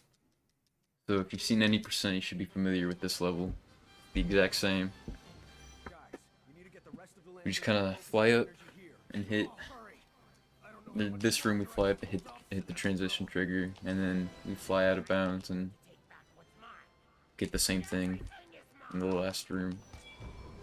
The time ends as soon as the final cutscene starts with Superman.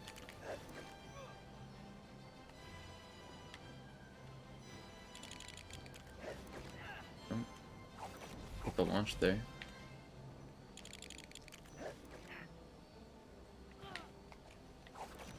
Okay.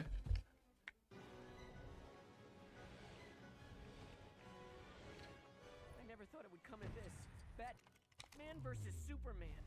Where's that kryptonite when you need it? I just realized the Batcave. Says time will end here in just a few seconds. Hopefully if I hit the trigger first try. As soon as I hit. Maybe I can call for backup. And time. So yeah, that's Lego Batman 3 no levels early. Pretty fun run. I recommend it to anyone who likes Lego speedrunning, honestly. It's very entertaining. Yeah, fantastic run. Yeah, I don't know if you have anything else to say, but No, that's all I gotta say. Thank you for everyone who came in and watched, and thank you for the people who donated. yeah, thank you so much, everyone who donated. Thank you, Mugen, for coming to run Lego Batman 3. Before we move on, I just want to mention real quick, we got a $40.46 donation from Grill, saying 40.46 to match my stunt rally time from today. Have enjoyed being a part of the marathon this year, and good luck to the rest of the runners. Half to the LR2 Digger incentive, and the other half to Scooter for the LR1 incentive. So thank you, Grill, and that puts us above our LEGOthon 2019 total, putting us at $702. So thank you for everyone who's donated, but let's keep the train running. I would like to mention one more thing. I just realized that was a PB, so that was world record by about about 20 seconds, I believe. Congratulations! Of course. There we go. First world record of LEGOthon 2025. Incredible run, Mugen. Yep. Glad it happened here. Yeah. Glad to be here. And yeah, I think, absolutely. And I think with that, we will move on to Lego Jurassic World, our second to last run of today, which will be coming up soon. So see you all then.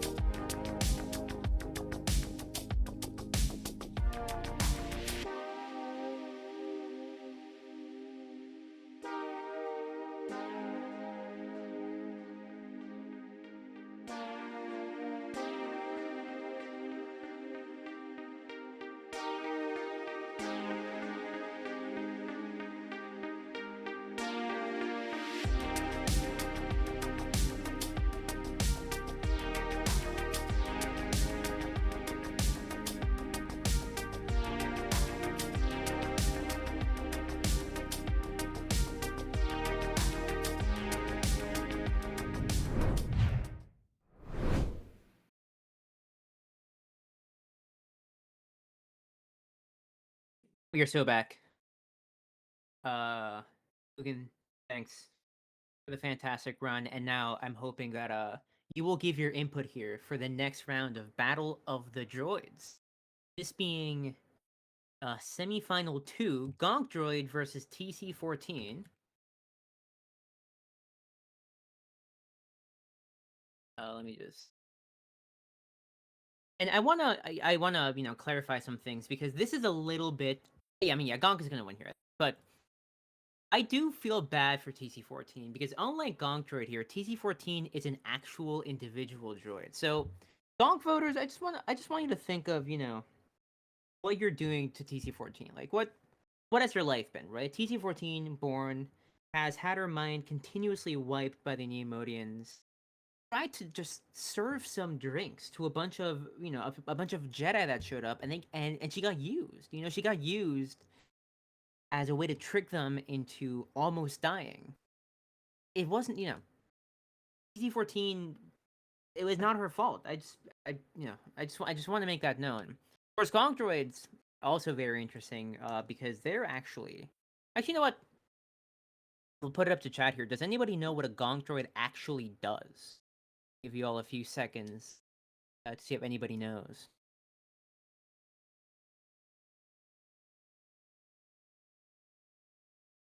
You know what? Yeah, that is a good question. Most people don't even know what a Gonk Droid does. Everyone knows what TC14 does, right? TC14 serves drinks, very nice, whatever. But like Gonk Droid, I don't want to say useless, but it's like, oh, you need a battery, bro. Get some double A's. Put it on your controller. You don't need a walking box to do it. But anyway, yeah, Gonk Droids, famously batteries. They're also often used as tables. Or to play games, for example, or to put other things. So they'll kind of like settle them down.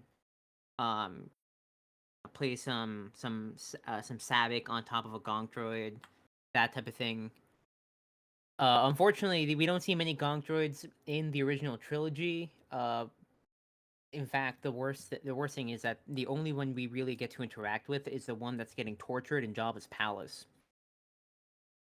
Yeah, you all remember the scene where there's like the one robot that puts like a steam wand on the Gonk Droid's feet for some reason. I assume at some point must have like spilled Jabba's drink, right? While he was giving someone to the Rancor. But yeah, I mean, I don't think there's any question what was going to happen here. Gonk Droid almost certainly going to clear unless the TC14 voters show up en masse right now. But yeah, while that poll closes out, just a reminder, we have currently raised $702. Our goal for LEGOthon 2025 is $2,750. We're making very good progress today. Today has not finished yet. Our next milestone is going to be $1,023, which is going to be $9,000 raised for Extra Life in total by LEGO Speedruns. Shortly after that, $1,055 is the LEGOthon 2021 total. So, I believe we can make that today. I think we can make it happen. That would certainly be lovely to see. And we also got some very exciting incentives coming up. All bonus levels ice rings for Harry Potter Year through 4. My personal favorite that I really want to see happen, which is Falcon Flight without infinite torpedoes for LEGO Star Wars Complete Saga Original Trilogy. That's gonna be miserable for T-Fresh. I wanna see it happen. I wanna see him have to get those torpedoes out of the asteroids. So yeah, please donate. Let's get those incentives met, and let's beat LEGOthon 2021 by the end of the day. With that, we're gonna do a couple of ads from Extra Life, and then we will get on to the run.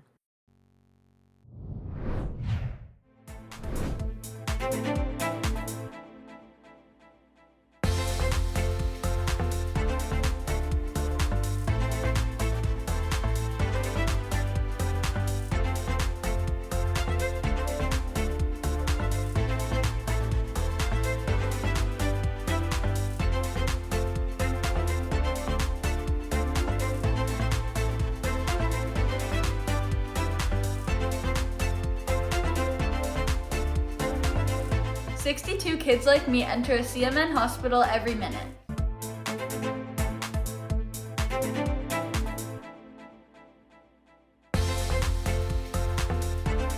My name is Sean Gorey. I'm from Cleveland, Ohio, and I want to change kids' health in University Hospital's Rainbow, Babies, and Children's because I was treated there as a kid, and this is my way of giving back.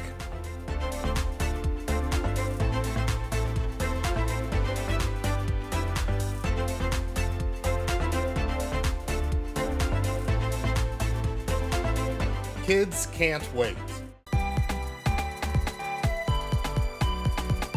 My name's Eric Sears. I live in Ottawa and I'm treated at Chia for type 1 diabetes. My favorite part of my children's hospital is the doctors, nurses, and educators. When I show up to my checkups, I get high fives and hugs and they're so supportive. They're just awesome. Did you know that 62 kids like me enter a CMN hospital every minute? That's a lot of kids that need help. Join Extra Life to help kids like me.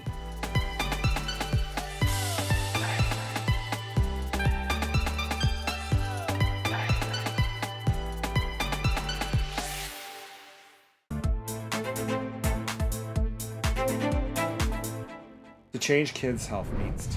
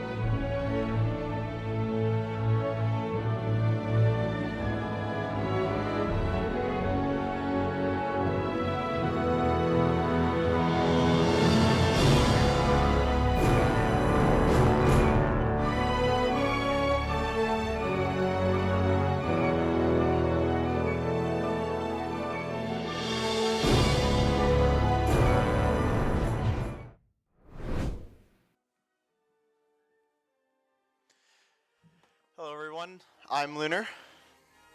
Hello, I'm Modest. And today... You can call me Modest for short. And today we're going to be running LEGO Jurassic World Any %. So we're going to go ahead and get started whenever I confirm the autosave as we're overwriting this new file to start a new game. So, time will begin in 3... Oh wait, no, shoot. I apologize. I did not enter no cut, so we're going to have to watch this cutscene. Oh my. That is a technical failure on my part. Anyway, so while we're in this cutscene, we might as well say a little bit about the game. So this game is 20 levels long. It's split into the 4 movies. Obviously, Jurassic Park, The Lost World, Jurassic Park 3, and Jurassic World. Unfortunately, this game is quite janky, is the best way to put it.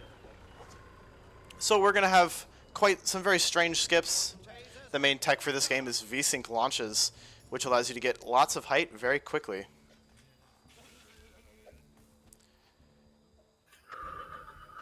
So as we go ahead and enter.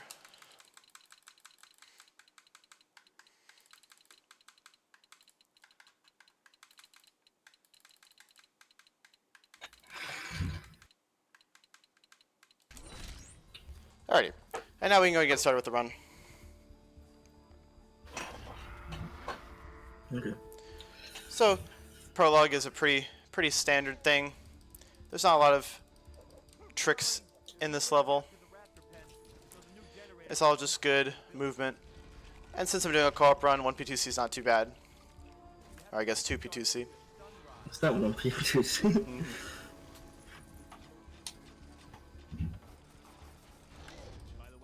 So we're gonna hop off this ladder. Oh, sometimes you can get a little weird. So if you're wondering why the stream looks grainy or kind of weird right now, it's not the stream. Right now I'm in 30 Hz mode, which allows me to get 30 FPS, which is used for skip later in this level. And it's faster just to start the run having it on. So if you saw there that little jump roll right there, that allows us to skip a really slow animation.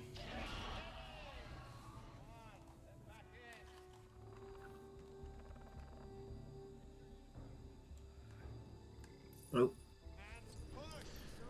So this is unfortunately the very first soft lock point. So we're gonna I'm gonna play it really safe, just to be safe. I really don't want to soft lock. This guy right here, who's on his panel, he sometimes really doesn't like to move away.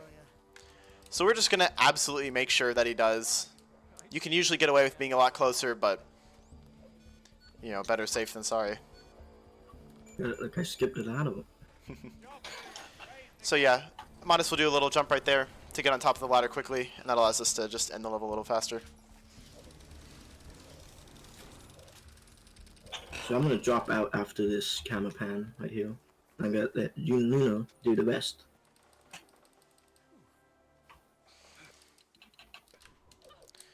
So these are called the prologue jumps. This is what we need 30 for.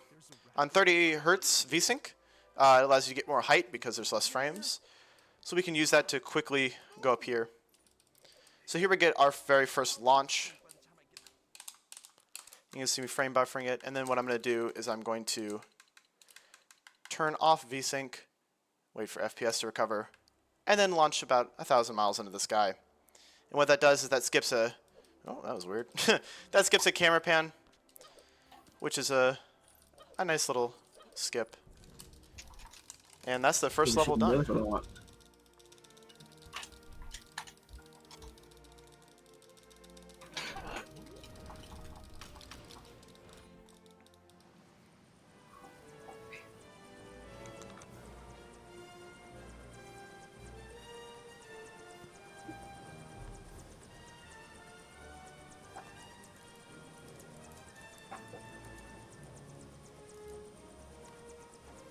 So we're going to get this little introductory sequence to the two different parks that we can go to. We're going to stick with the first park, just because the route that we're doing has us doing that. So what we're going to do here is we're going to get into the car with Alan Grant and Mr. Hammond here. We're going to drive on down. And not get blocked by the bus. Got a little stuck there.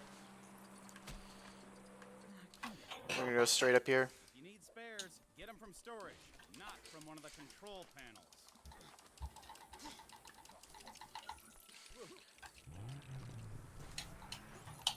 So what I'm doing here is I'm positioning the car so that whenever the gate opens, I can drive right on through.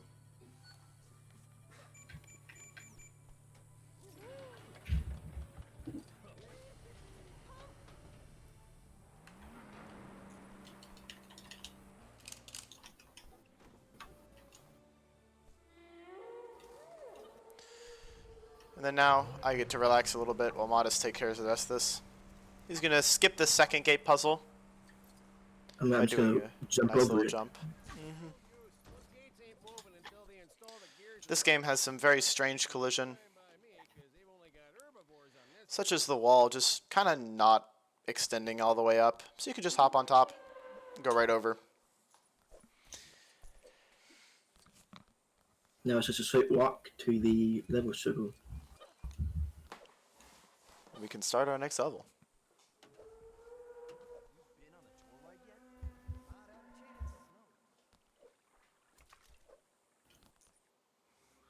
You'll find a great dino fat just down there.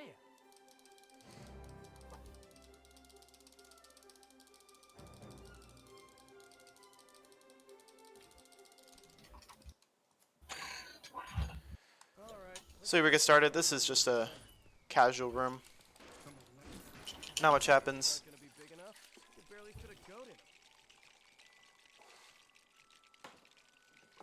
That's better.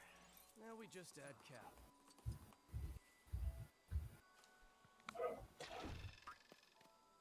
Feature that jump roll trick again, just to skip a little bit of this slow tracking section here. I'm just gonna push him to speed him up.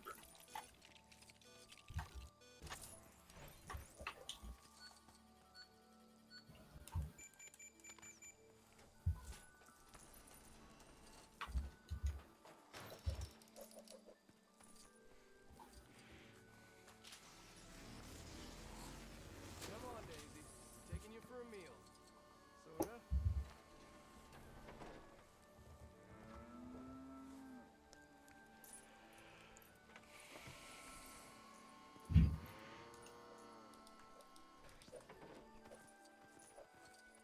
So now we're going to take this cow and go load him up.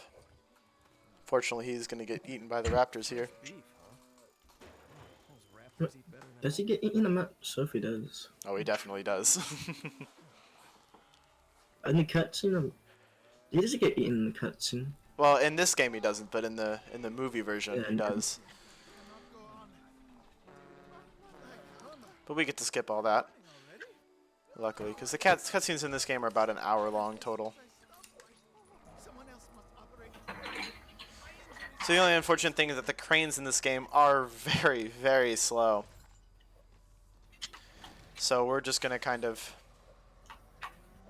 chill as we try to slowly maneuver this cow back over here.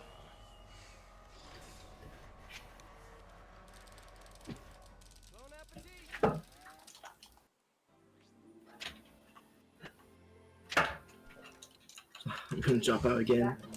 Let him take over. So I'm going to go ahead and turn on VSync to cap our FPS to 60. And then I'm going to do a VSync launch off of this bush.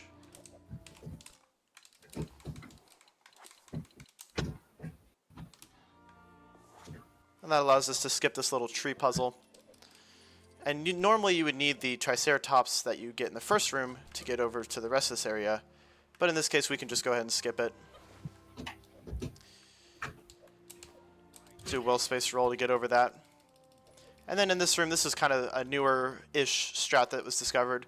In some areas in this game, if you jump roll, you just kind of get a lot of height for some reason. And I don't think I'm getting quite enough height here. It is unfortunately FPS dependent. So I'm going to have to go into the old strats, which is just a VSync launch off of this bush here.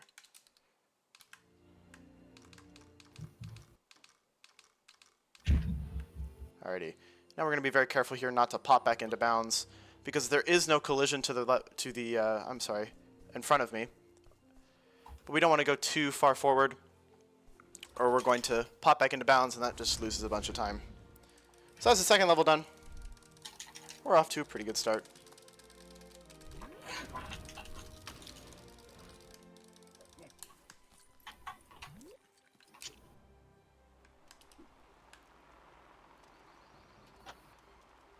Can I pause launch this one? Or do I need to VSync launch? I think you have to VSync launch. So the really bad thing about this game is that some tricks are just hardware dependent. One of them is something called a pause launch, which is like a VSync launch, except that you don't change the VSync on or off. You can just pause launch it, and we do some of those in the run. Unfortunately, on my hardware, they're not as consistent, so it's easier just to do a regular VSync launch for this one, and that consistently gets us over.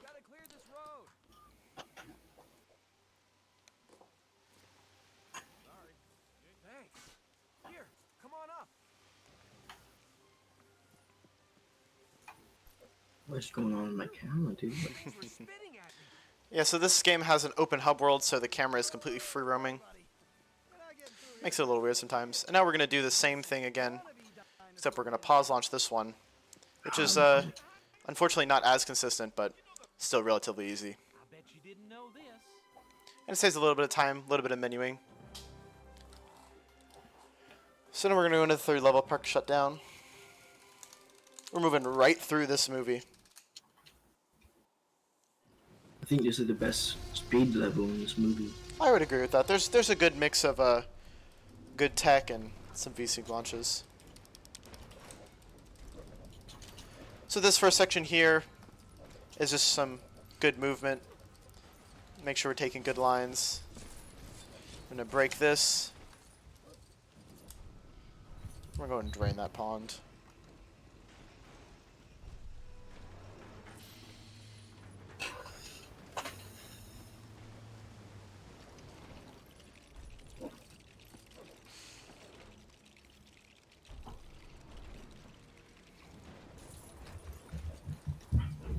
Oh, thank you, Alan.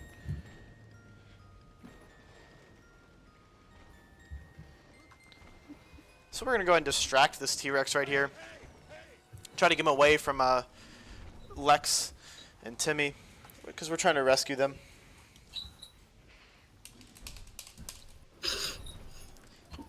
So we're going to do our best to do that.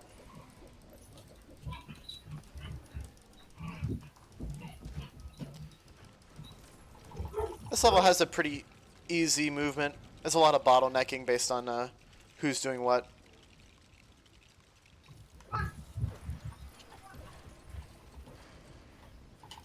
Wow, that was the first time that's ever happened.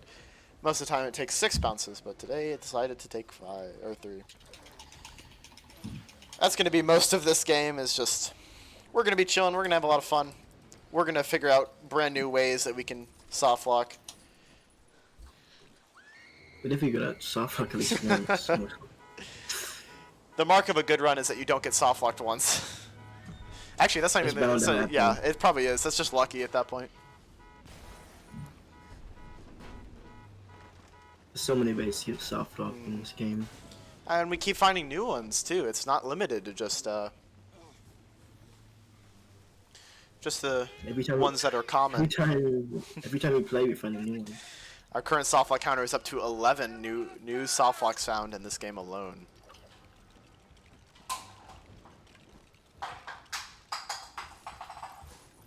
Oh, you got it. Okay. Someone tried to push him along a little bit. I don't even know if this saves time. I don't think. But it sure doesn't lose time, so as long as I get right on over there.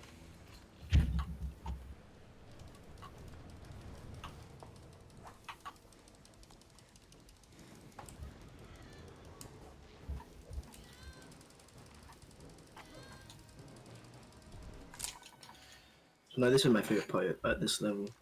And now that is the first level. So now we have this tree. We see plants all the way to the top of the tree. This And tree skip is all usually of this. a really long puzzle. But we're not going to do any of that. So instead, we're going to VSync launch. I'm going to take care of this Dilophosaurus here. He can get very annoying sometimes. Oh, I missed it. Smartus is going to go first. And he's just going to VSync right up on that tree. And that just saves a bunch of time to doing any part of this casually. So it's much faster just to do this. So you have to do it twice because you do need both characters up to be able to complete this puzzle, but it's really not that bad. Pretty easy overall. Now it's time for auto scroller. And here comes our first auto scroller of the game. There's not too many of them, but there are more than we would like there to be. So, unfortunately, this is the first one.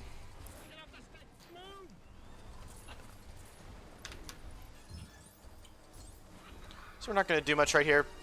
You can't lose or save time in here. Even completing the little puzzle that would reward you a mini kit. Unfortunately, Doesn't do anything for us. It doesn't save any time. Even getting hit multiple times doesn't save any time. So we're just going to keep going.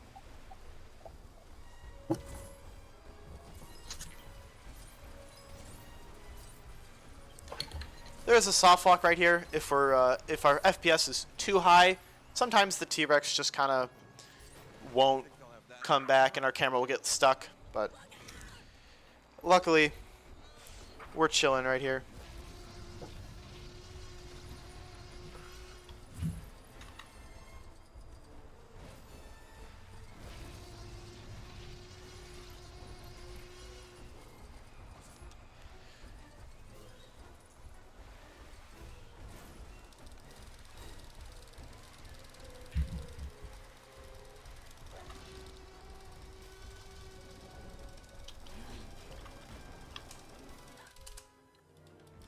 And that's the third level done.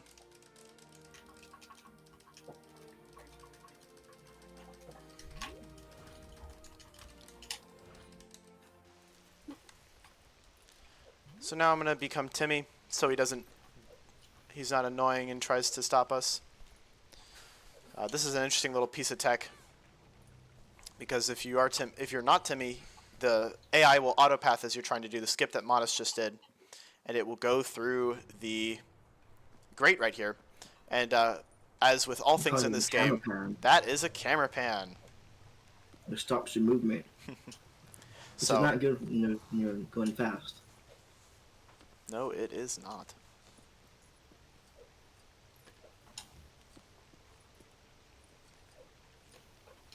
Oh, I tried to skip the first one. I didn't.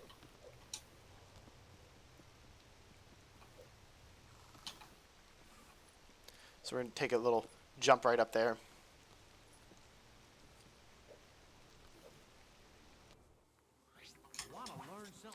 And hit the level transition to the next level. We're going pretty fast through this movie. We're moving right along. So here we get our second auto-scroller of the run. Back-to-back auto-scroll.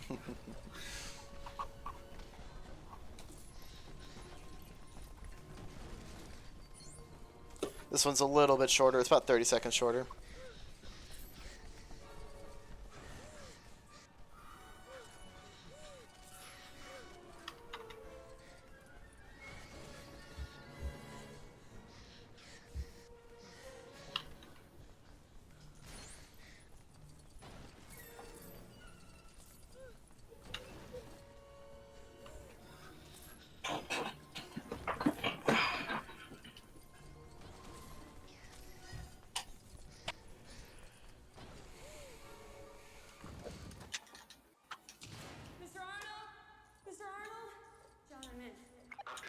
So this one's really annoying because both of your characters have some sort of item in their hand, so they can't jump roll, and you're stuck in this kind of slow walking animation. So I'm gonna, oh, or not. You missed it. You can ground pound that through the wall. I'm in fact not going to break that through the wall, but I am going to grab this key real quick. You stole that from me.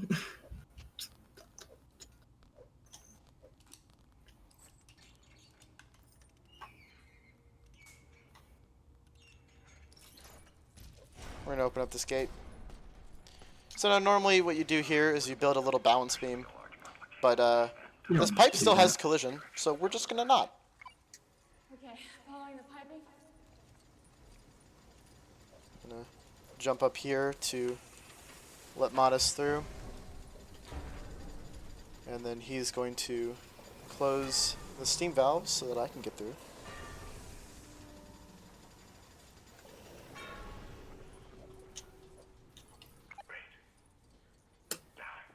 Ahead of you is a metal staircase. Go down it.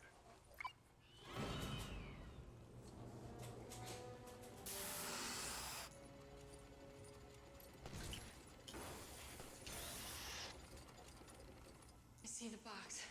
It says high voltage.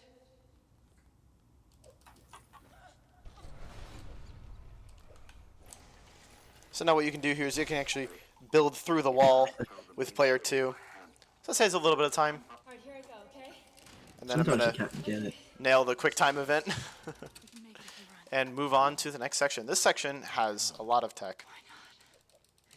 So the weird collision jank that allows you to uproll, yep, it's here too. So I can just go ahead and roll right up, and I'm not tapping fast enough, but if I, yep, there we go. I can go right up that hill and skipping this little tracker puzzle with Muldoon. Then we're going to jump out of the way. So now normally you have to do a lot of puzzles to be able to get to both players through. But if you were doing the we're doing a different way. So instead of doing a puzzle to be able to get on top, I'm just going to go ahead and V-sync over here.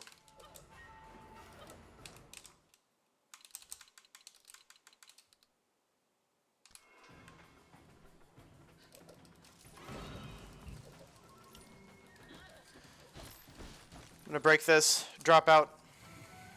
Oh. Oh. Come on, shoot it. There we go. So Modest just teleported basically to the very end, and that saves having to do a majority of these puzzles, which is nice. Can I... There we go. And where am I? It's kind of just spamming buttons until you can get it. There I am.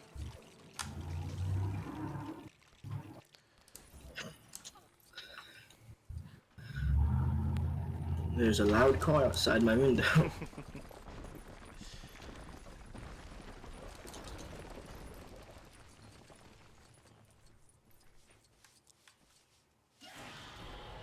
So now we're going to get into this little mini boss battle with this raptor here.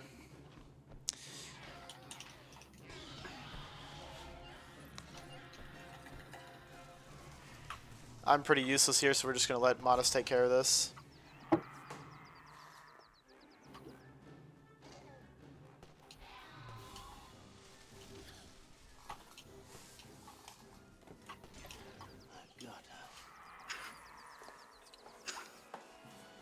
Unfortunately for Muldoon here, he does lose.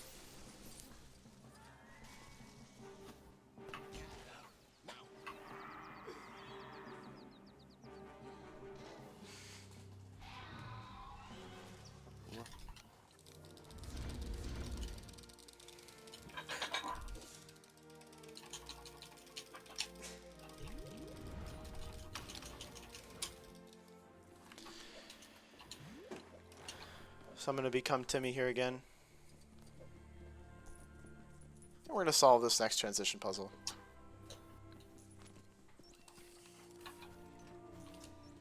Nope. Thank you, Timmy. I guess he really didn't like that crank, but that's alright. It's one of the few cranks you can skip. Missed the jump. If you time your jump at the right time, you can skip the slow animation of taking off the goggles, which saves like a second, maybe not even. That transition's really far back for some reason.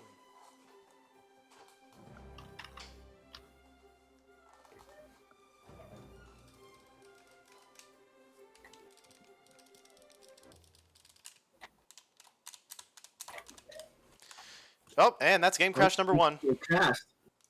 Great. Fantastic.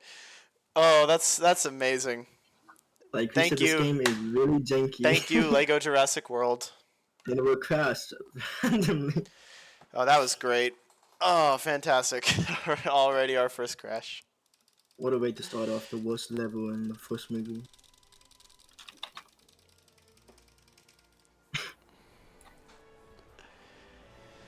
Fantastic.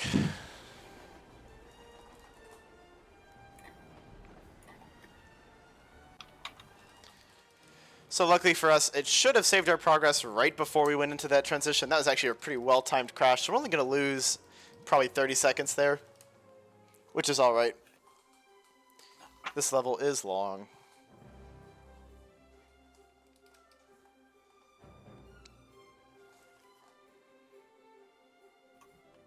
And there we go, perfect.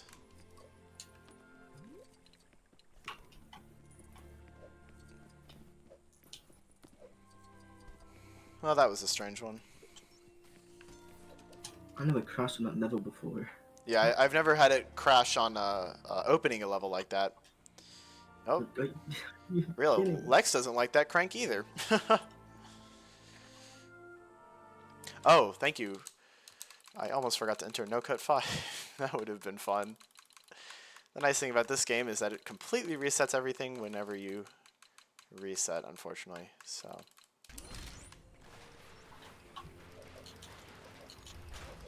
Okay, I missed it again. There we go.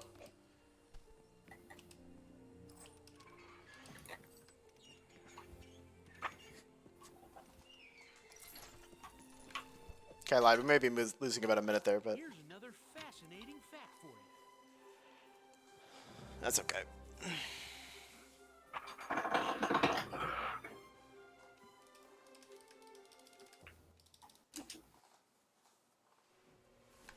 Okay. And now we get into the kitchen section. Now, this is one of the most hated sections in the entire game. It's long, it's slow, it's got a lot of camera pans, and it's not very interesting. But we're gonna keep going. This level is very, very intensive, and there's a lot of places where you can lose time, so we're gonna try our best to perform a good visitor center.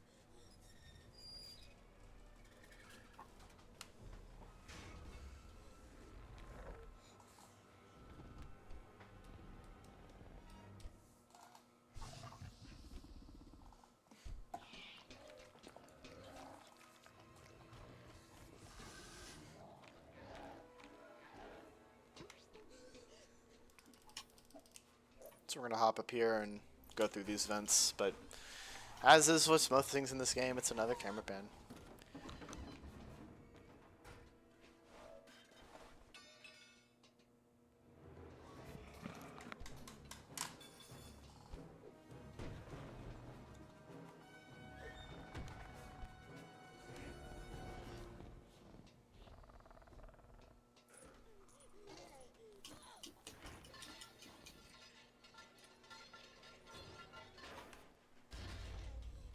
So now we're done with the like actual kitchen part of the kitchen section. We move into this area.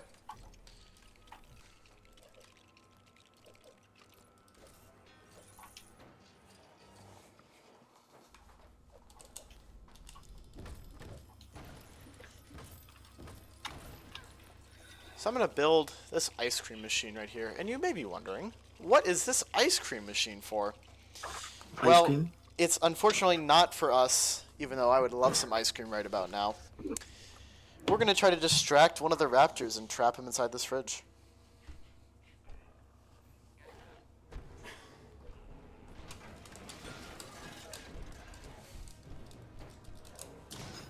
So that worked pretty well, but the other raptor's still there.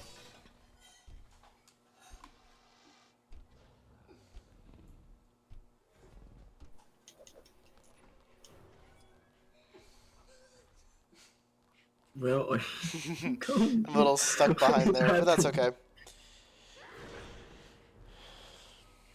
Unfortunately for me, it's locked to Lex, so no matter how far ahead I get, the progression of this section will be dependent on how far Lex is, or Modest in this case, how far he is.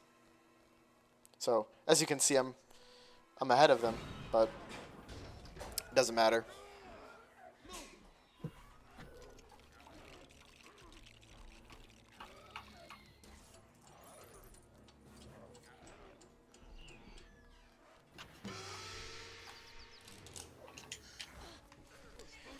So now we're going to move into the next section here.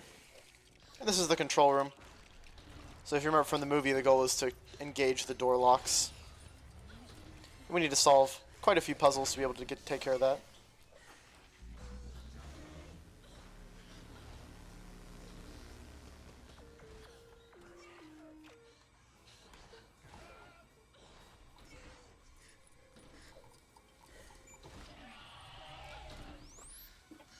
So now you have this little computer puzzle.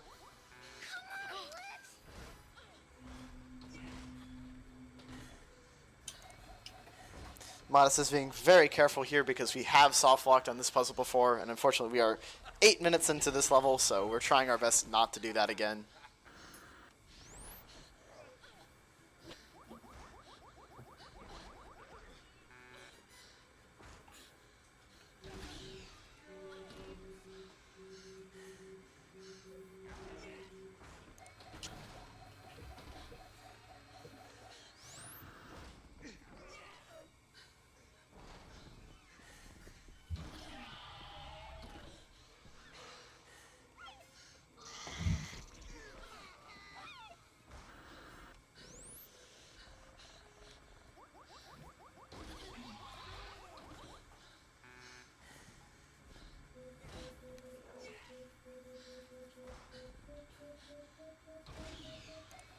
Alrighty, we got through that pretty unscathed. So I can still move this entire little puzzle right here, so I'm nice and positioned and ready to go for the next next section of this room. As you can see, I'm up there.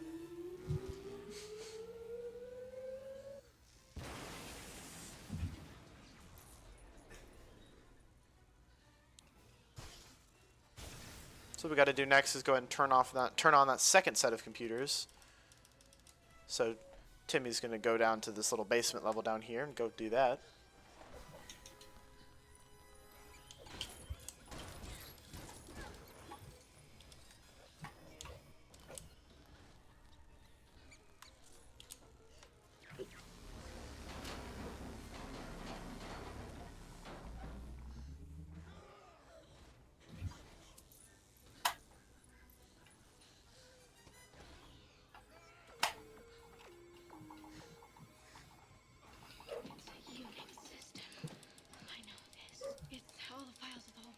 So as you can see in the corner of your eye, Timmy did come through there, so I can go ahead and still move. And I'm just going to try my best to get over to where I need to be for the next section too. So what I have to do, I have to click these in the order they light up. They're always predetermined, so there's never randomized, so you always know which one to click. That's especially nice when you are very locked out, like I often am, and just forget the order. I can just recall it by memory, so. Oh, this is it. This might be the right file. This isn't the right file.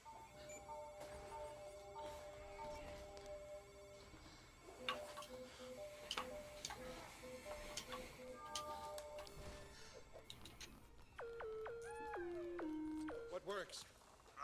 Mr. Hammond, the phones are working. Children all right? Grandpa! Call the mainland. Tell them to send them helicopters.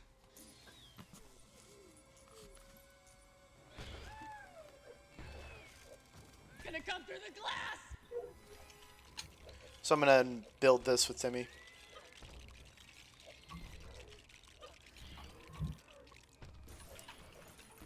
I think I'll let my friend take Banner Skip, or T-Rex Skip is what it's called. Recently named T-Rex skip. This is unfortunately one of the most annoying skips in this game. It's one of the very few skips that's not FPS dependent. But it makes up for that because it's very janky. So I'm going to just kind of hop around right here. I'm not going to commentate this, Modest, if you wouldn't mind. You're just gonna jump on Banner, just walk on it, and just gonna just go. Just walk on the banner. Okay. Up. Or I can fall off. This banner is very, very thin. Very difficult to maneuver on.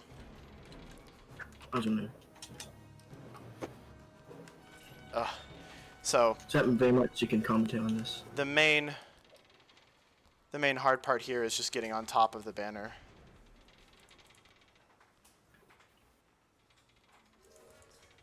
Gonna jump up on one of these ropes and he's gonna try to hit the lever end trigger, which he just missed.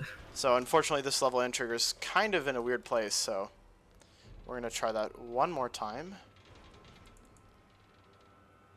Try to go a little bit more forward here. You can see me making those micro adjustments there. Trying to... Can you switch characters real quick, actually? Thank you. Sorry, I'm much more used to doing this with Ellie, and I don't know if that makes a difference, but it makes a difference in my heart.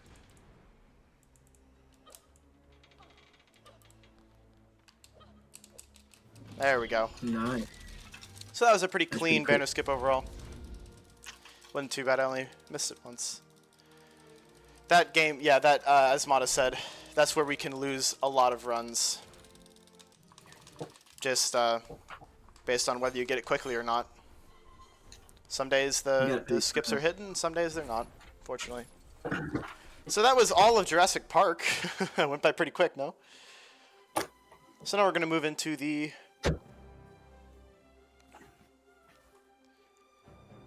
Now we're going to move into the next movie, Jurassic World.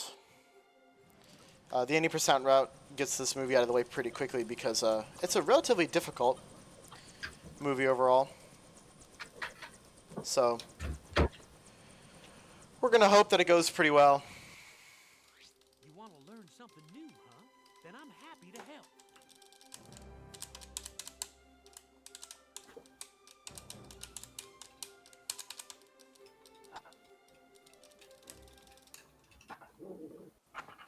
Come on, get the pig down here.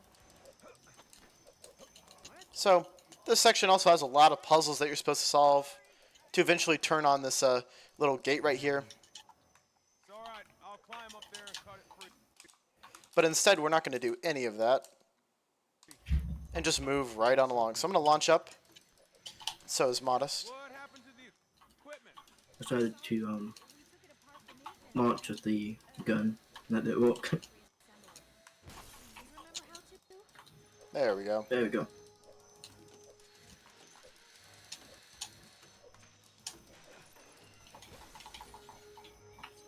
Okay. Barry doesn't want to target today.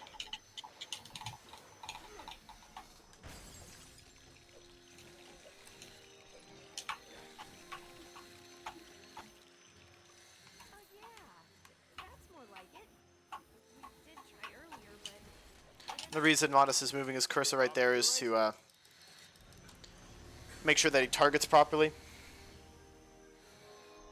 Whenever the camera pan hits and we lose control, or sorry, whenever you build a buildable object, you have to move your cursor just a little bit to be able to target it properly. So he's just doing that so that he can target it as fast as possible. Now here we get into a little camera pan skip. If you switch to the other raptor and pull both of these at the same time, both of these targets show up and that overlaps the camera pan, saving a bit of time.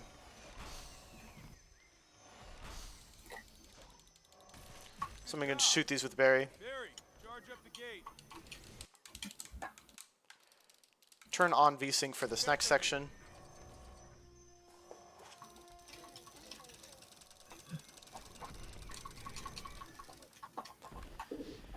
And then now we're in the raptor part.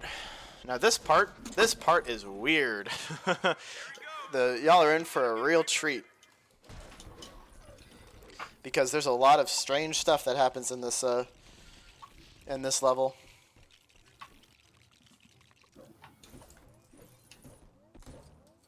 And of course these bounce pads almost never want to cooperate with what we're feeling like.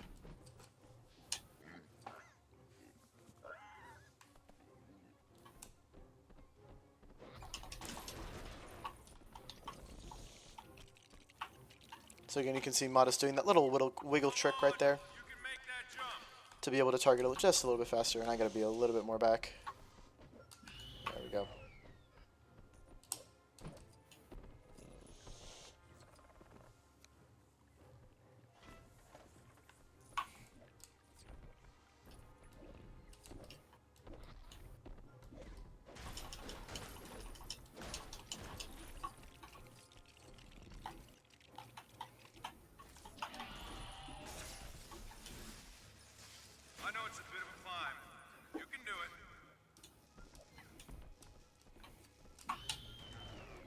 He stole mine.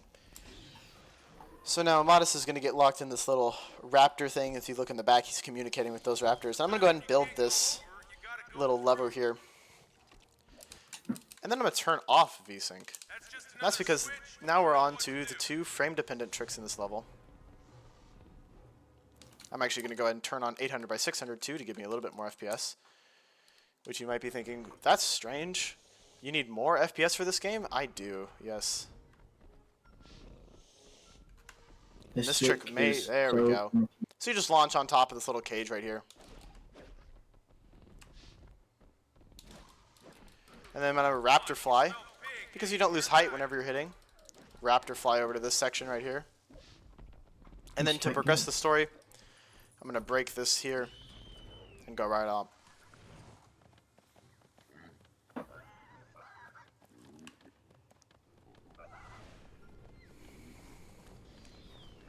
Will you go ahead and drop out, Modest, so I can have some even more FPS for this next section? There we go. So, this is the really weird part. This is a skip found by Viola. And it's just, you just kind of shove yourself into this corner.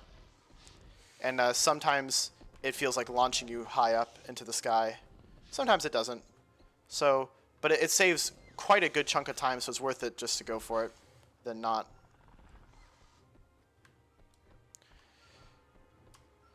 Okay, sometimes... Oh, see, I got launched a little horizontally there.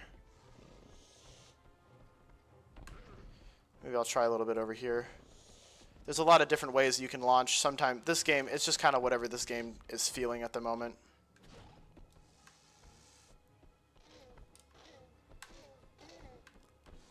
I'm not even sure if I have enough FPS for this. We'll have to find out.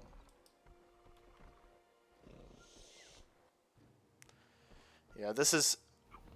This is another run killer. Oh, goodness me. That was really close. Yeah, unfortunately, this is another run killer. It's very easy just to not get a fast launch. So, but the issue is it just saves a lot of... It just completely eliminates this next section. You can hop right into the trigger. So it's always... It just saves too much time to be ignored.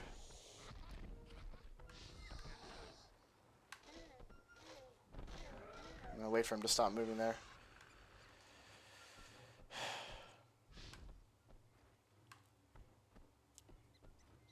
Yeah, sometimes the game just doesn't like being kind to us.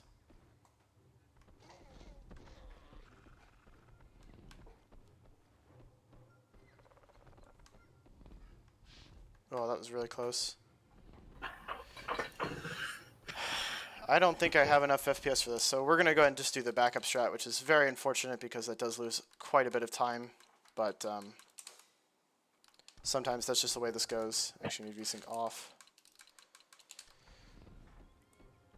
Actually, well, I'm getting quite a bit of FPS right now. Maybe I'll try it with a little, some 19 by... This game is very, very strange, so sometimes this works better. I don't know why. Okay, that almost worked.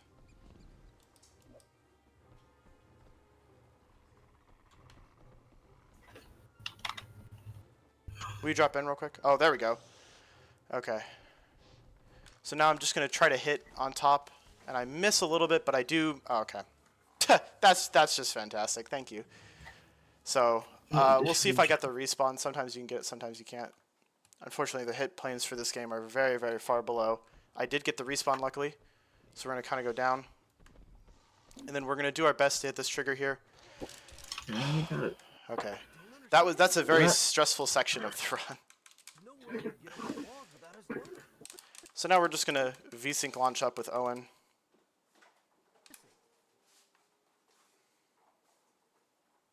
Is there a way to get on top of the observation? Alrighty.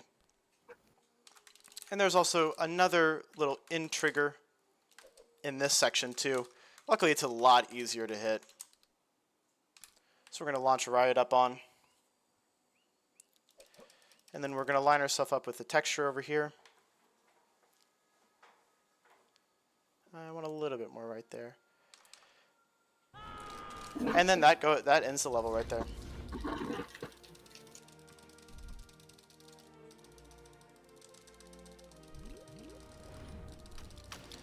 Alrighty. And that was that's the major hurdle of this game. Luckily, now that we're out of that, we can move right along. So now we're just going to do called corner skip. And that just skips this little corner up here. It's basically a drop-in warp, I believe. So I'm going to ram this car into this corner right here. Angle my camera so that hopefully Zach respawns outside of the barrier. And fantastic. First try. So that skips this little puzzle right here with this Pachycephalosaurus. Or sorry, Triceratops, my mistake. And that saves a little bit of time. In case you're wondering, one of the visitors fed ice cream to a Triceratops at the petting zoo, and, well, I guess those poor little things are lactose intolerant. Really, really intolerant.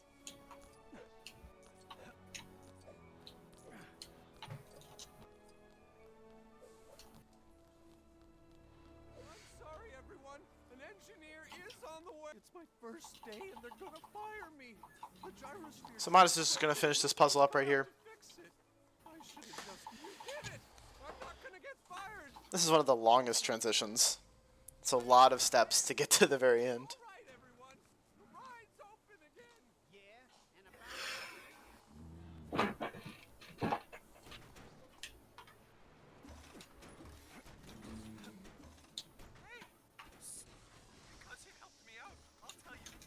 Ooh. I missed it. You don't have to finish that hole all the way. You could just kind of hop over that pole there. And then we're going to take this launch pad right there to skip going around that lake.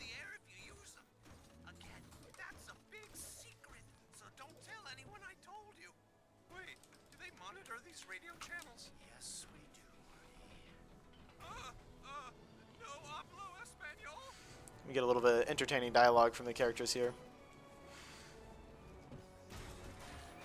There we go. Alright, and then we can enter the second level of Jurassic World, Gyrosphere Valley.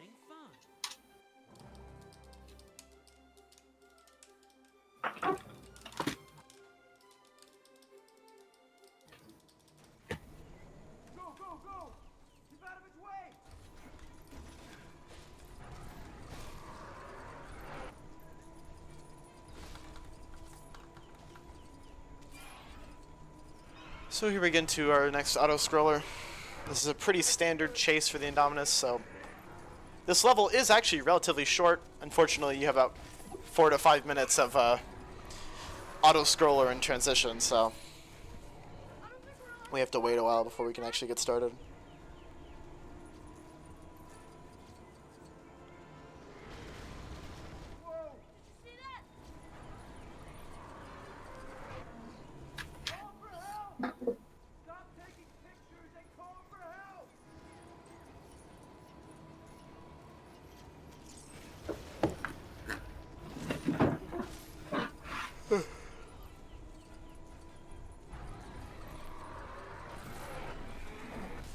So we can do some swag shots in this room.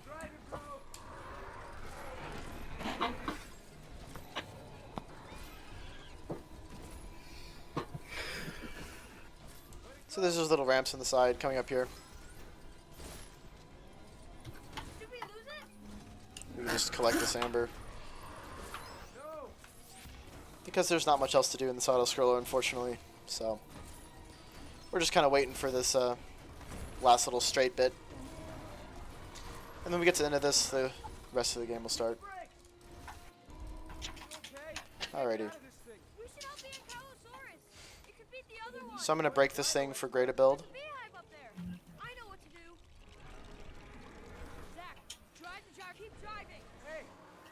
So the goal of this level is to help the Ankylosaurus fight off the Indominus Rex. So we're going to distract him with some bees.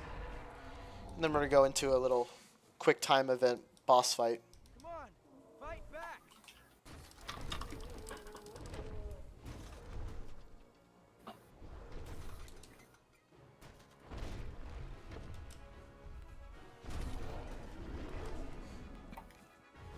Ray, watch out for So the in-house horse is going to knock over that tree and allow us to move on to our next section. Sorry. Oh. Whoopsies. So here we have this little jump right here, which skips having to go around the tree. You can just jump on top of the gyrosphere and then jump onto that. This jump is deceptively difficult. It's very, very annoying to do, and the camera position makes it quite a weird angle that you have to hold.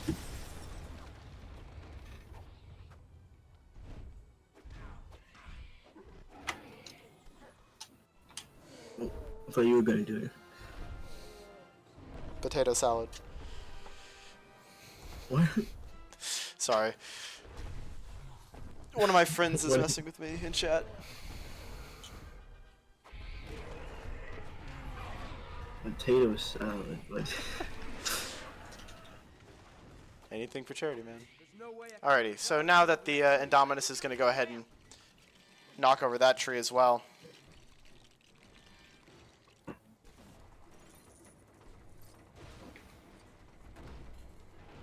We all have a one quick second donation. Yeah, sure, go ahead. Yeah, sure. Well, we just got $125. Oh, he wasn't joking. Whoa, dude. Funny guy. Oh my goodness. No message. So, but you know that one guy. Thank Oh, I you fell so off. much for the $125. It puts us at 8.7. Oh shoot, okay. I mean, yeah. Well, crazy. that's awesome. Thank you very much. That is really cool. That is one of my IRL friends who also speedruns this game. Oh, there you go. Well, thank you, Lunar's friend. So I just got the respawn over there, so we can just go ahead and skip most of this section. Oh, I missed the jump. Because most of this section revolves around getting the gyrosphere over that. So then we can make that jump with the gyrosphere, and then move into this section. So we go ahead and skip a little. We skip one of the boss fights.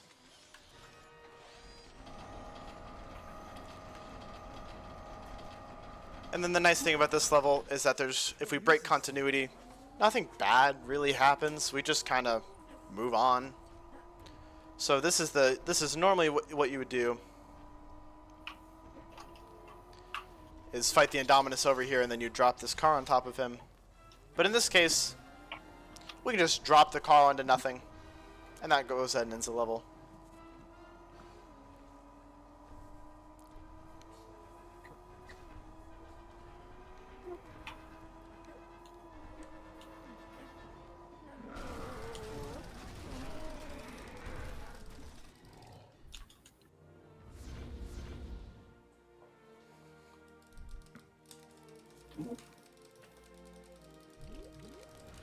So that's the end of that level. Now we're going to move on to the next transition. I don't know. I haven't seen it in my books. We gotta get back to Aunt Claire. So this you can usually just kind of hop up. It's a little weird, but I don't need to be over there until the very end, so we are chilling.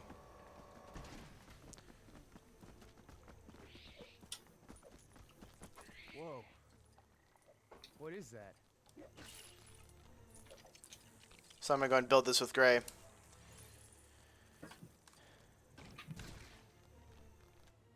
And then we move into our next level.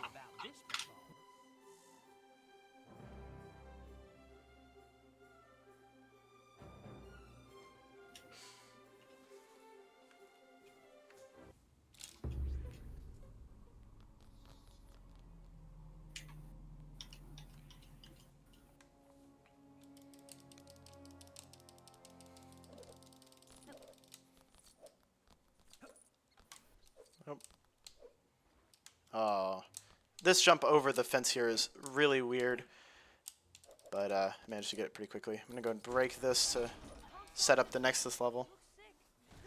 Next part of this level. Yes.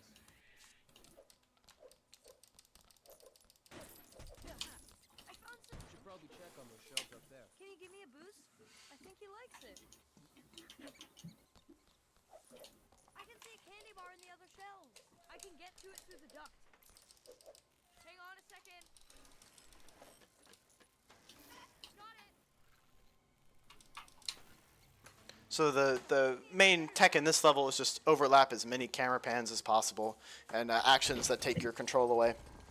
So you're going to see us timing our actions pretty carefully. Don't worry, I got this. Fortunately, I did miss that jump roll that would allow me to get in a little early. Nail the quick time event again.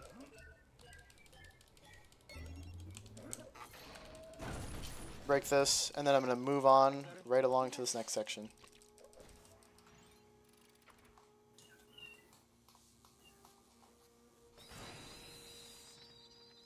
That was unexpected.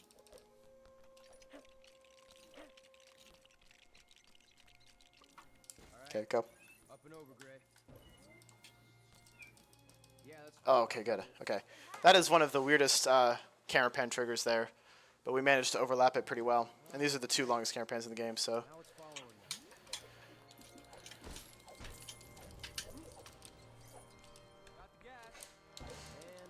So the goal of this little section here is to rebuild this car so that the kids can escape. So I'm going to fill up the gas. I'm going to fix this generator right here.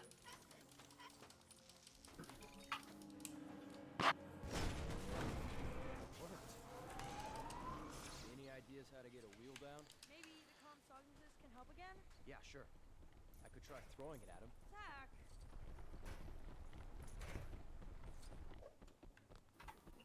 Let me in. Yeah, the compy pipes in this game are pretty strange overall.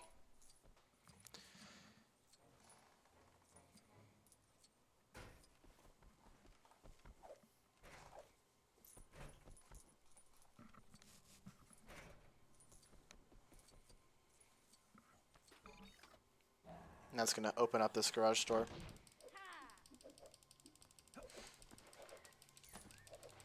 So here's where we get introduced to, or formally introduced to, the worst enemy in this whole game, the Compsognathus. Compsognathi? I'm not sure, but they're really, really bad. They're very annoying. The game likes to have 5 or 6 of them on your screen at all times, and they love to interrupt actions and just generally make your life less fun. Engine? Check. But now we got the car nice and replaced. We can keep on going. So this next section here sees Claire and Owen trying to escape the Indominus Rex, who's around the abandoned, or the old visitor center. And it's usually a very long section with a lot of puzzles. But we can just skip all of it. The kill plane doesn't go up all the way. I didn't get enough height there. I apologize. But the kill plane doesn't go up all the way. So what we can do is we can just V-sync right on over to the end level trigger. Okay. Thank you, game. That was...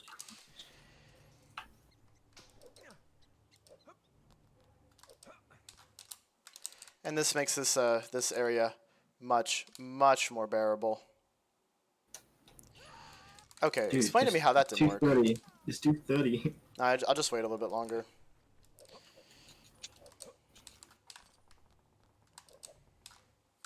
Okay, that's just not going to work. Okay, that's not going to work either. That may or may not work.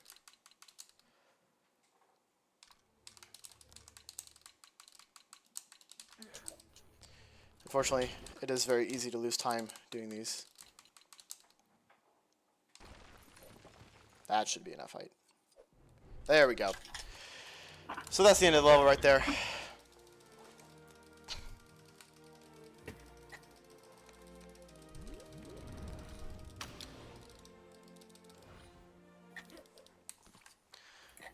So now what Modest is going to do is just kind of V-sync right on over this little barrier here.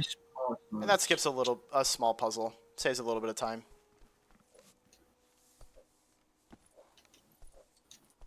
I think I see the gate back to the lagoon.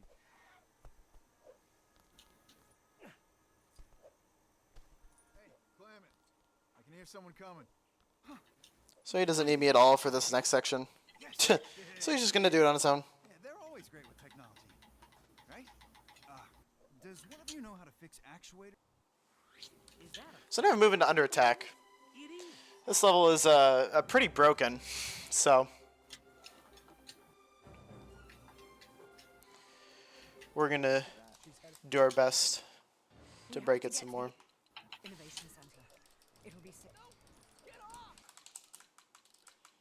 So this level starts by 2 of the most annoying VSync launches that are very hard to set up, but once they're pretty consistent once you get a good setup going.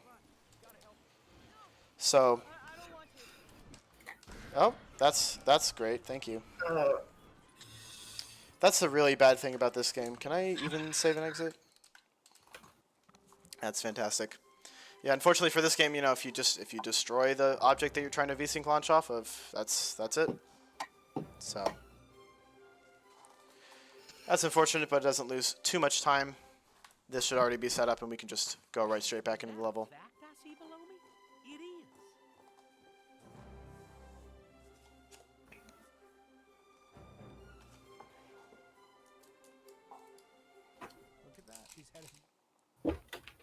We have to get to the Innovation Center. It'll be safe though. Get off! Shoot! Go away! Let's $10, you can scram! Come on, you gotta help her. So the trick for this VSync launch is trying to get it on the very first frame that Zara starts the rolling animation, but that is very annoying to do, especially against this plant.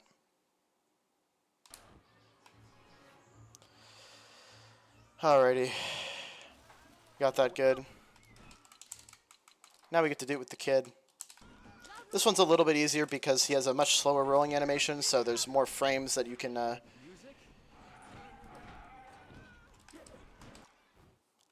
roll into with. Unfortunately, it's still this very strange plant, which makes it very annoying to get. And if I could pause buffer today, that'd be nice. Try that. So with Gray here, you don't get as much height, but you get the same result. Oh, and then there are the Dimorphodons. That's great.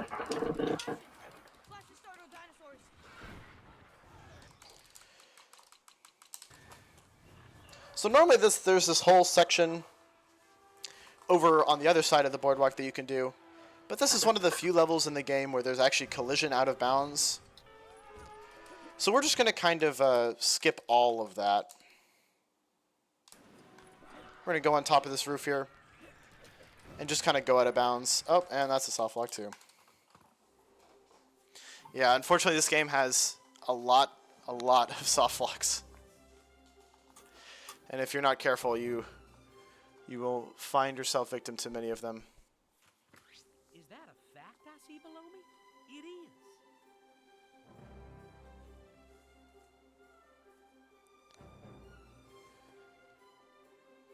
Look at that. So now you get to see that section a third time. We'll see if we can do any better there.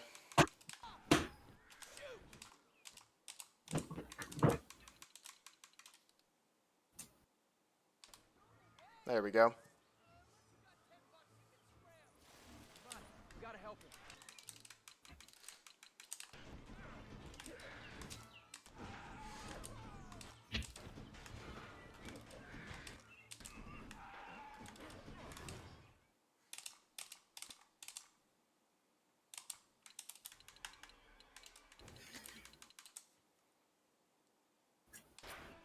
Awesome.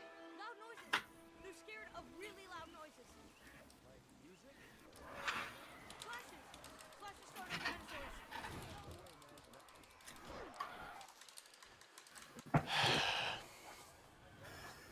Well, at least that little section right there was clean. We are unfortunately losing quite a bit of time to that, but this is definitely one of, if not the worst level. It's very complicated, and there's a lot of sections where you can just lose time to. But as I was saying, here we're just kind of out of bounds, and luckily this all has collision. So we just hop on over to this next section.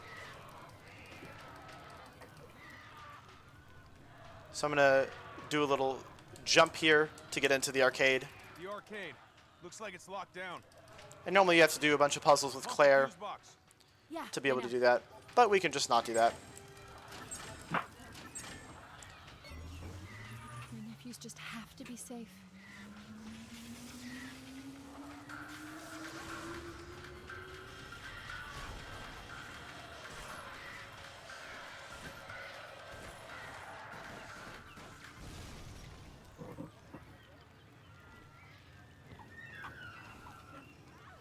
Oh.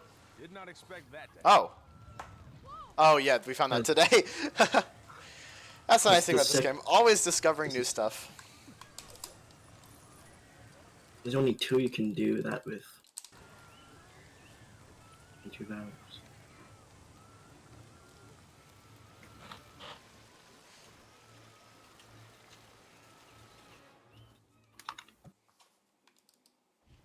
Those guys don't have a chance.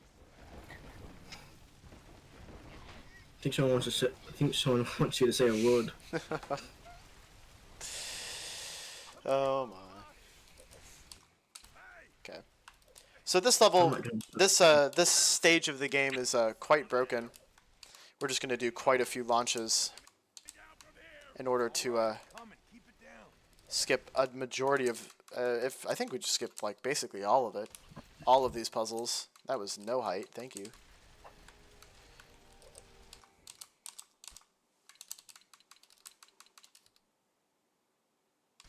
There we go.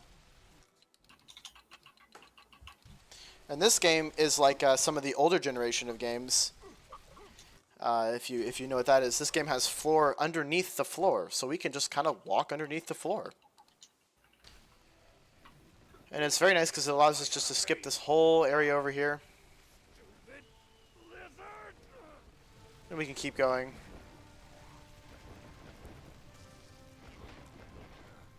Where are you stuck at? Where am I? I think go up, go up.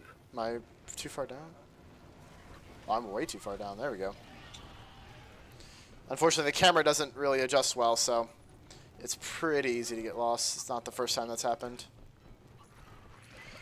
And this is just a quick and easy little pause lunch up here, so I can dig in this big pile of dung. Whatever did this ate something useful.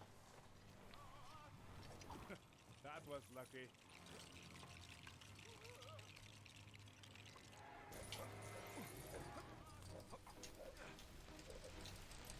So now we can do this little skip here, which saves having to do a riskier strat that you can get soft-licked in. But you can just kind of jump over. It's a little weird, but you can do it.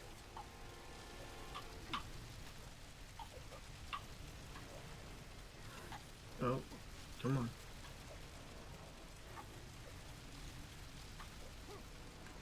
There we go. So now we're just going to V-sync over this puzzle as well.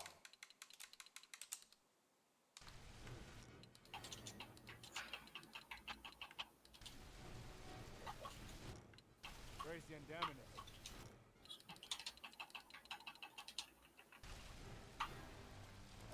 No, you don't. I've got 65 million years of smarts over you. Whoa! What the?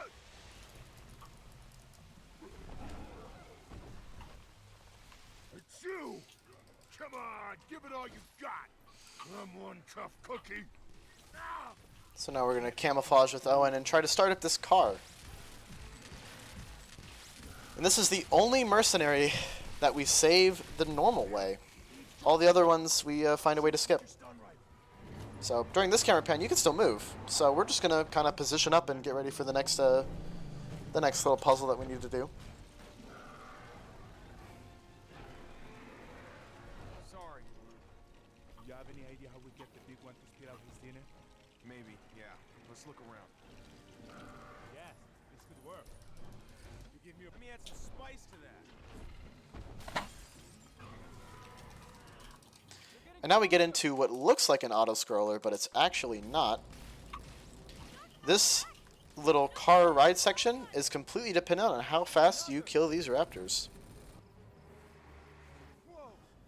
This is actually relatively consistent. When doing this as one player, though, it can get quite annoying. Because trying to aim 2 control sticks at the same time takes some getting used to. Did you get it? I don't know. It's on the door. Kick it. Kick the door. The rifles. So then we're going to transition to this little section with Owen and Barry here.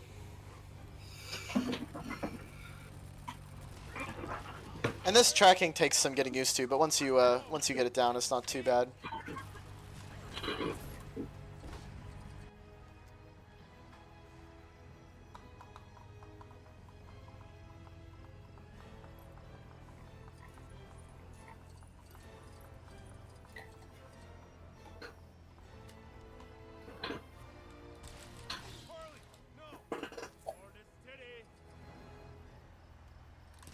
So I can get an extra shot over there while he's pulling up.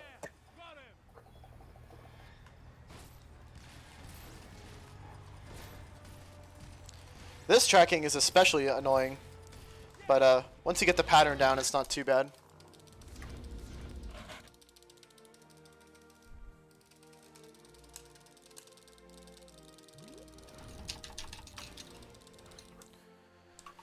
Alrighty.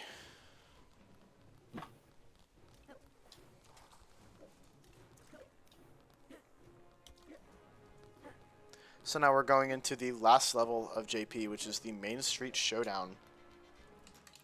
JP, you mean JW? Oh, sorry, JW, yes, excuse me.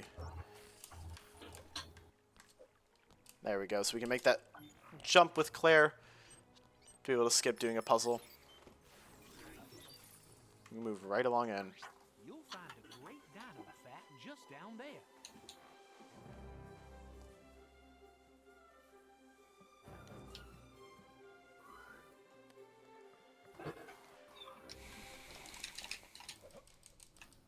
So we're going to show off a different strat.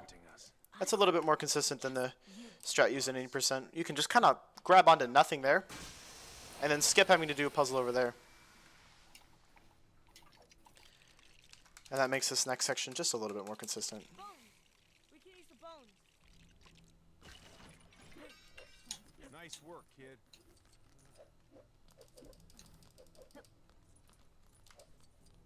So you can just kind of jump out of bounds here, which I don't know how the developers didn't find that, but they didn't. So it's a very nice little 80% skip. You skip a very, very long room with lots of puzzles in it, and you can just go straight to the end there. So now we're going to, usually there's a lot of puzzles to get in there, but instead we're just going to kind of do these strange jumps, like boosted jumps with Gray here. That works. To take the pictures of the Indominus. As you see, they're just kind of chilling in right there. To build the device we're going to use to finish the Indominus off. These jumps are just kind of jank. You're jumping off of another character. It's going to be weird, but they're not that bad and they're pretty consistent, so.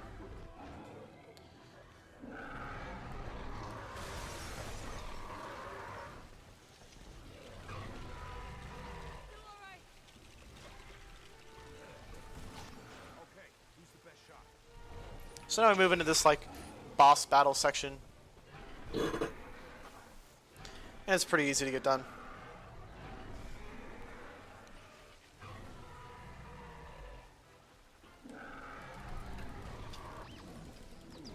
So you just kind of shoot the teddy bears into the Indominus, and then you're going to hit him with the raptor a few times and then claw on his face. And we're just going to do that 2 more times.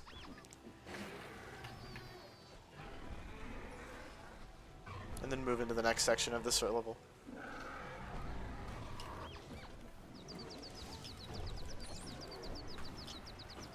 So Modest right here is going to try to get the mini kit, which you get from shooting off those Dimorphodons. But since you're bottlenecked by how fast player 1 goes here, it's not too important. It doesn't lose any time, so I might as well get it. There we go. Alrighty, And now here comes the very, very fun skip that is completely RNG. There's not a there is a consistent way to do this. Unfortunately, it doesn't work super well on my PC. So we're gonna hope that that works, and it did. That was very fast. Normally that takes quite a bit longer. This is a very good Main Street Showdown. But basically, you just kind of run up that little slope right there, and then sometimes you go really high up. We'll see what ends up happening.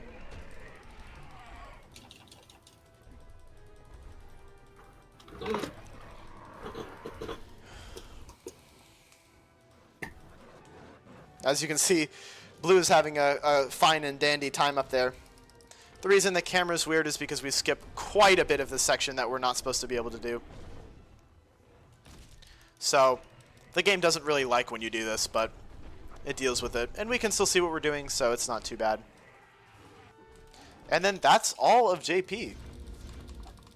JW. Or JW, excuse me, jeez. JP. I'm sorry, it's been a long day. That Lego Horizon one, Friday. Oh yeah, clearly. Alright, now we move into the latter half of the run. All we have left is The Lost World and JP3. And those are pretty short runs overall. The shortest 2 movies in the game, actually. So, we are relaxing.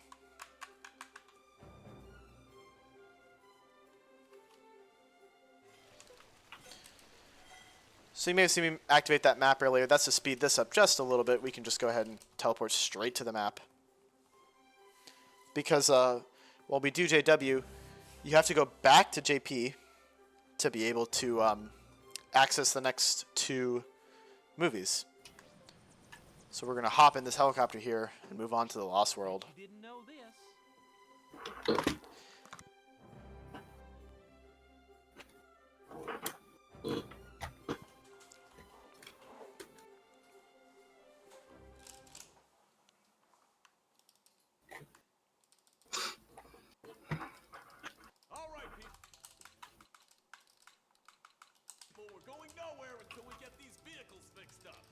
Alrighty.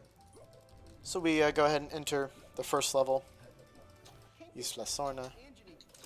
So we're just going to kind of rocket ourselves up that little car area. Again, it's that weird collision when you jump roll sometimes.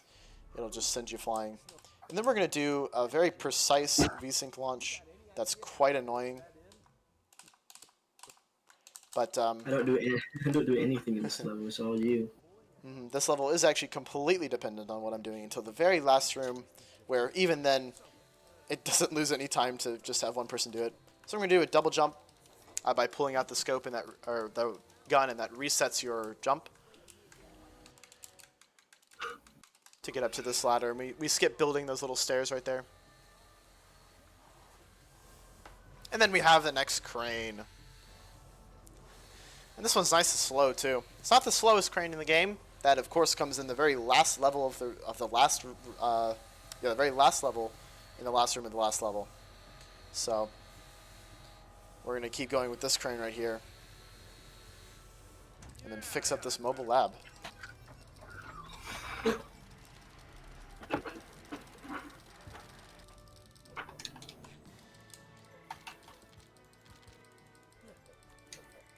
So now Modest does nothing here. And I'm going to go ahead and V-sync off this bush right here. I do 3 of these in a row to be able to make it to the next area.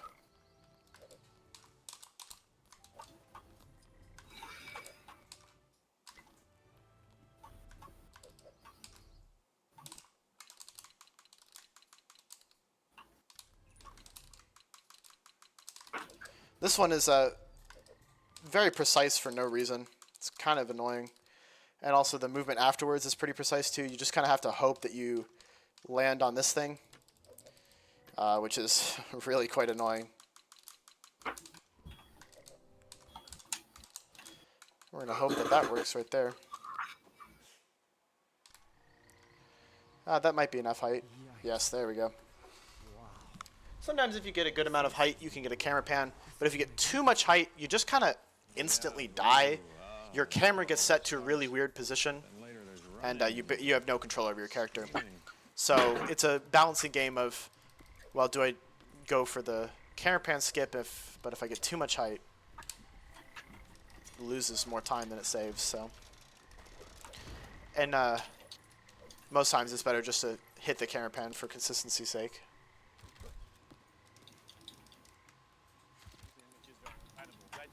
So we're gonna take 3 pictures of this Stegosaurus, and then we're gonna go right along into this section. Now, we skipped the cutscene here, but the Stegosaurus is annoyed because we've messed with its nest, so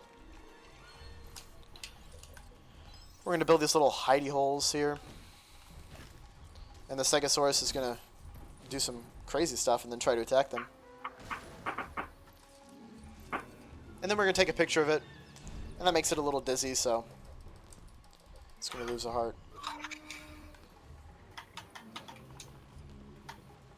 And then after a little bit of attacks, the next log is going to drop from the sky. Or in this case, roll off.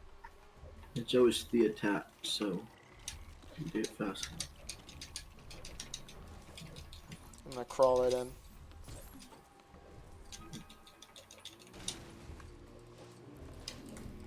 then we're going to take another picture.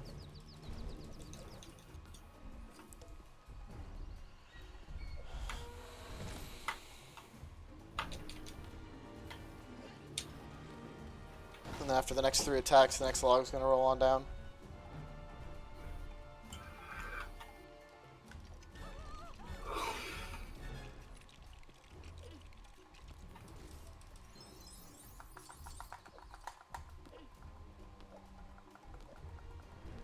And then, there we go, and the Stegosaurus is going to lock on. And then we're going to take one last picture, and it's going to get really dizzy. And that's the end of the level.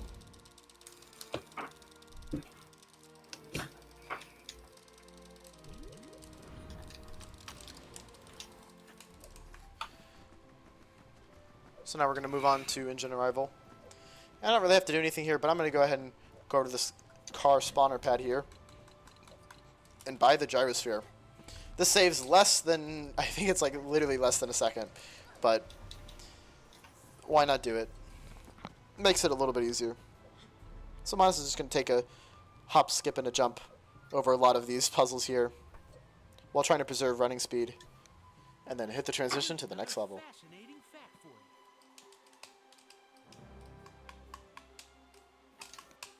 So I'm going to hold right when the game loads, and this will put me out of bounds. So this level has quite a fun first skip. If you're holding right while the game, when the level begins, you just kind of clip out of bounds. And since you don't have a valid respawn point set, the game respawns you at 0-0. And if you're holding down while that happens, you get respawned about halfway through. And then you can just jump over, and that skips a good portion of this beginning part. Quite a nice skip. It's very easy. Very, very easy to do, yes.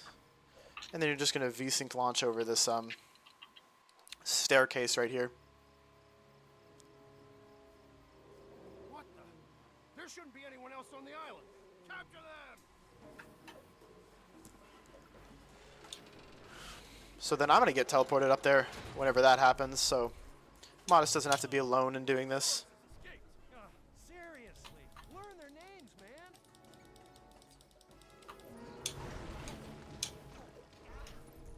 So the goal here is relatively strange. What we're trying to do is we're trying to build, we're trying to free all the dinosaurs. So I just freed that baby Stegosaurus, or yes, Stegosaurus, jeez. And he's gonna go ahead and knock out those lights right there.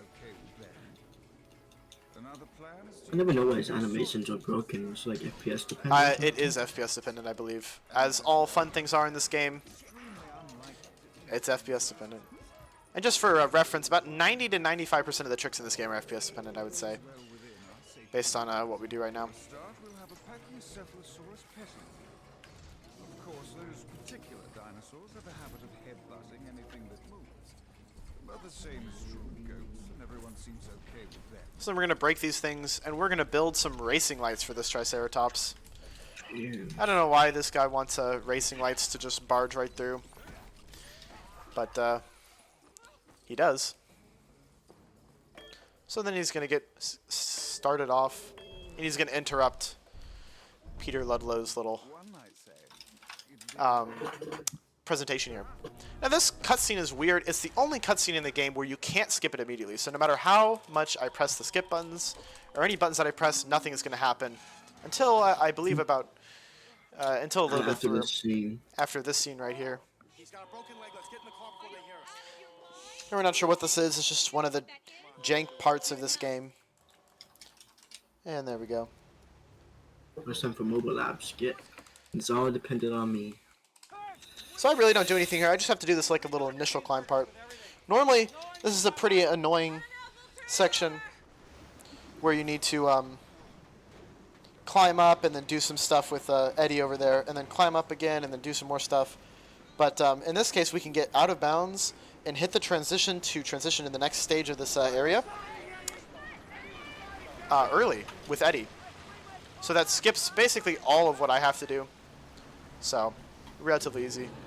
Unfortunately, there's a little. The transitions aren't situated well, in a sense. So they're relatively hard to hit, and it's kind of arcane. Nobody's totally sure where they are. We just have a vague feeling of where they should be. I didn't hit it. No, you didn't hit it. First.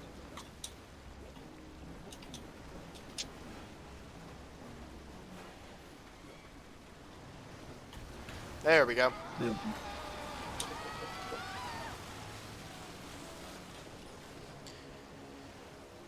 Sometimes you can get stuck on the rope here, and that loses a little bit of time because the kill plane is very, very far below where we are right now. But luckily for Modest, he managed to not do that. So here's where the compies can be really annoying. If you're not spamming fast enough, they can hit you in between the wrench fixes, and you can die very easily. It's very annoying to do. But he gets it. He's going to do that same weird little out-of-bounds section here. And then hit mobile lab skip. Nice.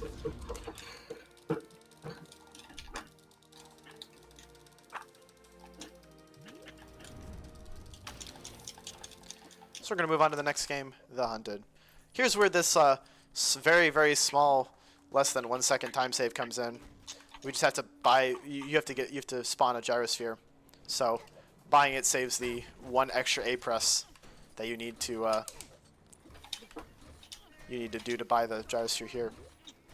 Truly revolutionary stuff. The gyrosphere is the only vehicle you can jump on. Other vehicles will just slide you off. So the nice thing about that is that we can use that, in fact, to skip over this little barrier right here, which skips a puzzle.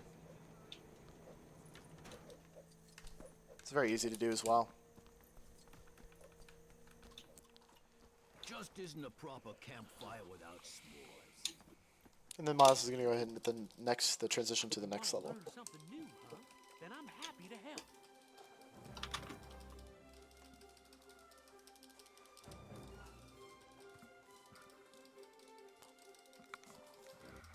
So this level starts out with another auto-scroller. So we're just going to let that play out.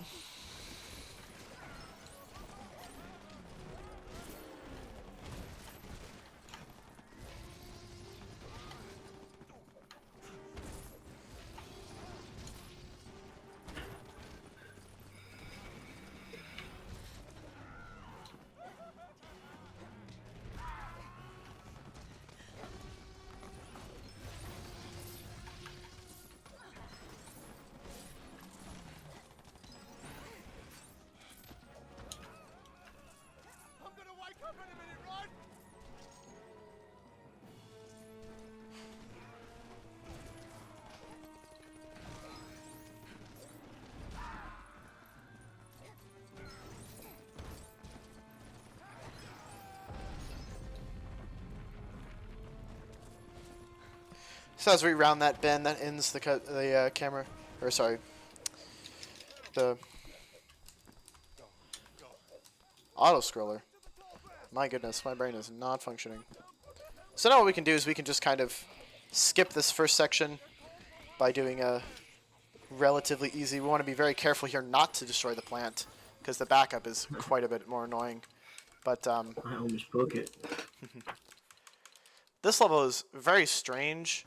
The best way I can describe it is it has very weird gravity, where it allows you to kind of float a little bit more than the other levels, or maybe that's just the camera and I'm just seeing it strangely. Let me go first. Let me go first. There we go. So you can still control the other character during this raptor fight section, which you normally can't do. So Modest is going to use that advantage to start the next puzzle a little faster. And then we're both going to keep on keeping on. This level's kind of a buggy mess. We skip a good majority of what you're supposed to do. So I'm going to slide behind this guy. Try not to waste my time hitting those compies and build this little bone lifter upper thingy. That's the best way I can describe it. Truly scientific terms being used here. I'm going to lift it up, but just enough so that Modest can get through. We don't need to go all the way. Then we're going to break this. What? That was on it.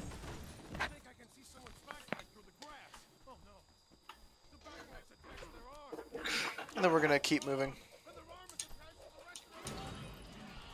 This guy's going to get ambushed here, and we're going to take a picture to scare off the raptor.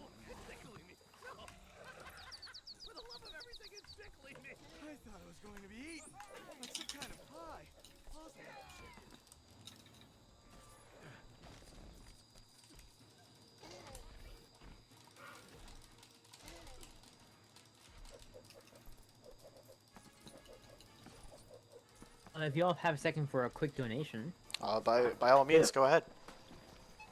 Perfect. Just super quick. $1.25 from Anonymous. I don't know if it's the Anonymous or an Anonymous.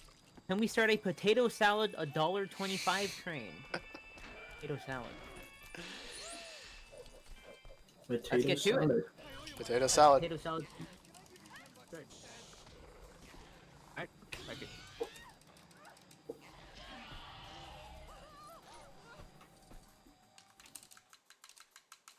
So now we're going to do one last VSync launch here to skip this little end room.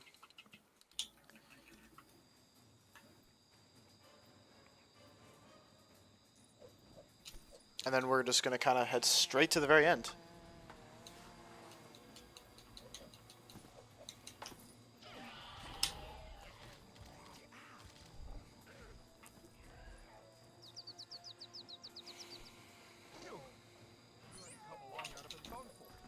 And as we slide down that mountain, that's the end of the level. So a pretty quick level overall.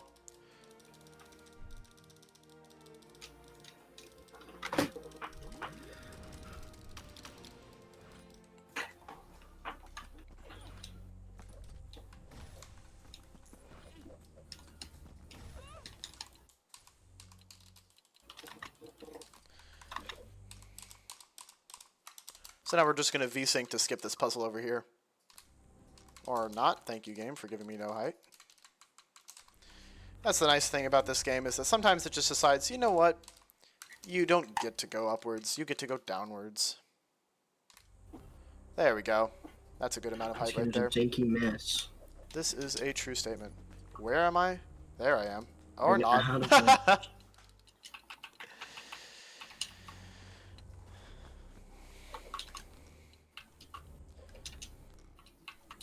So when I get Modest, take a turn at that. Oh. Let's go.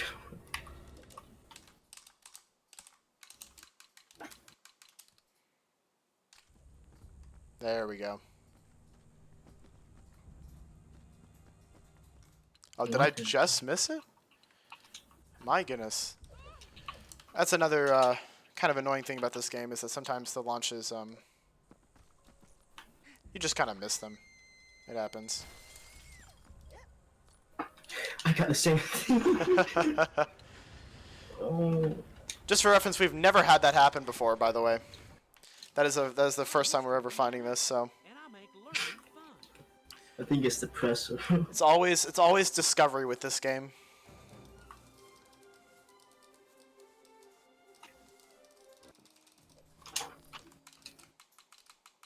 All right, now we get to Communication Center. This is actually quite a fun level to do.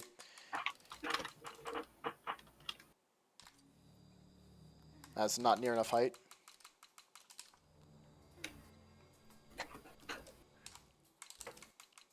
We'll try over there. There we go. So we can just kind of launch out of bounds, or we can't. You know, that works too.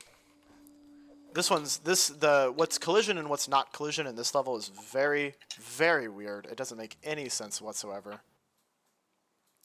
It just kind of exists. So there we go. Now that Modest is out of bounds, he's going to be very careful up in this coming section to not soft lock the game, because if you accidentally jump too high, you get stuck in that floor for some reason. But what he's going to do is he's just going to kind of go to the end of this room. And he's going to break these 2 little wooden platforms. Normally you have to do a lot of puzzles to get here, but we can just skip all that and go ahead and go in. And here we get to a very fun movement section where we do a lot of very weird jumps to be able to get to the top of the tower without having to do a good majority of the strats.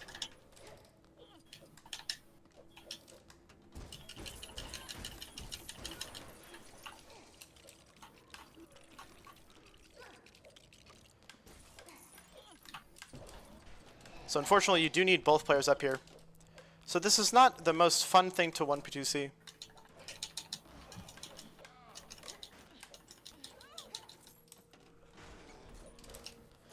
Unfortunately, I did miss this jump right here. It's pretty...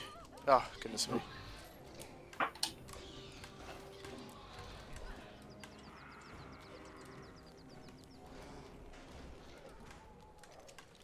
These jumps are very annoying because, again, it's all on very jank collision. And this little roll-up is kind of annoying, too.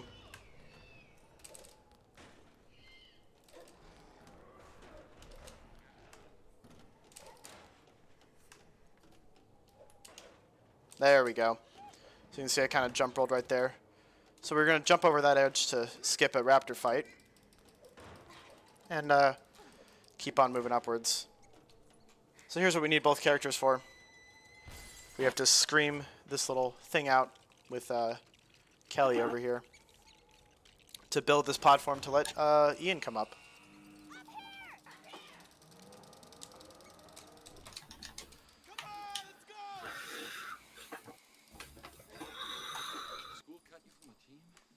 So we can just sometimes there's a kill plane there, but not really for any good reason other than the fact that there is a kill plane there. So, but if you hug the wall close, okay. Well, thank you, game.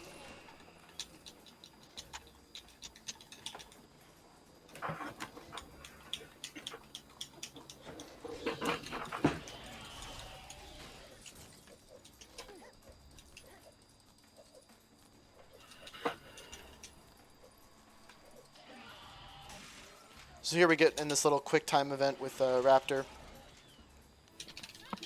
I'll let Modest take care of this. And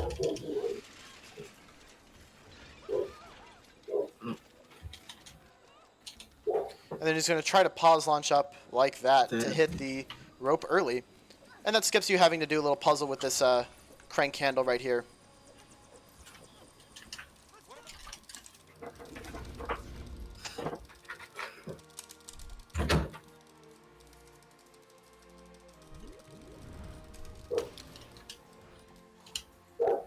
Alright, and now we move on to one of the shortest levels gameplay-wise. Not the shortest, but pretty close.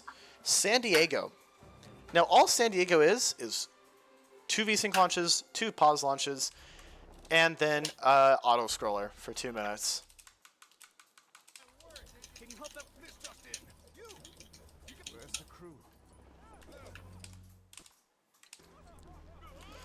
This plank is pretty annoying to launch off of, but it's not too bad once you learn kind of how the plank works. I say that as I miss it, obviously. A little bit too low.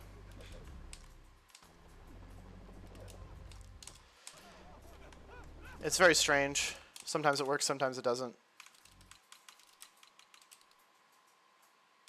There we go. And that skip's having to do quite a long puzzle to get on top of the ship. Instead, we can just kind of skip all of that, move up over here. So then what we're going to do is we're going to go and pause launch here. I'm going to be very careful because this is a very easily potentiable soft lock place. But luckily I didn't, so I can just break all this up. And then wait for Modest to come over here.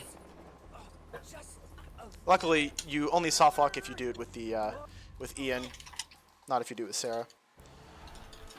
I'm going to turn on VSync to make this go a little bit faster.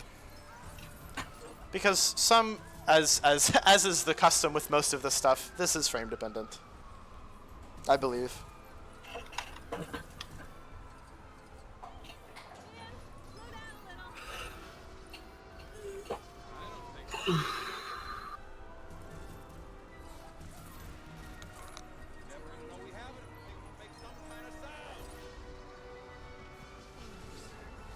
So, as we finish up The Lost World, we're going to move into Jurassic Park 3. And this is definitely the most broken movie in the entire category. There's an end-level trigger present whenever you finish the first level of this movie that allows you to skip to the very last level of the movie. So what we're going to do is we're going to do quite a convoluted setup to hit that. But once we do that, we'll save 3 levels worth of time. You can beat Jurassic Park 3 under 10 minutes with that. Under 8 actually, or under 9 actually, is the world record at the moment. We're probably gonna beat it. Not probably gonna beat it under 9.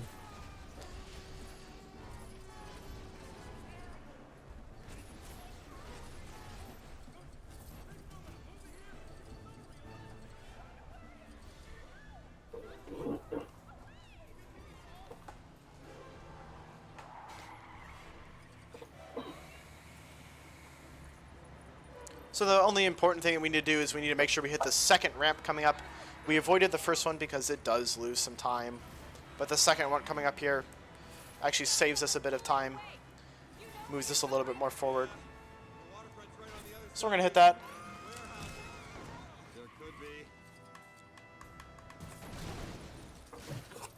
And with that, that is the end of The Lost World.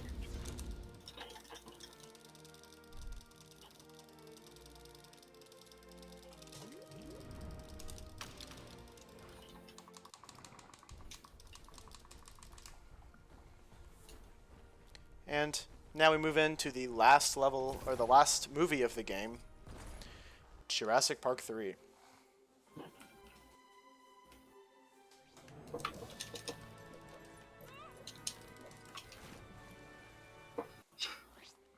So Landing Site is the shortest level gameplay-wise. You do 1 launch, and then there's an auto-scroller, and that's it. The level can be completed in under 2 minutes.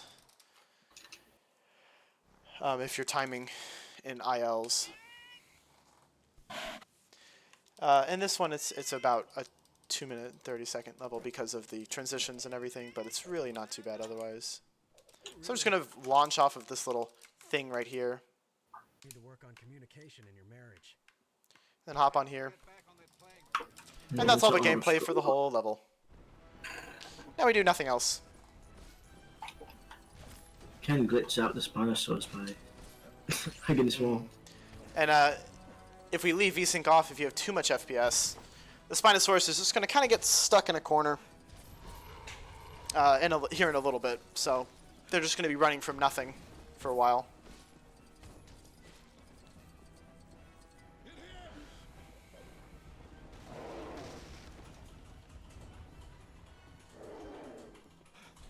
And there he goes. He really likes that wall and he doesn't want to go anywhere else. So the Spinosaurus is just going to kind of stay over there. And then float into the sky for a little bit. So we're going to let him. And we're going to continue on our merry way. I'm going to go ahead and drop out here. Because the next skip is far more consistent for Modest for some unknown reason. It's much easier if he does it. I just got the magic touch of getting higher VSync on. This is true. All of his VSync launches are significantly higher than mine. And this next one, you need quite a lot of height, and it's pretty hard to get. But Not if you're modest. You can get just tons of height. So we're gonna let him do his thing, and I'm gonna take a relax break for a little bit. I just got the magic touch.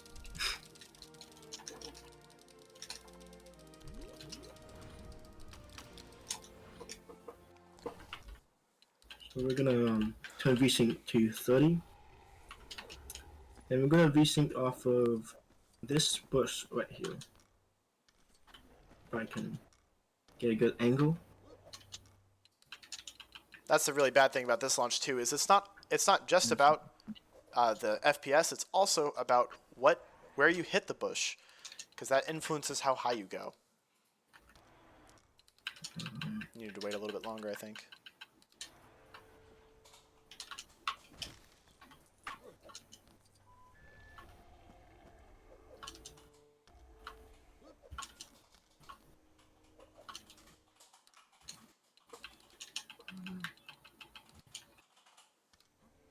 There we go. And that's quite a lot of height. So now he's just going to kind of skip this little river section. Oh, very close.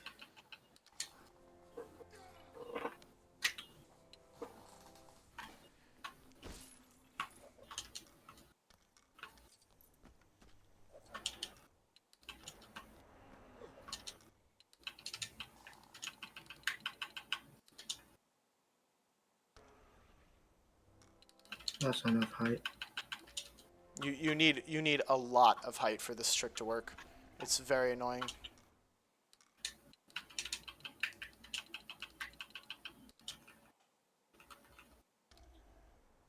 There we go. That should be enough. If you see...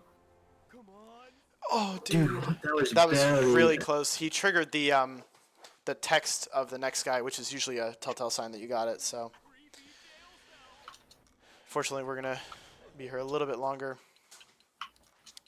This one is quite annoying to do, especially streaming too. It doesn't help that my FPS is already pretty low. And by low, I mean like, 2,000. That's the problem with this game, is you need a lot of FPS to be able to hit it. Oh, that was really close as well.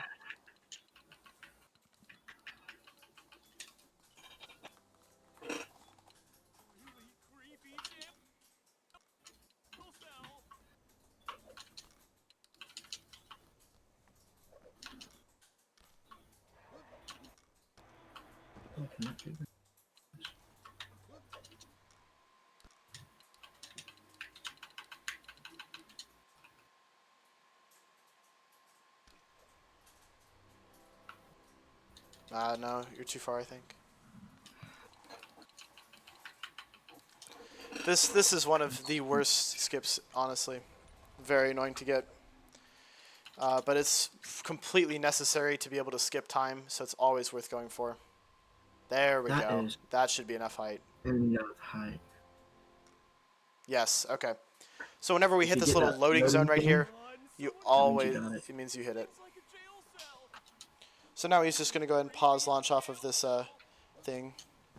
And we're going to keep going. We're trying to make it to the other end of the map, and the reason we had to launch over that bush right there is to avoid hitting the trigger for the next level, so we can end up skipping it.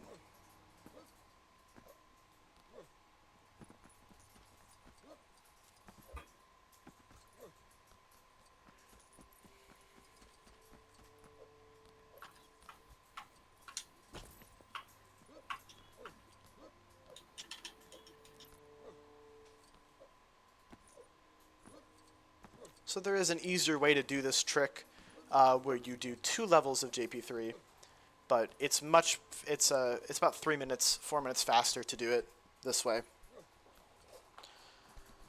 So we oftentimes do this instead. The slower way involves getting the parachute on Billy, which allows for much more maneuverability in the air. Here, this trick is going to be quite an interesting trick. And you see whenever Modest gets over here. I'm going to go ahead and call in.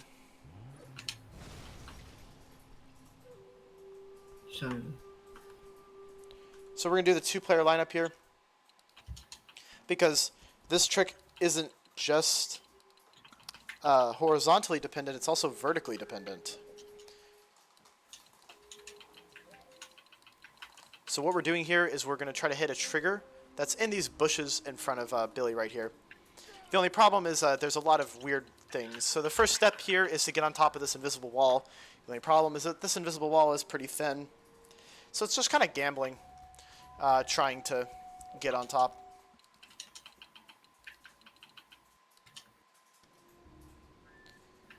There's some consistent setups, some that just work.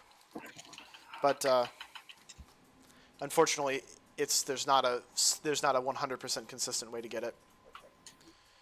It requires too fine of a movement. It's just too thin.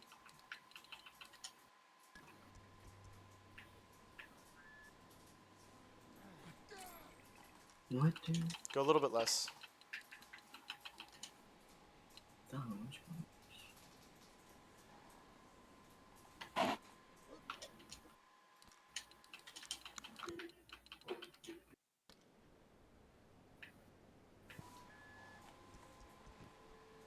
Alrighty. So now that we're on top of this invisible wall, we're going to go ahead and walk off. We're going to pause buffer. We're going to wait until we see him on player 2 screen, and then we're going to kind of hold an angle and hit the trigger into the next level. That skip is very, very weird, but it works, so. It takes a lot of time to get at it. This is true. Alright, I'm going to let you do this part. Okay.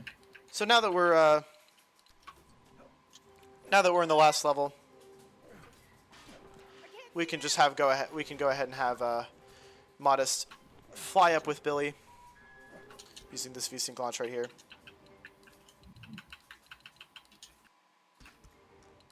Okay.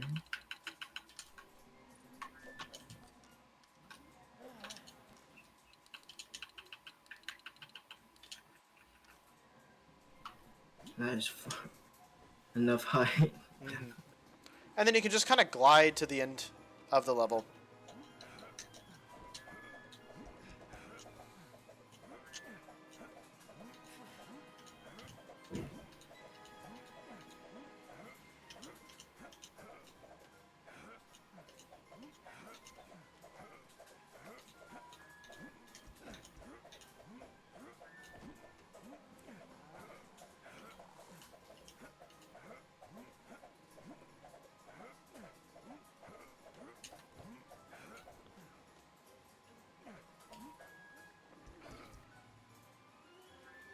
Oh wow, you are really high up. Oh my goodness. There he is, the bottom corner of my screen. So yeah, as you can see in the very bottom corner of Modest's side of the screen, there's Eric Kirby getting attacked by some Pteranodons. So we're trying to rescue him. So we're just gonna glide right on into that trigger.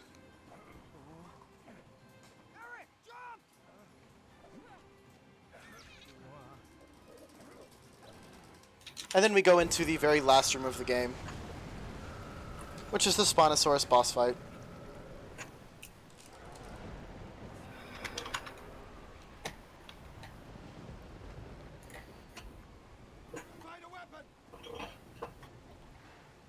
Oh.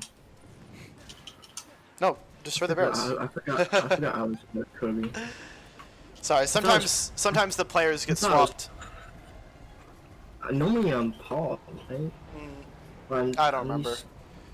The player management in this game is very strange. Sometimes it works, sometimes it doesn't work. I'm not normally Eric Kirby, so that's my fault. So I'm gonna take these bottles in.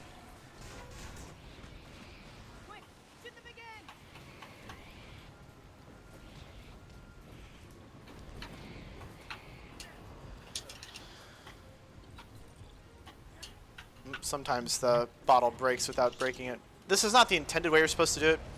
Usually there's a puzzle for you to, or a build that you can make to find something to shoot that shoots flares to build it. But we're not going to do that. Instead, we're going to do it this way. Alright, welcome to the slowest crane in the game. So we're trying to lower these barrels down.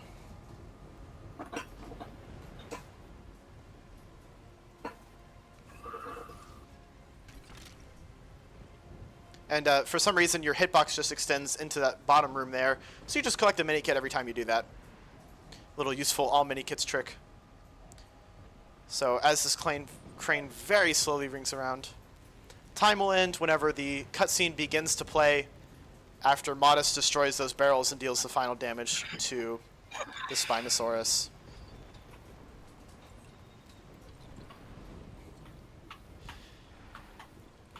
So you do have to hit it 3 times. There are all 3 barrels there. So time should end in about very soon. Time will end now. That is Lego Jurassic World. And that is a new world record. What is that? Live on stream. The final time was 1:56:08. Probably a little sooner. Sub 2. Incredible. That second world record in a row, I think. Oh, wow. I mean, what can we say? We're lucky, right?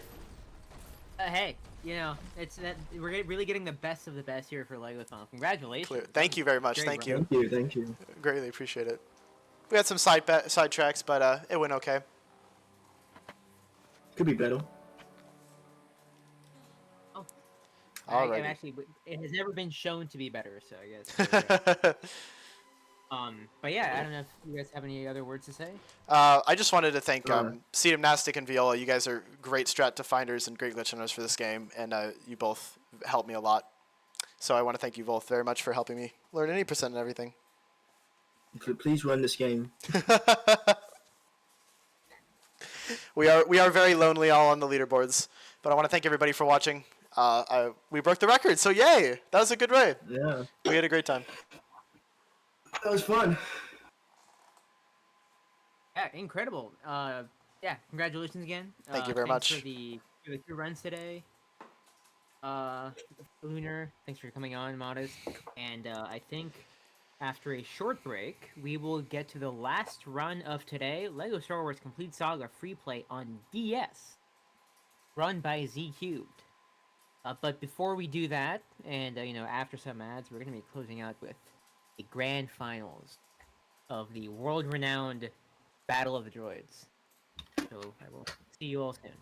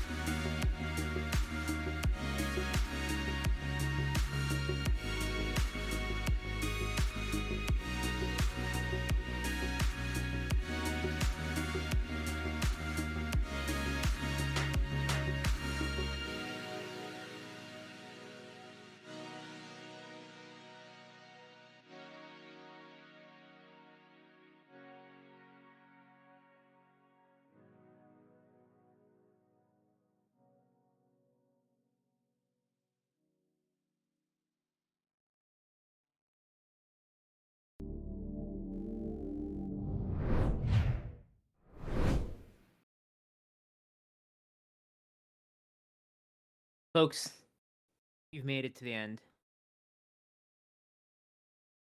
Mouse Droid versus Gonk Droid. Let's get the poll up real quick.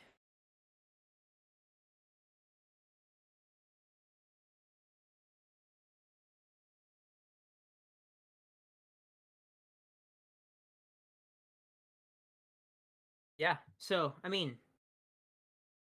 I ragged on Gonk, but Gonk is Gonk. Yeah, this is actually curious because I got a feeling. Never mind, I was gonna say that this was gonna be a very close match, but we're already opening Mouse Droid taking a massive lead at the start, which, to be completely honest, is pretty surprising, right? Like, you hear Mouse Droid sound, it's like, right? Like, I don't want to be hearing that. I want to hear a Gonk, you know? I guess that's the only sound it makes. But I want to see a walk around. I wanna play Sabak on it. I'm not interested in Mouse Droid racing, like, oh, we're on the Death Star, what should we do? We're gonna race a Mouse Droid. No. But in any case, yeah. I'm surprised it's this strong of a soup right now. 7-1 Mouse Gonk Droid. I feel like Gonk Droid fans are kind of lacking right now. I mean, like, they wiped out TC-14, so I feel like they'd be able to get a little bit of territory back here. 8-3 still. Let me pull something up. Maybe this will convince you. The MSE6 series repair droid, of course, the mouse droid that I'm talking about. Okay, here's a question. Can anybody name a specific mouse droid, like, by name?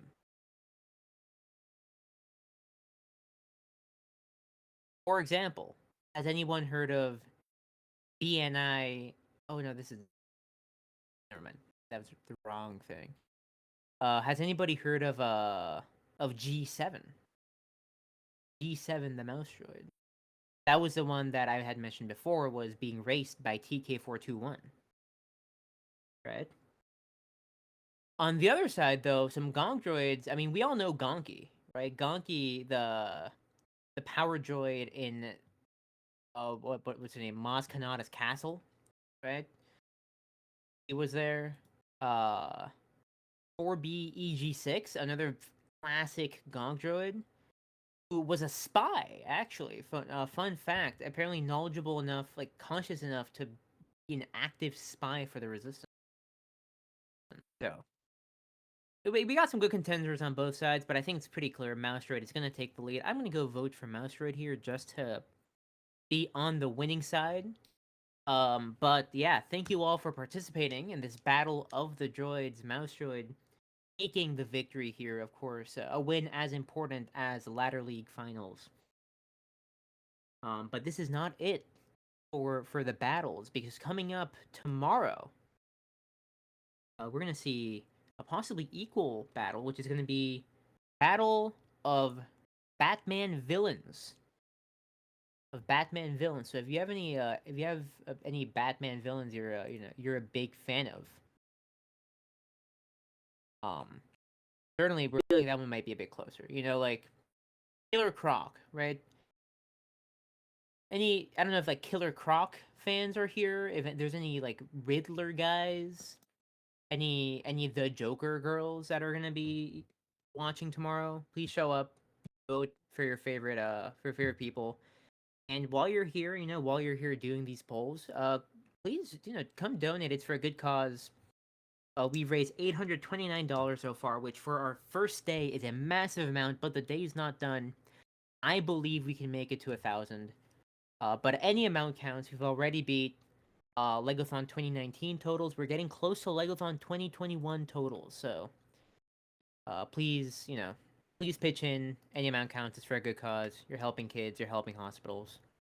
And with that, I believe the runners are about to be ready. So we will go take a look at what they're up to. And coming up next, LEGO Star Wars: The Complete Saga Free Play DS.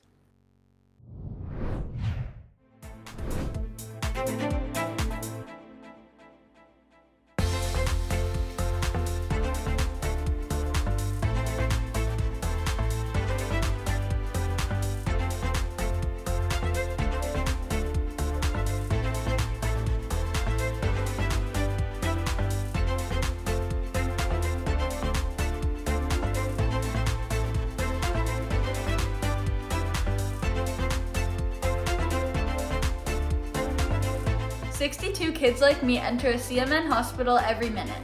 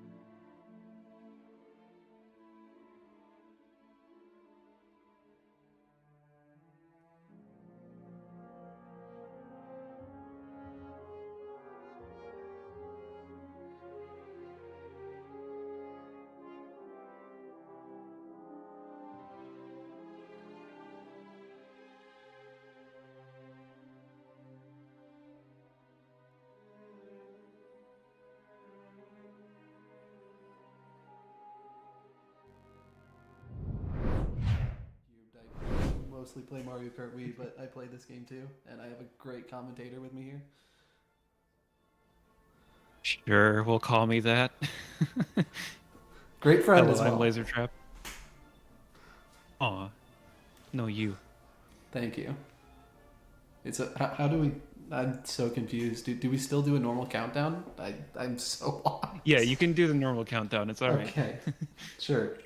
Yeah, so let's just get into it. I'm gonna count down from 3, and 3, 2, 1, go. Okay, so Make this it look. level's cool. You can explain it. Yeah, so there's a little bit of space where you can get wedged in between the ground collision and the ceiling, and that just allows you to go through the way that he did it, and then kind of infinite jump into the last room of the level. We actually start with the shortest level of the run, and that was so fast. We can explain a little bit more clearly like all of the techniques used in that during this level. I think it's really cool how you see it all happen at once, and then you can sort of break it down immediately afterwards. Yeah, so the main method of movement. What? What's O about? Did we do Go something ahead. wrong? Okay. Yeah, the main method of movement that we're going to be using in this run is Yoda. Whenever you do like attacks as Yoda, like he kind of lunges forward, and that ends up being the fastest form of movement for free play. We should probably talk about free play. Basically, free play allows you to play through the... actually, you all know what free play is. In this case, there are 2 characters that we're really concerned with. The first is Yoda for the movement reasons that we mentioned, and the second is custom character for the reason that you're seeing there. Custom character has the ability to jump infinitely, as any double jump blaster character can. In the base game, there's only one character that's not a custom character that can do it, that being Jar Jar. But we choose to use custom character because he's on the same screen as Yoda is, as Force Ghost Yoda is when actually selecting the character. And yeah, Yoda, as we said earlier, is very useful for movement reasons, but also for what you're seeing on screen right now. So John, if you want to explain what that is, feel free. Absolutely. So yeah, those clips in particular can be really difficult there. But Yoda has the ability to clip through any door. It doesn't work on like every wall, but the attack patterns from Yoda come in like sets of 3, where you have 3 different like shapes of attack, I guess is a good way of putting it, where you want to land your second attack diagonal to the door, and then press the attack button for the third one, and like immediately after go into the door and clip right through, as you saw right at the end of that level, and many times in the middle. Right, we're going into 4-4. This is another Yoda level, but you do see a technique that, for the most part, you really only see with custom character levels, and that is an improper load. So you kind of saw an improper load in 4-1, but there's going to be another one in this level. John, if you want to explain that one as well. Sure, so this is called Princessless, because this level combines what we know as Rescue the Princess and Death Star Escape, and getting up on this invisible ledge and then hopefully finding the loading zone for a later room, that skips rescuing the princess. And yeah, it's a pretty difficult jump to do with Yoda. You have to be in like the exact position, and if you miss it once, it's kind of really difficult to get it the next time. But then we're gonna see something really cool here, where he skips past the transition with by pushing the AI player, and then loads in another room out of bounds, kind of stores some weird properties, and that deloads collision of certain things in this room. So there's meant to be like glass blocking that lever there to bring up the Falcon. But as you can see, same with this R2 panel, it is not there. Now, as soon as he switches characters, the collision comes back. So that's why we have to do that R2 panel last. Yeah, that's also why we didn't swap characters when pulling the switch earlier. Oftentimes you can save a little bit of time by canceling the animation of some of the panels and switches by character swapping. But if we were to do it in that case, then the glass panel would no longer be non-existent, for lack of a better word. So we have to not, or just take the time loss of the animation. I forgot my movement. Okay. It's okay. Yeah, this level is kind of a chance to breathe after all that. It also has the fun clip in this room where you actually don't have to press any directions. If you stand in the right spot and start attacking, you will go through. Yeah, that's a fun one. It's the easiest clip in the run, since all you have to do is just press Y 3 times. You can try that one at home. And then this is just a standard Yoda clip to end the level. And like that, we're done with our first episode. Worth mentioning that... Yeah. No, go ahead. Worth mentioning that we are not playing the 5th level of the episode. Every level in the DS version, every episode, sorry, has 5 levels, and we don't need to play the ship levels because there is no free play mode available. Do you want me to explain this level? Yep. Alright, so Jabba's Palace, we went to episode 6 next, and Jabba's Palace, we do not need to enter the palace at all. This combines both Jabba's Palace and the Great Pit of Carkoon, and we're going to jump straight to, like, near the end of the Great Pit of Carkoon section, like right into the Jabba's sail barge. So, infinite jumping, again, you need a character that can double jump and has a blaster. It is pretty difficult sometimes to make sure that you go through that like little improper load without getting your input eaten, because it does generate lag frames. But usually if you play this level the same way, you should be good to go. And as you can see now, we're in the last room, and the ending zone is just on the right here. Yep. Fortunately, we got Yoda there. It is the case that you want to get Yoda whenever you pick a custom character level, just because he has faster movement when the custom character is not doing the jumps. And actually, this route is kind of based around that. So, John, if you want to explain that route. Well, Z-Cubed here was the clever one who came up with that route. We use... This game has a debug menu like built into the game, and we use that so that we can start a new game file with exactly what we need, although we do have to do some pre-run setup at the moment. I will pause explanation so I can talk about this. We're going to do a trick called fanless, because you skip the fan. Don't say only first.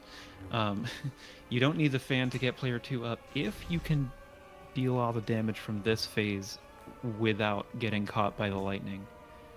So hopefully you'll know exactly the right attack patterns to use to follow the Emperor and get it done. Yeah, that saves quite a bit. Not necessarily because of the movement you do, but because you don't have to deal with custom character making his way all around the stage. As you saw there, custom character, player 2, sorry. As you saw there, player 2 is kind of a little difficult in getting him to do what you want, so it's nice that we can at least not worry about that. And just to finish the explanation on the route, Go ahead. Just to finish the explanation on the route, it's set up so that you have very few characters unlocked. You just start with custom character and Yoda. Now, when you beat each level in free play, you will unlock the characters for that level, but it's still more likely to get Yoda in your party than if you had like all the Jedi unlocked, for example. Where are you going? This is a pretty cool level, but it is very tricky, and most of it is not necessarily your fault. Yeah, we've had a little bit of trouble with player 2 this level, but for the most part that was fine.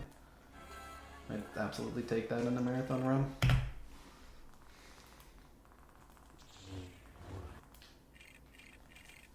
Alright, Endor. I think this is your favorite level in the run, right? It was. It's pretty short, but I like... It's just a pretty textbook Yoda level, and there is a unique trick in it. That Z-Cubed one day, he accidentally wrote Elevator Sip in a different game, and that's why this is called Elevator Sip, because you sip getting the elevator. So, with the self-destruct extra, you can blow yourself up and character swap in the same frame to store some death iframes. Iframes won't go through that like death barrier transition on their own. But if you, I guess, store them, like when you die, that allows you to just fall right through into the loading zone. So we've had some pretty nice Yoda movements so far in the level, but this level ends with a bunker, and we are basically just going to clip through 3 doors right to the end of the level. This is a pretty good, like, training stage for this category. Okay, am I, like, misremembering? Why is Astromech supposed to be on slot 4 here? I very much forgot that, if that's the case.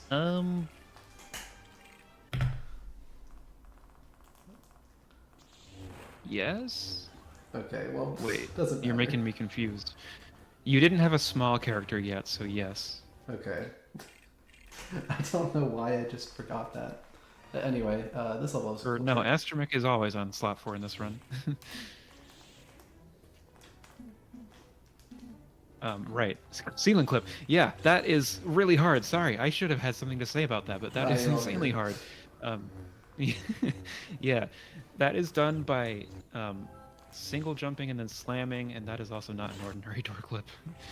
But if you single jump and then attack, and on the same frame as attacking swap character, you can get a really big height boost that ignores ceilings, and if you do that twice, yeah, you can skip that door, but it's really hard. the frame perfect part isn't even the hard part of it. It's just like managing everything. And then these are some pretty stalactite jumps. The classic. Yeah, you'll see that ceiling clip strat at one other point later on in the run, so... But that's like the first example of it, and it makes it nice because for a long time we just hadn't... Well, there was a way of skipping the first room, but it was very terrible. There was only one runner that went for it in runs, so it's kind of nice that we don't have to do that. Shoutouts to Nuxmaster. Goodness. Wow, this clip is... Clipping out harder than it may appear. Weird. Oh well. That was a little bit unlucky because you can switch to player 2 there if they're in a good spot. And then this level, in my opinion, probably has the biggest discovery since this was last shown off.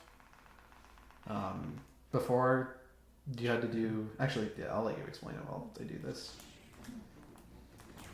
Yeah, so we actually don't have a name for this particular skip as far as I know, but you can use the slash storage to clip into the ceiling there and then like get out of bounds. And this skips the like RNG detonator clip because for whatever reason these doors are too thick to be clipped through with Yoda. So we had to use a different RNG clipping method. And yeah, I learned that my ending strat by ending the level from this room was in fact like 4 seconds slower. And once again, he's going to use some slash storage so that he can get above there. And yeah, just jump into the end of the level from here. You can also just casually skip all of the Cloud City trap segment of this level in free play without glitches, because you have the character to use the panel. Yeah, I have to say, before, it was like kind of annoying when you would get a run like this deep and then still have to just rely on an RNG clip for your run to stay good. But that new way of skipping the first door is not only consistent, but it's also faster. So it's really nice. Otherwise, if you walk looks right, cooler too. I didn't think we'd have new like infinite jump skips. Yeah, if you just walk right at the start, you trigger a cutscene. If that cutscene were not there, then it would not be faster. So it's kind of fortunate that that cutscene is there, actually, which is kind of funny to think about. I apologize for talking over you. I had a little bit of Discord lag at that moment. Oh, you're all good. We're also, there you also saw an example of a technique called a force cancel. I've been doing it a couple times throughout the run. Usually with Yoda's attack pattern, you want to cancel like your attack pattern with a jump after the third attack. But in this case, in the case that you can like force an object, then you can cancel it that way instead, and it allows you to just immediately restart your attack pattern without having to perform a jump. When you can do it and it's convenient, it saves a little bit.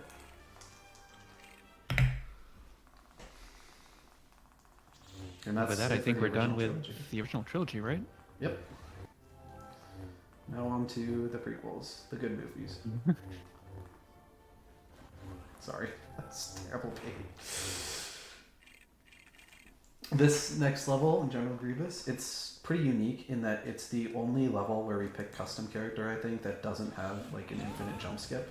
We are going to be taking advantage of infinite jumps, but we're not going to be using it to skip a large portion of the level. We're just going to be doing it to clear away some of the obstacles to get Grievous back into the position where you can damage him a little bit faster. So for example, here we're going to do 6 jumps up here. We're going to destroy that thing with our blaster, and he's immediately going to come back down here.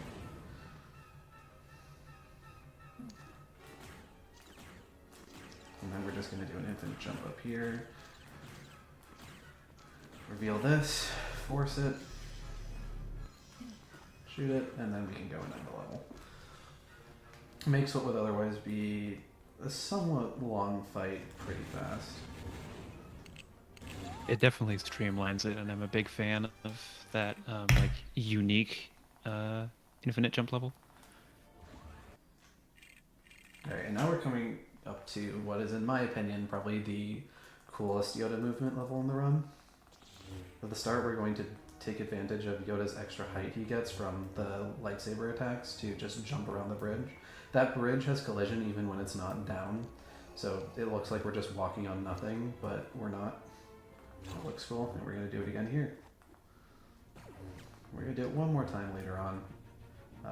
Until then, it's just standard Yoda movement through the rest of this part of the level.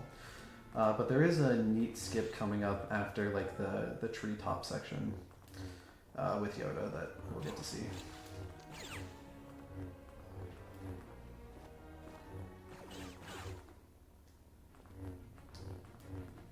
Yep, so here's the last one.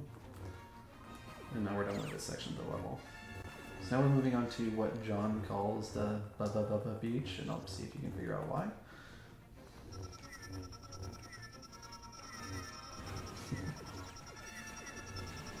And then, yeah, here's the skip. Yeah, it's a pretty noisy beach, that's for sure.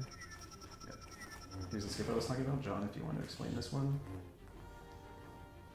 Yeah, so it may look like he did that pretty effortlessly, and to be fair, he is Zelda cubed. He most likely did. But there is more than meets the eye there, because there is a nice invisible wall in front of that gate. So we're actually going under that. You need to lose a little bit of height, and then from there, like, you can't lose too much, otherwise you're not going to go over the gate. Although Z-Cube did accidentally discover like a safety ledge if you do fall a little bit too much. And then this last clip is pretty tricky as well, but of course you nailed it. This last room is actually really convenient that we have Force Ghost Yoda instead of regular Yoda. Force Ghost Yoda has a property where enemies cannot see him, and it avoids Yoda getting shot. And if you get shot in the middle of like using the Force on an object, it cancels you using the Force. So it makes that room incredibly annoying, and I'm glad we don't have to deal with it. This is another custom character level. Unfortunately, I did not get Yoda in this level. This level, it's for whatever reason, it seems to be the most unlikely to not get Yoda in as a custom character level. I'm not 100% sure that's true. There's not really a logical reason as to why I can think of. There I might be mean, this one, but based on both of our stats, it's true. yeah. But yeah, the reason It's infuriating because he would save a lot of time here. The reason why we pick custom characters is because of this skip. Which, if you want to explain. Yeah, so Z-Cube goes into the side room and starts jumping because this is this game's version of library skip. It's called Order 368 because it was found by Nuxmaster 368, and that's a really hard landing. There's so many difficult parts about that.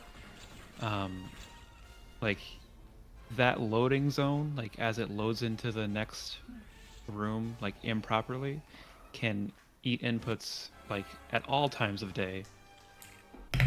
And also, like, the landing is very difficult too.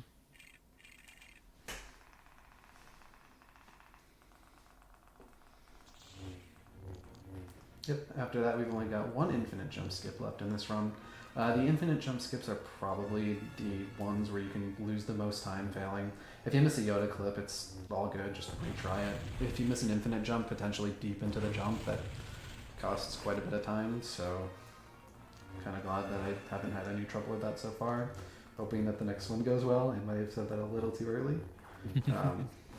Yeah, since we don't have debt clips anymore, this is going to be the first and only example of a slide clip.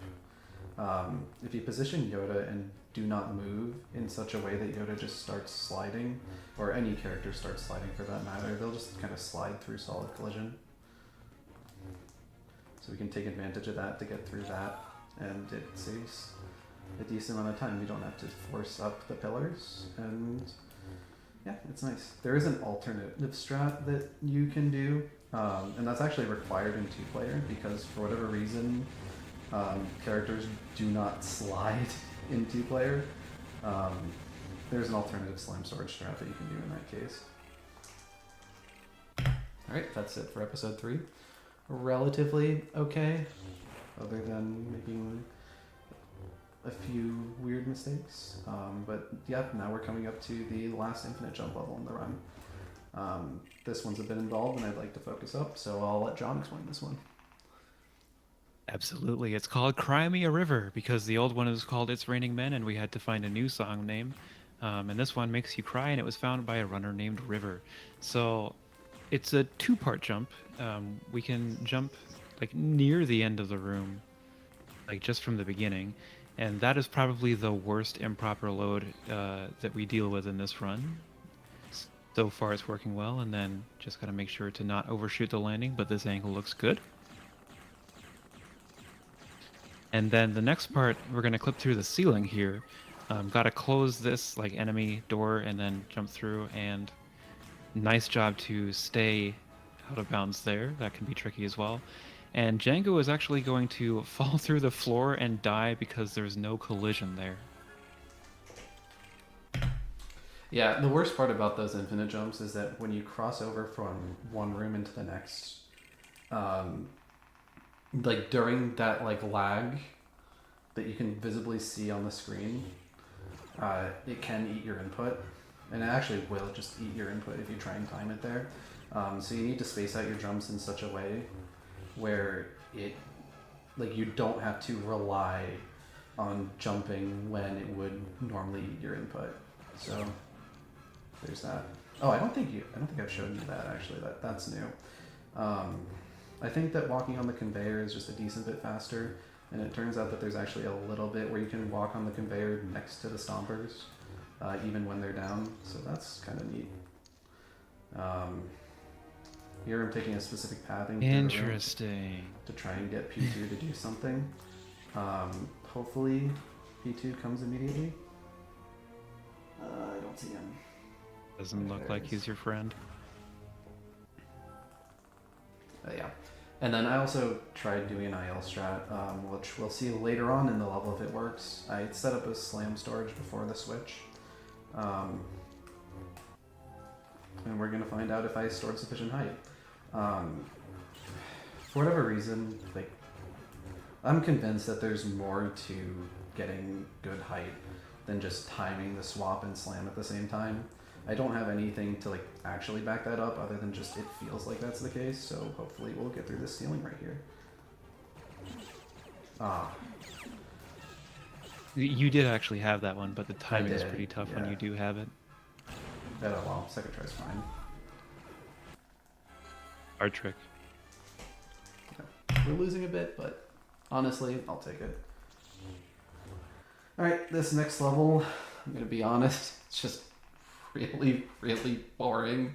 There's nothing going on for 3 minutes. Yeah. To all the viewers out there, I would suggest watching a video called Culver's Hell during this time. But if you, we'll be here when the video's done.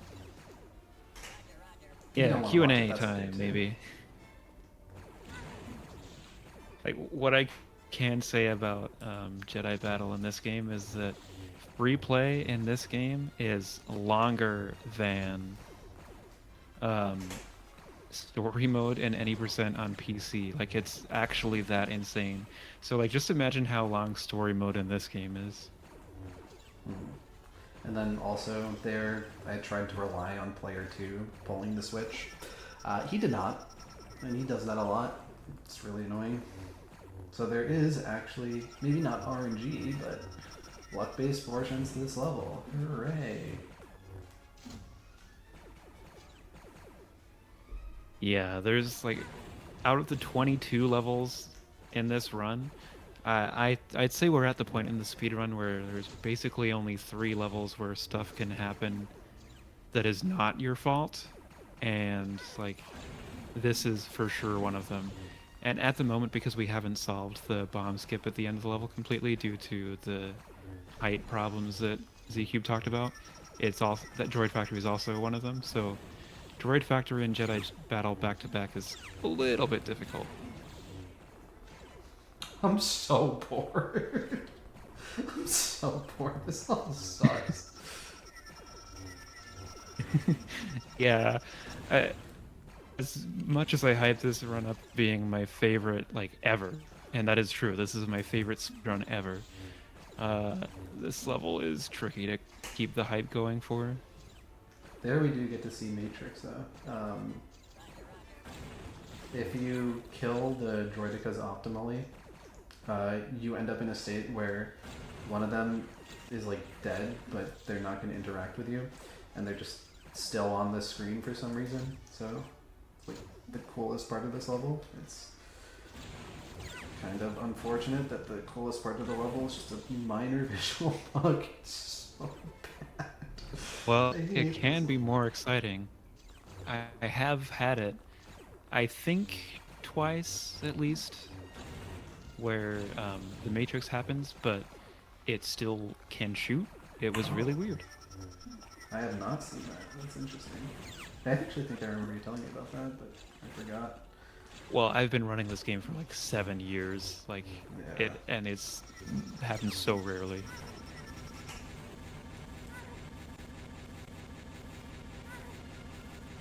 I think I'm at like 3 or 4. I honestly don't even remember. Very intermittently. You started running free play 3 years ago, I remember that. Okay. Then any percent was the summer before that. I almost just went to 2-4. Yeah. That would have been bad. Yeah, John said this earlier Yeah, in two the different run. versions of Padme. Yeah, John said this earlier in the run, but like some levels are just ship levels, just like in PC and console, but the main difference is that the ship levels in this game don't have free play, which honestly is actually kind of nice because the ship levels are probably my least favorite part about this game, so not having to play them is really nice. Of course, most people play any percent and not free play, and that has 2 ship levels of the 6 levels you play. So, they're missing out. There's a reason any percent has never been shown at LEGOthon, by the way, because the people who actually put time into this game don't like any percent. It's pretty boring. Yeah, the definition of any percent in this game is finish the last level in each episode, but there's just a trick that allows you to skip to the last level in each episode pretty trivially. So, it just makes for a really boring run.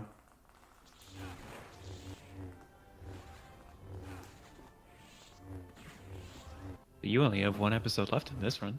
I do. Time for the first level in the game. How's the pace looking? BPT 3541. Just like, it's fine. Nothing spectacular, but it's good enough. So you still could technically beat my PB. Probably not. I think it's very unlikely that I play within 4 seconds of someone fast, but I'm just gonna try my best to close out the run. This level is basically stuff you've already all seen. Well, do you still find this clip to be one of the hardest? No, I've solved this one. Yeah.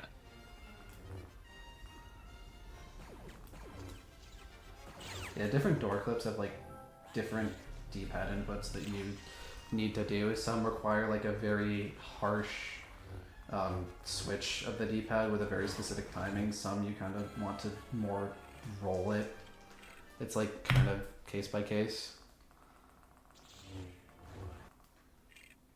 That one in particular at the end of the level is one where you want to be very harsh about it.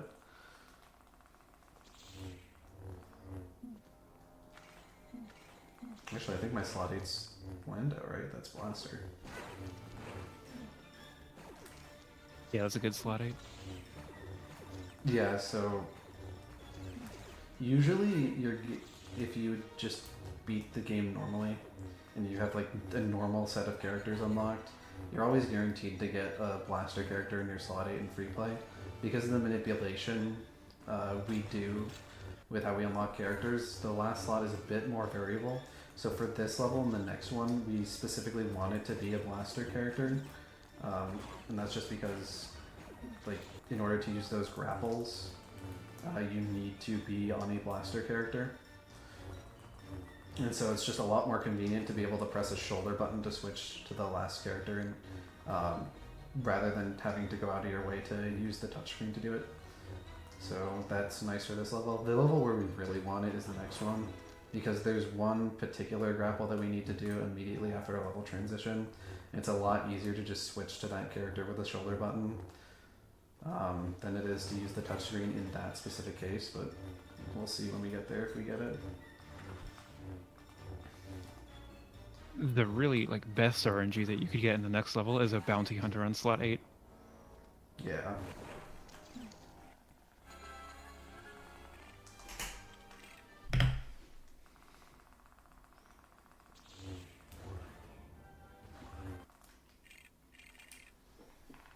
And I clicked double astromech. Okay.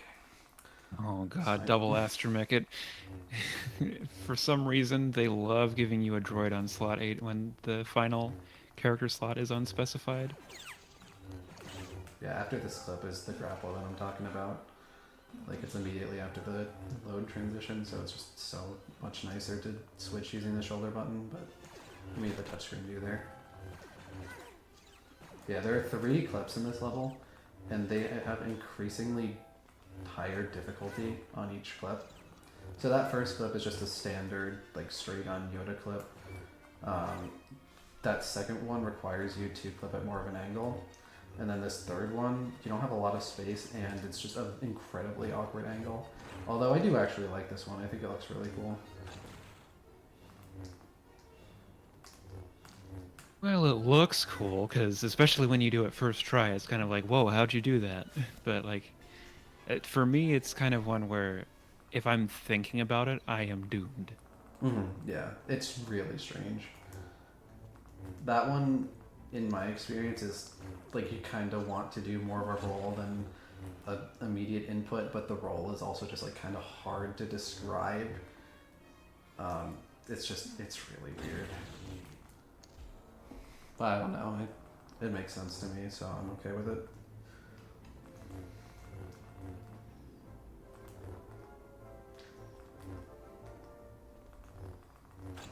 I do like the routing in this last room too. There isn't an awful lot to say about it, but I kind of like how this last room flows if you're like doing everything right. And also worth noting that you can clip through the last door, but the ending zone to the level is not active until the panel is used. And actually astromech on slot 8 is actually not too bad there for that reason. Because we have to use astromech to activate it, or the bounty hunter droid combo. Alright, it's the last level of the run. Can you believe it? We're already here. There is one neat thing at the start, which I'll let John take care of explaining. Sure, so we can damage this boss using the detonators. Oh, you're going for the droid kills as well. It's a little bit risky. But you can bounce them off of the abyss because there is a floor there, but you can't stand on it because it's death.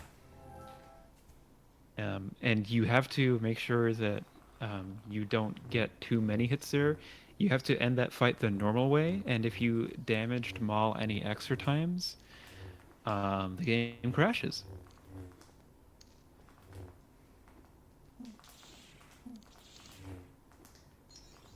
Yeah. We did store one final bit of slam storage there, and that's just to clear this gap a little more easily. This is the one example where we use slam storage strictly just for the extra height it gives, rather than to like clip through a ceiling. So, looks neat there.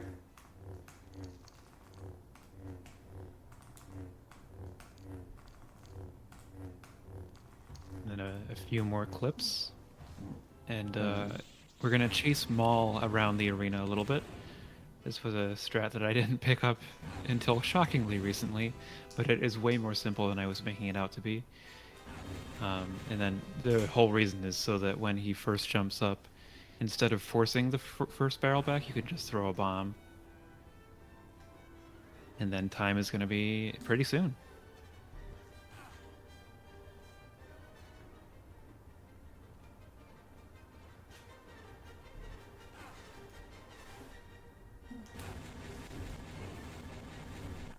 That's it, time. GG. That was pretty sick. I'm glad you were able to show this category again. Yeah, that didn't go as badly as I was expecting. I'm okay with that. Didn't you just get 35? Am I not mistaken? Yeah, I got my splits say 35-51. Yeah, that's pretty darn good. Yeah, no, really good run. Very, very fun game. I want to check it out. And a very exciting end to LEGOthon Friday. So, thank you both for coming. Cube, thanks for the run. Laser, thanks for for your run and for commentating this. You're on a DS grind. John's a legend. Shoutouts to them. Glad they could make it here. Absolutely. But yeah, I don't know if either of you have anything else to say. Otherwise, I think we'll close out the event. Yeah, just thanks everyone. This was cool to do. Shoutouts to Shemcat, of course. Shemcat, Nuxmaster, Lord Magecar. Lord Magecar is a very important person. There are some unsung heroes in speedrunning in general, and it's people who like don't necessarily speedrun the games, but dedicate their time to routing and glitch hunting. And Magecar is like the entire DS LEGO games most important glitch hunter. Like, I don't know where we'd be without Lord Magecar. So thank you. Yeah, Magecar is a big one. Shouts to Magecar. And yeah, if anybody here ever sees Shemcat, be sure to point and laugh. He deserves it. Because he hasn't yet PB'd this year. Exactly.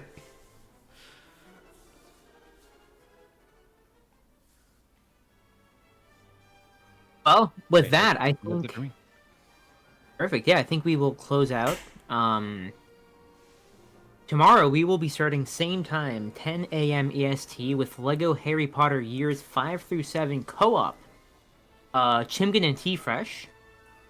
Directly followed by the Lord of the Rings / The Hobbit Restricted, no levels early and restricted free